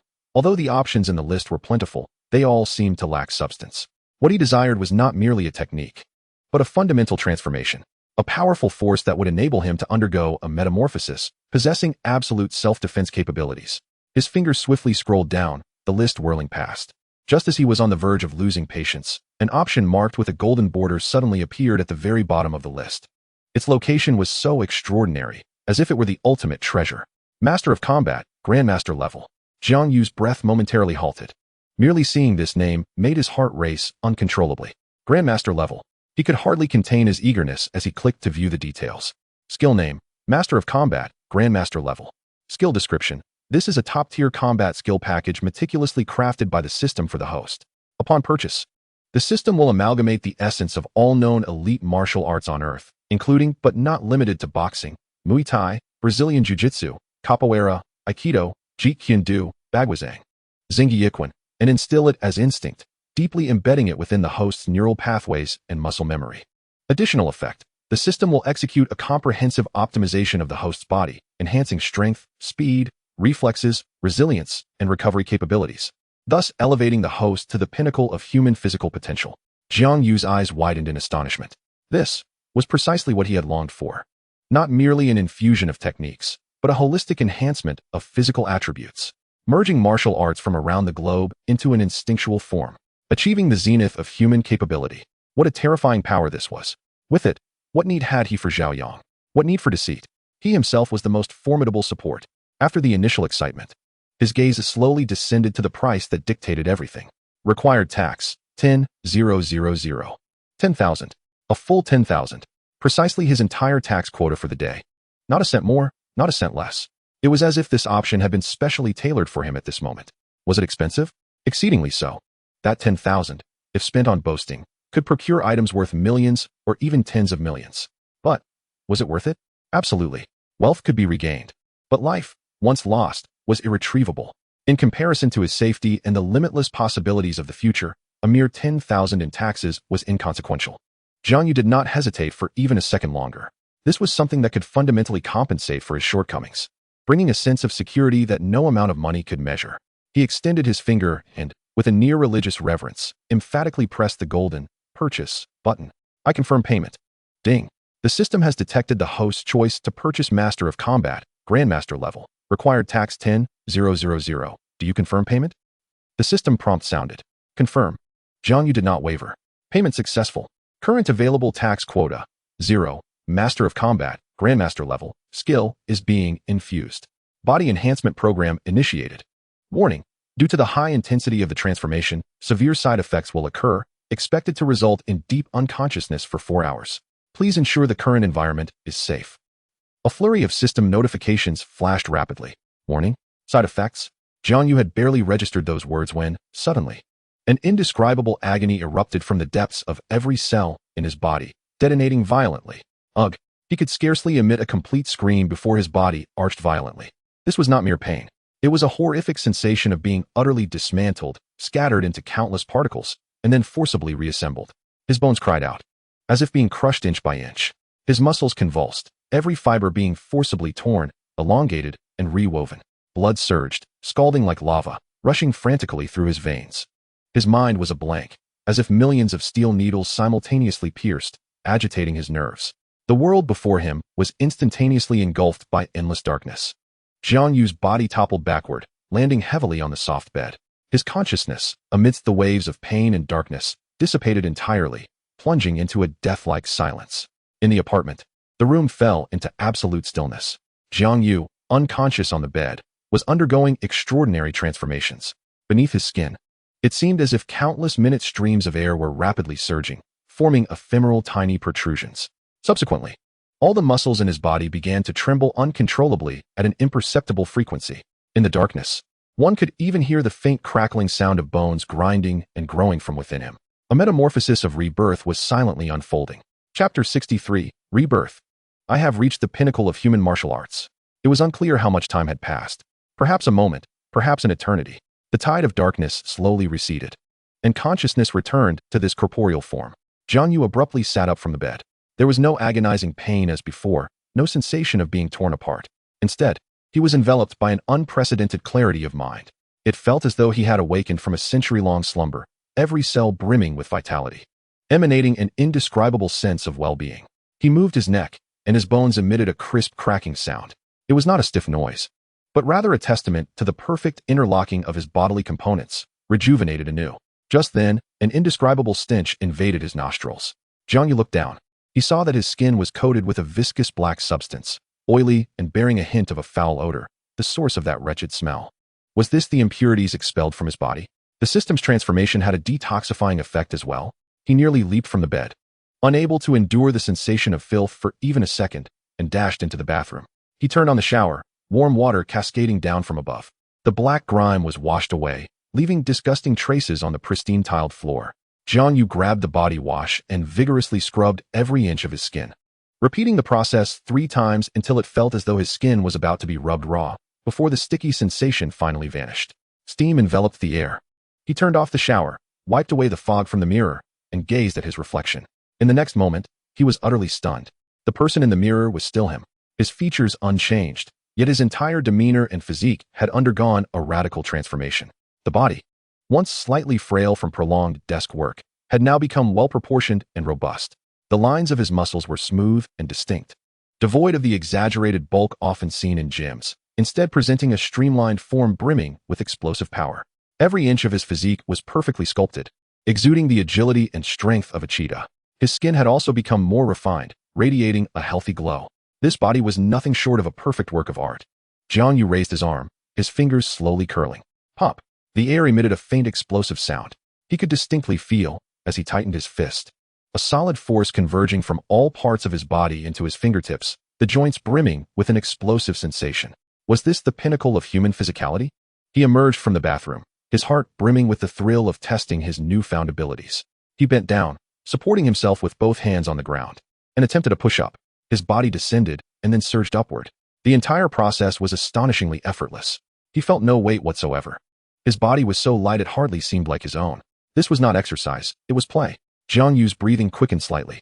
He removed one hand, relying solely on his single arm for support, and continued. 1, 2, 3. He completed 30 one-handed push-ups in one breath, his complexion unruffled, heart steady, and breathing calm. If he had not consciously stopped, he felt he could continue indefinitely. Terrifying. Utterly terrifying. This was far beyond the realm of an ordinary person. Jiang Yu rose, reflecting on the description in the skill introduction, Master of Combat. The essence of all the world's top martial arts fused into one. He inhaled deeply and assumed the most basic boxing stance. In the next moment, his body moved. Without a thought, merely a fleeting idea, his body instinctively reacted. A jab shot forth, striking the air ahead with ferocity. Whoosh! His fist sliced through the air, producing a sharp whistle. The speed was so extreme that his retina captured a faint afterimage. Following that, he unleashed a rear hand straight punch, a hook, and another jab. One punch followed another. The wind from his strikes howled, stirring the air in the opulent room and swaying the curtains. His movements flowed like water. Every exertion, every twist of the waist was impeccable. Those combat techniques he had only seen in films and competitions, such as the close-range strikes of Bajikwan, the ferocious knee strikes of Muay Thai, and the countless grappling techniques of Brazilian Jiu-Jitsu, flooded his mind like a torrential deluge, no longer mere knowledge but instinct. They were as intrinsic as breathing, ingrained within his nerves and muscles. Jiang Yu slowly retracted his fist and closed his eyes. He felt the surging power within him, tumultuous yet perfectly controlled. Just hours ago, he had been an ordinary worker, relying on others in the face of danger, even resorting to lies to disguise his true self. And now, he was a genuine master of combat. This absolute power, derived from within, could not be taken from him, bringing an unprecedented sense of security. A formidable confidence surged within him, enabling him to stand tall and confront any storm. From this day forth, he would no longer depend on anyone else. He himself was his most steadfast support. Just as Jiang Yu reveled in this exhilarating transformation, an abrupt ringtone shattered the silence of the room. Buzzing, he picked up the phone from his bedside table. The caller ID read Lin Mingkai, his college confidant. Jiang Yu swiped to answer and held the phone to his ear. Hello. Akai, what is up at this late hour? Before he could finish, Lin Mingkai's panicked voice erupted from the other end, akin to a firecracker. Brother, you help. Chapter 64. If I break it, it's on me, understood? The voice on the other end brimmed with incredulity, each word squeezed out like toothpaste from a tube. Brother, you help. Jiang Yu, still reeling from his transformation, instinctively furrowed his brow upon hearing this. Lin Mingkai, his college comrade, had spent 4 years sleeping in the bunk above him. After graduation, both had been striving in Jiang City, and their bond remained unbroken. This carefree lad, who typically took life lightly, had never sounded so close to tears. What had happened? What is going on? Take your time, don't panic. Jiang Yu's voice was so steady it surprised even him. Panic? How can I not panic? The fire is right at my eyebrows. Lin Mingkai sounded like an ant on a hot pan, pacing frantically. Brother, you remember my girlfriend Lu Mei, right? Of course, what is up? Didn't you two break up? We didn't break up, we got back together. But now I wish we had broken up, so I wouldn't be so worried. Lin Mingkai was nearly incoherent. It's her family. Tomorrow's Saturday, and I'm going to her house. Meeting the parents officially. Jiang Yu understood. Meeting the parents was indeed a significant hurdle. Isn't that a good thing? You're finally reaping the rewards. Why do you need saving? Good thing, my ass. Lin Mingkai cursed. You don't know her second aunt. Her tongue is sharper than a knife. The last time I went out with Lu Mei, she just happened to see us, and because I was driving my old second-hand Jetta, she berated me from head to toe in front of Lu Mei, saying that if Lu Mei was with a poor loser like me, she'd have a tough life ahead. Lin Mingkai's indignation echoed through the phone. I don't mind. As a man, a few words won't take away my dignity. But Lu Mei cried her eyes out because of it. Her parents didn't say anything, but they definitely noticed. This time, I don't want her and her parents to look down on me or be pointed at again. Jiang Yu listened quietly. He completely understood Lin Mingkai's predicament. Before entering the workforce, he too had believed that love could conquer all. Yet reality often cruelly taught that material foundations were, more often than not, synonymous with dignity. Thus, Lin Mingkai's voice lowered, tinged with a difficult-to-express plea. Brother Yu, I'd like to borrow your car. Borrow my car? Yes. I know you're doing well lately. You seem to have even bought a Porsche Cayenne. I figured your car would surely be better than my old Jetta. Even if it's just a 20 or 30,000 one, that'd be fine. At least it could shut her second hand up and spare Lu Mei from embarrassment. Lin Mingkai's voice grew softer. He knew this request was somewhat excessive. The rules were clear, no lending cars or wives. Yet, he felt utterly helpless. Jiang Yu fell silent for a moment. A car worth 20 or 30,000.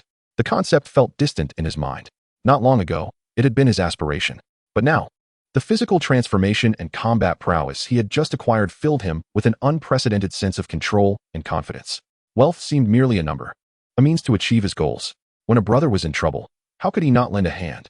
Moreover, the feeling of effortlessly resolving a friend's dilemma with absolute financial power seemed rather appealing. Okay, how about a car worth 50 to 60,000? Perhaps a BMW 5 Series or an Audi A6L? Jiang Yu suddenly inquired. On the other end of the line, Lin Mingkai paused, then erupted with joy. That is perfect. Absolutely perfect. Brother Yu, if you truly have such a car to lend me, you're like a brother to me. I'll set up a longevity tablet in your honor. No need for the tablet, Jiang Yu chuckled. However, I don't have a car worth 50 to 60,000. Huh. Lin Mingkai's elation was instantly doused with cold water. Brother Yu, don't joke with me. Why would I joke with you? Jiang Yu approached the floor-to-ceiling window of his apartment, gazing at the bustling traffic below. That kind of car felt too ordinary, unworthy of the occasion for his brother. I possess a Pagani Huayra that was previously rented out, but now it lies idle. Why not come and take it for a spin tomorrow? Jiang Yu spoke nonchalantly over the phone. The silence on the other end was palpable. After several seconds, Lin Mingkai's stammering voice broke the stillness, filled with incredulity. Did I hear you correctly, Hugo? Did you just mention a Pagani? Or was it a Huayra? Yes, the legendary one that costs over 30 million. Known as the Son of Wind? Lin Mingkai's voice trembled, as he suspected he was hallucinating. Indeed, that's the one. Brother, are you still half asleep? Or am I going mad? Lin Mingkai nearly shouted, desperate for Jiang Yu to stop joking. I have a weak heart. Jiang Yu's patience wore thin. Explaining his prowess to someone so sheltered was an exhausting endeavor. Why all the fuss? Do you want it or not? If not, I'll hang up. Yes. Lin Mingkai's survival instinct surged, but doubt lingered. Are you sure it's not a model? The kind that can be driven on the road? Tomorrow at 8 in the morning. Go to that rental company. I'll inform them in advance, and they'll hand you the keys. Jiang Yu was disinclined to elaborate further, promptly relaying the address before decisively ending the call. The world fell into silence. The next morning, Lin Mingkai, barely awake and sporting dark circles under his eyes, hailed a taxi to the rental company Jiang Yu had mentioned, his heart racing with a sense of pilgrimage. He had barely slept, his mind consumed by the words Pagani Huayra. He had scoured the internet all night, and the more he searched, the more frantic he became, his hands trembling. This was not merely a car, it was a mobile mansion, a moving piece of luxury. He suspected Jiang Yu was playing a prank, perhaps seeking revenge for the 4 years he had hidden his stinky socks during college. But what if it were true? That thought robbed him of any rest, propelling him out of bed at dawn. Upon reaching the rental company and explaining the situation, his legs began to weaken as they led him into the brightly lit underground garage. Here, even the least impressive vehicle was a Porsche 718. Bichu, 01 Hao Cherwei. He muttered to himself as he walked. Suddenly, he halted. Not far ahead, in a spacious designated parking spot, lay a magnificent beast crafted from carbon fiber. Its sleek lines appeared as if sculpted by the wind itself. The gull-wing doors remained closed, yet could not conceal the raw power emanating from it. The car reflected a deep, enchanting sheen under the lights, every detail perfect beyond earthly comparison. It was indeed the Pagani Huayra he had viewed countless times online.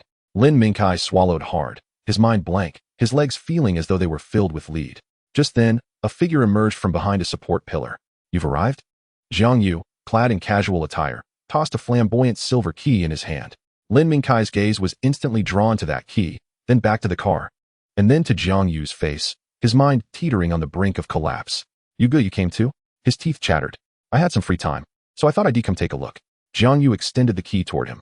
Lin Mingkai, staring at the key that represented over 30 million in value, flailed his hands, shaking his head vigorously. No, I can't. I mustn't drive it. If I even touch it, I could never repay you. If some electric scooter scratches it, I'll be your servant for life. No, even that wouldn't suffice. He was on the verge of tears. He had merely intended to borrow an A6 to impress, yet Jiang Yu had handed him a nuclear bomb. Who would dare to accept such a burden? Observing Lin Mingkai's pitiful demeanor, Jiang Yu firmly placed the key in his hands. Lin Mingkai felt as if he had touched a hot surface, nearly tossing the key away. Jiang Yu pressed down on his hand, speaking softly yet with a reassuring weight that sank deep into Lin Mingkai's heart. We are friends, just take it for a joyride. Don't feel pressured. If it gets scratched or even damaged, it's on me. You won't owe a thing. Each word resonated clearly in Lin Mingkai's ears, freezing him in place. The immense shock and gratitude surged within him like a flood, obliterating all his defenses. Looking at Jiang Yu's calm expression, he suddenly grasped the essence of brotherhood. This was not merely a car loan. It was an extraordinary trust and a selfless bond handed to him. Lin Mingkai's eyes welled with tears. Here he stood, a man over 6 feet tall, yet rendered speechless by emotion. Trembling, he gathered all his strength to grasp the icy, yet fervent key tightly. Jiang Yu patted his shoulder. Go on, let your future second aunt witness something remarkable. Lin Mingkai nodded earnestly. He opened the upward-swinging gull-wing door and settled into the cockpit brimming with a fierce spirit. As he pressed the start button, the slumbering beast awakened with a roar, a unique sound reminiscent of the depths of hell, reverberating throughout the underground garage. Gripping the steering wheel, his palms slick with sweat, he gingerly pressed the accelerator. This supercar, worth over 30 million, slowly rolled out of its spot, making its way toward the ramp leading to the outside world. Chapter 65. A roar that shattered the second aunt's sense of superiority. In Jiangchong, at the Jinghu community, the atmosphere in the living room of Unit 2. Floor 3 of Building 1 starkly contrasted with the tranquility outside. A middle-aged woman adorned in glimmering jewelry held a cup of tea, her sharp voice incessantly chattering. I say, dear sister-in-law, it's not that I'm criticizing you, but that Xiaomei girl is wonderful in every way, except her judgment of character truly needs refinement. The woman was none other than Chen Jinli, Lu Mei's second aunt. She flaunted a dazzling jade bracelet on her wrist before continuing her tirade. Take my son, for instance. He just acquired a BMW 5 Series, costing nearly 700,000. His father initially wanted to buy him an A6, but he insisted that the A6 was too outdated. He prefers the prestige of a BMW. On the main sofa sat Lu Mei's father, Lu Jie, a refined middle-aged man whose expression was less than pleased. Beside him, his wife, Zhang Ping, busily refilled Chen Jinli's cup, her smile strained. Xiao Kai is young and accomplished. He is truly a catch for our Xiaomei. A catch? Sister-in-law, you're being too modest, Chen Jinli scoffed, rolling her eyes. My son is now a department manager, earning over 300,000 a year, not even counting the year-end bonus. Yet, I still find him lacking. She shifted her focus, directing her ire toward Lu Mei, who sat nearby, her cheeks puffed in irritation. Xiaomei, I'm not trying to be harsh, but what is your boyfriend's name again? Lin Mingkai, right? Isn't he's supposed to be coming today? Where is he? Why hasn't he arrived yet? Did his old clunker break down on the way? It's a Jetta. Lu Mei finally snapped back. Oh, yes, the Jetta. Chen Jinli exaggeratedly slapped her forehead, exclaiming, look at my memory, it's worse than that of an Accord. That car must be nearly a decade old. Doesn't it feel shameful to drive it? Aunt. Lu Mei abruptly rose, her chest heaving violently. What? Did I say something wrong? Chen Jinli slammed her teacup down on the table. In today's society, a man without money is utterly unreliable. He loves you. What does he have to love you with? Words? Once you marry, what about the mortgage, the car loan, and the cost of baby formula? All of them require money. By then, you won't even have a place to cry. Look at your cousin. His girlfriend comes from a family that owns a factory. This is what we call a strong alliance. The air in the living room became thick with tension. Lu Jie and his wife wore expressions of utmost discomfort, yet they refrained from voicing their displeasure. Sitting beside Chen Jinli was her cousin, a young man with oiled hair, gleefully fiddling with his phone, occasionally chiming in. Mom, just stop. Everyone has their own aspirations. Maybe my cousin enjoys the feeling of enduring hardships together. This sarcastic remark was the final straw. Tears welled in Lu Mei's eyes, brimming with injustice. She could not fathom why relatives felt compelled to compare themselves, to measure everything in terms of wealth. Lin Mingkai was a splendid person who had merely fallen on hard times. Observing Lu Mei's impending tears, Chen Jinli did not relent. Instead, she intensified her tirade. Why are you crying? Aunt is looking out for your best interest. I will say what your parents are too embarrassed to say. That Lin Mingkai has neither a house nor a car, and his job is mediocre at best. What do you hope to gain from him? A few sweet words? Can that feed you? I tell you, break up with him immediately. Trust your aunt. I can introduce you to someone better. The son of our unit's leader. Just returned from studying abroad, and his family owns 3 houses. Enough. Lu Jie finally could no longer contain himself, and spoke in a low, commanding tone. Chen Jinli was taken aback for a moment, then scoffed. Brother, why are you yelling at me? Am I not speaking the truth? Look at you. Always the good guy, what good has it done? In the end, Your daughter will suffer with a poor boy. Lu Jie trembled with anger. Just at this tense moment, a deep, resonant roar unexpectedly emanated from outside the window. It was not like any ordinary car engine. Rather, it resembled the awakening growl of an ancient beast from a distant horizon. The quarrel in the living room was abruptly interrupted, and everyone instinctively fell silent. What was that noise? Chun Jinli's son frowned. The rumbling grew louder and more ferocious, transforming from mere sound into a palpable vibration. The crystal chandelier in the living room swayed gently, and the water in the teacups rippled with expanding circles. The glass of the entire villa area seemed to vibrate in unison. What kind of modified car is that? Blasting through a villa area in broad daylight. Where's the decency? Chun Jinli's boastful tone was cut short. She looked out the window with displeasure, muttering angrily. Indeed, zero public morality. It must be some unruly punk. Her son echoed her sentiments. Lu Mei and her parents, too, curiously gazed out the window. What vehicle could make such a commotion? As all eyes turned to the source, a resplendent blue figure gradually entered their view. It was not merely a car. It resembled a futuristic, sci-fi masterpiece. The body was strikingly low, exuding an unparalleled aggressiveness. Every line was so fluid it defied logic, as if sculpted by the wind itself. The material shimmered under the sun, reflecting a captivating and profound luster. Unmistakably not an ordinary metallic paint. With an air of sovereign majesty, it gracefully passed by a neighbor's Mercedes S-Class and Chun Jinli's son's brand-new BMW 5 Series. Then, amidst the collective astonishment, this breathtaking blue beast came to a precise halt at the entrance of Lu Mei's villa. Chapter 66. Aunt, does the Pagani hurt your face? Chun Jinli's son, the young man driving the BMW 5 Series, pressed himself against the window, his face nearly merging with the glass, trembling slightly. Pa, he managed to utter a dry syllable, his words faltering. Pa what? Speak clearly. Chun Jinli impatiently urged. The young man finally articulated, his voice altered and quivering with a reverent tone. Pagani Huayra. In the living room, aside from Lu Mei's family, no one grasped the significance of the name. Chun Jinli frowned. What an eye? Is it expensive? More than your BMW? The young man turned to his mother, his expression akin to that of someone encountering an extraterrestrial. Expensive? Mom. This isn't merely about expense. He held up 3 fingers, shaking with excitement. This car's market price is at least 30 million. 30 million? This figure detonated like a bomb in the small living room, leaving Chun Jinli frozen, her previously loquacious mouth agape in disbelief. Lu Jie and Zhang Ping on the sofa were equally stunned. A $30 million car parked at their doorstep? In the midst of this stunned silence, the blue beast's door opened silently, like the wings of a folding eagle. A foot clad in ordinary sneakers stepped out. Following that, a casually dressed young man emerged from the driver's seat. He was tall and upright, with a rather handsome face, not the stereotypical image of a wealthy tycoon or an arrogant rich second generation. It was Lin Mingkai. The atmosphere thickened. Time seemed to stand still. Chun Jinli's expression underwent a rapid and dramatic transformation akin to a masterful Sichuan opera face-changing performance. First dazed, then shocked, followed by disbelief, culminating in sheer terror and bewilderment. Him? How could it be him? That poor boy driving a decade-old Jetta?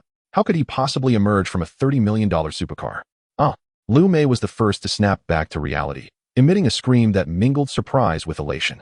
Like a joyful fawn, she dashed out of the living room and down the stairs. Mingkai? She leapt into Lin Mingkai's embrace, holding him tightly.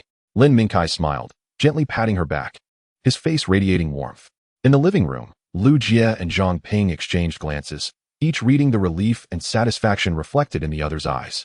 Wow! An exaggerated exclamation shattered the tension. Chun Jinli slapped her thigh, her facial muscles contorting into a radiant, almost sycophantic expression. She rushed down the stairs in a few strides, waving enthusiastically at Lin Mingkai below. It's Mingkai? Oh dear, why didn't this child give us a heads up before coming? Come up quickly. It's so sunny outside. Her fervor was tenfold more intense than when she had been promoting her son.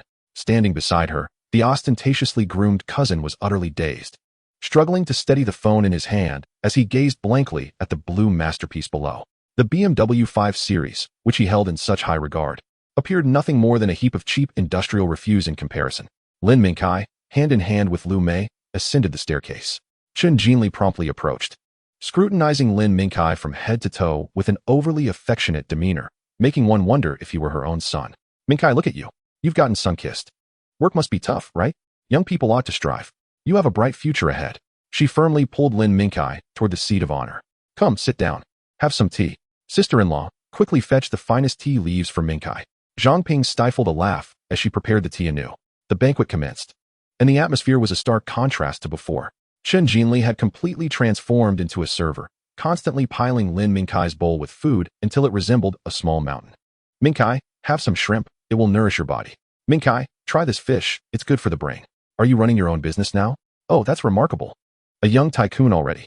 Unlike our son, who only knows how to collect a meager salary, utterly unambitious. The son, subtly insulted, sat nearby, engrossed in his meal, too timid to utter a word.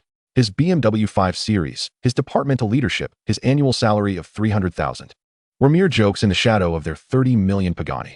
Lin Mingkai merely smiled, responding politely without elaboration. The more nonchalant he appeared, the more Chen Jinli perceived him as inscrutable, and her demeanor grew increasingly obsequious. The meal left Lu Mei and her parents thoroughly satisfied and in high spirits. After dining, the Chen family departed in a dejected manner. Before leaving, Chen Jinli grasped Lu Mei's hand, warmly advising, Xiaomei, be sure to cherish Mingkai. Such a wonderful young man must not be missed. Do let your second aunt know when you plan to marry. Once they were gone, Lu Mei swiftly closed the door. Unable to contain her excitement, leaping into Lin Mingkai's arms, laughing uncontrollably. Did you see that look on my second aunt's face? It was hilarious. So satisfying. Truly, it was immensely gratifying. Lin Mingkai gazed at her with indulgence, allowing her to revel in her exhilaration. After a while, once she had calmed down, Lu Mei looked at him earnestly. Mingkai, whose car is that? Knowing Lin Mingkai well, she understood that the vehicle did not belong to him. However, the prospect of humiliating her aunt and cousin filled her with joy. It's borrowed from a friend of mine. Is that friend Jiang Yu? Yes, Lin Mingkai nodded. A good brother of mine. We must express our gratitude to him. Today was truly thanks to him. Lu Mei's eyes sparkled with delight. Suddenly, an idea struck her, and she clapped her hands. Oh, I have a brilliant suggestion. She conspiratorially leaned closer to Lin Mingkai's ear. My best friend, Zhang Mengting. The exceptionally beautiful one you've met, is still single. Your brother seems to be quite generous. He must be a good person too. What do you say we introduce Mengting to him? Lu Mei's excitement grew as she continued. Mengting is currently an antique appraiser at Baoshan Hall, both intelligent and stunning. I believe they would make a delightful couple. Upon hearing this, Lin Mingkai also found the idea appealing. Jiang Yu had rendered him a significant favor, and he was pondering how to show his appreciation. Introducing him to a girlfriend seemed perfect. All right, I'll call him right now. He promptly retrieved his phone and dialed Jiang Yu's number. Meanwhile, in Jiang City, Jiang Yu lounged on the sofa of his rental, leisurely scrolling through short videos. The phone rang. It was Lin Mingkai. Hey, Mingkai, is everything resolved? Jiang Yu answered the call lazily. Resolved? Brother, it's completely resolved. Lin Mingkai's overly excited voice came through the line. You should have seen their expressions. It was priceless. Bro, from today onward, you are my true brother. Jiang Yu chuckled lightly, easily picturing the scene. All right, just make sure the car isn't scratched, and fill it up with gas before you return it. Don't worry. Absolutely. Lin Mingkai assured him repeatedly, then shifted the conversation, chuckling. By the way, brother, I need to discuss something important. Let us skip the meal. I don't have the time, Jiang Yu casually declined. It's not about eating. I'm introducing you to a girlfriend. Jiang Yu paused, taken aback. A girlfriend introduction? My girlfriend has a best friend named Zhang Mengting, a stunning beauty, currently working as an appraiser at Baoshan Hall. We thought it would be a good match for you too. Baoshan Hall, an appraiser? That's an intriguing profession, Jiang Yu mused, momentarily recalling Yao Xiling's face. But quickly shook his head. It's still too premature. I can't just wait idly. Meeting her wouldn't hurt. Perfect timing. I've activated my information master ability and was just looking for a chance to use it. Meeting this beautiful appraiser and seeing what intel I can gather sounds like a splendid choice. All right, Jiang Yu replied decisively. Send me her WeChat. Chapter 67, 5,000 yuan. Buying a skill you'll never learn in a lifetime. On Sunday, at Jiang City's antique market, the largest hub for antiques in Jiang City, where all sorts of people mingled. Following the location Lin Mingkai provided, Jiang Yu met him and Lu Mei at the entrance. Beside them stood a woman, elegantly clad in a well-tailored professional suit, her long black hair simply styled into a bun, revealing a smooth forehead and a swan-like neck. She exuded a unique aura, imbued with an intellectual charm, yet radiated an air of aloofness. Jiang Yu, you've arrived. Lu Mei greeted enthusiastically, pulling the woman over. Let me introduce you. This is my best friend, Zhang Mengting. Mengting, this is Lin Mingkai's good brother, Jiang Yu. Jiang Yu extended his hand. Hello, Jiang Yu. Zhang Mengting offered her fingertips for a brief handshake before withdrawing. Hello, Zhang Mengting. Her voice harmonized beautifully with her demeanor, soft yet melodious. Come on. Mengting's shop is right inside. Let us go sit and chat. Lu Mei familiarly linked arms with Zhang Mengting. The latter did not decline. merely nodding politely at Jiang Yu as a form of invitation. Jiang Yu followed closely behind as the three entered the depths of the antique market. The prospective match indeed exceeded expectations in both appearance and demeanor. They traversed several alleys adorned with calligraphy and jade, arriving at a shop named Baoshan Hall. The shop was decorated in an antique style. A massive plaque of golden Nanmu wood hung above the entrance, its calligraphy bold and vigorous. "Please, come in." Zhang Mingting pushed open the heavy wooden door, stepping aside graciously. Inside, the spacious area was filled with a myriad of antiques, from porcelain and jade to various bronzes, all meticulously arranged on redwood display racks. A faint scent of agarwood and antiquities wafted through the air. Lu Mei and Lin Mingkai clearly visited often, as they found a tea table and began brewing tea on their own. "Feel free to look around," Zhang Mingting said to Jiang Yu before moving behind the counter to organize some materials. Jiang Yu relished the tranquility. He possessed no knowledge of antiques. His interest was purely superficial. He meandered through the store, his gaze flitting over various artifacts. Some items radiated brilliance, while others exuded humble simplicity, each bearing the indelible marks of time. Upon reaching an antique shelf, he came to a halt. There rested a blue and white porcelain vase. The vase was modest in height, approximately 30 centimeters, with a flared mouth, a slender neck, broad shoulders, and a gradually tapering belly, adorned with intricate patterns of entwined lotus flowers and azure. The craftsmanship was fluid, and the hues were exquisite. Jiang Yu had no scholarly insight into this object. He simply found it aesthetically pleasing. He extended his hand, carefully lifting the vase to examine it more closely. The surface felt smooth and warm to the touch, its weight heavier than he had anticipated. Just then, an inopportune voice disrupted his reverie from behind. "Sir, our regulations at Baoshan Hall dictate that items must not be handled away from their display." Jiang Yu turned to see a young man dressed in a long gown, his hair slicked back with an oily sheen. He appeared to be in his 30s, wearing a professionally forced smile, though an unmistakable air of superiority clung to him. Jiang Yu replaced the vase on its shelf.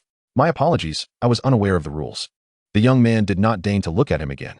Instead, he gingerly picked up the blue and white vase and began to polish it with a soft cloth. As he wiped, he muttered in a tone laced with self-importance. "This yuan blue and white vase with entwined lotus patterns is crafted from imported Su Maliqing material, known for its vibrant hues and the characteristic iron rust spots." Upon finishing, he cast a sidelong glance at Jiang Yu. "From your appearance, it seems you lack any real expertise in antiques." Jiang Yu was dressed casually, clad in leisure wear and sneakers, devoid of any discernible brand name. Such attire typically indicated one of two types of individuals in the antique market, either a mere tourist seeking novelty or a penniless student hoping to stumble upon a bargain. Neither category represented the target clientele of the young man. Jiang Yu merely smiled, offering no rebuttal. "I suppose I am not well versed, just browsing." The young man's disdain deepened. "Sir, browsing is acceptable, but it would be prudent not to handle items indiscriminately." He carefully returned the vase to its place and pointed to a modest price tag beside it. "This item is quite expensive. Should it be damaged, I fear it would exceed your monthly salary." His tone dripped with condescension. At a nearby tea table, Lin Mingkai and Lu Mei engaged in laughter. Instantly sobered at the commotion, Lin Mingkai began to rise, familiar with such scenes. Just yesterday, he had witnessed a similar confrontation. However, Jiang Yu raised a hand toward Lin, signaling him to remain calm. He turned back to the young man, maintaining a gentle smile. "Oh, how can you be so certain that I could not afford to compensate for it?" The young man was momentarily taken aback by the question, then scoffed dismissively. "Isn't it obvious? Just look at you." He scrutinized Jiang Yu, as if assessing a naive child. "Young man, my name is Zhou Yun, an appraiser here at Baoshan Hall. I have encountered more customers than you have grains of rice in your lifetime. Whether someone is knowledgeable or capable is evident at a glance." Zhou Yun's voice was loud enough to attract the attention of other patrons in the store. The world of antiques is fraught with complexities. It is not a realm that amateurs, who have merely watched a few episodes of appraisal shows, can navigate successfully. He crossed his arms, adopting a pose reminiscent of a mentor chastising a novice. "Take my advice. Enjoy the spectacle, but refrain from pretending to be knowledgeable, lest you embarrass yourself." Lu Mei's face flushed with indignation. Had Lin Mingkai not held her back, she would have confronted Zhou Yun directly. "Zhou Yun, how dare you speak like that? This is my guest." Zhang Mingting approached, her expression icy. Zhou Yun's demeanor softened slightly upon seeing her, yet he remained unrepentant. "Mingting, I was merely cautioning this gentleman. The items in this store are quite valuable. Should anything go awry, it would be detrimental to all involved. What does his expertise, or lack thereof, have to do with you?" Zhang Mingting retorted. Zhou Yun found himself momentarily speechless, then attempted to justify. "I am looking out for the store." "And for him." Jiang Yu remained silent, quietly observing Zhou Yun's performance. This spectacle of condescension was endlessly entertaining. In the past, he might have felt compelled to endure such treatment or engage in a futile verbal sparring match. But now, things were different. A thought struck him, and he mentally communicated with the system. System, is there a way for me to immediately counter his arrogance in the realm of antique appraisal? Ding. Detected host demand to assert dominance. Generating optimal solution for the host. Solution generated. Purchase skill pack. A virtual catalog of items unfurled in Jiang Yu's mind. Junior appraiser. Master the fundamentals of antique appraisal, capable of identifying 30% of common replicas. Price, 500 Boast Tax. Intermediate appraiser. Proficient in the appraisal of porcelain, jade, paintings, and bronze artifacts. Mastering various dating techniques and methods for identifying high-quality replicas. Price, 5,000 Boast Tax. Advanced appraiser. A master in the field of antique appraisal. Possessing the ability to perceive the historical journey of an item within a century. Price, 9,500 Boast Tax. Jiang Yu's gaze fixated on the intermediate option. The junior level was insufficient, while the advanced was prohibitively expensive and not immediately applicable. The intermediate choice was just right. Priced at 5,000. It constituted half of his daily limit of 10,000. Perfect. The murmurs around him, Zhou Yun's smug expression, and Zhang Mengting's frosty inquiries faded into the background. Jiang Yu's focus sharpened entirely on Zhou Yun, intent on using the very expertise that Zhou held in such high regard to bring him down a notch. How do you know I am an amateur? Jiang Yu repeated, his voice low yet clear enough for all present to hear. Zhou Yun erupted into laughter. Huh? How do I know? Just look at how you handled that vase, like it was a hot water bottle. A true connoisseur would never grasp a yuan blue and white vase in such a manner. You must cradle it at the base with one hand and support the neck with the other. Do you understand? The more he spoke, the more animated he became, spitting as he did. Forget it. Discussing this with you is like teaching a cow to sing. Zhou Yun shook his head, dismissing Jiang Yu entirely. Jiang Yu smiled. System. Purchase intermediate appraiser skill. Skill purchase confirmed. Intermediate appraiser. Required Boast Tax, 5,000 points. Current Boast Tax balance, 10,000 points. Balance after payment, 5,000 points. Confirm payment. Pay. Jiang Yu silently recited. In the next moment, a torrent of intricate and profound information surged into his brain. The nuances of porcelain glazes, the hues of jade, the strokes of calligraphy, the patina of bronze, countless attributes of various artifacts, their ages, characteristics, craftsmanship, inscriptions, key points for authenticity, and methods for detecting counterfeits seemed to coalesce into a body of knowledge he had innately mastered. What once appeared to him as merely an exquisite blue and white porcelain vase has, in this moment, transformed entirely. Each detail, its shape, clay, glaze, pigment, artistry, and foot, unfolds like a clear code, revealing a plethora of information within his mind. Jiang Yu cast his gaze once more upon the blue and white porcelain vase in his hands. He extended his hand and lifted it anew. This time, his movements were markedly different from before. One hand firmly cradled the base, while the other gently supported the neck, his posture exuding professionalism and precision. Zhou Yun's mocking expression froze upon his face. Chapter 68. The treasure of the store? I see it as the shame of the store. Zhou Yun's laughter was abruptly halted, leaving him in a state of shock.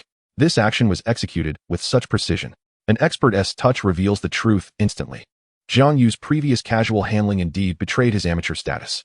Yet now, this stance, one hand supporting the base and the other steadying the neck, was unmistakably that of a seasoned connoisseur, honed through years of experience. How could this be? Was he merely pretending to be a fool, hiding his true prowess? Not just Zhou Yun, but even the perpetually indifferent Zhang Mengting revealed a flicker of surprise. Being knowledgeable herself, she could easily discern the subtleties in Jiang Yu's movements. Lin Mingkai and Lu Mei exchanged bewildered glances, utterly at a loss. Jiang Yu paid no heed to the reactions surrounding him. With the skills of an intermediate appraiser newly acquired, the world before him had shifted dramatically. Previously mundane items that appeared antiquated now automatically labeled themselves in his mind with year, material, craftsmanship, and authenticity. He set down the small blue and white vase, recognizing it to be a mere ordinary piece from a Qing dynasty folk kiln, worth little. His steps then took him directly toward the most prominent display in the shop. There, within a specially crafted glass showcase, lay an object of quiet distinction, the very treasure Zhou Yun had boasted about. The Ming Hongwu blue and white vase adorned with the three friends of winter motif. Under the watchful eyes of Zhou Yun, Zhang Mengting, and all the other patrons, Jiang Yu paused before the display case. He scrutinized the jade-hued spring vase through the glass. With a flared mouth, slender neck, rounded belly, and ringed foot, the vase was embellished with blue and white depictions of the pine, bamboo, and plum, The Three Friends of Winter, its artistry robust and imbued with an ancient charm. To the untrained eye, this was undoubtedly a magnificent national treasure. Yet within Jiang Yu's mind, cold data flashed rapidly. Object, blue and white vase with the Three Friends of Winter motif. Body, clay from the late Yuan to early Ming, identified as old clay. Glaze, modern chemical pigment, artificially aged. Appraisal conclusion, genuine body, new color. A modern high-quality replica. Jiang Yu calmly turned to the now visibly pale Zhou Yun. He spoke in a voice that, though soft, reverberated like thunder within the quiet confines of Baoshan Hall. This piece is a forgery. Silence enveloped the room. 1 second, 2 seconds. Then, Zhou Yun erupted in laughter, as if he had just heard the most amusing joke of the century. Ha! What did you say? You claim this jade vase is a forgery. He pointed at Jiang Yu, laughing until tears nearly streamed down his cheeks. Have you lost your mind? Do you even know what this is? This is the pride of our Baoshan Hall. I personally retrieved it from an auction in Hong Kong with my teacher. And you, a mere child, dare to declare it fake after just a glance? The other patrons began to murmur in disbelief. This young man was far too arrogant, speaking so casually. Master Zhou is a renowned appraiser. How could he make a mistake? He.S. just trying to show off and attract attention. Lu Mei, anxious, stomped her foot and grasped Lin Mingkai's arm. Mingkai, what should we do? What is going on with Jiang Yu? Lin Mingkai was equally perplexed, completely unaware of Jiang Yu's knowledge of antiques, yet he chose to trust his friend. Let us wait and see what Jiang Yu has to say. Zhang Mingting furrowed her brow, approaching Jiang Yu and lowering her voice. Jiang Yu, refrain from making rash statements. I've examined this piece, and while there are some questionable details, to outright declare it a forgery is too hasty. She was attempting to provide Jiang Yu an escape route, not wishing for the situation to escalate awkwardly, given that he was a friend of Lu Mei. However, Jiang Yu seemed to disregard her counsel. He fixed his gaze on the now crimson-faced Zhou Yun and calmly reiterated, I said it is fake. Zhou Yun's laughter ceased abruptly, his expression darkening. Kid, you can mess up your meals, but you can't misstate facts. If you can't substantiate your claim today, don't even think about leaving this door. This was an overt threat. Oh, Jiang Yu raised an eyebrow. I fear you might not allow me to speak. Fear? What do I have to fear? Speak. Today, I shall show everyone how you, an amateur, are pretending to be knowledgeable and making a fool of yourself. Zhou Yun crossed his arms, a look of anticipation on his face. Very well, Jiang Yu nodded, turning to the crowd and pointing at the jade vase in the showcase. This object is colloquially termed genuine body, new color. Genuine body, new color? A chorus of confusion arose from the crowd. Even Zhang Mingting wore a contemplative expression. This term was unfamiliar to many with only a passing knowledge of the subject. Zhou Yun's complexion slightly shifted. Jiang Yu continued, unperturbed. The meaning is simple. The body is old, but the patterns and colors applied are modern additions. In simpler terms, it is an old Ming dynasty vase, repainted with new designs and artificially aged to masquerade as a Ming treasure. At this revelation, the room erupted in astonishment. Such a method exists? Zhou Yun's face turned an alarming shade of purple as he barked, nonsense. What proof do you have? Evidence. Jiang Yu smiled. The evidence lies within the vase itself. First, examine the glaze. A true ancient piece, having endured centuries, will develop a subtle, warm luster, a patina that is deep-seated. However, look at this vase's surface. Is it not excessively bright and glaring? This sheen is superficial, referred to as thief's light, a characteristic that arises only after acid washing and artificial aging. He paused, allowing the information to sink in.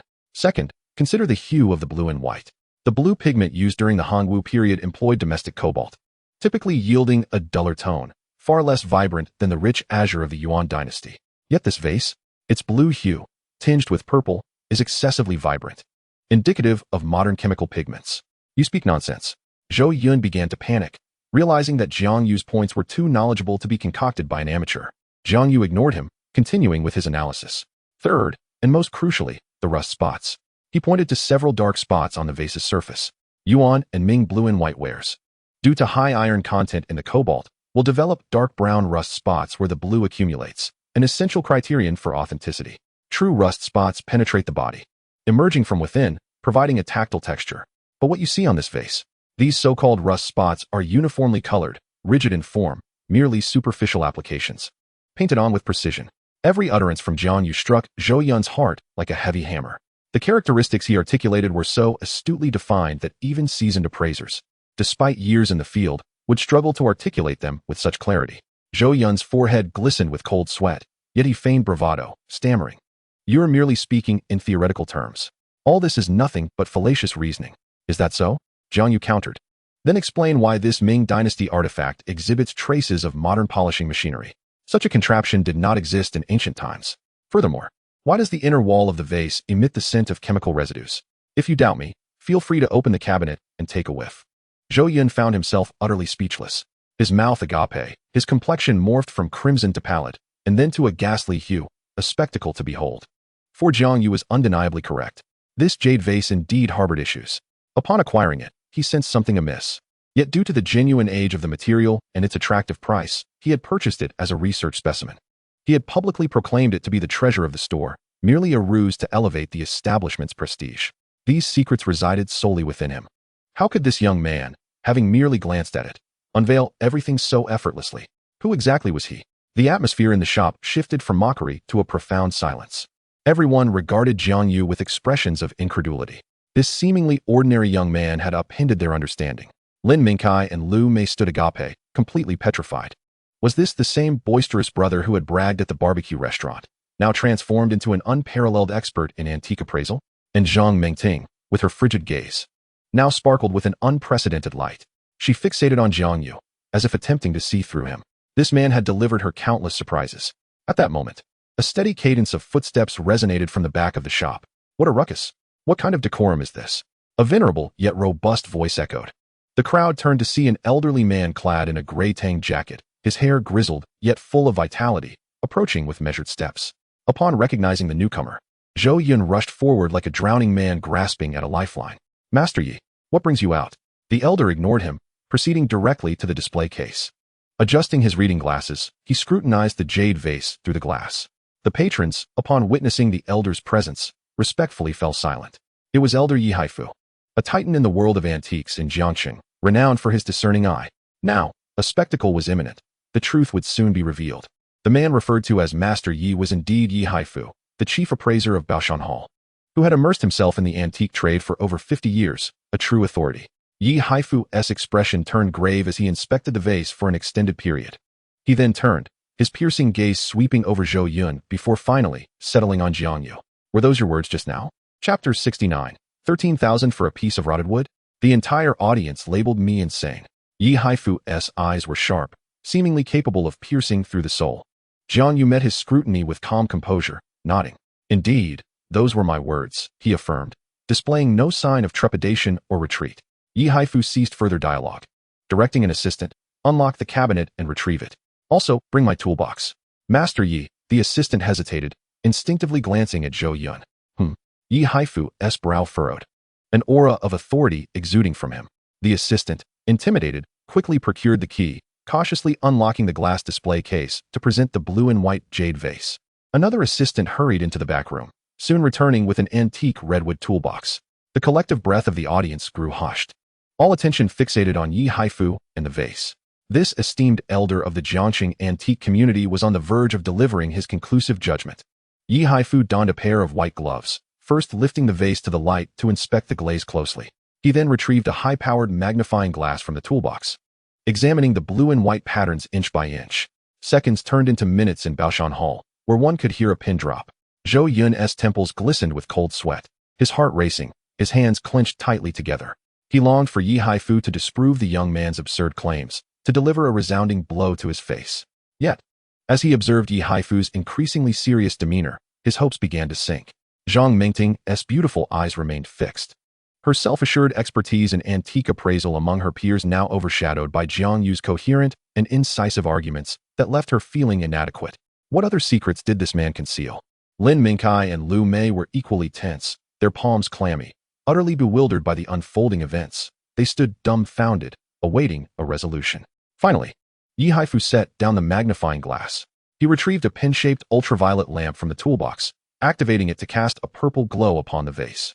Under the ultraviolet light, the glaze revealed an uneven fluorescent reaction, particularly around the rim and foot, where the brightness appeared unnaturally pronounced. Witnessing this, Zhou Yun's complexion drained to a ghastly pallor. It was over. Yi Haifu switched off the ultraviolet lamp and carefully returned the vase to the table. He removed his gloves, pausing for a moment in silence. The atmosphere in the shop became excruciatingly tense. Xiao Zhou, Yi Haifu finally spoke, his voice calm, yet laced with a chilling undertone. Master Yi, Zhou Yun stuttered. unable to complete his sentence. From today onward, do not return to the shop. Go back home and study for another 10 years. Yi Haifu's decree struck Zhou Yun like a thunderbolt, more humiliating than a slap to the face. Zhou Yun trembled, feeling as if all his strength had been sapped. Collapsing against the nearby shelf, his face ashen, overwhelmed by shame and fury. A profound silence enveloped the room, soon followed by a collective intake of breath. Master Yi had confirmed it. The young man had spoken the absolute truth. This so-called treasure of the store was, in fact, a meticulously crafted counterfeit. All gazes turned once again to Jiang Yu, now devoid of their previous disdain and mockery, replaced instead by shock, disbelief, and a hint of reverence. This young friend. Yi Haifu addressed Jiang Yu, his stern expression transforming into one of admiration. Your discerning eye is remarkable. I am truly impressed. May I inquire about your mentor? Jiang Yu smiled faintly. Master Yi, you flatter me. I merely ponder and explore a few family techniques that are hardly worthy of mention. Family techniques? Pondering? Who would believe such modesty? If it were mere pondering, would not those of them who had spent decades collecting be blind? Yi Haifu regarded him intently, refraining from pressing further. The world of antiquities held its own rules. If one chose not to disclose, it was not for others to demand. He extracted a gilded business card from his pocket and presented it with a flourish. Young friend, here is my contact information. Should you find yourself with leisure time, I warmly invite you to my tea room for a discussion over tea. This gesture sent a ripple of astonishment through the crowd once more. What stature did Yi Haifu possess? In the world of antiques in Jiangqing, he was akin to a towering mountain. Countless individuals had sought a mere card from him. Yet today, he had voluntarily handed one to a young man in his early 20s. Jiang Yu graciously accepted it, saying, I shall certainly take you up on that. The storm had subsided. Zhou Yun had slinked away through the back door, not daring to utter a sound. The atmosphere in the shop, once charged with tension, had transformed into something subtly different. Those who had previously pointed fingers at Jiang Yu now donned smiles of flattery, eager to forge connections, yet hesitant to approach. Zhang Mengting sidled up to Jiang Yu, her usually aloof and chilly eyes now alight with admiration. Jiang Yu, you have truly impressed me. Lin Mingkai and Lu Mei also regained their composure and rushed over to pat Jiang Yu on the shoulder. Wow, old Jiang, you're amazing. When did you become an expert on antiques? You've kept us in the dark. Jiang Yu merely smiled, offering little explanation. His focus had already shifted from the exquisite jade pot to something else entirely. While exposing a counterfeit was exhilarating, his true intention was not to serve as a guardian against fraud. He was there to unearth hidden treasures.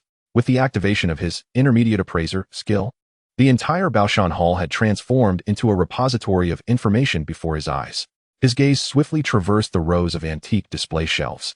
Item: Qing Dynasty Kangxi 5-colored figural pattern mallet vase. Appraisal: Guangxu imitation. Value: 80,000. Item: Tang Dynasty Sankai horse. Appraisal: modern high imitation, chemically aged. Value: 1,500. Item: Song Dynasty Jian kiln rabbit hair cup. Appraisal: genuine. Value: 220,000. Labels flashed through Jiang Yu's mind. Baoshan Hall was indeed a renowned establishment in Jiangqing, with some genuine items present, yet the prices were steep, leaving little room for bargains. Furthermore, the majority of quality pieces were intermingled with a plethora of fakes. Without a discerning eye, one could easily pay a steep price for folly. Jiang Yu did not halt his steps. His gaze swept past the porcelain and jade displayed prominently, and finally settled on a rather inconspicuous corner of the shop. There, on the bottom shelf of a display case, lay a wooden box, carelessly tossed aside. The box appeared dilapidated, its surface riddled with fine cracks, its color muted, and the metal latch rusted and hanging loosely.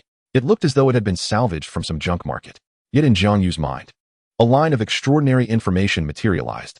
Item: Mid-Qing sandalwood box, with inner compartment. Appraisal: box made of ordinary sandalwood, craftsmanship crude, and already damaged. Unknown items concealed within the compartment, exhibiting strong energy reactions. Comprehensive value assessment: unknown. Unknown. Jiang Yu's heart skipped a beat. Unfazed, he approached, bending down to retrieve the shabby wooden box. This action immediately drew the attention of everyone present. Yi Haifu, Zhang Mengting, and all others regarded him with puzzled expressions. Why would he, amidst so many exquisite porcelain and jade items, show interest in a mere broken wooden box? Excuse me, how much is this? Jiang Yu inquired, weighing the box in his hand and directing his question to an attendant. The attendant paused, then hurriedly rummaged through the records on the counter, returning with a peculiar expression. Sir, this was a dead stock received several years ago. It was merely an afterthought, just left here. Our boss has marked the price at 135,000. Uft. Lin Mingkai, mid-sip, sputtered water everywhere. How much? 135,000? For this broken box? The other patrons shared expressions of disbelief. The price was utterly outrageous. It felt like daylight robbery. A dilapidated wooden box could hardly be worth more than a few hundred yuan, could it? It seemed Baoshan Hall not only dealt in fakes, but also relished in marking up prices exorbitantly. Yi Haifu frowned and stepped forward, saying, "Young friend, I have examined this box. The material is merely ordinary sandalwood, not the precious varieties like rosewood or wangwali. Moreover, it is severely damaged and holds no restoration value. The price of 135,000 is simply too high." His intent was to kindly dissuade Jiang Yu, a young man of genuine talent, from becoming an unwitting victim. Zhang Mingting also found the price absurd. Yet, contrary to everyone's expectations, Jiang Yu appeared undeterred by their discussions and Yi Haifu's counsel. Calmly, he produced his bank card. Swipe. The two words, casually spoken, were imbued with an undeniable resolve. The entire Baoshan Hall fell into a profound silence once more. Everyone regarded Jiang Yu with expressions of incredulity. As if he were mad. Spending 135,000 on such a worthless trinket? Had the wisdom and expertise he had displayed while appraising the jade pot been nothing but an illusion? The attendant, similarly bewildered, recognized that the customer was king and accepted the card, entering the amount on the POS machine. Beep. Payment successful. Transaction complete. Jiang Yu reclaimed his card, holding the shabby wooden box with casual indifference. Amidst the complex emotions of confusion, regret, and ridicule from the onlookers, he executed an action that left everyone aghast. He grasped both ends of the box with his hands, his arm muscles subtly tensed. With a sudden force, crack, the sharp sound of splintering echoed through the quiet shop, piercingly jarring. That sandalwood box, valued at 135,000, was effortlessly snapped in two right before their eyes.